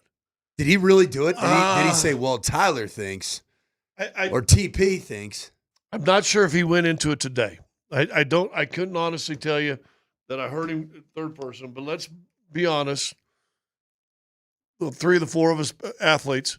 Have you ever not seen like a jacked up gym bro that don't talk in third person? Are you talking about a mirror selfie guy? Come on, mirror selfie guy. You know. Do you think Tyler's sending mirror selfies these days? Dude, when he started working out, he was taking workout pictures. Yeah, he's a big mirror selfie. Dude, post workout, post pump. Hey, I bet he's got one of them bikinis that you see in France, marble sacks bikini things. Talking about Speedos? Yeah, Speedos. Marble. You ever worn one of those? Scotty? No. I never either. Listen. Oh, hold on. What? I never worn one. I mean, not even in a humorous context. Okay. Yeah. Not sure I'm buying it. You look like a man who said you were about to. Well, And then Scotty's reaction made you change your mind. No, you were about to admit something in the tree of trust, and then the branch broke. Scotty, and you're out of the one of those things, man? They're pretty. Oh yeah, I've never done it either. That's why look at his face. when you get baggies, there's sandwich size and there's gallon size. You ain't putting the gallon baggie stuff into sandwich size. So here's the actual quote of Tyler Polumbus doing third person. Apparently he said, I quote, "Tyler is going to go on a rant." Was this about the smelling salts? Oh, he did say Tyler. Was this back during your deal? Yeah, right. The tea's going into the smelling salts. Okay. That's rock bottom. That's a CU thing. Ooh. Wow. Hold on now. All right. Hold on now. That's a tease. That's a tease. Well, what are you teasing? Your guest. You already said who he was. You can't tease what you already said who he was. You could give him more of an authentic invitation and all right. documentation here. Yeah. Marcus says, hi. Marcus says, introduce myself. All right, what do you want to do? I'm not going to do it in the third person. Yeah. There you go. Yeah. So we have quality there. Hey, we're glad you hung around. Yeah. Honestly, I can't wait till Kreckman's back. Well, hey, you had a texter earlier. I think they agree. We got a lot of the same texters going. All right, everybody do the dance. Everybody, we all got to rotate. We're going to rotate. Marcus, pop over there. We'll do that. Do you want me to go over here? I don't care. We need everybody in front of a monitor. All right, it's Kreckman and Lindahl. This has been the most awkward one of them all. It's like a 4-car pileup. They're going to be reporting on it on traffic here a little bit later, but we're jumping into Kreckman and Lindahl. We're ready to go. We got a lot going on. Marcus Washington, the former Buff, is here with us. We got the former coach here, Mike Sanford. We got a lot going on. So I'm sure the Fort Collins Texans are going to be real psyched today. I can already feel it in my loins like Vic Lombardi. So anyway, all right, gentlemen. You know what? And Marcus, I know you haven't been out at every day at camp, but let's be honest, you went through this grind. Coach, you've been saying it 1,000 times. Jeff Legwold's been saying it 1,000 times. What we've witnessed in this camp so far, and this is what I'm pretty psyched about. You weren't able to watch it. By the way, don't you almost wish NFL Network would at least televise some of these practices instead of the old Super Bowls for the 15,000th time? But that's what they were doing today. So I was watching Twitter, and Twitter's giving me the play-by-play of everything going on. And you know what, Coach, we talked about it a couple of times, and it was Jeff's final thought when we talked to him on Monday. We know this offense has not had great days against this Bronco defense. Yep. I think we've all been tempered in our comments of wanting to talk about it, because I think we all think this Broncos defense is real, real good. Well, apparently the entire San Francisco 49ers media corps is starting to realize that this defense for the Denver Broncos is damn good. Is this not what we wanted? Would you call, and again, we're going to try to hook up with Romy Bean. She's got a million things going on, but everything I've read, including Romy, all the guys texting out there, the offense had a good day. They found their rhythm. They got some stuff done. I mean, we're not saying that the Niners didn't do anything, but they certainly had some of the same struggles against this defense that our offense was showing us when we were out there watching camp. If you're a Bronco fan, doesn't this allow you to unfurl maybe a little more excitement reading how that practice went today? Yes, and it's also exciting for the players. Marcus, you know this better than anybody. When you're beating up on each other every day and you're seeing the same schemes every day, and frankly, both sides of the ball know each other's terminology. They know their code words. Yeah, absolutely. Man, you can't wait to smash another guy in the mouth. You cannot wait to do it. I'm sure those guys were so excited to get up against San Francisco and just to hit another colored jersey. You know what I mean? And just because you can only do so much against your teammates because you don't want to hurt anybody. And you don't want to hurt anybody anyway. But when it comes to playing against somebody else, you're like, I know that guy. I remember him. Maybe he was in my conference when I was in college, or maybe I got against him in another team. I can't wait to smash that guy in the mouth, man. So, all right, yeah. I got to ask both of you because I got an offensive and a defensive guy here. Coach done a lot of offensive coordinating. Because Nick Ferguson brought this up to me the other day when we were reading about the quote-unquote scrimmage for the Broncos Saturday, which was highly controlled and not really like the scrimmages both of you probably remember from 10 years ago, right? And Nick mentioned both sides tended to look at each other's scripts. Oh, there's some serious. At what point, so we're 2 weeks into camp, at what point do you start sneaking a look at the scripts? I'd say this, in the locker room, the worst thing that could ever happen is to have meat gazers. In the coaching office, the worst thing that could ever happen is have script peekers. Yeah, absolutely. I don't like wiener watchers or script peekers. Either one of them, man. I don't want any of it. Hey, I agree with that 100%, Coach. But don't you also worry that, I mean, Nick said this is the time if I'm on defense and I need a play, maybe I go and take a little peek if I can. I mean, and if you're on offense going against that D, do you maybe leave a script around, if you know what I mean, and then you change up the play on the script a couple plays in, because Nick's talked about that. All right, you read the script, now I'm going to test Coach it. seemed like one of those sneaky guys that'll do something like that. Coach would leave a script out for me to walk by and peek at it. I have done it before. You know, yeah. I have absolutely done it and before. highlight the wrong play so the defensive guy walks by and takes a look at it. The best thing is, as a play caller that happens to be the head coach, when you do get that amazing opportunity. You get to hold the pen last, man. Set me up. It's a beautiful thing. Whoever's got the pen last always wins. No doubt. It always and the head wins. coach No always matter. has it. Although I don't know why Sean Payton didn't seem to be. He seems pretty content with allowing this Broncos defense to kind of hold the pen last, at least what we've seen at training camp. All right, so Marcus will ask you, and again, Marcus is coaching at Rangeview. You had told me last night. We've got the coach of Valor here, and you guys are friendly now. We'll see how friendly you are come up whenever that game maybe is scheduled. Playoffs be the only time I get a chance to playoffs. see you. Who are you guys in with league wise? Oh gosh, Erie. Yeah, okay. We'll just stay there. Yeah. Stay with That's Erie. where my daughter went. Yeah, did she really? Yeah, she went to high school there last year. Okay, as a freshman. Yeah, great place. We scrimmaged. We did a. So the head football coach at Erie High School was my daughter's health teacher. Oh wow! And so we became buddies through it. And so I called him right when I got the Valor job. I'm like, hey man, we scrimmaged together. We do a little 7-on-7 together. I want to come up there, man. We did. And then I had a lot shorter commute home. It was great. Look at you. Hey, what about you? About 5 minutes away. But it from was there. about you. All right, so I am curious about this though. Look, what we've seen is again what you'd expect. This is a very good defense. It's in year 3 of putting everything together versus an offense that, to me, I wipe out the first year because Russell Wilson was not Sean Payton's guy. I think he got rid of some other dudes too. He's got the line that he wants. He's got the QB that he wants. He continues to add weapons to this thing, but they're not in the same stage of development in my mind as the defense is with a year on them. And frankly, a lot more guys left over from the Vic Fangio regime and the Ejiro Evero regime for Vance Joseph to work with than maybe what Sean's had. So he has seen his offense have, we'll just say, frustrating days. It's not they haven't had moments. They've been frustrated. But again, some of the guys I talk to all say you can't break the good on good. You got to go good on good and just deal with it. Would you have done the same thing? Are you like Coach surprised that Sean didn't go 1s-on-2s or something?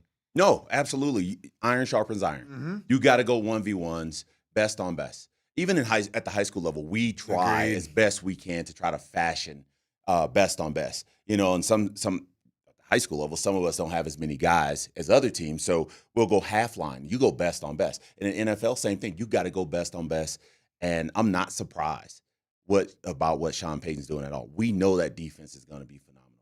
They got a couple areas that they need to shore up because of some injuries. Yeah. But I'm telling you right now, that defense, they will be my fantasy defense. I'll get them in fantasy football. You better believe that. Yeah, and you got to imagine with the reports coming out from all the 49ers beat writers of today's practice, because the 49ers have had a really good defense for the last 5 years. Yeah, they really have.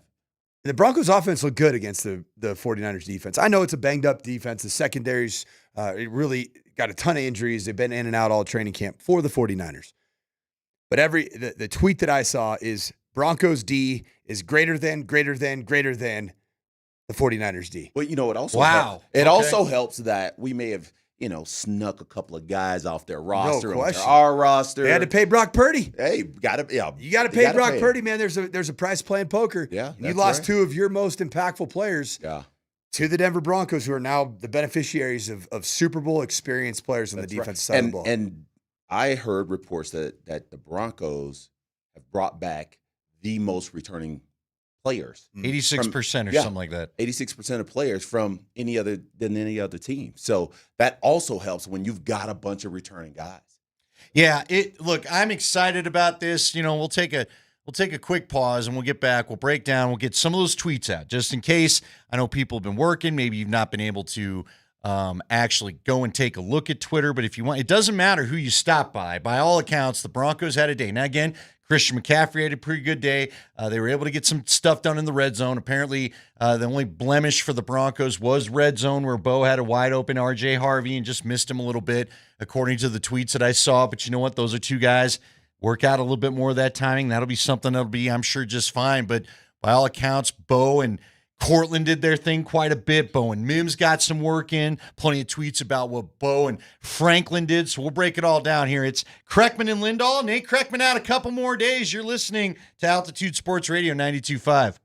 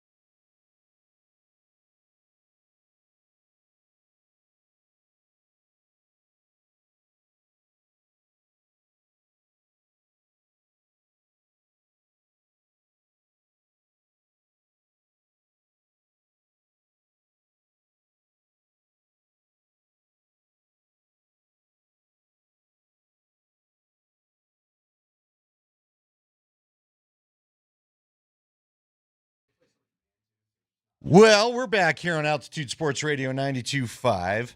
Marcus Washington, the former Buff, also played in the CFL a little bit. You had some experience with the New England Patriots. We're going to have to talk about that a little bit. Oh, boy.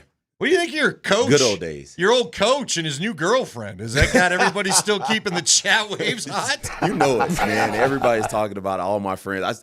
We talk about it. So we have a guys' day that we do with some of the former guys. We get together one Sunday a month. And that's all we talk about, man. All the time. We're getting together this week, and I'm telling you right now, it's always a hot topic. Well, girlfriend's so young, man. Oh my goodness. Good for Coach, I guess. You know, hey, good for him. I don't know what you talk about, frankly, but good for Coach. I kind of like to keep the vintage of wines in my generation, personally. Right? Yeah. You know, that's just my deal. Yeah. To each his own, though. To each his own. Hey, I just know I've had young enough producers at times where you throw out something like, "Hey, remember that Guns N' Roses song?" and they stare at you like, "All right." Time to move on. So yeah, exactly. Which maybe she's doing right now. Okay, let's get some of these tweets that we got going on from the practice today, because again, it was a good practice by all accounts, and we're not just going off one person's Twitter handle. We're going off multiple media members, including Romy Bean, Mike Kliss, Zach Stevens, the new young guy. Who's our new young guy for the Post? Luca. He had retweeted Bennett Durando, who I think's out there as well. So, I mean, we got a lot of folks basically tweeting the same thing about what a successful day it was for the Broncos. I'm just going to take some from Romy's as she was doing some play-by-play because she's first up here on my Twitter list. But she had pointed out that Bo Nix had a great play, flushed out of the pocket on the run, getting chased, fired one cross-body, got it to Vele. I think that's good for Devon Vele. There's a guy I think that maybe needs to make a couple of plays after being one of our favorites last year. I just haven't noticed as much from him. Nix in the red zone hit Cortland Sutton for a TD, so that was nice. Christian McCaffrey did get a TD, so it looks like Shanahan's been watching the Broncos offense pretty intently from what we were told. Of course, Mike Shanahan was out there. Bo Nix was sharp in team period is one of the other things that she wrote. Nix to Franklin on a comeback play, so they've had a good play there. He had another one to Franklin on a deep ball. She said it was an absolute dart. You like what Troy Franklin's done so far, Coach, haven't you? I have. I would say that he looks more confident. He looks thicker, more developed. He had a good offseason. The first 5 or 6 days of training camp that we were able to watch, I saw more consistency catching the football. The last 4 or 5 days, at least before departing for San Francisco and the practice at Santa Clara, I saw a little bit more of the same inconsistencies that led to uneven performance as a rookie, where he gets behind a defense, Bo throws him a ball, whether it's slightly overthrown or whether it's he just didn't catch it. It just seems like there was just something always that was just a little bit off. And it was Troy Franklin was becoming the horseshoes and hand grenades type of a receiver, the almost guy. Sure. Everything was close. Yeah. They've had a couple corners like that, you know. Yeah, close to get you cut. Close to get you cut, trust That's me. what's happened to a couple of guys. The good thing for Troy Franklin, man, is that the speed itself, as of this point, it does cover a multitude of sins because he can run, man. He gets behind. The one thing about him, consistently, when you watch him at training camp 2 years in a row, you watched him last year on film, he gets behind defenses. He does. The guy finds a way to uncover himself on the top of NFL defenses, and that's a rarity. Marvin Mims, who's really, really, really talented, I wouldn't say like when you watch his film, there's just consistency of getting over the top of NFL defenses. Now, the thing about Troy Franklin is, and that's why I think the preseason is going to be important for him, gain some confidence, maybe catch a post route, score a teeter, like finish it. Got it against in the playoff game against the Bills, which was huge for him and his confidence going into the offseason. But I'd like to see that consistency of not just getting behind the defense, but finish the play, man. Finish the play. Yeah, got to finish. So Troy Franklin can take the top off of a defense. Mm-hmm. Is there anybody else on the roster that you've seen in training camp that can take the top off the defense like he can? Because we know like you said, he can run, but you got to finish it. You know who's got the speed who I think would be fun? And tell me if you don't like this take. It's McLaughlin. Like, again, it's funny because when I think about a Joker, here we go with the Joker thing again. You want to let Sean weigh in on his Jokers there? I would say we need a Joker. Trying to find a goddamn Joker. Yeah. McLaughlin, if he's a guy that they could find a way, you know, you motion him out of the backfield, split him wide, get him on that get him on that, I don't know, the third corner, the fourth corner, the guy that's obviously not the fastest dude in there, and let him really run. I think that would be fun. But I don't know. What you kind of suggested it there. Mims, I think Mims he's like game speed fast, but he's not the scare you fast, is he?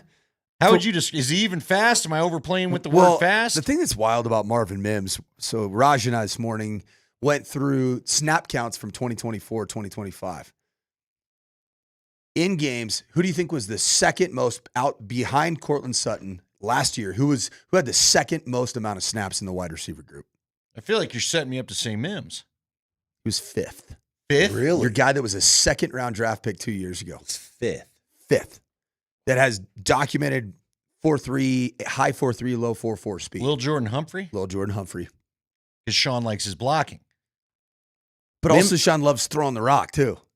No, you're right. It's the craziest thing ever. Yeah, but Mims is second on the depth chart right now, isn't he? He's first. He's first. He was listed as a starter. Yeah. So it's Cortland Sutton and Marvin Mims in the two opposite spots. And I think it had Troy Franklin, I think he was backing up Marvin Mims. But the depth chart, as we know, Sean is so It doesn't mean anything. yeah. And he puts every rookie at the very end, no matter what. Yeah. It doesn't matter. It could be the rookies are at the bottom. Like Jade Barron is like the sixth nickel right now, according to the depth chart. You got to earn it. Yeah, I mean, the funny thing is that you got to, quote unquote, like earn it. But like you go to practice and Jade Barron and RJ Harvey are immediately working with the ones. The very first day of practice, which is also, frankly, probably how it should be because you drafted and invested in those players. It takes some time.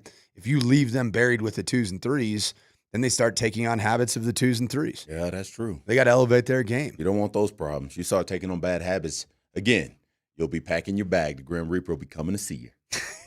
Coach needs to see you in office with your playbook. Yeah, who the Turk? Isn't that what they called the guy? Yeah. Remember when we used to get the Turk on Hard Knocks, and then I think they thought it was insensitive, so now they've cut the Turk out? Yeah, 2020 happened, and we no longer were able to show people getting fired publicly. So we became a little bit. We changed. We got more in touch with our feelings. You know what's wild? You had a couple of those Turk moments where they'd go meet with the coach, and it was kind of interesting to watch how guys handled it and the conversation they would have, and so on and so forth. Remember, I think Danny Amendola was one of the guys cut from the Jets that went on to, do great things. There was one of them that the Jets cut that I know went on, or maybe it was the Cowboys. Anyway, it might have been Amendola. Amendola, where again you were like, oh, I didn't realize he was with them to begin with. All right, so we brought up Jade Barron. He's probably going to live most of his life inside right now. Would you not say that, fair, Coach? He's probably going to be the inside guy, right? Not being the outside, not taking. I'm not sure they drafted him right now to take Riley Moss's job, I guess is my eyes right now show me that the two top corners are without a question. Outside corners, without questions, Pat Surtain second, Riley Moss. All right. Not even close. The third corner, if there were an injury and the outside to either one of those two players, is Chris Abrams-Drain. Oh, wow. And then there's a big-time competition happening at the nickel position. So everybody, I think the laziest take right now from people that have been in the media for the last 25 years, which no offense to them, they were raised in a very different NFL, is that the nickel position is a sub-package. Do you realize that of the defensive backs on the Denver Broncos, the guy that had the second most amount of snaps was Jaquan McMillan, the nickel last year? Not a shock. Everyone's using more wide receivers these days. Shy of 1,000 snaps last year. The NFL is all about passing the ball. Anyway. It's passing the rock, man. It's 11 personnel. It's nickel defense. Every nickel defense is base defense these days. It is base defense. Yeah. And so it would make sense when you have a playmaker, and Jade Barron apparently was fantastic today. Yeah. He had a couple sacks. Dude, he blitzed a couple times in the. Yeah, he's been blitzing. They're blitzing the nickel. That dime backer position. He comes screaming around the corner. Well, he was a big tackler at Texas. Yeah, he was playing ball. That kid would hit you in the mouth. Yes. Like, as well of a cover guy as he was an equally as good tackler. You know what I loved about him, Coach? I loved that he would play the star in that defense. And so think about it. When you get into either an unbalanced set or sometimes, so you go corners over. Yeah. A lot of times you might leave your nickel in the box. Yeah. He's got to cover the tight end. Yep. maybe. He's covered the tight end. Yeah. And then if you get into some nub side 3-by where there's 3 receivers to the field and a tight end just by himself, a lot of times that nickel ends up having to fit the run. He might be a B gap run fitter. Yeah. And Jahdae Barron did that. Yeah. So that's like you're asking somebody who can plays the corner position, if you will, from a coverage standpoint, but can also take on 320 pounds times 2 of a combination block in the B gap. Yeah. He's shown that he can do that. Not in the Big 12. No offense, the modern Big 12 is different than the Big 12 you played in. The Big 12 I played in, smash. Oh, it was legit. Yeah. With Oklahoma and Texas. But he did it. They ain't there anymore. He did it in the SEC, man. Right. Yeah. And he did it which is Jeff Legwold, our guy. He always says the best indicator, especially on the defensive side of the ball, that you're ready is if you're able to be proficient and physical and dominate in the Southeast Conference. You know, and I know exactly what you're talking about. When I played at CU in the Big 12, that's how I got my start. I was a nickel guy, and they had me in the line of scrimmage, covering the tight end, fitting the run. And a couple of my buddies tell me I was before my time, 6'2", 205, playing corner. Oh, man, that's gold. Yeah, in I this was day a and nickel. age. I started in as a nickel back, ended up an outside corner. When I got drafted by the Patriots, they moved me to strong safety because the way they played defense was in the line of scrimmage. And I had to go back to being able to play in the line of scrimmage. And Jahdae Barron looks like a guy who can hit you in the mouth and get out there and cover you. And I like that kid. As a defensive guy, because that's where I was going with this, I want to know, and again, help. I feel like some Denver folks should know this because of so many defensive backs they had on that 2015 no-fly zone. But what's it do for you? You're a DC. You said you're the DC over at Ranger. What's it do for you when you have that chess piece like Jahdae Barron? It simplifies everything that you do. It's when you've got a kid like that or multiple kids, like for the Broncos, their defense now, you've got 3 or 4 corners, right? That simplifies your entire defense. Vance Joseph is great at what he does. He's so good. He's so good. Did you play for him? No, I didn't play for him, but we're really good buddies. We get together, play a little golf. I've become such a fan over the last couple of years, and I've never met him. Yeah, we catch up on a lot of CU events. Dude's great, knows exactly what he's doing. And when you've got 4 corners that can play anywhere on the field like that, that makes his defense nasty because now you let your linebackers fly and you say, I dare you throw the ball against me. It makes life so easy, so easy. I don't quite have that over at Rangeview. Sure, but you know what I mean. Well, I got a couple kids. Look, I'll just tell you. I mean, there's been debate, and I get it. Look, DMac has said it most here, but I've heard it a lot of places. So this is not me just quietly picking on DMac. There's a lot of people that wondered why would you take a corner that high when there maybe were other things that you were looking for. But again, and I think some people think if he doesn't get the starting outside job, because we're still a little programmed to think what a starter is, that, it was a bit of a waste of a pick or this, that, the other. It's about how good the player is and how multiple he is at positions, right? The more you can do, the better. The better it is for you. We know that, coach, as high school coaches, right? When you get a kid who's a Swiss Army knife and you can put him and play him anywhere, that makes your life as a coach extremely Well, you know easy. what he is? What's that? He's a joker. He's just a defensive joker. Like nobody cares about the defensive joker. At Rangeview, they call that type of versatile player a Swiss Army knife. Sean Payton calls him a joker. You know what they're called over at Valor? What's that? Ball playing Jesse. A ball playing Jesse. Football playing Jesse. That sounds about right. All right, so you guys, as we hear BPJ. A BPJ. what do you two value when it comes to these joint practices? I mean, again, we've got tweets. It seemed like in every phase of the practice, the Broncos were having some measure of success with their first unit guys, which is always important, but it's really the teamwork, red zone, 7-on-7, 9-on-7. Like, what are you valuing? Give me the kind of the ranking. So for me, my first thing I value is my run stopping ability. What are we doing to stop the run, right? Regardless, and even at the high school level, but at these practices, joint practices is about, can you stop the run, right? We know the NFL is about throwing the ball a gazillion times, but can you make a stop on 3rd down when it's 3rd and short, 3rd and medium, and somebody says, we're going to run? The Baltimore Ravens come in here and say, we're going to run the ball regardless on 3rd and 5 and 3rd and 6. We're going to hand it off anyway, right? Because you've got a dual threat in the backfield, right? So my biggest evaluation in these type of things is, what are we doing on 3rd down? What are we doing in the box, right? Can we handle the box? So from a defensive guy, that's my first evaluation. That's the most important thing. Yeah, I mean, my biggest thing, which is it's kind of become my obsession, is so having coached in the Big Ten Conference for 2 years, it might not have the top end elite talent that the SEC does have, but man, you want to talk about a league that has to, like, defensively, if you don't fit the run properly, you're fired. Exactly. You're fired. Like done. mid-season. Yeah. And if your linebackers are out of gap, or if your safeties aren't fitting the proper gaps, you'll get exposed against the teams like Iowa and Wisconsin and Penn State, Ohio State, those types of teams, Michigan. They'll run the rock on you.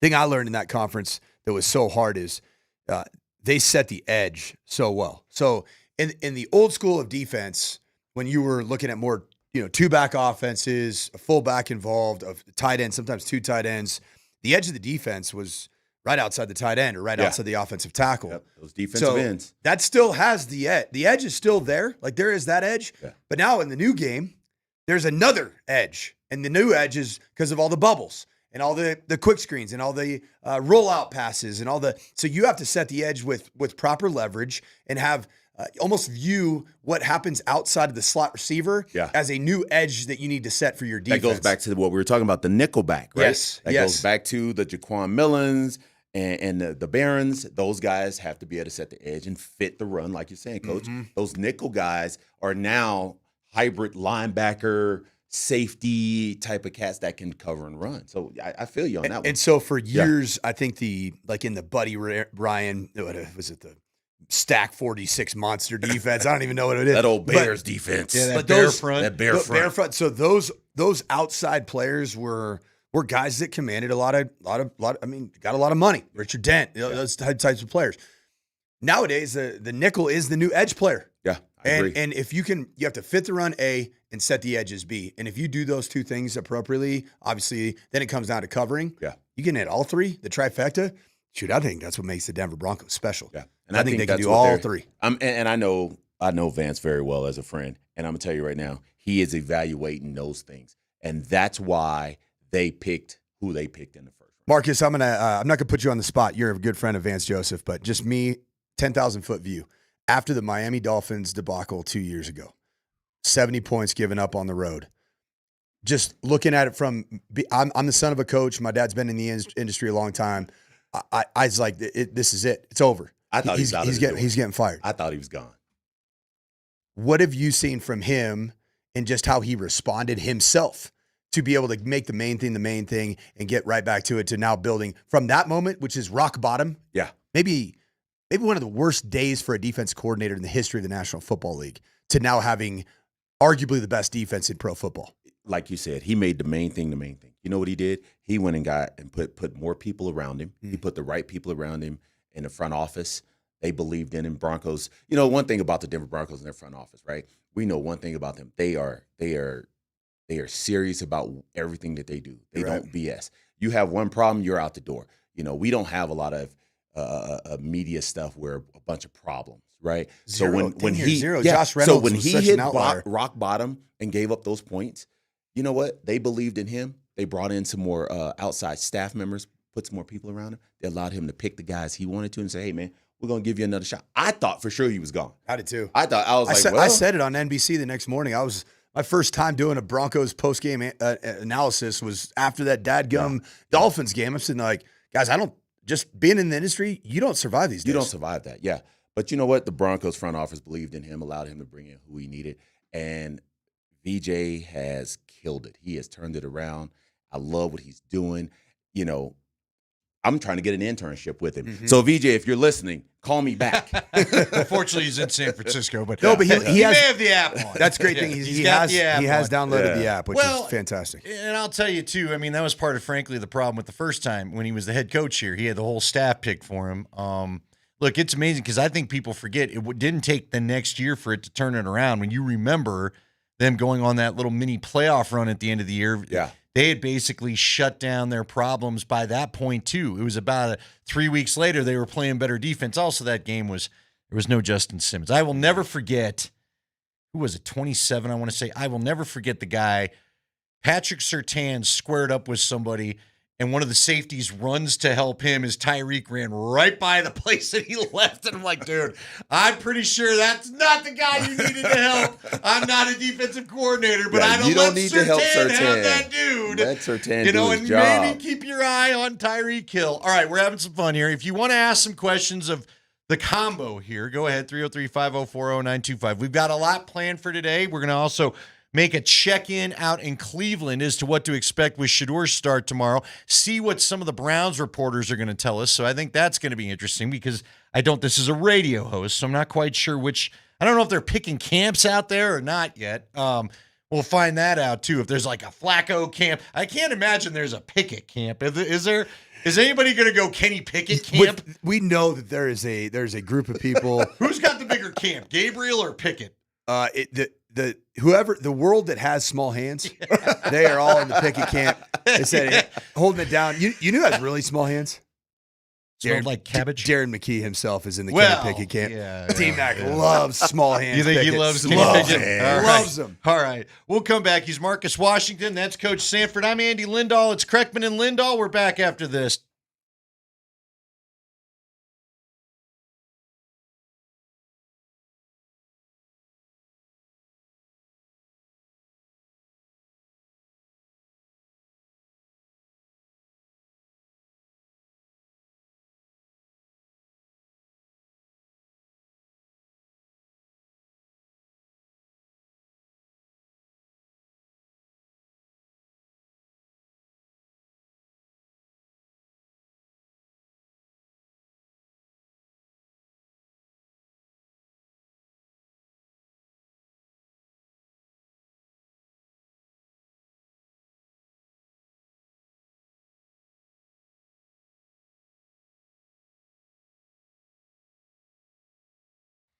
Guys, Andy Lindahl for the Rocky Mountain Men's Clinic. Matter of fact, I was over there today talking about a couple of things we're going to do to help me with the little lifestyle change there, but I'm going to try to slim down a bit. We'll tell you more about that as it gets going. Right now, though, I want to talk to you about one of the things that can maybe help you lose a little bit of weight, if that's what you're looking for, is getting your T levels checked. Maybe, you find yourself, even though summer's here and it's time for vacations and barbecues, beach days, and getting things done with these long days, if you have low energy because you've got low testosterone, a lot of things could be off. Your sleep could be off. You could have brain fog. Maybe you don't want to hit the gym quite as much as you were, and maybe you're just looking for a nap a little too much for your liking. That certainly was one of the problems that I was having.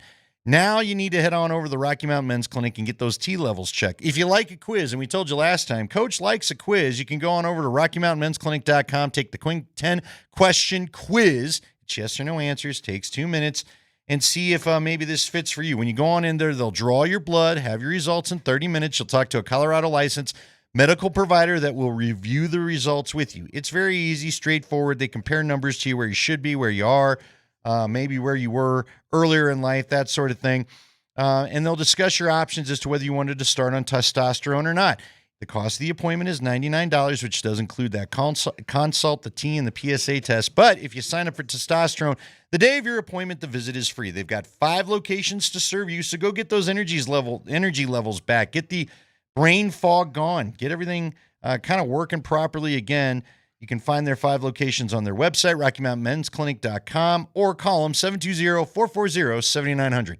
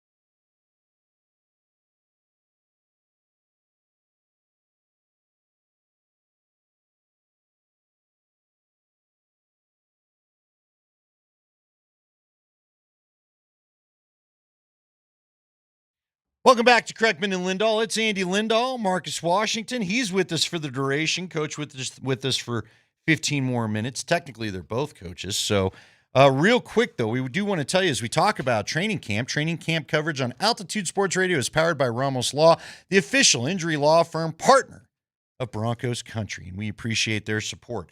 All right, let's get down to it.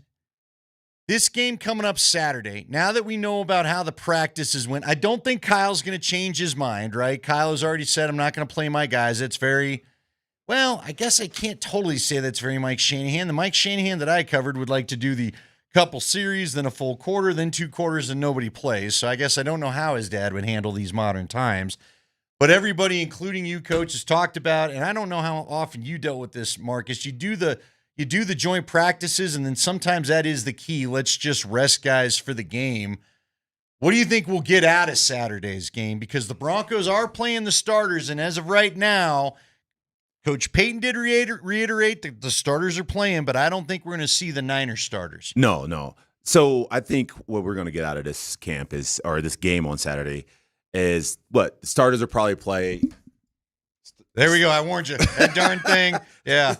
Man, that thing can't touch it. It's sensitive. That thing just disappeared on me, didn't it? Starters will play it. What do you think? Couple 3 series? Probably not even that much. They'll probably play a series and a half, maybe a series and a half, and then he'll rest it, and we'll get to see a lot of the second string guys trying to make the roster is what I think we'll see.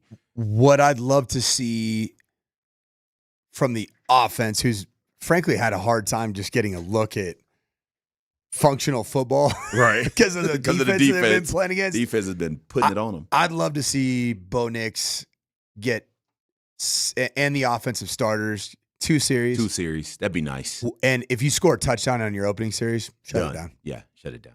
I think they're going to – I would like to see them highlight the run game. Same, I would really like to see them highlight this run game and see what these running backs can do.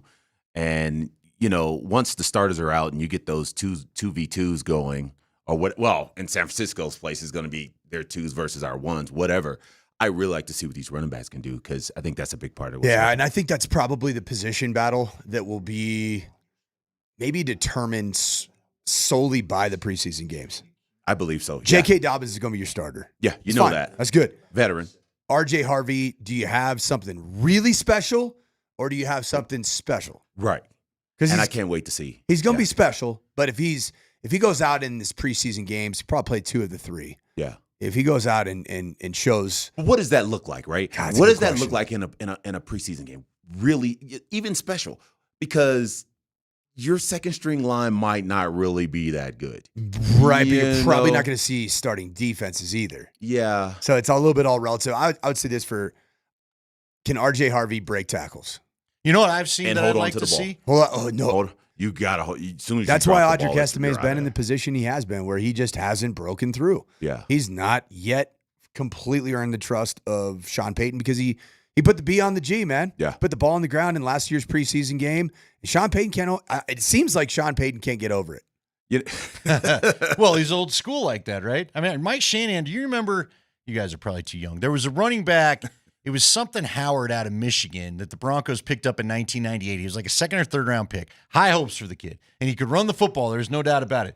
But he went through camp. I think he had a fumble in the first 2 preseason games, and that's it. Lights out. He didn't even make the team. He showed great instinct to run, but it was like you took coach's money. Yeah. R.J. Harvey, what I'd like to see, frankly, because I think you and I have seen a couple of it, when they've gone 11 on 11, there have been a couple times where he's I feel like he's legit got the corner. Not a practice rep, I got the corner. Legit, I am too fast for everyone, and I'm going to get outside, and then what does it look like after? And if I get a couple of those to know that that's a real thing from what we saw from practice, then I'm good. How do you guys balance showing? Because, again, with the addition of an Evan Ingram, with the R.J. Harvey, with Pat Bryant even, Sean's got some surprise of some new things I think this offense can do, Evan Ingram in particular, that he couldn't do a year ago. He didn't have a tight end to run the Evan Ingram routes, right? Mm-hmm. So how do you balance working on a little of it but not giving them tape so you have some surprise the first few games of the season? I think it's all about you have different humans doing your base concepts than you did a year ago. Therefore, those should look better. Yeah. So there's going to be a lot of the concepts that are already on film.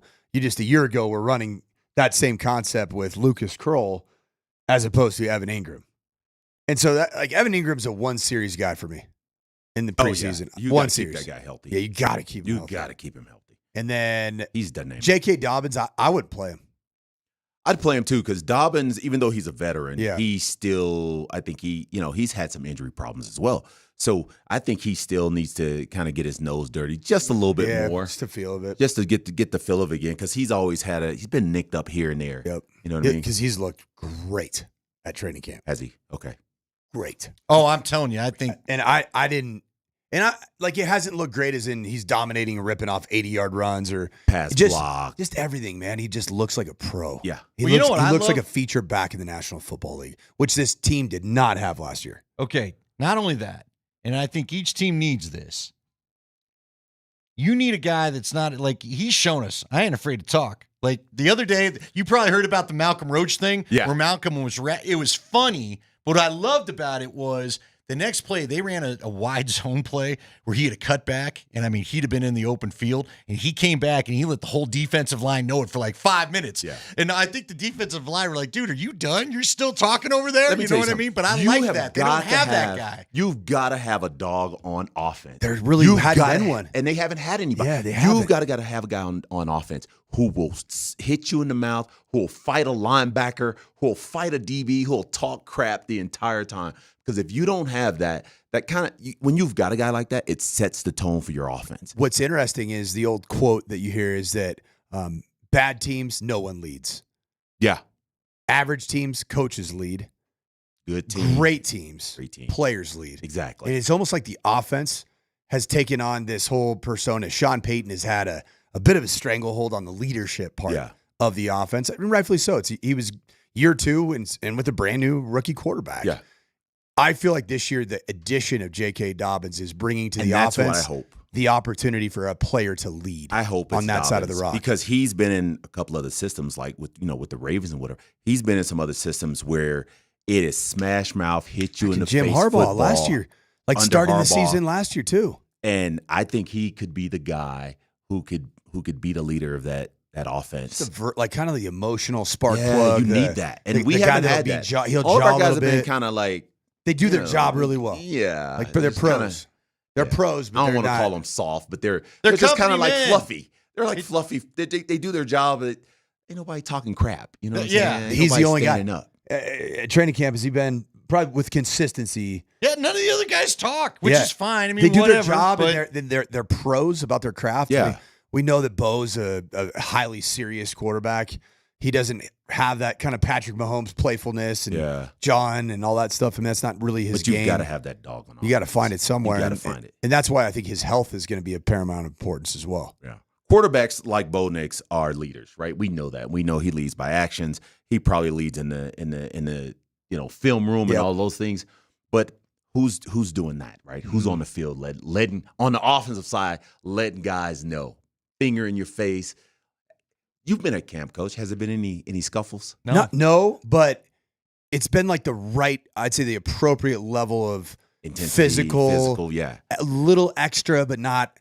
It's like they're competing with, not against. You know what I mean? Competing hard with each other. Oh, good. And it's been. How's Sean Payton about scuffles? How is he about those? Well, we haven't had to see him break one. I'm sure he's like all coaches. Don't you dare get hurt. Yeah. With this, right. You know what I mean? No, I they think just look like a mission-oriented team. Okay, like it's like the main thing is the main thing, and that's okay too. Yeah, that's all right. That's what I've seen. How does this grab you guys before we let Coach Sanford go?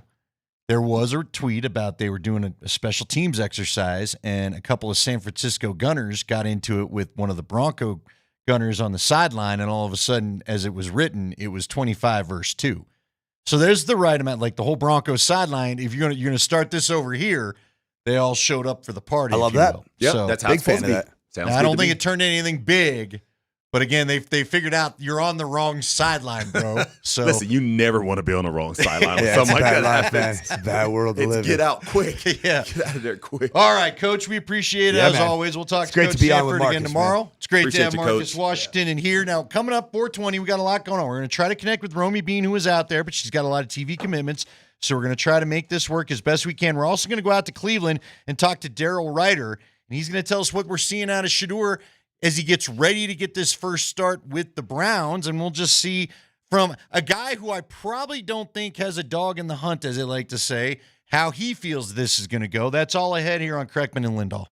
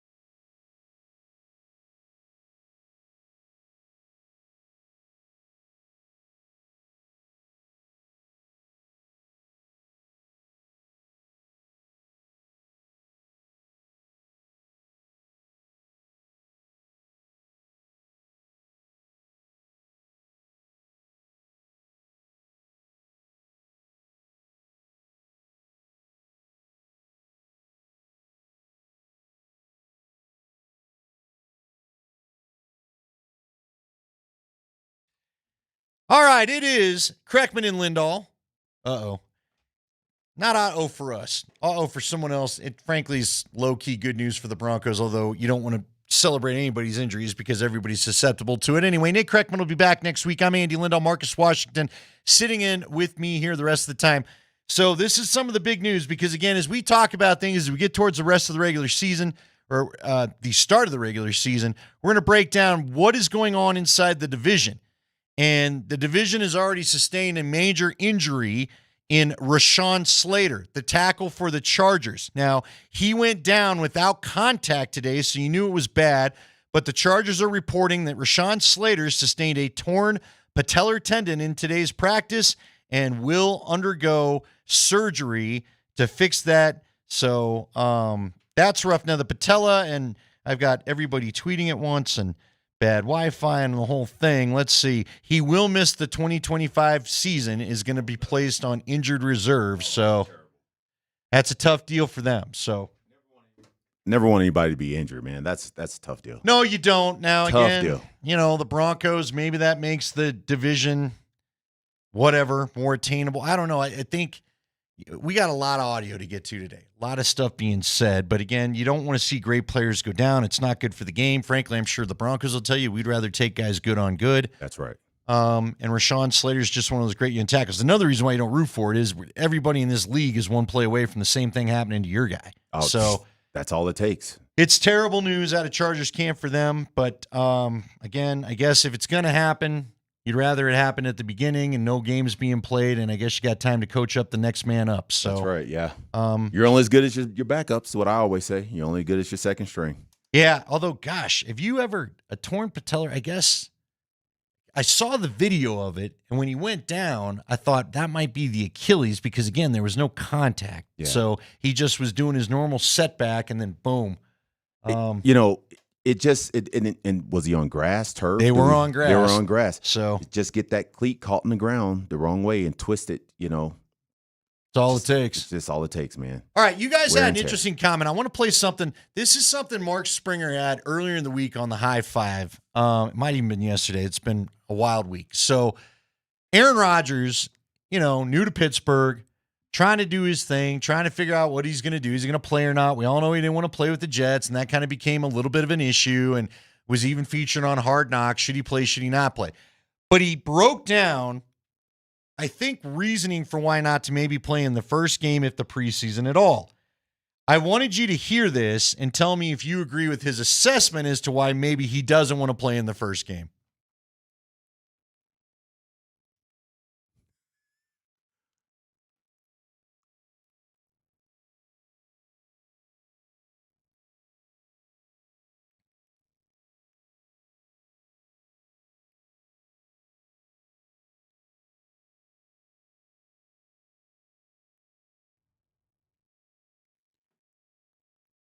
All right, what do you make of that? Is he telling any lies there? He is. He tells no lies. That's exactly how it goes.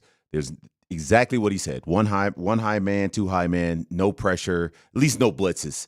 Or they'll say, hey, we're gonna throw in two blitzes. They won't tell you what it is. But so his assessment of preseason football is not incorrect. But football is still football. You still got to hit. You still got to run. You still got to catch and throw. You still got to beat the man across from you. In his mind, I mean, what is he, like 60, 70 now? They need to, I don't know, freaking Aaron He's around Rodgers, 40. man. Yeah, I think he is 40. Yeah, he's just here too long. It's time for him to go. That's just my assessment. But listen, he's a vet. I understand why he would not go out and play at this point. But if you are a first-year, second-year quarterback guy, you still need those reps. You still got to hit, catch, and throw. Yeah, he's 41, so 41. A little closer to that 50. 70 than he would like, but yeah, you know what I mean? Okay, so with the Broncos then, we talked about it. You do want to go out there. You want to see some clean drives. If the starters are out there, you want to get it going. But, again, what are you working on against that base Execution. Can you – for the linemen, right? Are you pass setting properly? For the D-line, are you using your hands? It's all about executing even the simplest things, right? So you can say what Aaron Rodgers said, football's not football because you're not seeing all these schemes. It's blah, blah, blah, blah, blah. It doesn't matter. as a coach and a former player, I look at it like this. If I can beat you with my base defense, why do I need to do anything else exotic, right? So teams are out there evaluating players, and they're going, hey, if this guy can play base defense for me and he can get it done, then the extra is the extra. You know what I mean? So you got to do it, man. You know, that's just how it is. What would you, if Sean Payton came to you, says, Marcus, yes, I'm in a little bit of a funk. What would you like to see me work on to improve last year's offense? What would you be trying to get them to work on first to maybe add a layer to what we saw a year ago? Less holding by one of the said tackles. I'm not going to call him name.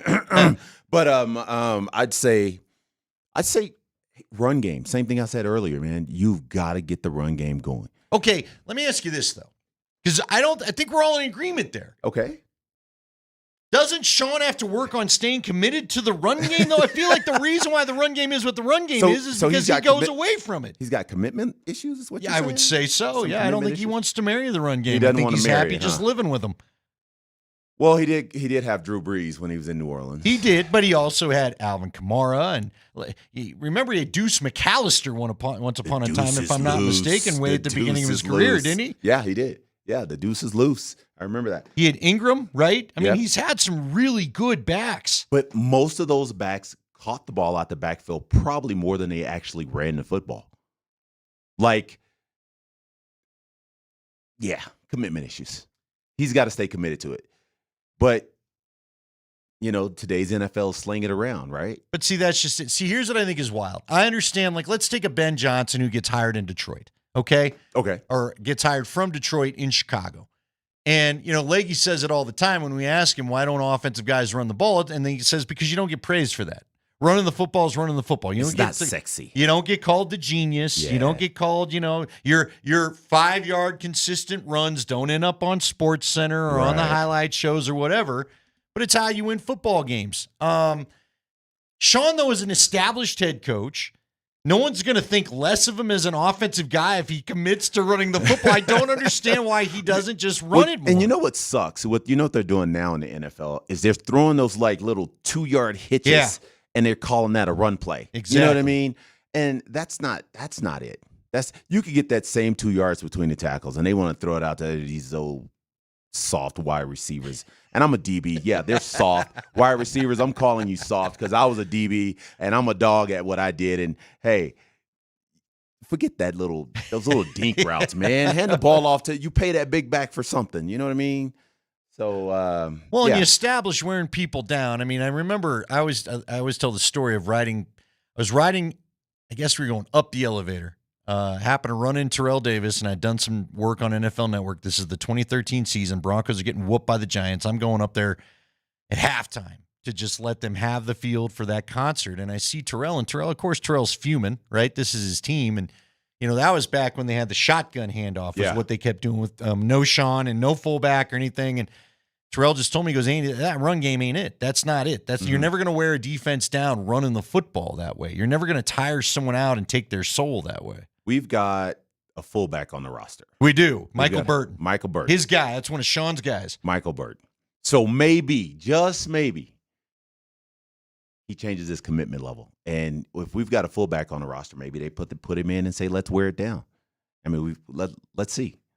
Well, look, I'm hoping. Well, you know what's going to happen in this first preseason game, right? The starters. There'll be 1,000 waggle plays. I say, and I'll bet you a Coke. Okay. I say the offensive starters in this first game throw the ball less than 7 times. Okay. Interesting. Less than 7 passes. Over under. And maybe this will give us an indication of what Sean wants to do. All right. How much do we see Evan Ingram this game, do you think? Because Evan Ingram, so people have said, I want to fill you in on some of the intel we've been given. According to both Legwald and Coach Sanford, the second receiver on this team is actually Evan Ingram. Right. He's the tight end, but he's going to be the second most targeted guy probably to Courtland Sutton. Which is a quarterback's best friend, the tight end. But for this preseason game, I hope they do not put him out on Phil. For what? You don't need to. That kid's proven. He's probably killing it in camp doing it. We do not need him to get nicked up at all. Quarterback's best friend, tight end. So keep him out of the game. You, once upon a time, were in these camps. See, this is the thing that I think is also nuts.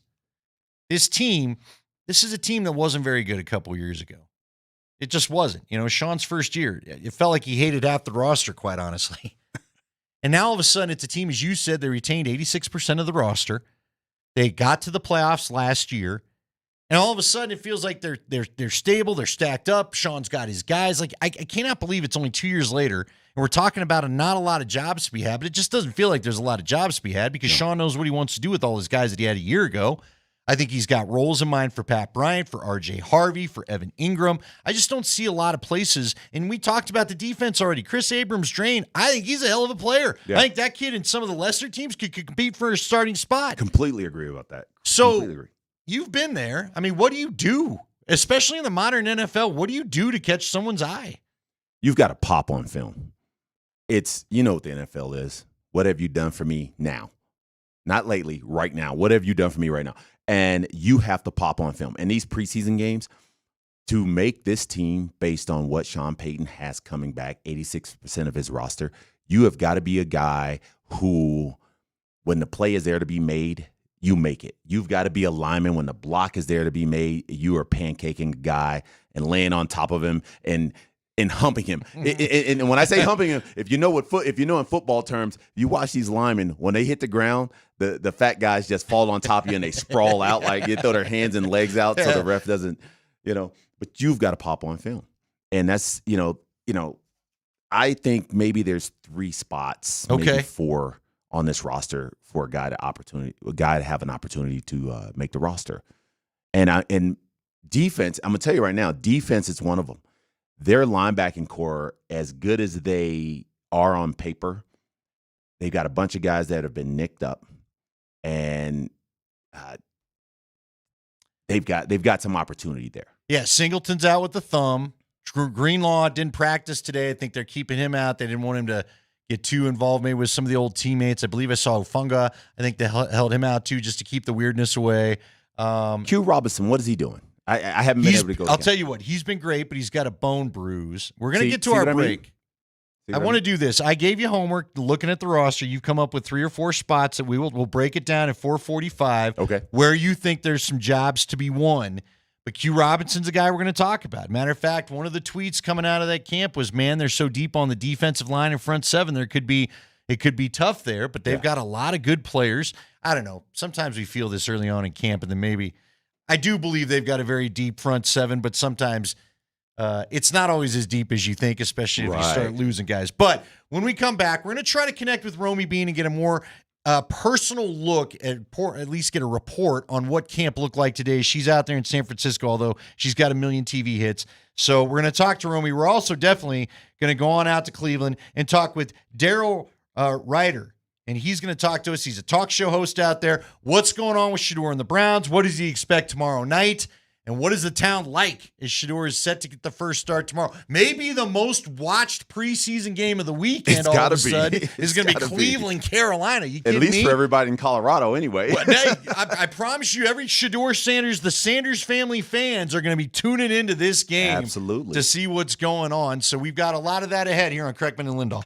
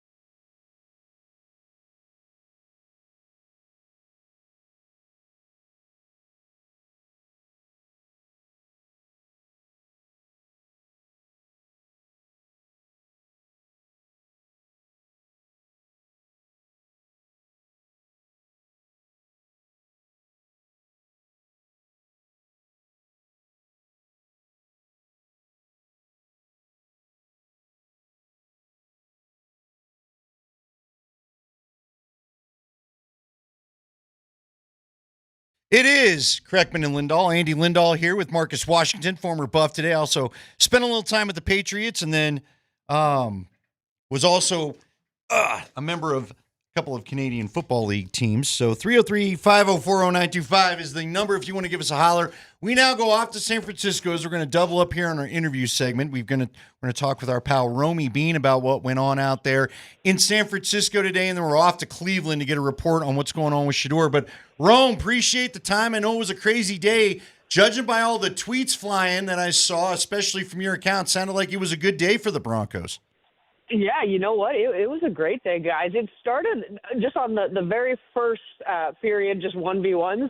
Like, Broncos looked like they were getting burned a little bit. And then we go to 7-on-7s, you go to team period, and the Broncos just, they really looked solid in all aspects. The defense looked as advertised, folks. They were smothering. Even Christian McCaffrey couldn't really get a lot of breathing room. Red zone gave up a couple touchdowns, but overall they looked fantastic. And on the other side, Bo Nix just looks really sharp. That's the best word I would use to explain it. And the big thing that stood out about Bo was second act Bo, which we saw a lot last year, but his ability to extend plays, some of the best plays, I thought, a pass to Devon Bailey that he made. He was running. He was falling over into the sideline, makes a crossbody pass while he's on the run to Bailey. Same thing in the red zone, flushed out the pocket, manages to get one in the back corner of the end zone to Cortland Sutton. So that ability to extend plays against a really solid defense, that was really on display today and gives you a lot of excitement for what that could turn into as the season goes. It looked like Troy Franklin was also kind of impressive today. What were your thoughts on him? I know you tweeted about he and Bo a couple times. Yeah, that connection continues to grow. There was one of the first team periods, it seemed like they were featuring mostly Troy Franklin and some Marvin Mims kind of on those deep throws, but Troy really making a lot of impressive throws. He's had an impressive camp, and this was another day that he just built on that. New defense didn't seem to bother him. That chemistry, that Oregon Duck chemistry seems to be really showing out with these two. Really impressed with what he's done, his ability to make catches, and just to be where Bo needs him to be. And my question, and how you doing? Nice to finally meet you and talk to you, hey, Mark. Romy. Hi. So my question to you was, how did the secondary look? How did Surtain look and Jaquan McMillan? They look great. I would give another guy I'd mentioned, Riley Moss, who has continued to just kind of have a really good camp, had another great day today. He had a couple great PBUs, a great diving one in one of the team periods. I think there's so many eyes on Riley Moss, and there will be so many eyes on Riley Moss because you're across from Pat Surtain. Quarterbacks are just going to try and nail you all game long, and he really continues to step up to the plate. Pat, is just Pat. Yeah. he never looks flustered. He gave up one to George Kittle, but really overall, Pat just continues to lock it down as he does. And I think watching Jahdae Barron was really fascinating. There was a couple times where, he got burned as the rookie, but moving him around and how quickly he learns, which is something that they've really talked about in camp is his football IQ, and you'd see him on the very next play be somewhere else and didn't give up the same, didn't give up the play. And he was really great in coverage, and they were moving him all over the place. So continuing to see how his role is going to evolve, I think, with Jaquan. Obviously, Jaquan's going to be fighting a lot more for time on the field because Jahdae seems to just be picking everything up very quickly and excelling really a lot in the slot and then, in the nickel, all over the place. Rome, it's interesting because you talked about second play Bo, which is good, and we like second play Bo, but we've been watching a lot of an offensive line, and you and I have talked a little bit of camp, but I haven't said this, I don't think, to you. I cannot believe how this pass rush resembles the one you and I saw up close in 2015 at times, because you've got that great first step with Nick Benito and obviously good linemen to play off of it and Jonathan Cooper on the other side. Was the offensive line better today? Did he have to do as much second play, Bo? How did they hold up against the Niners front? Yeah, I thought it was a great test, and they all kind of said a great test, but there was a mix. There was time I thought the line did a really great job protecting Bo, and there was quite a few times where the protection broke down, and that's when Bo started using his legs and making those great plays. So I guess you could look at it from that perspective. Hey, but the play is breaking down, right? The coverage is breaking down. I think this was a really good challenge for the offensive line. They definitely got tested by a really good 49ers front. But all in all, they're having an event here and it's very loud. They're moving all the stuff. But there are a million planes today too, right? It's going to be really loud. Hold on. Hold please. Okay. The marching band goes by. You'd see coverage break down, but you wouldn't see it on consecutive plays. You kind of see it parsed out a little bit. So I thought the offensive line did a really good job overall protecting Bo, and we didn't see it when plays would break down. It wasn't like back-to-back plays break it down. Was the running game effective at all today in any of the team periods that you may have noticed? So what I liked was that we saw a nice emphasis on the run game, and in all these periods there was a lot of commitment. Yes, a commitment to the run game. I mean, the very first play in the first team period was J.K. Dobbins. So you'd love to see it. J.K. Dobbins was the first one. R.J. Harvey, he was featured a lot. We really saw all the backs get a lot of run. Saw Estime get a lot of run. I know there's a lot of questions about where Estime is going to kind of fall in all this. But a consistent use of the run game, a commitment, perfect word for it. So I didn't see any big, guys breaking through, if you will, but just kind of consistently using that run game to push the ball down the field a little bit. Obviously no tackling. It's always a little harder to tell, but we certainly saw a bigger emphasis than I think we've seen in years past. All right, we're going to let you go after this because I know you got TV to do. Everybody watch Romeo on CBS 4 tonight. But I've got to ask you and I, you started radio with our guy Ed McCaffrey out there, and our first week on the job was what? Second week on the job, we're going to a Super Bowl and watching the Broncos play in that exact stadium. You got any feels? Got any nostalgia kicking up being back in there? Oh, man, you know what? I'm actually walking in the bowels right now, and I'm trying to look where the cheerleader locker room was. But I can't find it because obviously it was like a miscellaneous locker room. But I did try and attempt to find it. However, I think now I've just caught myself walking around in circles. But it does. It's really interesting that the Super Bowl is back here this year, guys. So I posted about, oh, man, this place brings back memories. And people started, fans started saying, start the season here, start here, end here. So I talked to Jonathan Cooper one-on-one today. I asked him, I was like, how do you feel about that? And he was like, I like it, but look, we got a long way to go. We'll see. But start here, end here. Kind of has some good vibes, guys. I feel good about it. Yeah, I think you and I both have confetti still from the night of that game, too, as well. So it's a good time. All right, nice. Ron, we appreciate the report. Go have fun on TV, and we'll talk to you soon. Thank you so much. Thank you. Thanks, guys. Appreciate you. That's our gal, Romy Bean. I almost said guy. Nope, that's our gal, Romy Bean. Although she's got a guy's sense of humor. Yeah, she's like one of the guys. Like one of the guys. To hang out with just like one of because the guys. Of that. She really is like one of the guys. But good reports. I think we're gonna connect with Daryl Ryder out there in Cleveland. But good reports coming out of training camp there today. Again, if you missed it, I would tell you go check Twitter. And frankly, I would tell you go check whoever you've got that's your favorite person. As we've talked about, Marcus, that it's been good, and when you get some stuff done, that's super positive. Absolutely. So wait, is it still called Twitter? X. X. Yeah. You know what? I'm still calling them the San Diego Chargers, so good luck. Yeah. I think when I finally get Los Angeles Chargers down, you know what I mean? Then I'll also finally get that it's actually called X. So yeah, Twitter. We call it right? Twitter. It's still Twitter. Anyway, all right, 303-504-0925. We'll continue to talk about it. We are going to go out because, again, I'm kind of curious. You and I both kind of wondered. Now, it's interesting because what you talked about, what we'll see with the Broncos coming up Saturday, limited pass plays. What are the Browns ultimately going to do with Shedeur? Before we get on our guest, you kind of mentioned you're not so sure that Shedeur, easy for me to say, gets a ton of opportunities regardless because it's the first preseason game. You want to hit that now? You can go ahead, yeah. So this is my feels about it. I don't think they're going to let Shedeur do what Shedeur can really do because I think they're going to, like we said, there's some conspiracy out there of what they're trying to pull with this guy. And I am totally supporting him. I think they're only going to let him throw the ball. If he throws the ball more than 4 times, I'll be surprised. Really? So how long do you think he plays? Do you think he just – because, again, Flacco's not playing. 2 guys are hurt, and they got Snoop Hundley as the other player. Snoop who? Snoop Dogg. What? Snoop Dogg. Well, he was the Baltimore Ravens quarterback, the super sub, remember? Oh. He filled in for Lamar Jackson the year that Lamar got hurt. Yeah. I remember Hundley can play now. Hundley can play. Yeah, you're right. I'll tell you what. Let's go off to Cleveland. And let's get the opinion of a man that's been watching plenty of Browns camp. We're going to talk with Daryl Ryder of 92.3, The Fan in Cleveland. Man, we're so close. We're 92.5. It's almost like we're twin brothers there. Daryl, thanks for the time today. What do you expect the play breakdown to be for Shedeur as far as quarters? Does he get a half? Does he get a lot of work? Or do you think they go to Hundley pretty quick?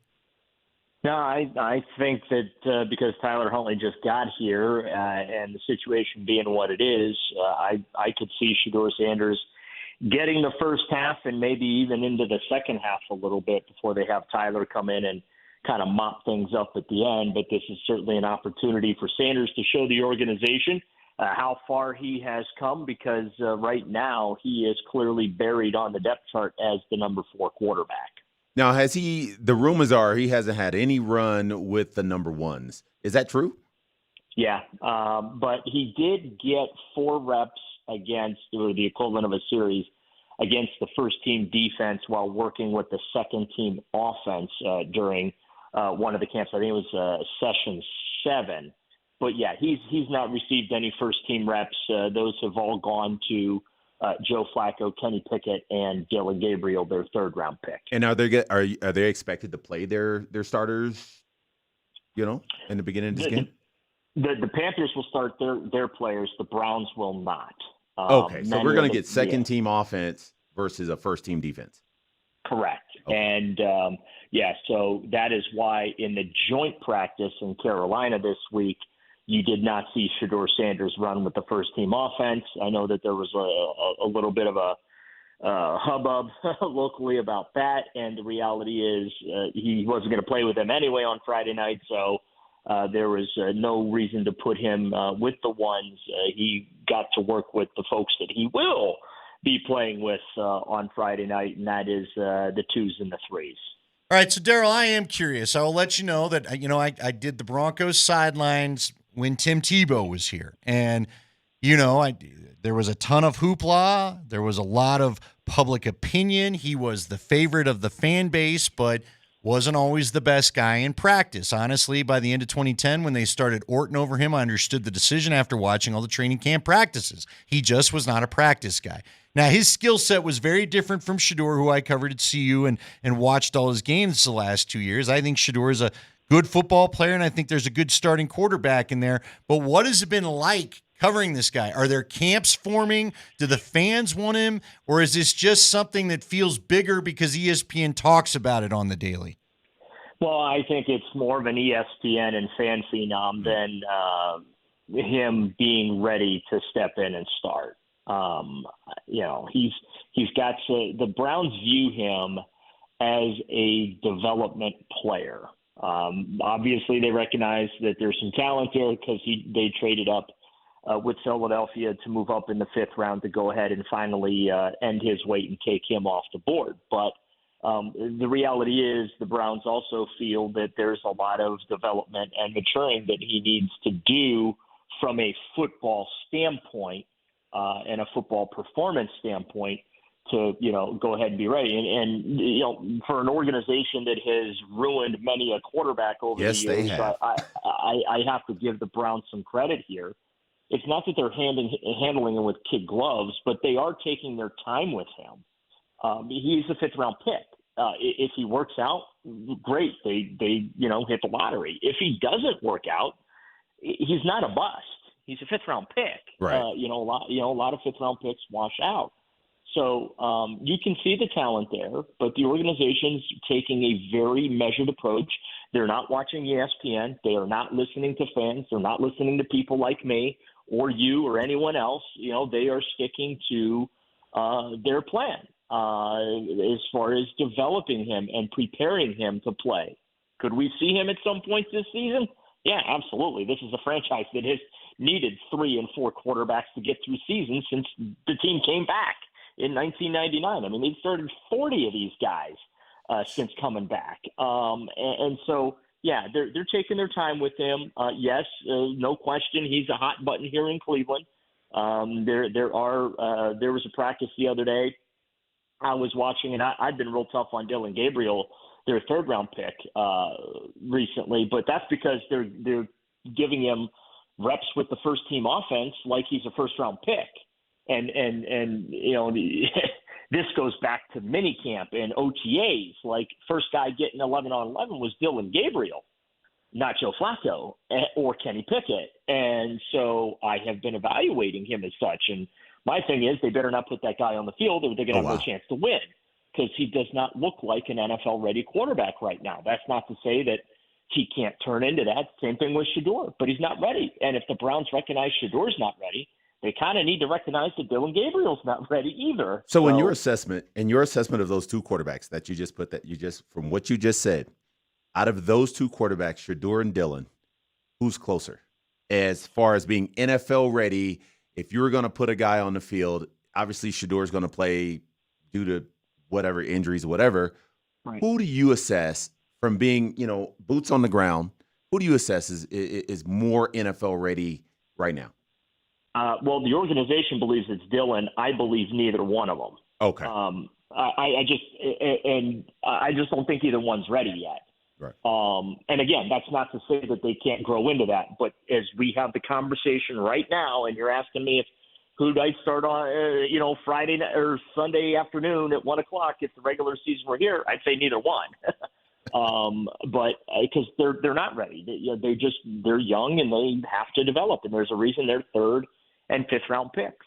Well, and Daryl, look, I saw it. Again, I told you I watched him in college, and Shedeur was a lot of fun for a college player, and I appreciate the excitement and energy he brought back to CU. I also know he needs to learn, I think, how to go to I don't know if he needs to learn it, but he's got to go through the progressions better. He's got to not always want to throw the home run ball, which is, frankly, his line sometimes is so bad. His only choice was to escape pressure early and find Travis Hunter somewhere in the great beyond. Right. He did have a great group of receivers, but again, I had guys telling me he's got to learn to run a pro offense on time the way the coaches want to. Has he been any better at that part of it, can you tell? No, that's a no. Clearly the Browns don't think so because, again, he is firmly the number 4 quarterback on the roster. Footwork needs work. Just even in some drills, you can tell he has football trauma, right? Because, like you said, every snap at Colorado was a jailbreak. So he's constantly trying to find ways to evade that pressure and whatnot. And you'll watch like 7-on-7s, and there's no offensive line, no defensive line, and he is simulating himself, and it's just a straight 3, 5, 7-step drop, let it rip, right?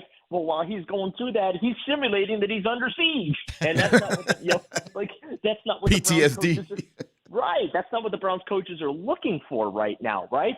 So there are some habits in his game that I think that the Browns are working to break. And they feel that obviously he's got the capability of doing that. I would agree with you in the learning the pro offense part of things. I think that that's an area the Browns would like to see some more growth. And then again, it goes back to it's not that he's not a good player or whatnot, or he has a bad attitude or any of these other ridiculous narratives that are out there. He just has some things both physically and also just behind the scenes from a preparation standpoint that he needs to adjust to. And if he is able to make those adjustments, then yeah, he is going to, in my view, I think he'll be a pretty good quarterback. Will he be elite? I have no idea. But could he be a good quarterback? Sure, absolutely. But there are things that need to happen, from a growth standpoint with him for that to occur. Talking with Daryl Ryder, Browns reporter for 92.3 The Fan in Cleveland. Very unique, very clever Twitter handle, X handle, at RyderWrongFan is where you'll find him. All right, I've got to ask you before we let you go. The news comes out, Pro Football Talk, everyone's reporting it. Arch Manning, who I'm sure you're well aware of and probably have talked about, has been linked to Cleveland in some ways with the old, the big plan or whatever that I know Jimmy Haslam kind of put to bed, but what is the reaction in Cleveland hearing Arch Manning is unlikely to declare for this upcoming draft, or has there been one? Well, not for me. I mean, I'm just like, can we get through the 2025 season first and whatever that's going to bring, right? I mean, we still have 4 or 5 months of either football fun or football, just a continuation of what we watched for the last 26 years. But look, I mean, Jimmy Haslam, he's been tied to the Manning family for years and years and years. Obviously, there's, relationships there, their Tennessee roots and whatnot. From my standpoint, my reaction is, well, that's the Brownsiest thing ever because they're going to be in position to get the number 1 pick, and potentially the best player that could be available at that position is going to stay in college another year. So that's kind of what my reaction to that is. I hope he does come out. But, when you have folks from within the family and, of course, Jimmy Haslam, which is kind of funny, when the Haslams held their media availability last week, they're building a stadium here. They're still trying to get out from underneath Deshaun Watson's contract. There's like a myriad of other issues that they're organizationally having to deal with, including expanding their training facility. The very first question that Jimmy Haslam got asked was about Arch Manning's availability in the 2026 NFL draft. Like they need another quarterback. Yeah, because they don't have enough going on. Daryl, we appreciate it. Thanks so much for taking some time today, and I guess enjoy the I don't know. Maybe, you know what? Maybe you get 2 years ago Joe Flacco and it's not such a circus, because I do think that team has a pretty good surrounding cast, but you got to figure the quarterback thing out. Thank you for the time today. You bet, guys. Thanks for having me. That is Daryl Ryder again from 92.3 The Fan in Cleveland. Ryder, R-U-I-T-E-R, wrong fan. Ryder Wrong Fan is where he's at on X. All right, Marcus Washington's in with us today. He's picked out 3 positions where a Broncos newcomer, will say, could maybe make a splash. We'll tell you what those are coming up next.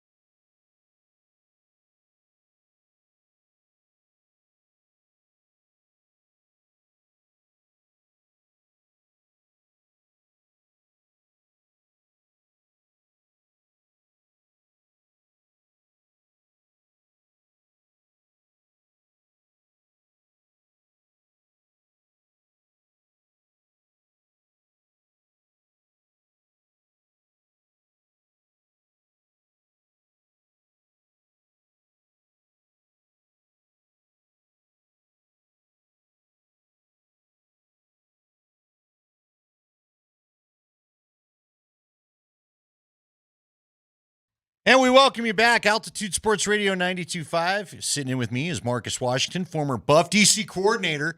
DC, that's redundant. Defensive coordinator for Rangeview High School. Did you get a look at Coach's playbook before you left, just in case the playoff matchup shows up? Sanford there? I may have got a little. You may, yeah. I got a little peek at it. Did you ever play against Manning by chance? No. Okay. I didn't get a chance. It was so funny because one year, I don't know, you getting little secrets as you were chatting with him is something that triggered this thought in my head. I was watching one year, I want to say it might have been 2013, but it could have been 2015. But anyway, one of the Patriots pass rushers, I think it was Chandler Jones, was out there hanging out by the pile, whatever. We were near the goal line, and there was something going on with a review of the spot or whatever. Or maybe we went to break, whatever it was. There was a stoppage in play, and Manning just kind of walked over and was kind of talking with Chandler Jones. And I'm watching this from down the goal line, and one of the vets saw it going on, and I mean grabbed Chandler Jones and yanked him away from Manning and was like, "Don't be talking to him. Don't be." I was like, I wonder what he picked. I wonder what Jones gave up, and he didn't even realize it, because it looked like one of those things where Jones was a rookie. He's like, "Hey man, the Hall of Famer's talking to me," or whatever, and immediately one of the Patriot linebackers put an end to it. Listen, you don't want to be talking to him anyway. He's gonna. Hey, that guy. He's got spy questions, right? He'll trick you. That guy could trick you. He's gonna Jedi mind trick you. That one. That's what I was gonna say. That part right there. Jedi mind trick you. You're out there thinking you're all excited about talking to this, this Hall of Famer, and not knowing that he's picking your brain. You just gave up your first cue or something. Yeah, that's interesting. Got you. What else got is going you now. on? I just wondered if you were trying to do that to Sanford. Those veterans will do that to you. Oh, I'm sure Tom Brady gets you too, right? Yeah. Hey, see what Coach doesn't know, and I'm sure he's listening on the way home. Yeah, Coach, I got a little secret from you. I picked up on something you said. Yeah, everybody's a little too friendly in here. Yeah. Well, then hopefully, I hope later on maybe there's a matchup. You could tell us if it worked or not. We'll have to see how the story played out. It would be great to get a matchup. Did you ever, real quick, because we're going to get Marcus's three positions where maybe somebody could find a way to make the team, because it's amazing for a team that was in the position and was in when Sean Payton got here, how zipped up this roster feels. By the way, we're talking training camp, and the coverage on Altitude Sports is powered by Ramos Law, the official injury law firm partner of Broncos country. Brandon Marshall, the linebacker, told me a funny story one time I guess this was in the AFC Championship of all things, but he's getting ready to rush Tom Brady, and I guess Tom read the formation and said something to his back and basically said, "That guy's the weak point." Wow. And Marshall couldn't believe that he was like, "What? Wow. What? You better hope this gap doesn't open up and I get a free run or whatever." Do you have any story like that from the field, where college or pro or whatever, where just something Marshall could not believe he had heard him say that? My rookie year in minicamp with the Patriots, I was backing up Lawyer Malloy, and if there are any Patriot fans out there, they know who Lawyer Malloy was. He was a legend. Stud, Pro Bowler, safety. So they moved me from corner, coming from Colorado playing corner, to behind Lawyer Malloy. And I'm, the first team guys go, and talking about scripts, the first team defense runs the same plays that the second team defense runs. So we're out there, and I'm going against the first team offense. Well, they know the script. They knew when I was going to blitz. So Lawyer Malloy goes down, previous series, blitz, hits the running back in the mouth, makes the play. Here I come on second team, and I'm coming down. I didn't know we ran them in the same order. I had no clue we were running the same plays in the same order. I get down in the line of scrimmage, and this guard, the opposite guard, points at me. I thought he was identifying the mic. You know how those linemen, 34 is the mic. 35. Yeah. I'm thinking he's identifying the mic. No, he's identifying me. I get down the line of scrimmage, and I blitz exactly like Lawyer does. I'm thinking I'm about to make the same play. I saw my entire life flash before my eyes. This 360-pound guard wrapped around, and he hit me in the mouth, and he's like, "Welcome to the NFL, rookie." and so we get in meetings. I go, "What the hell? How'd you do that, Lawyer?" Coach goes, "It's the same script, dummy." I'm like, "Oh man, I wish someone had told me this. I may have not blitzed." You want to see you take him on. Oh my God, man! I lost my Yeah, concussion. Yeah. Hey, we'll get the smelling salts later. I'm not sure you were allowed to use that. Let's talk about that one. All right, you got 3 positions given me, the 3 positions where you think somebody might be able to make this team. The first position is their weak side linebacker. Okay. We've got Nick Bonito. Yep. He's the guy right now. But I really think is it Q Robinson. Q Robinson. I really think Q Robinson can make this roster. Just because you're drafted, folks that are listening, just because you're drafted doesn't mean you'll make a roster. Helps. Really, it helps, but doesn't make. I really believe he'll make this roster, and here's why. I watched this film, and he reminds me of Von Miller. I know that's high accolades, and if you've watched any film on this guy, he is an edge rusher. He's a third down specialist. That's what he did in college. He made the plays. I really think he's going to be a big surprise for us. All right. And I think he's going to make this roster. I've liked him, and Coach Sanford likes him. Who you have 2? Yeah. 2. Justin, how you say it? Sternad. Justin Sternad. He's another guy, and here's why. Sternad has quietly been taking care of business. With all the injuries at the linebacker position, I think that he is going to sneak in. He's going to make the 53-man roster. He may be a special teamer. Which was his specialty out of college. It was exactly. That's what he did in college. He may not make a big splash, but I think he'll sneak in and make this roster. See, that's interesting because with the additions at linebacker and his time starting last year, I thought a lot of us thought that maybe he would be on the outs, but you're right. Special teams play will keep you around. Who's your third guy? And my third guy is a no-brainer, right? It's Barron. Jahdae Barron. Jahdae Barron. I actually think he's going to end up being a starting nickel. Okay. And because he's younger, you know what I mean? I give him 3 or 4 weeks into the season, and barring any setbacks by anybody, I think that kid is going to be a stud. He's a stud. He won the Thorpe coming out of college. Right. Yeah. So did Surtain. Also won the Thorpe. Right. Well, I'm laughing because also remember spring. That was the only award list that Travis Hunter won everything and was by all accounts the best DB in the league. And the Thorpe people were like, nah. No, we're going to give it to the Texas kid, which the Thorpe people are out of Oklahoma. I was like, hold on, really? Right. You really hated Travis Hunter if you're going to give it to the kid from Texas. All right, there you go. There's 3 names, and those are all people that we need to be watching coming up here because we'll get into more of this of what you should be watching for in this preseason game because I know we're going to see the starters, but in a perfect world, you're going to get about 2 drives, if that. Maybe you get 1 long drive, and that'll be the night for them. Our high fives coming up next, and we've got our annual segment. Nate's going to be disappointed that he missed this because normally he's the big conductor of it, but Mark Springer is going to fill in just fine as we do something we do every year, and I promise I've not studied for this. That's all ahead in the 5 o'clock hour here on Kreckman and Lindahl.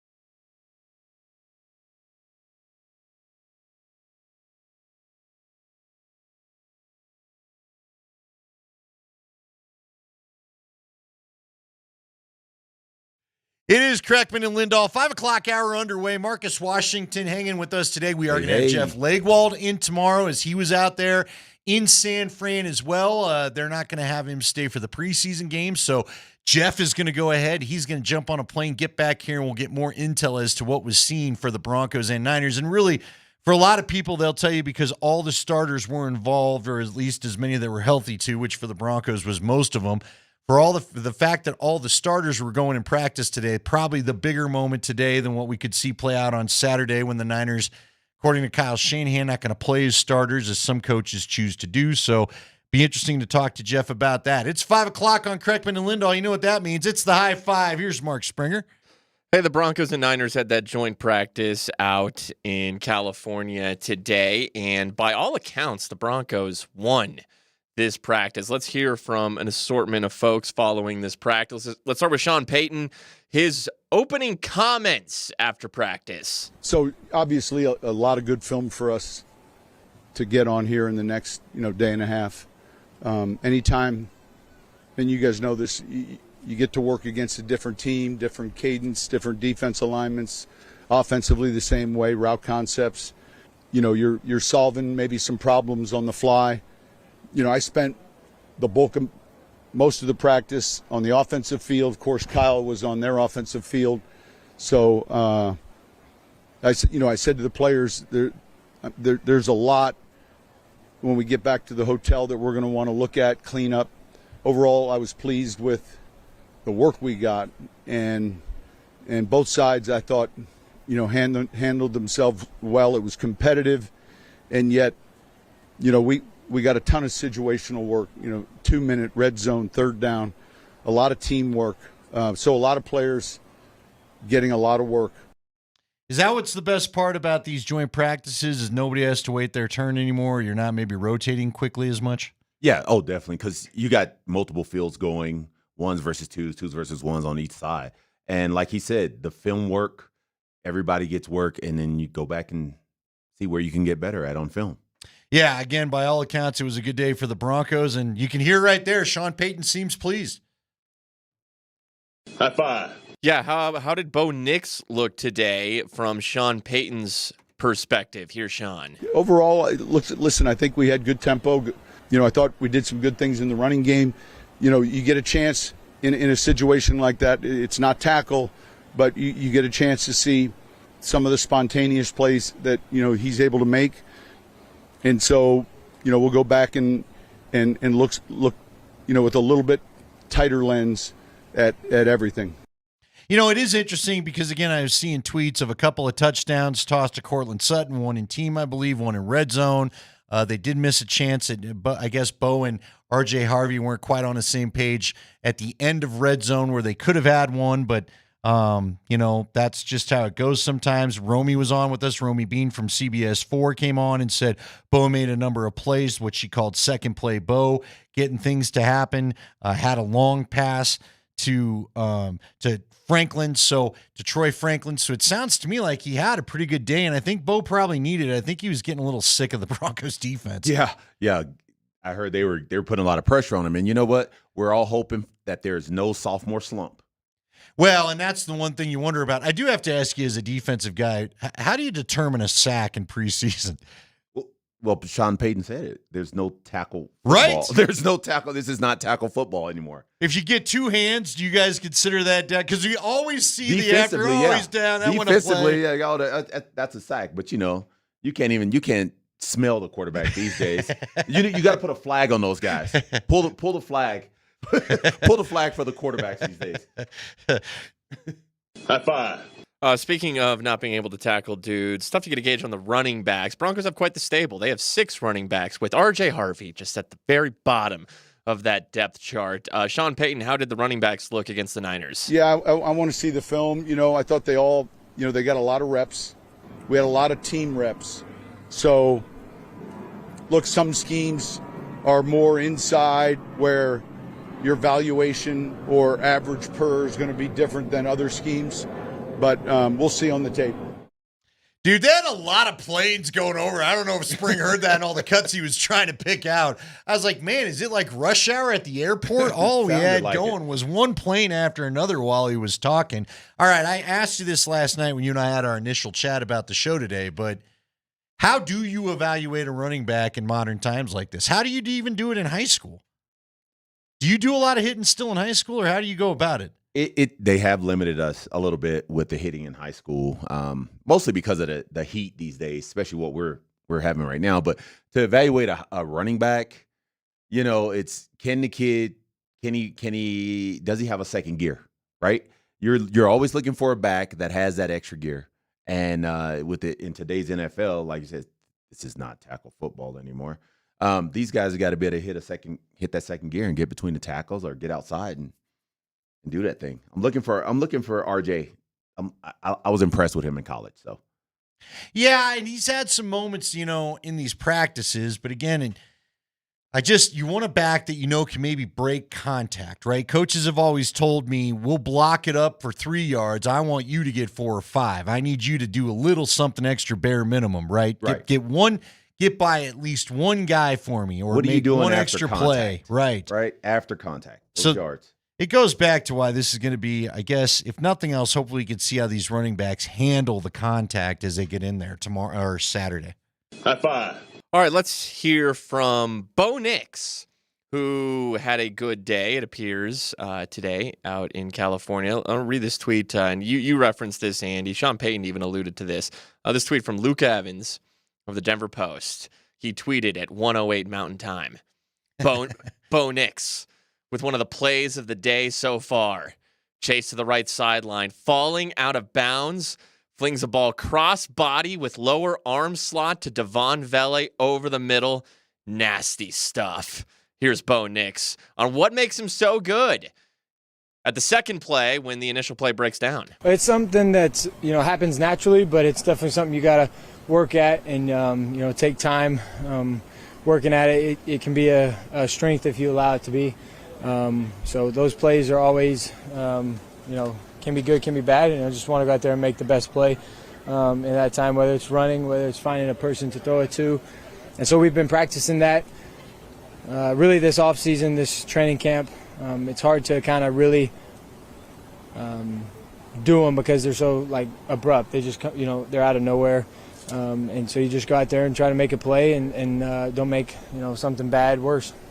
I'll tell you this, when it came to Bo Nix, one of the things that was greatly underappreciated, and I think at least for me, and in part it was because of where he was at in Oregon, everything was literally 2 seconds. It was barely a 5-step drop. It was usually a 3-step drop. Ball was out quickly a lot. But his ability to just get out and improvise, greatly underrated. We saw that a lot last year. We did. We saw him do that a lot last year. Sometimes some of the linemen would get beat, not saying who, someone on the left side.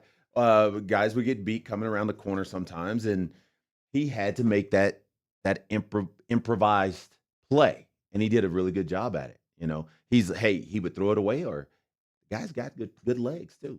He runs pretty well. I am curious at the high school level, do you deal with a lot of trying to coach him not to be Mahomes? And I'm not saying Bo's trying to do that, but I feel like for my generation, it was Elway was the guy that scrambled around, and I think a lot of us, especially if you grew up here like I did, you want to be like John Elway and maybe a little running when you didn't need to run, whether it's the running or the weird arm throwing kind of stuff. Because I think Caleb Williams tries a little more of that than he needs to, too. That's a Patrick Mahomes influence guy. Do you have to coach a lot of that out of high school? You've got to coach it out of some of the kids. Some of the kids are just trying to emulate what they see on television.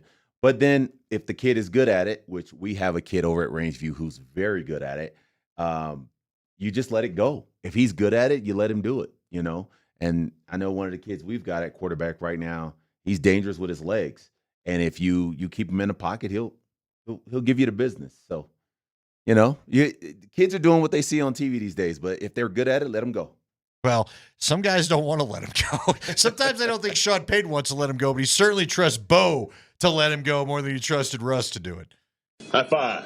All right, and finally, let's hear from Kyle Shanahan. Let's hear from the opposition, Niners head coach, talking after practice. He saw Talanoa Hufanga on the other side. Dre Greenlaw was out there, but he didn't practice. He's a little banged up. Sean Payton says he should be able to return from his little injury next week. Kyle Shanahan, it's a different Niners team, not quite the same personnel they've had in years past. Did today's practice change at all, considering it appears the Broncos won this practice, where he thinks his team is right now? No, I think you always have an idea. I mean, just we know players pretty well, and we been in this long enough, and you always stack up how you've been and where guys are at exactly. But I like going against a new group because it just gets so monotonous here in camp, and it gets old going against your own guys. But when you go against a group like theirs, especially defensively what they did last year, statistically in all their phases, and the guys that they added this offseason, you knew that was a really good challenge for us. And I know they got a bunch of good players on offense too.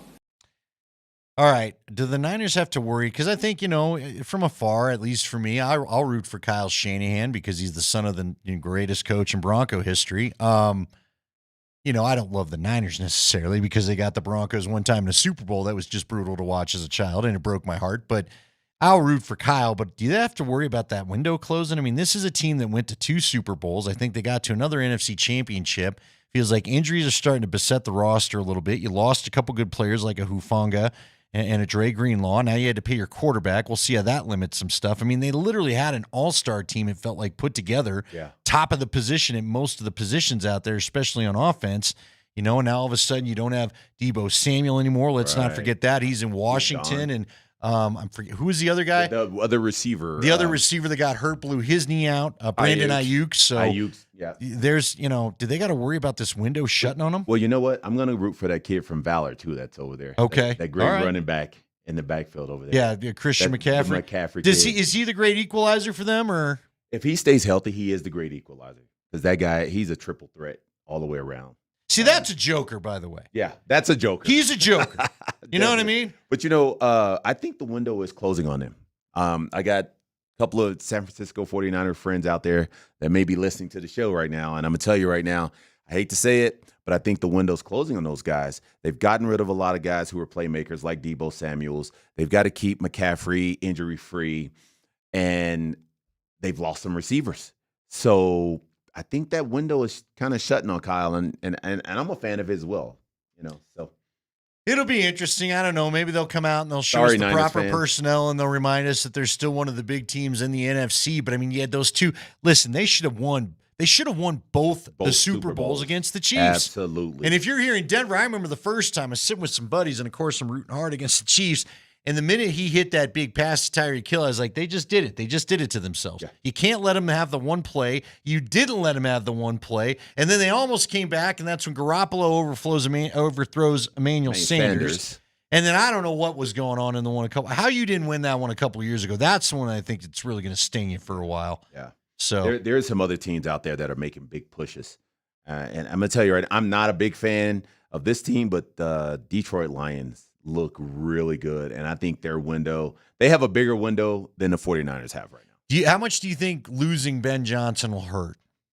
Oh, and frankly, Ben Johnson and Aaron Glenn, they lost both coordinators. Yeah, that's really going to sting because that's your base, right? Now you're starting over with new coordinators, guys learning new terminology, new plays, new all this and other that. That's gonna sting big time.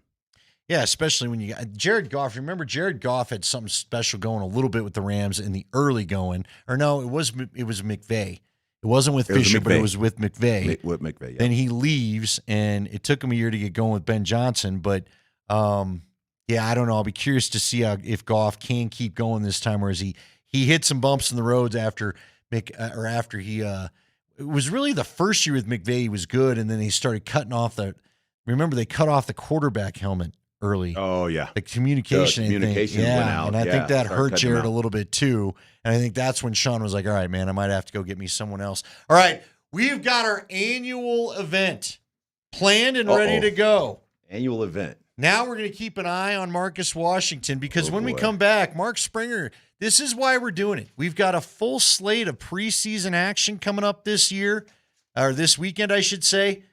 How well do you know your backup quarterbacks? We're going to find out next here on Kreckman and Lindahl. No.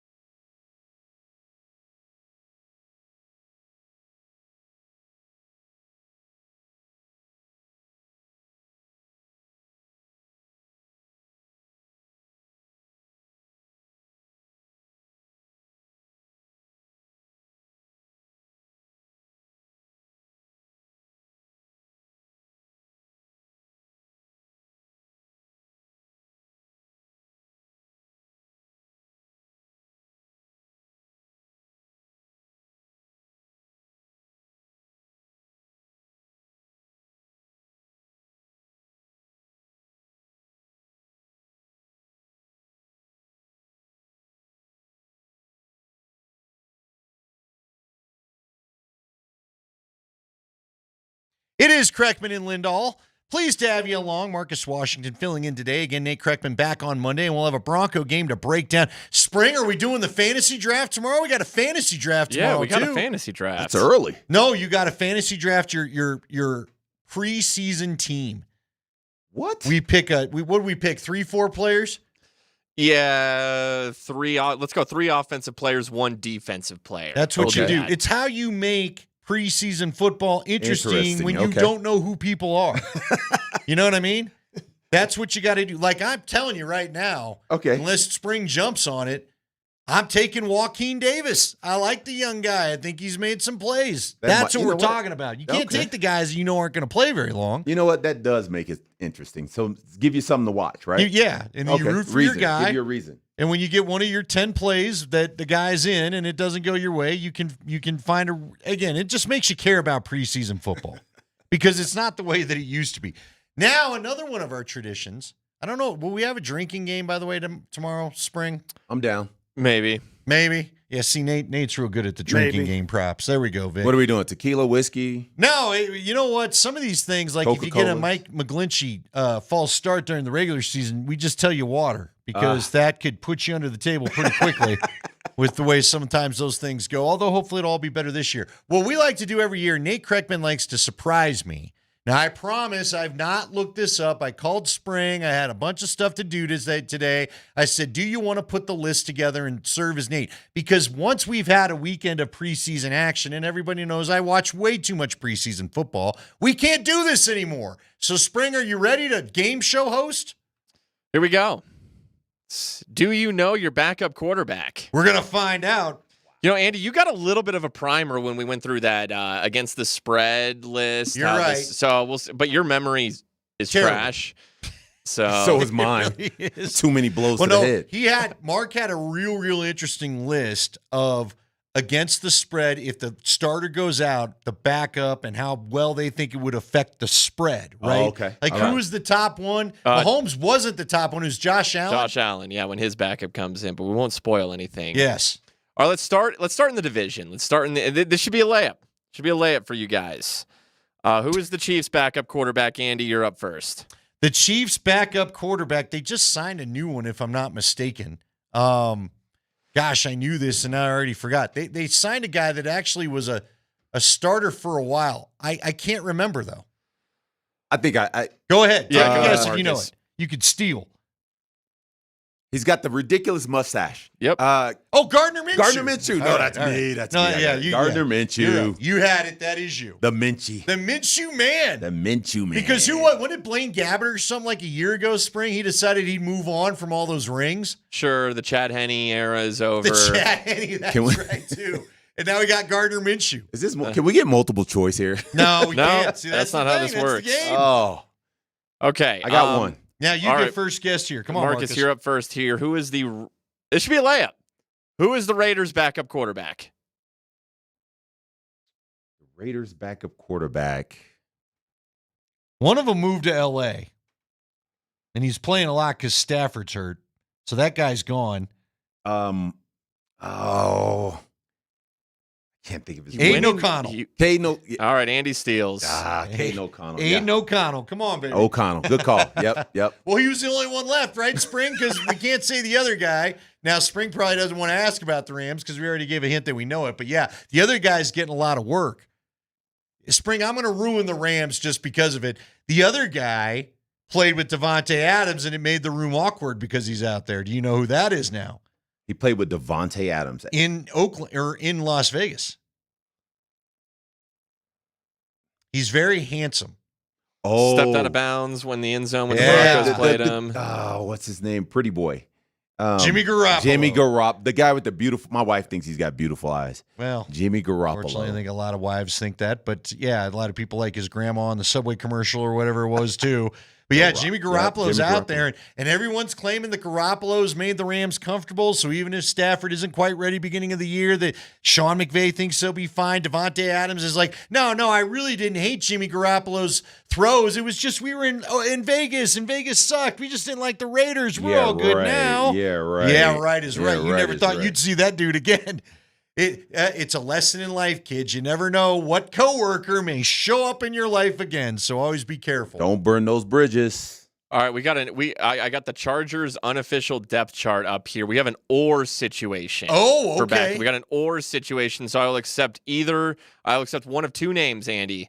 Who is the Chargers backup quarterback? Isn't one of them Easton Stick still? Nope, he's gone. He's gone? I don't know where he is. Let me Google him. Uh-oh.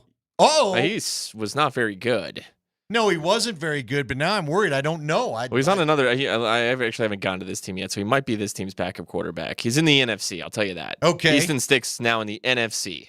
Easton Stick. We got one of two names here. It's this guy or this guy backing up Justin Herbert. Andy, give me one of those two names. I can't. Justin Easton Herbert. Stick was my guy. I didn't know. Okay. Justin Herbert feels like he never gets hurt. That's true. That guy, yeah. Marcus Washington, do you know one of these two names?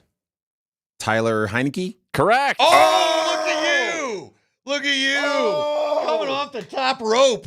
Look at that, baby. Also, he's got two. Also would have accepted Trey Lance. Trey Lance is a Charger. You're right. How did I forget about that? Trey Lance is, you know why? I didn't watch an absolute second of the Hall of Fame game. I'm sure there were a bunch of people screaming at their radios because I didn't watch the Hall of Fame game. I didn't get to see the bad graphics on that eagle eye thing that they were doing. I didn't get to watch it either. I forgot that Trey Lance was in our lives. Did he do anything? I know I the forgot he Chargers was there, whooped too. up on him. Did Lance have a good game last week? Did you watch it? There were reports that Trey Lance played really well in that game, actually, I thought he threw a touchdown, actually, or two.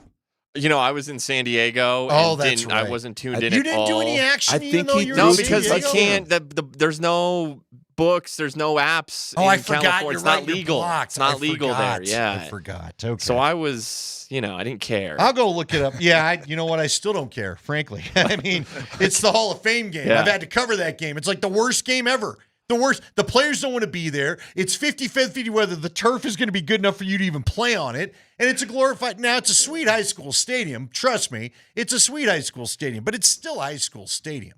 All right, let's go to the AFC North now. Marcus, you're up first. You stole. You're up first. Oh, crap. In fact, this team's playing right now. First preseason game is underway. The Ravens lead the Colts 7-3.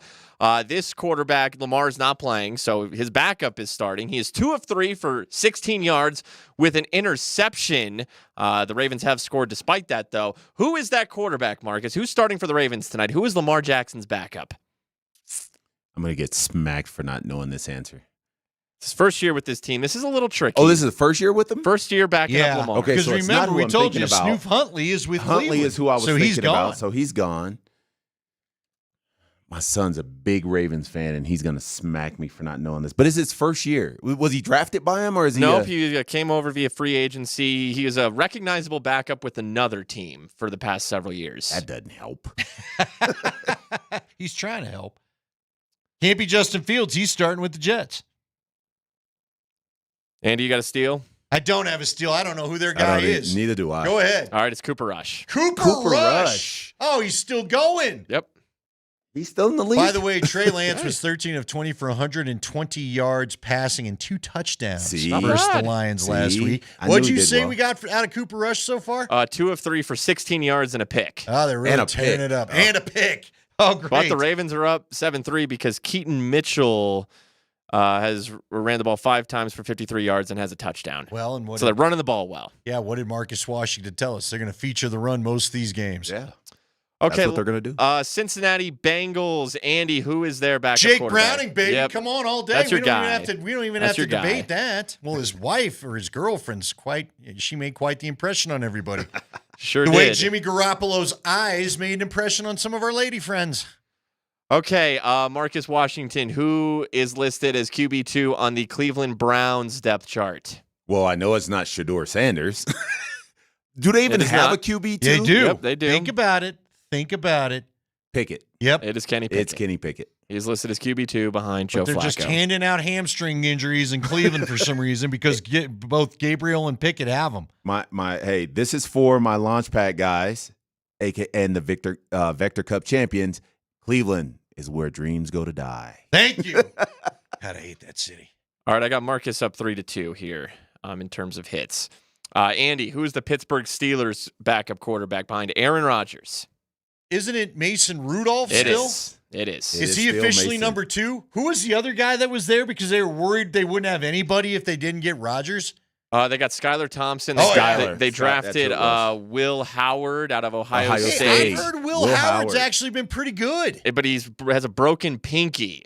So he will not play, I don't think, on Saturday against Travis Hunter, making his two-way debut. For those that know the name but can't place it, Will Howard, the QB of Ohio State. That's right. I think he's going to be pretty good. Let's go to the AFC East. Marcus, who is Josh Allen's backup with the Bills? Man, we should know this. It was on Hard Knocks just the other night. And now I'm trying to remember who that was, too. Hard Knocks, too. I know, but all it was Josh Allen. It was all Josh Allen. They didn't talk about any of the other quarterbacks. I don't know.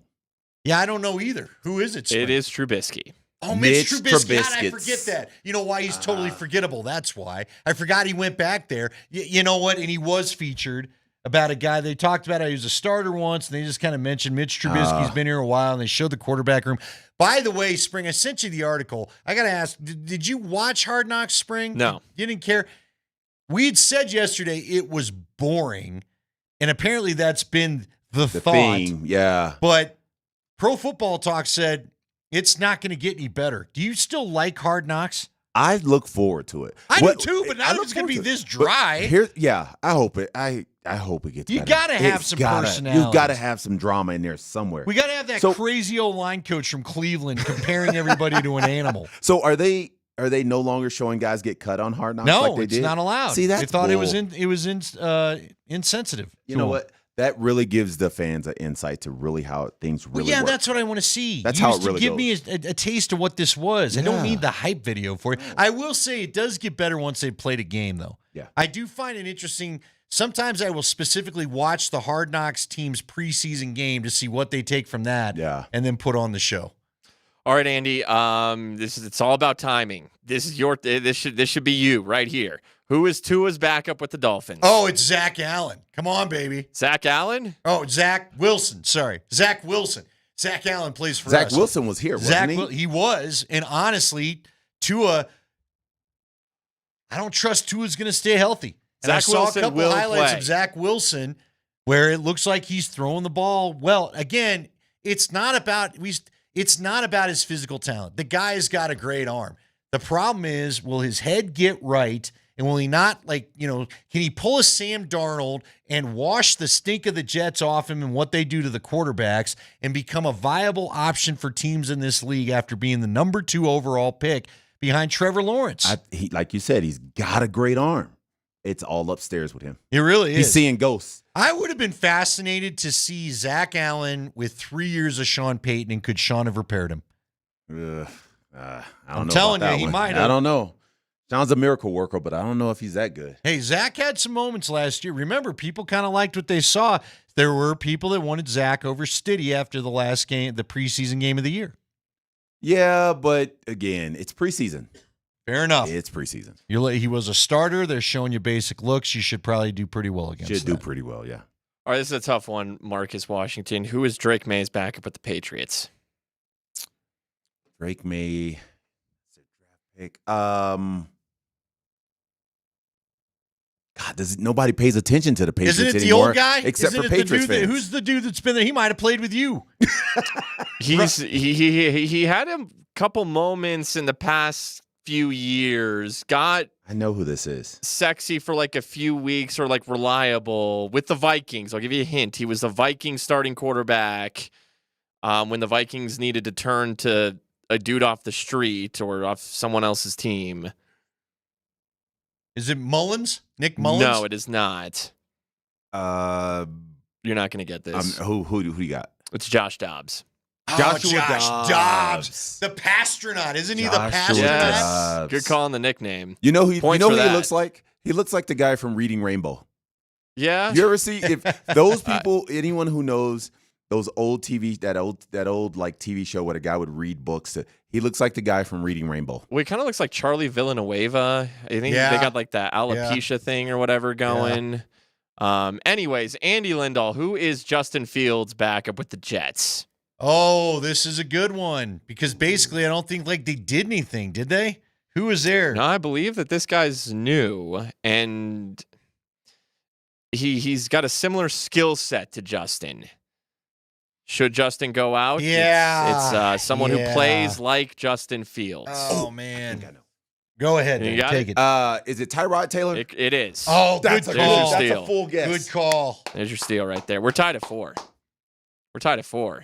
After You know, 3 I divisions. like Tyrod Taylor, man. I've always liked him. he's a He legend. should have been a Bronco, actually. Back when there was a time when they had an opportunity to grab him, and Kubiak wanted him, and they should have grabbed Tyrod Instead, Taylor. they ended up with Brock Osweiler. and they were unable to do it. Exactly. Kubiak thought he was perfect for his offense after Manning left. All right, AFC South, Marcus. Who is C.J. Stroud's backup with the Texans? Malik Willis. No. Yeah, I don't know. That's crazy. We've seen him play. He went to Stanford. Mm-hmm. Still don't know. Davis Mills. Davis Mills. Shoot, he's been there forever. Yes, he How has. did we forget that? All right, Andy, I'm going to make this one fun, okay? Neither of you are going to get this. All right, so the Colts, who are playing right now, they started Anthony Richardson tonight. He went 2 of 3 for 21 yards. Now Daniel Jones is in with 4 minutes to go in the first quarter. He's 1 of 2 for 11 yards. This is the Broncos' week 2 opponent. That's a win, guys. That's a win. All right. Who's their third string quarterback? And here's your hint. He was the starting quarterback at Notre Dame last year. Andy Lindahl, starting quarterback at Notre Dame last year. Who's behind? Because on their depth chart, they have as code number 1s Richardson and Jones. Yeah, it's Orr. They got the old they got the Orr for number 1. Can you tell me the starting quarterback for Notre Dame last year? The Notre Dame starting. The only Notre Dame quarterback coming to me is Ian Book, and I know that's not him. He played for Sean Payton like years Jimmy ago. Clausen. You guys like some Jimmy Clausen? Deshaun Kaiser. There we go. He was a transfer from Duke. Quinn. He was a transfer from Duke. Oh, I know which then guy. He I went, know who you're talking about. Then he went to I Notre know who Dame. he is. I can see his face and I can't call his name. I know exactly. Yeah, because he was good at Duke. Yeah, he was good at Duke. He was really good at Duke. You know what, though, Marcus Washington? Close gets you cut. Yeah, it does. I don't know. It's Riley Leonard. Riley Leonard. Okay. Riley Leonard. He was phenomenal at Duke. It was actually a big deal that he transferred because he had played so well. That's the NIL era, too, as well. Just go get that Notre Dame money. Looking for the bag. Okay. Who's up? Marcus, you're up.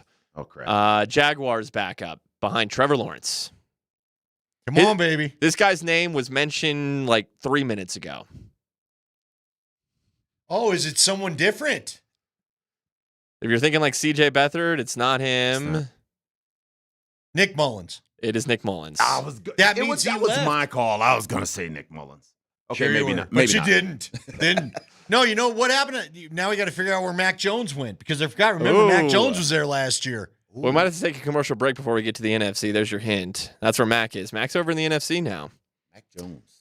All right, final one in the AFC. Broncos week 1 opponent. Andy, who's the Titans backup behind? Cam Ward.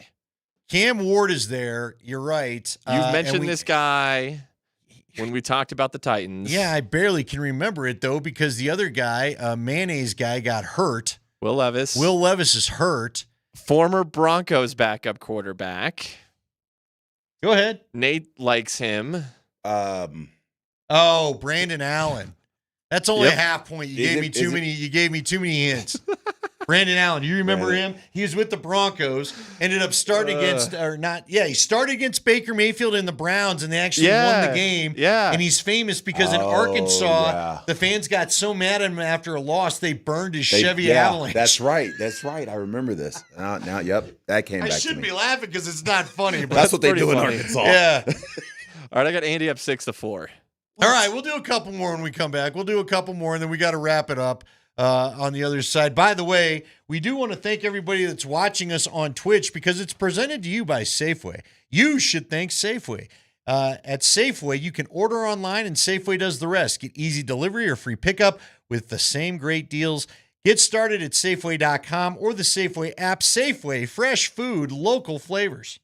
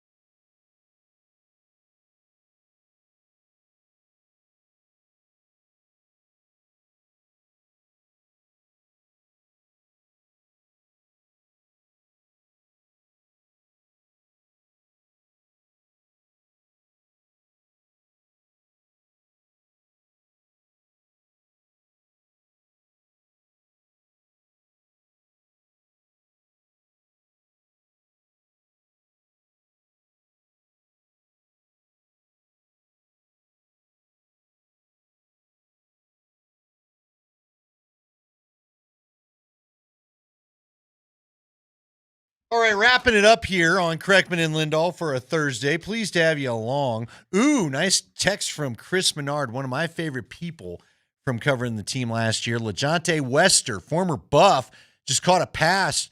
No, it was a punt return for 87 yards for a TD. Baltimore goes up in that game. And we also got important news, and Mark Springer, important to note this. We've got a finger injury to Anthony Richardson. He started the game and was supposed to play more than he did. Daniel Jones is already in because a finger injury after a sack to Anthony Richardson. We'll see how serious it is, but as Mark pointed out, that is the Broncos' week 2 opponent. As they head out to Indianapolis, they may be facing Daniel Jones. Hey, I'll take that for the win. Yeah, here's the thing.